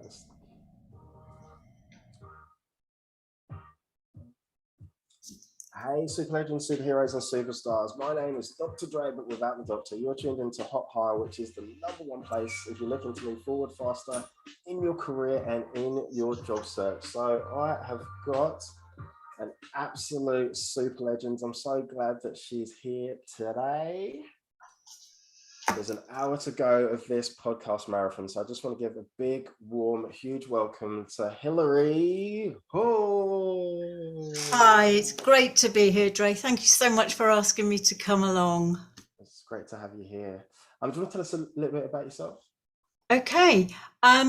Well, I'm a 63-year-old lady living over. Get out of here. Yeah. My eldest son's going to be 41 next month, so I don't know. I was a teenage bride. I really was a teenage bride. So there you go. Yeah. Anyway, I'm a hypnotherapist and a transformational life coach specializing in menopause. So it's a thing you guys don't really know a lot about, and it's a subject that's very often a bit of a taboo subject. I know it is in the UK, probably, but I know it's the same in Australia because I have a Facebook group called Pause the Menopause, which is international, and I've got quite a few ladies from Australia and from all over the world on there. And it's a taboo subject, but it's something you guys really need to know about because you're the ones who quite often feel the effects that the menopause can have on ladies in your life, whether it's your partner, your mum, your daughter, your work colleague, a friend. It affects women really badly in some cases. So what is it that you'd like to share like today? Really, it's about the importance of organizations and people at work, organizations being prepared that they should be putting in place things for these ladies. Yeah, because there are a lot of ladies in this world and we are living longer. You know, I did something the other day on life expectancy, and in the UK here, there's a thing that you can put your age into, and it gives you a nice life expectancy. Now I'm 63, and according to them, my average life expectancy is 87. However, there's a 1 in 4 chance I'm going to live to be 94, and a 1 in 10 I could be 98, and 5% chance I'm going to live to over 100. So women are going to be around, you know, they tend to live longer than men. So it affects us, and it affects us for a long, long time. Organizations aren't aware of this, and so many women actually give up their jobs. They leave the workplace because of menopause. Really? Because things are just not put in place for them. There was a poll done over here in the UK, 3,800 women, and it was found that most of them found that the months leading up to menopause. Now, menopause is just one day in a woman's life. It's the day that she's gone without a period for 1 year. That's the menopause. Up to then, we are perimenopausal, and that can last anything from a few months for some lucky women up to maybe 10 years for others. Whoa. Yeah, so you then have your period, You then don't have a period for a year. That day is menopausal, and then we are postmenopausal until the day we leave this mortal coil. So, you know, women are either peri or postmenopausal for a lot of their life. So if you think somebody who's 39, you know, they might start at that age and end by 49. So they could be on for 10 years, or you might start at 43, end at 44. It's as unique as we are. You know, people often say, what's the average age? And in this country, so I'm talking about the UK here, I'm not sure what it is in other countries, but it's not far off. In the UK, it's around 51 years of age. So if you think it could be 10 years for somebody, they're starting perimenopause in their early 40s when they're at the peak of their career. Yeah? That is, yeah. Yeah. Crazy. And so many women take time off work due to the symptoms, and, you know, quite a few were off work for more than 8 weeks. Well, that's a heck of a time to be off work. Some of the reasons that they gave were reduced efficiency at work, poor quality of their work, and poor concentration, because we get this thing. People always think of menopause, you know, what do you think of? When I say menopause, what do you think of? Like, honestly, like, just, yeah, go on. Probably just emotions, like really emotional, really. Yeah, who do you know who's been through menopause? Probably my mum. Your mum, yeah. So you may have noticed that she's easy, flies off the handle, gets upset easily. Those are the sorts of things, and she can't help it. She can't help it. It's these blooming hormones we've got. They're all over the place. They're yo-yoing around. So we're emotional. But most people seem to think about hot flushes. Yeah. Okay. You know, they think, oh, menopause, hot flushes. And some I've been in meetings in the past where men have thought it quite funny that you suddenly go red and you're, you know, fanning yourself with a bit of paper and saying, God, is it hot in here? Can we open a window? And they go, oh yeah, she's at that funny age. Well, it's actually not, it's not funny, because it affects women so badly. And we can get brain fog, where you can't concentrate, your mind's all over the place. And so it's no wonder these ladies leave their job. A lot of them leave because they just feel that they can't cope. I mean, when I was perimenopausal, I actually got such bad brain fog. I went to my GP, my general practitioner, and insisted that I have tests for dementia, because I thought I was losing my mind. And it wasn't. But what's easy for doctors to do is to, when you've got the anxiety and these up and down emotions, is to say you're anxious, you're stressed, you're sad, you're not sleeping well, you must be depressed, and dole out the antidepressants. Yep. Okay. So they'll dole those out, you take the antidepressants. And that happened to me. I was on antidepressants for years. I was hospitalized and all sorts, because they said, you're stressed, you're burning out. Yeah. But looking back, do you know what? I was perimenopausal. It was natural. So what I want to say to women is, you're not broken, my darlings. It's a natural process. And there is life after menopause. You can really help yourself with this. You can. Yeah. Now, am I allowed to say about my program I have? Hell yeah. Yeah, yes. Thank you. Yeah. Okay, so I have a program that's been developed, which I've called the Hot Lady Menopause Relief from Hot Flushes program. It's held over Zoom. It's for 4 weeks, small group program, no more than 12 women at a time. And we work through using hypnotherapy and using different techniques to reduce those hot flushes right down. And for most people who I've worked with, we've reduced them down by about 85%. That's huge. Yeah. Huge, yeah. If somebody had told me when I was going through hot flushes that I could reduce them down by 85%, I'd have pulled their arm off. You know, it was because they can be that bad. So if anyone out there is interested, doesn't matter where in the world you are, just contact me. If it's ladies anywhere in the world, the Facebook group is Pause the Menopause. You're welcome to join. It is a ladies only group. It's safe. We talk about everything. Great community spirit there. So that's about me, really. Okay. And so the best way, can people, if they've got questions, just connect with you directly, like through Facebook or? Yeah, they can go through Facebook. My website is a good way, which is www.liberationtherapiesandcoaching.co.uk. And you can book a free call with me, direct on my calendar there, 15-minute call. Generally, it goes on, we chat away, just to see if there's ways that I can help. I specialize with ladies, but men come to me as well for all sorts of issues. As a hypnotherapist, I can really help you with any areas of concern. So it doesn't just have to be ladies who, the people in my group, I call them hot ladies. Because they're on fire. So I just want to say, you ready for your dad joke? I am. No, I'm not very good at jokes. I'm really not very good at jokes. So, okay, my dad joke is, what kind of shoes do ninjas wear? I don't know. What kind of shoes do ninjas wear?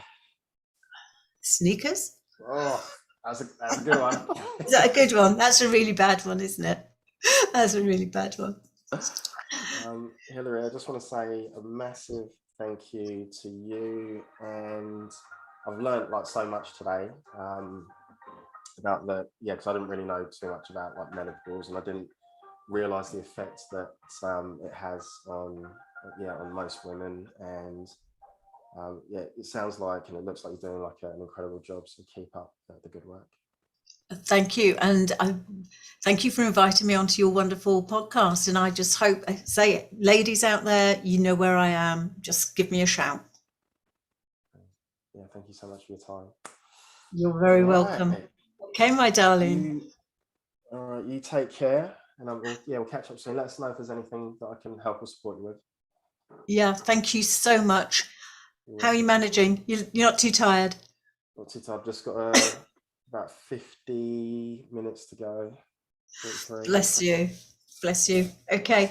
Any chance of a copy of the podcast? Yeah. So what I'll do, I don't know how long it's going to take, but you'll have your own individual episode. Brilliant. You just take your time. Yeah. Okay. Yeah. All right. And you. Much love to you. Bye, Dre. Bye. Bye.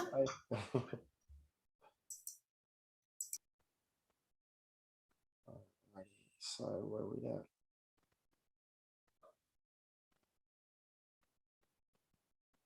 All right, so I think we were missing Rosie. So we've got 5 people left.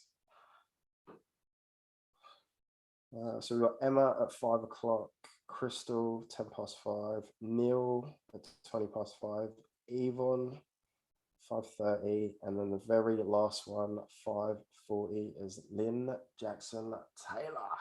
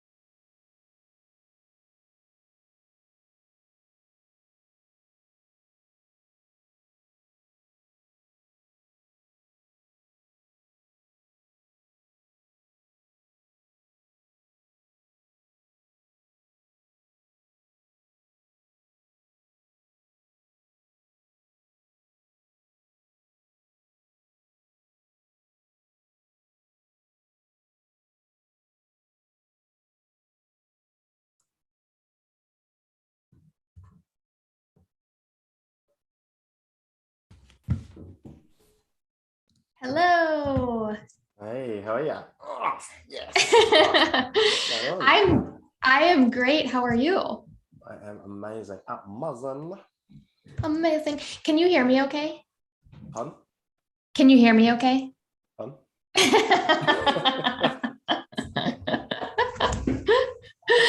All right. So, yeah, do you know what you're talking about? Yes. Yeah. Do you have a dad joke ready? Got my tips, got my dad joke. We're all set. Oh, all right, let's do this.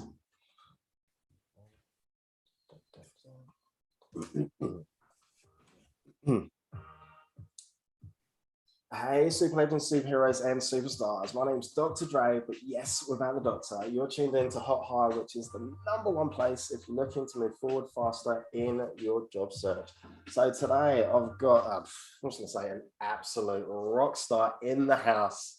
I want you to give a warm, big, massive, ginormous welcome to Emma Horvath.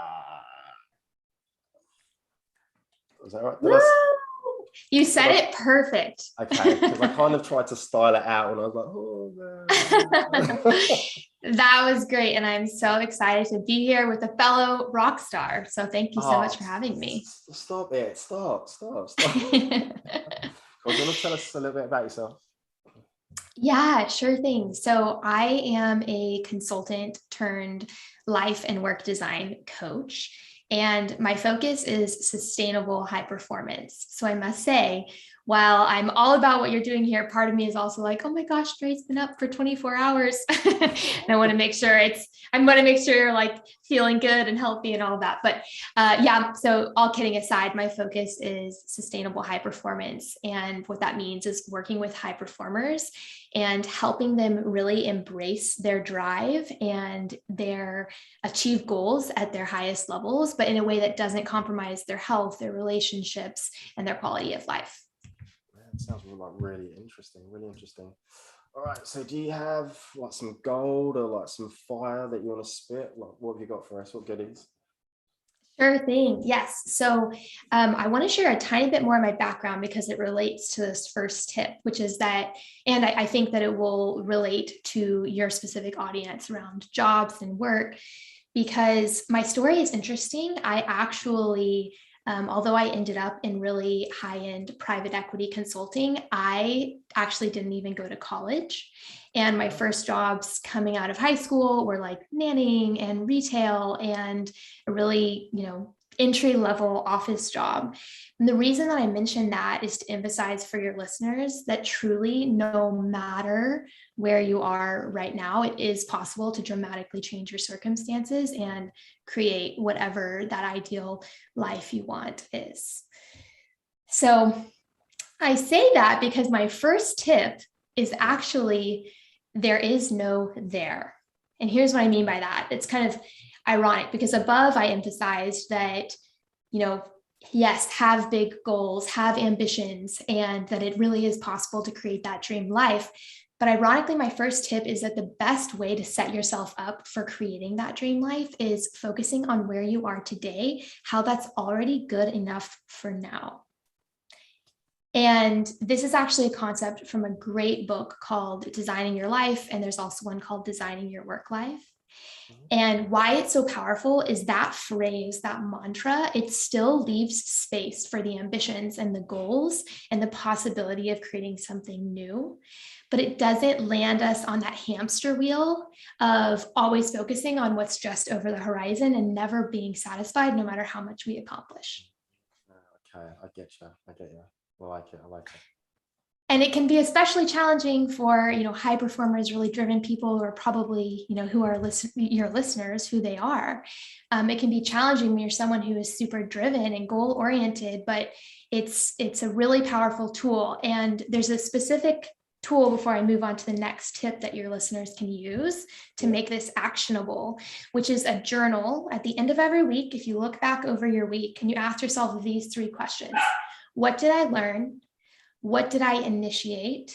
And who did I help? And I guarantee wherever you are in your working situation right now, even if it's a job or business you don't love, if you start keeping that journal, it will reveal what's already working. And that's a foundation, that's a launching point for creating whatever your goals are next. Boom. Love that. Love that. Yeah, that's awesome. So you'll have to help me out with time here. I want to make sure I'm not taking too much time, but tip 2, the next 2 tips are a little bit shorter. Tip 2 is to focus on value creation. So in tip 1, we've established that wherever you are today is good enough for now, and that embracing that is a way of creating progress. But what do you actually do with where you are right now to make progress? And for that, I recommend this mantra from Earl Nightingale, which is, my rewards will always be in direct proportion to my contribution in service.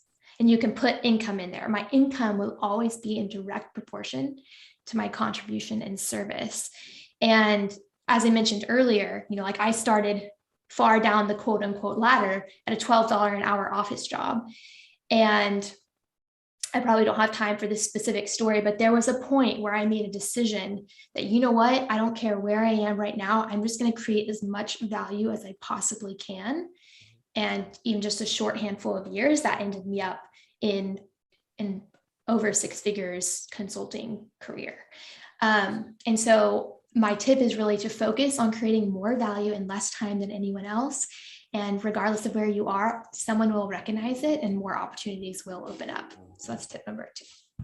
Okay. Yeah. Did you say you had one more? Did you have? Just one more. Just one more? Yeah. Yeah. Yeah. Which is also short, which is to embrace essentialism, or in other words, learn to prioritize.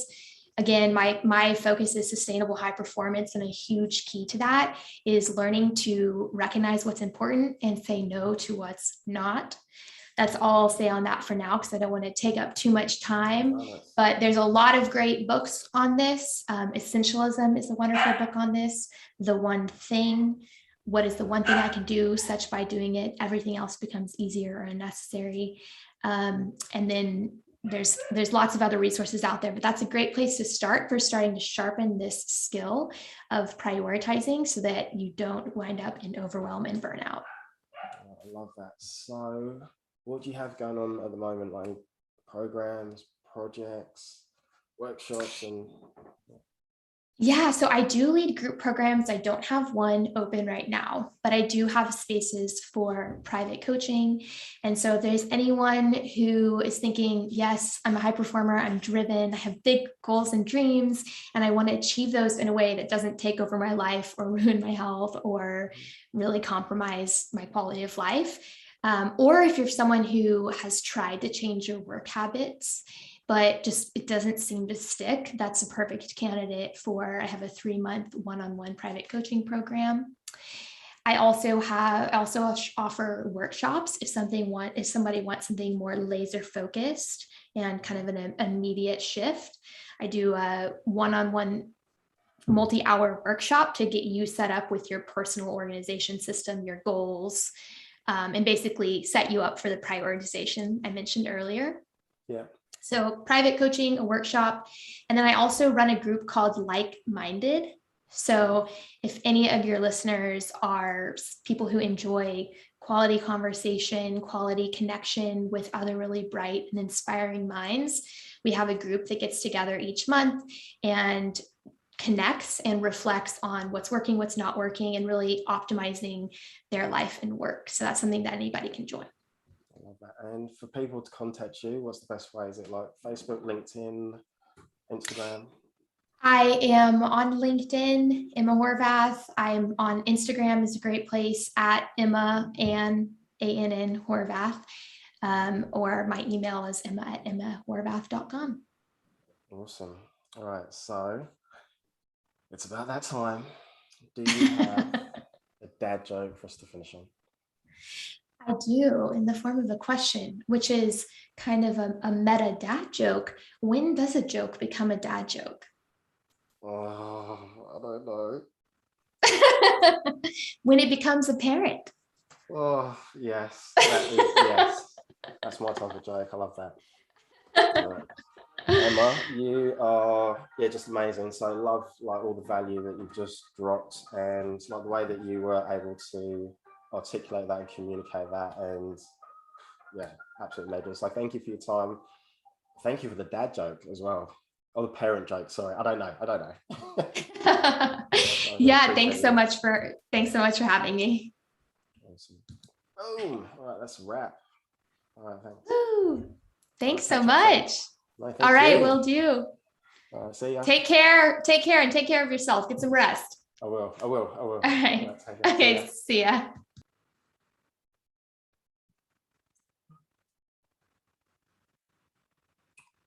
Still 10+5. Oh.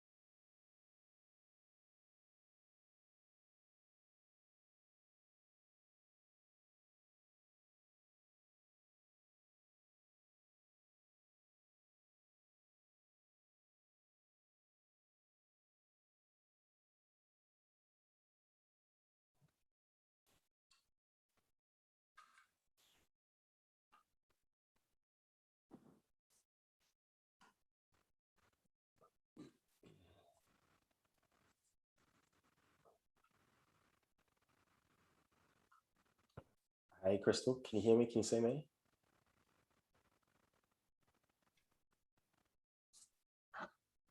Hey, Hey, how are you? good, thank you. How are you? I am awesome. Absolutely awesome. Yeah, thank you for doing this. You must be like awake, like in your sleep, right? It must be so early for you. Yeah, I know with some people, I've been having conversations and just probably sleeping, staring them right in the eyes. All right, so do you know what you're going to share today? And do you have a dad joke as well? Sorry? Do you have a dad joke as well? I don't have a dad joke. You don't? No, that's cool. That's cool. All right, you ready to rock and roll? Yeah, I am. Right, let's do this.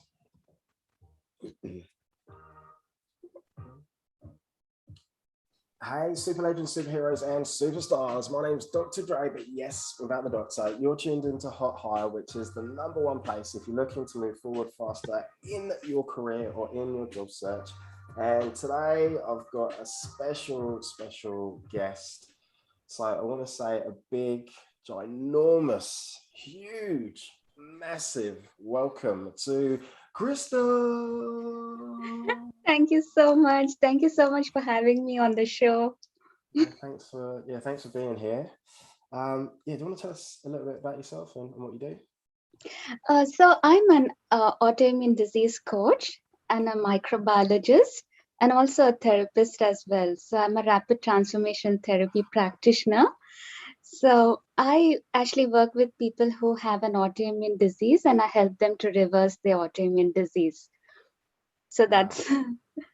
You're incredible. You are incredible. That's all I want to say. You're incredible. All right. So what do you want to share today? What do you want to talk about? I would like to share a little bit about my mom's journey, like how I have taken my mom from being bedridden with 2 autoimmune disease and now living healthy, happy. And also I would like to share 5 ways so that people can start to work towards their recovery. So my mom actually, she had 2 autoimmune diseases, and then the first autoimmune disease went unnoticed and undiagnosed, and it was misdiagnosed as well. So we didn't know anything about the first condition. And then that led to actually the second autoimmune disease. And with the second autoimmune disease, she was bedridden and then almost on the deathbed. So she had like complete ulcers all over her body, especially on the legs.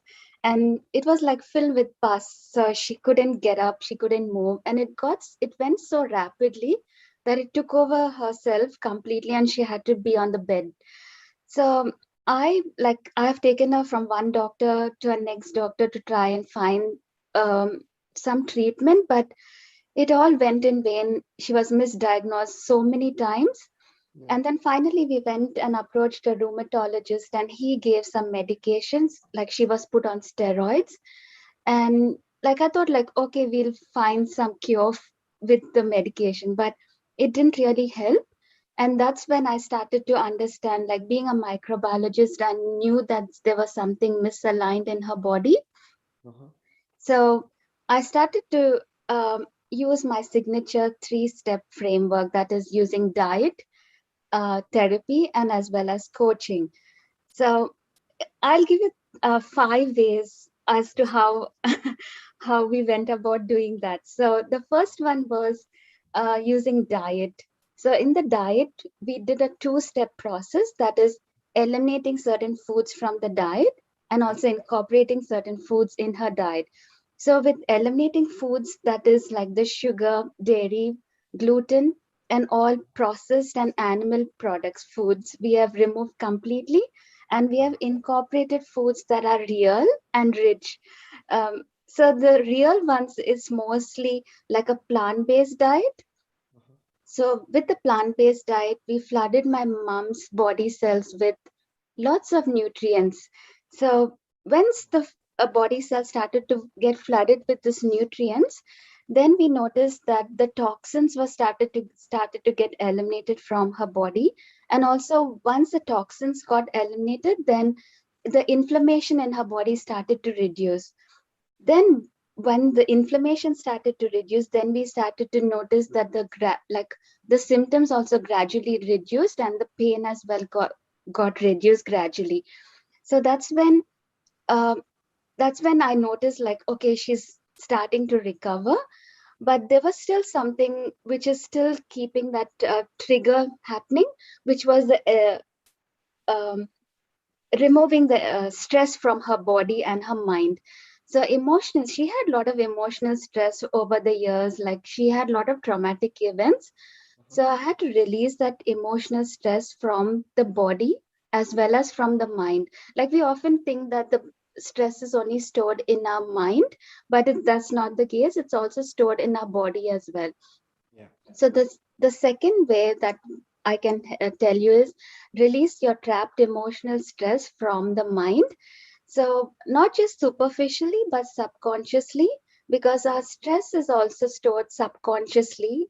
Stress is actually stored subconsciously. So going down and finding the root cause of like what has triggered the stress, that needs to be eliminated. So releasing that stress from the subconscious mind. So that's the second way. And the third way is also establishing the strong mind and body connection, because understanding the signals that your mind is sending your body, and also vice versa, your body is sending your mind. So that's also the super important, like, to recover from a disease. So that's the third way. I want to go fast because we have like less time. So the fourth way is to reprogram your mindset. So reprogramming your mindset as to how your mindset is adapting to the disease, like is it, and also to the changes in your diet as well. So how are you accepting the diet? How are you accepting healing? How are you accepting the disease that is in your body and trying to eliminate it? So that's the fourth way. And I often hear my clients saying that their body is against them and it's not their friend, it's their foe.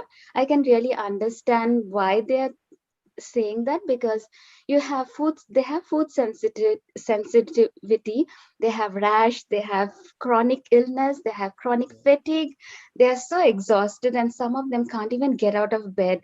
So but that's really not the case, because your body is always for you. It's designed to self-heal. Your body can heal, it will heal, and only if you empower it with the right tools. So the right tools can be modifying your diet to the best diet that your body will love and adjust with, then eliminating the stress, and then establishing strong mind and body connection, and also adopting and embracing a positive and a healthy lifestyle. So the fifth one is to go towards a positive lifestyle, because a lifestyle plays a crucial role in reversing the disease. So when you have an autoimmune disease, you need to have like a proper lifestyle. Like, are you getting enough of sunlight? Are you getting enough of sleep?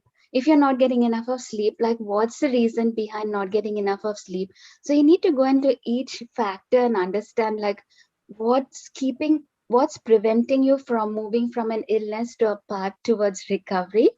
So those are the 5 simple yet effective ways that we have worked on to like move my mom from bedridden to like now living happy and healthy and independent life.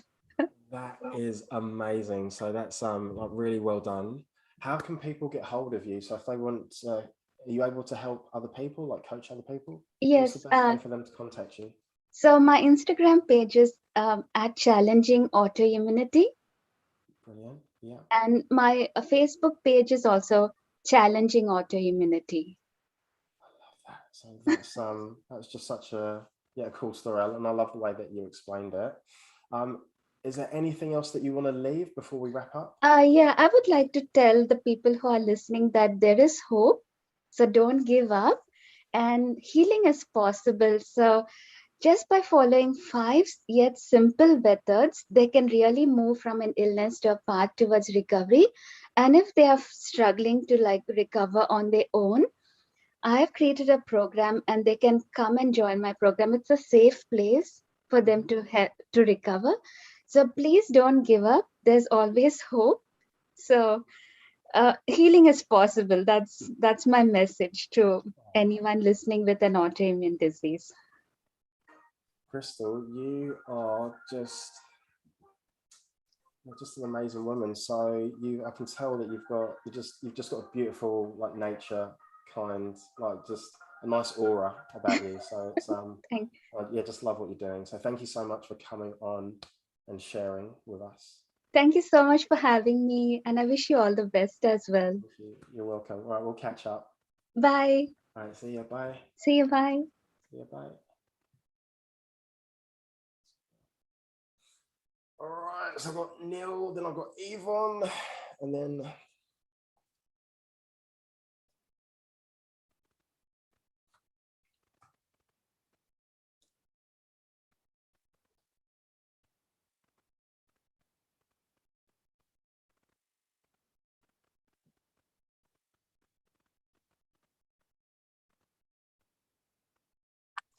can you hear me? I'm in. Yes, the main man. How are you? Excellent. And you? Yeah, I'm really good. I'm really good. All right, so you know what you're talking about, and do you have a dad joke as well? I got a dad joke. I got a couple of them. We can go wherever we want. All right, let's do this. So we've probably got about 7 to 8 minutes. Yeah, all right, let's do this. Hey, superstars, superheroes, and super legends. My name's Dre, and I just want to say a massive, huge welcome to another episode of the Hot Hire podcast. I'm excited. It's been a long, long day, but I've got just the main man, an awesome human, an awesome guy, just very inspiring. And I don't know how he manages like everything. So I just want to say a huge, massive welcome to Neil Russell. Thank you. Not that you're getting a little stir crazy here, because you've been at this almost 24 hours, but I want to take the time to say thank you for inviting me, and thank you for having me on this incredible opportunity. Thank you, Dre. Right, the privilege and the pleasure is all mine, so thank you. Can you tell us a little bit about yourself and what you do? My name is Neil Russell. I'm from Canada, and I'm a lifer for worker. So I've worked in the corporate world. I've worked for provincial government, which would be the equivalent of the state government in Australia, for over 35 years. And in that career, I realized I wanted to do something else. There's more to life, and I love my career with the government, but I wanted to help people in a bigger way. So I became a life coach. I'm a 4 times international best-selling author. Thank you. I'm an amateur athlete. I'm actually in a city. I flew 5 hours away to run a marathon, which is 42.2 kilometers tomorrow. No, Sunday. So it's my Friday. So I'm running the marathon on Sunday. So I'm just going to jump in.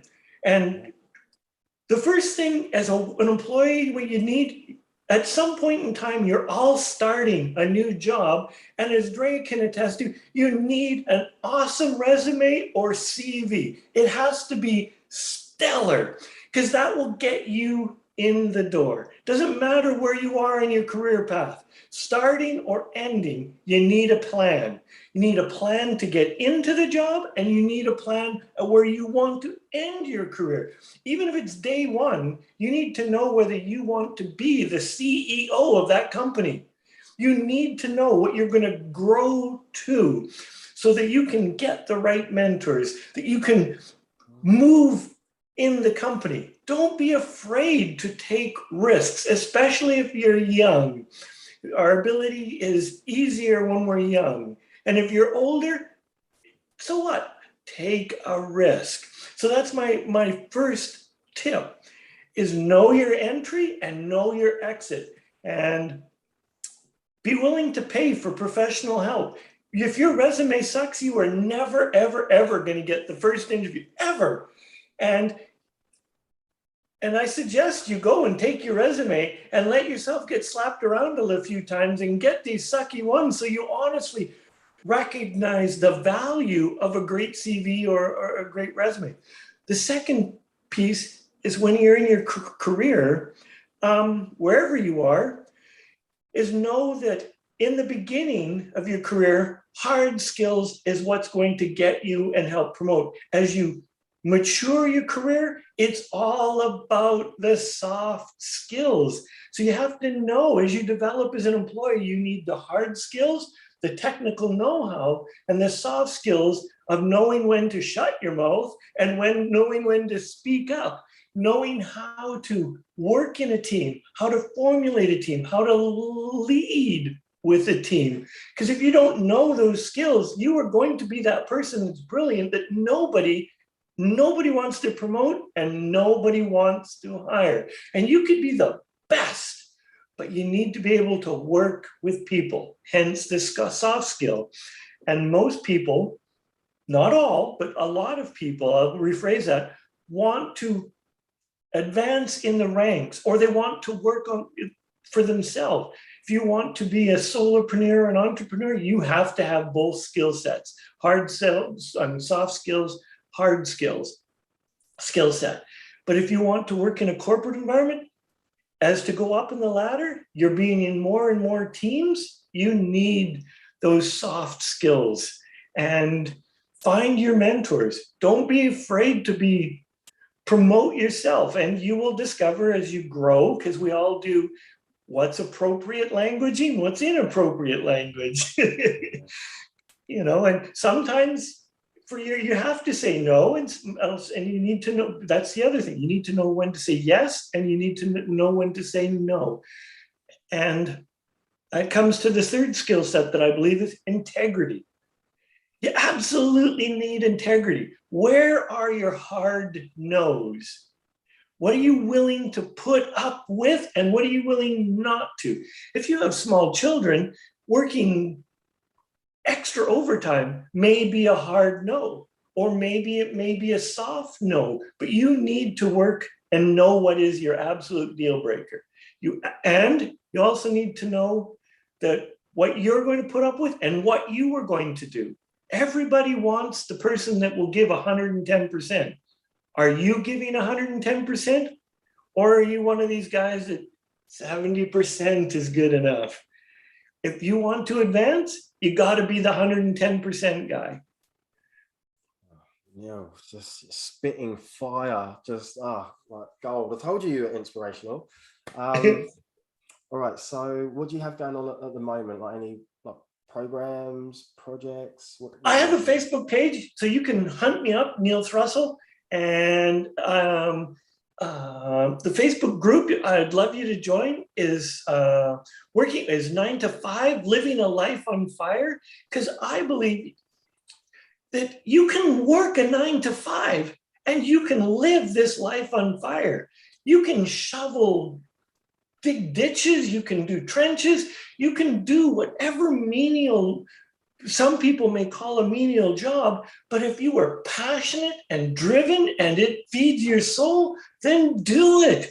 Do it. And sometimes we get temporarily stuck in jobs that we got a 5-month contract and we just need to finish the job. But that doesn't mean it has to suck your soul dry.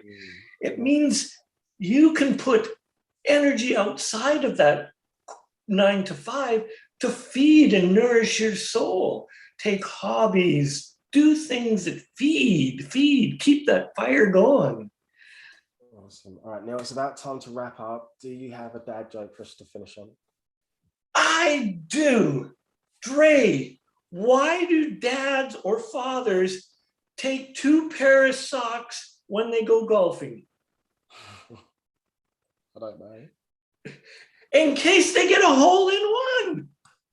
I love it. Neil, you are an absolute legend. Yeah, thank you so much for the gold, the fire, and just everything. And good luck for the marathon on Sunday. So I know that you're going to do really well. And man, I wouldn't be able to do something like that. So yeah.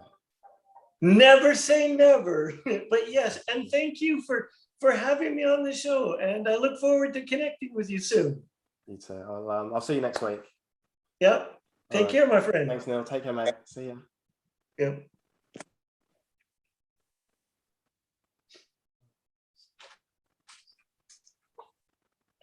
Oh, he's still there. Oh, sorry. Oh. All right, let's get Yvonne in.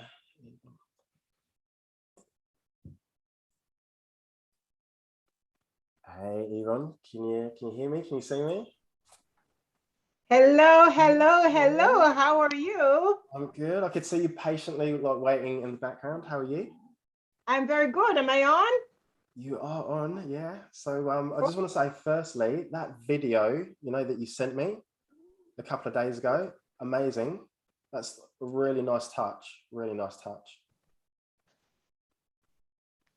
It was really, You sent it. No, yeah, it was just, I haven't received anything like that for a long time. So sending a video, it was awesome. So thank you. Okay, thank you. Okay, Yeah. thank you. Yeah. Yes, for a minute. But we are not on to the public yet, right? So we're streaming live. So what's going to happen is that in a minute, I'm going to press the button for an intro, and then I'll do just a really, really quick intro. And then, do you know what you want to talk about? And do you have a dad joke?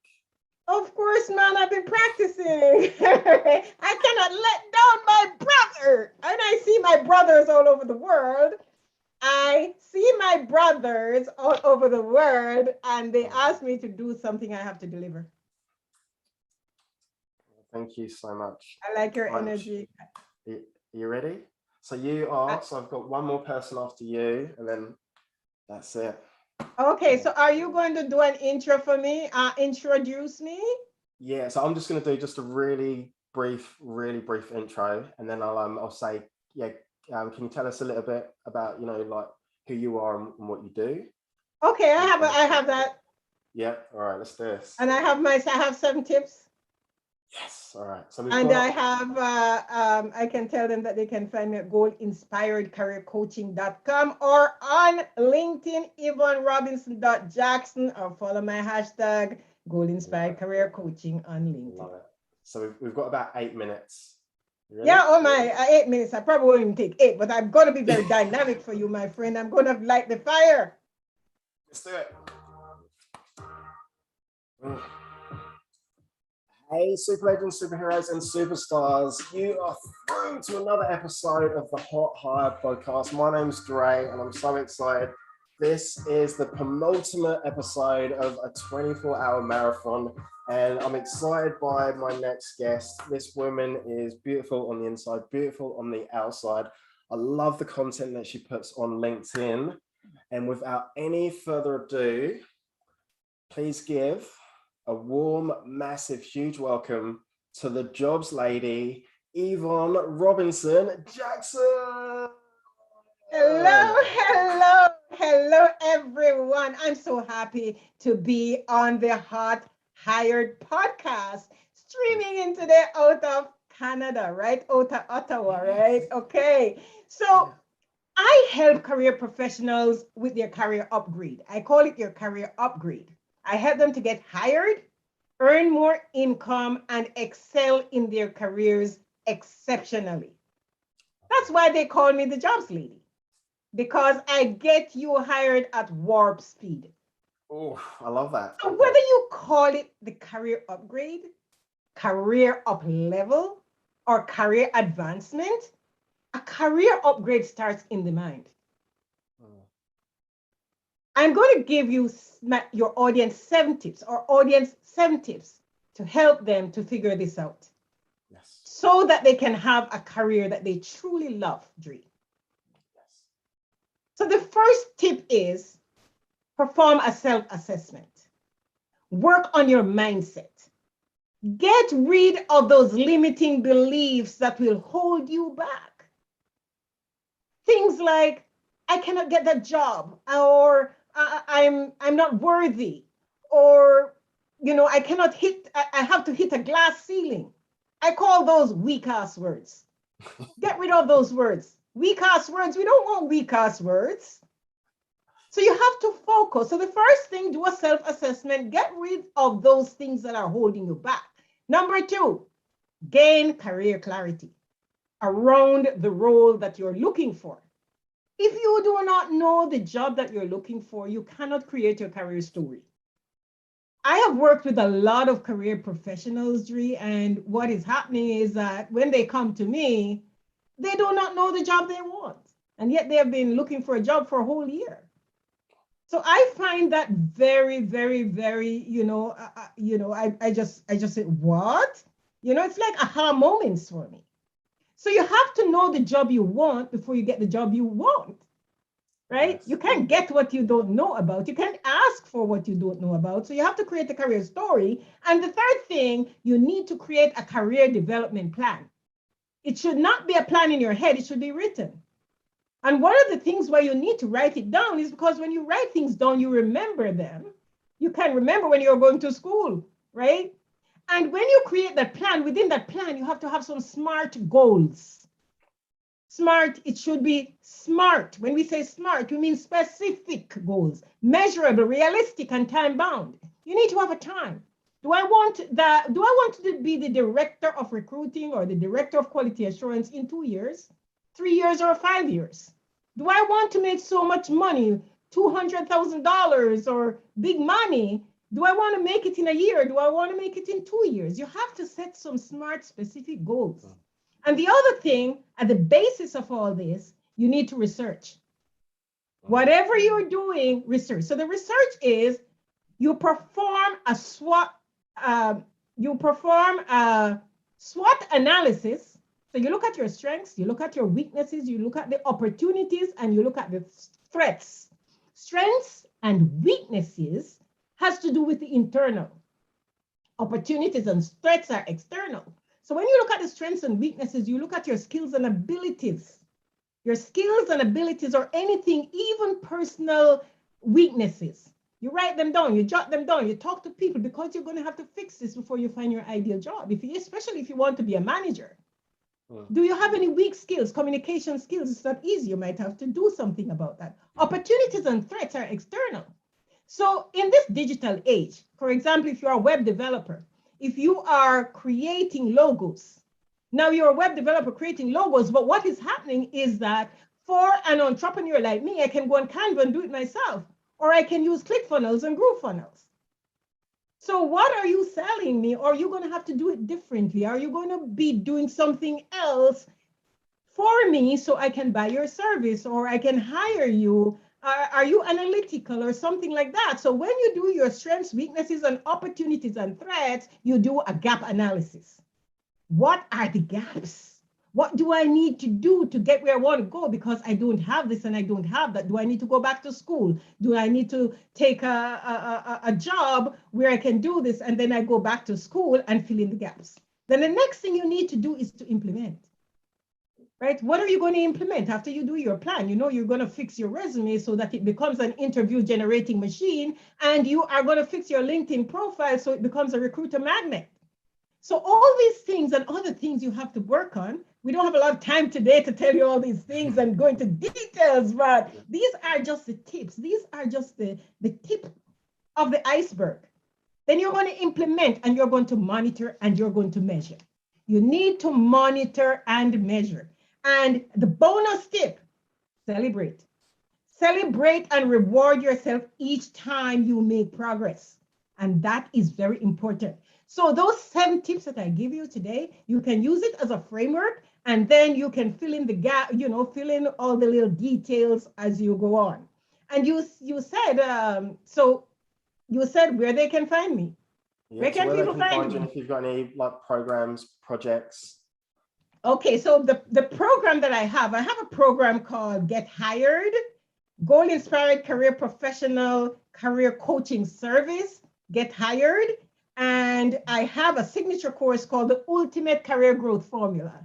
And all these can be found on my website, the GoalInspiredCareerCoaching.com. We'll give you more details about that. And for people who want to find me, they find me on LinkedIn. I'm Yvonne Robinson-Jackson. I also have a hashtag on LinkedIn. If you go on my hashtag, you get all my lovely updates every day. It is hashtag Goal Inspired Career Coaching. And I have a YouTube channel, Goal Inspired Career Coaching. And on my YouTube, they can land and learn for free. 100%. That's amazing. Yvonne, that was absolute fire. Absolute fire. All right, so to wrap up, do you have a dad joke for us to finish on? Dad joke? Oh no. Okay, let me tell you about my dad joke. My dad used to tell us to work hard. He didn't have a lot of jokes. I grew up in the era where parents, it was all about work. Life was hard. It's all about work. So all you do, you saw your parents working. So I don't have a lot of dad jokes, man. That's my dad joke. Work hard.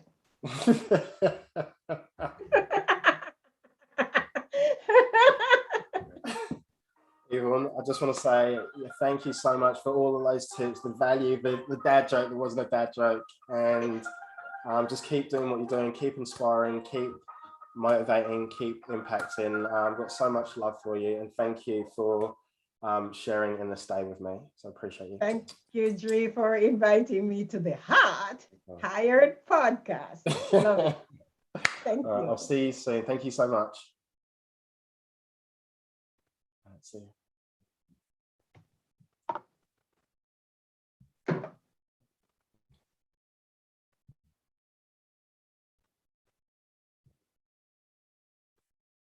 All right, so the very last one of the day. This is it. This is the last one.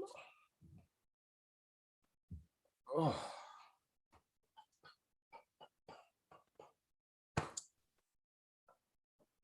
Hey Lynn, how are you?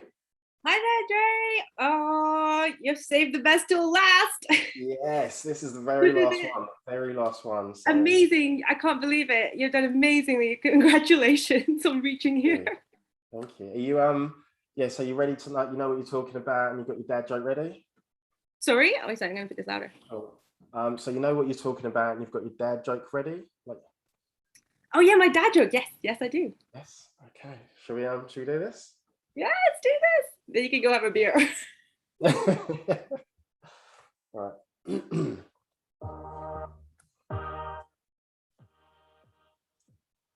Hey, super legends, superheroes, and superstars. My name is Michael Caine. No, it's not. It's not to brag about the doctor. You are tuned into Hot Hard, the #1 place if you're looking to move forward faster in your career and your job search. So, this is the very last episode in a 24-hour stretch, and save the best till last. Yeah. Like that? Yeah. All right. So I just want to say a massive, huge welcome to Lynn Jackson Taylor. Thank you. You're like, thanks, Ray. Thanks. All right. Do you want to tell us a little bit about yourself and what you do? Yeah, so I'm a mom of two, first of all. I'm a physiotherapist and hypnobirthing practitioner, and I'm the founder of Birth Like a Boss. Love that. All right. So what do you want to share today? Well, I know, because it's all about job hunting. So I know this might not be for everybody, but to a few certain people, it's going to be very, very hot. This is for moms, postpartum, or who are pregnant and who know that eventually in the postpartum jungle, they're going to have to return to work at some point. And this is really to help them in their job search. Because what I've encountered with the moms who I coach in my tribe is that oftentimes it's going to be that fear and self-doubt that get in their way. And when they're going off to interviews, and this is the main thing, when you're going off to interviews, they start feeling really low in their self-worth. They start doubting whether they're going to be good enough for the job. And it really boils down to that a lot. It's, am I good enough? And strangely, even though the women I coach, they are high achievers, they've done amazing things in their lives before baby. And then baby comes along, you're hit with sleep deprivation and just the whole fatigue of keeping someone alive 24/7. And because it's all new, it's all new, so you're a beginner again. And for some reason, that really messes with your mind and you start feeling that you're just not good enough.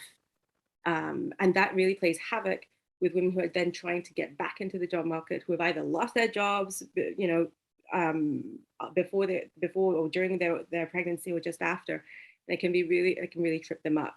So my advice to you, to the women who are going through this, is to flip it over completely and to go in with a real boss mindset, a matriarch mindset, which is all about not being interviewed, but about you interviewing the job to see if this is actually to see if this is actually right for you, if you really want it. When you just flip that mindset, but I'm not being interviewed, you no longer feel like, okay, I'm being judged, I'm being evaluated, I'm going to be picked apart.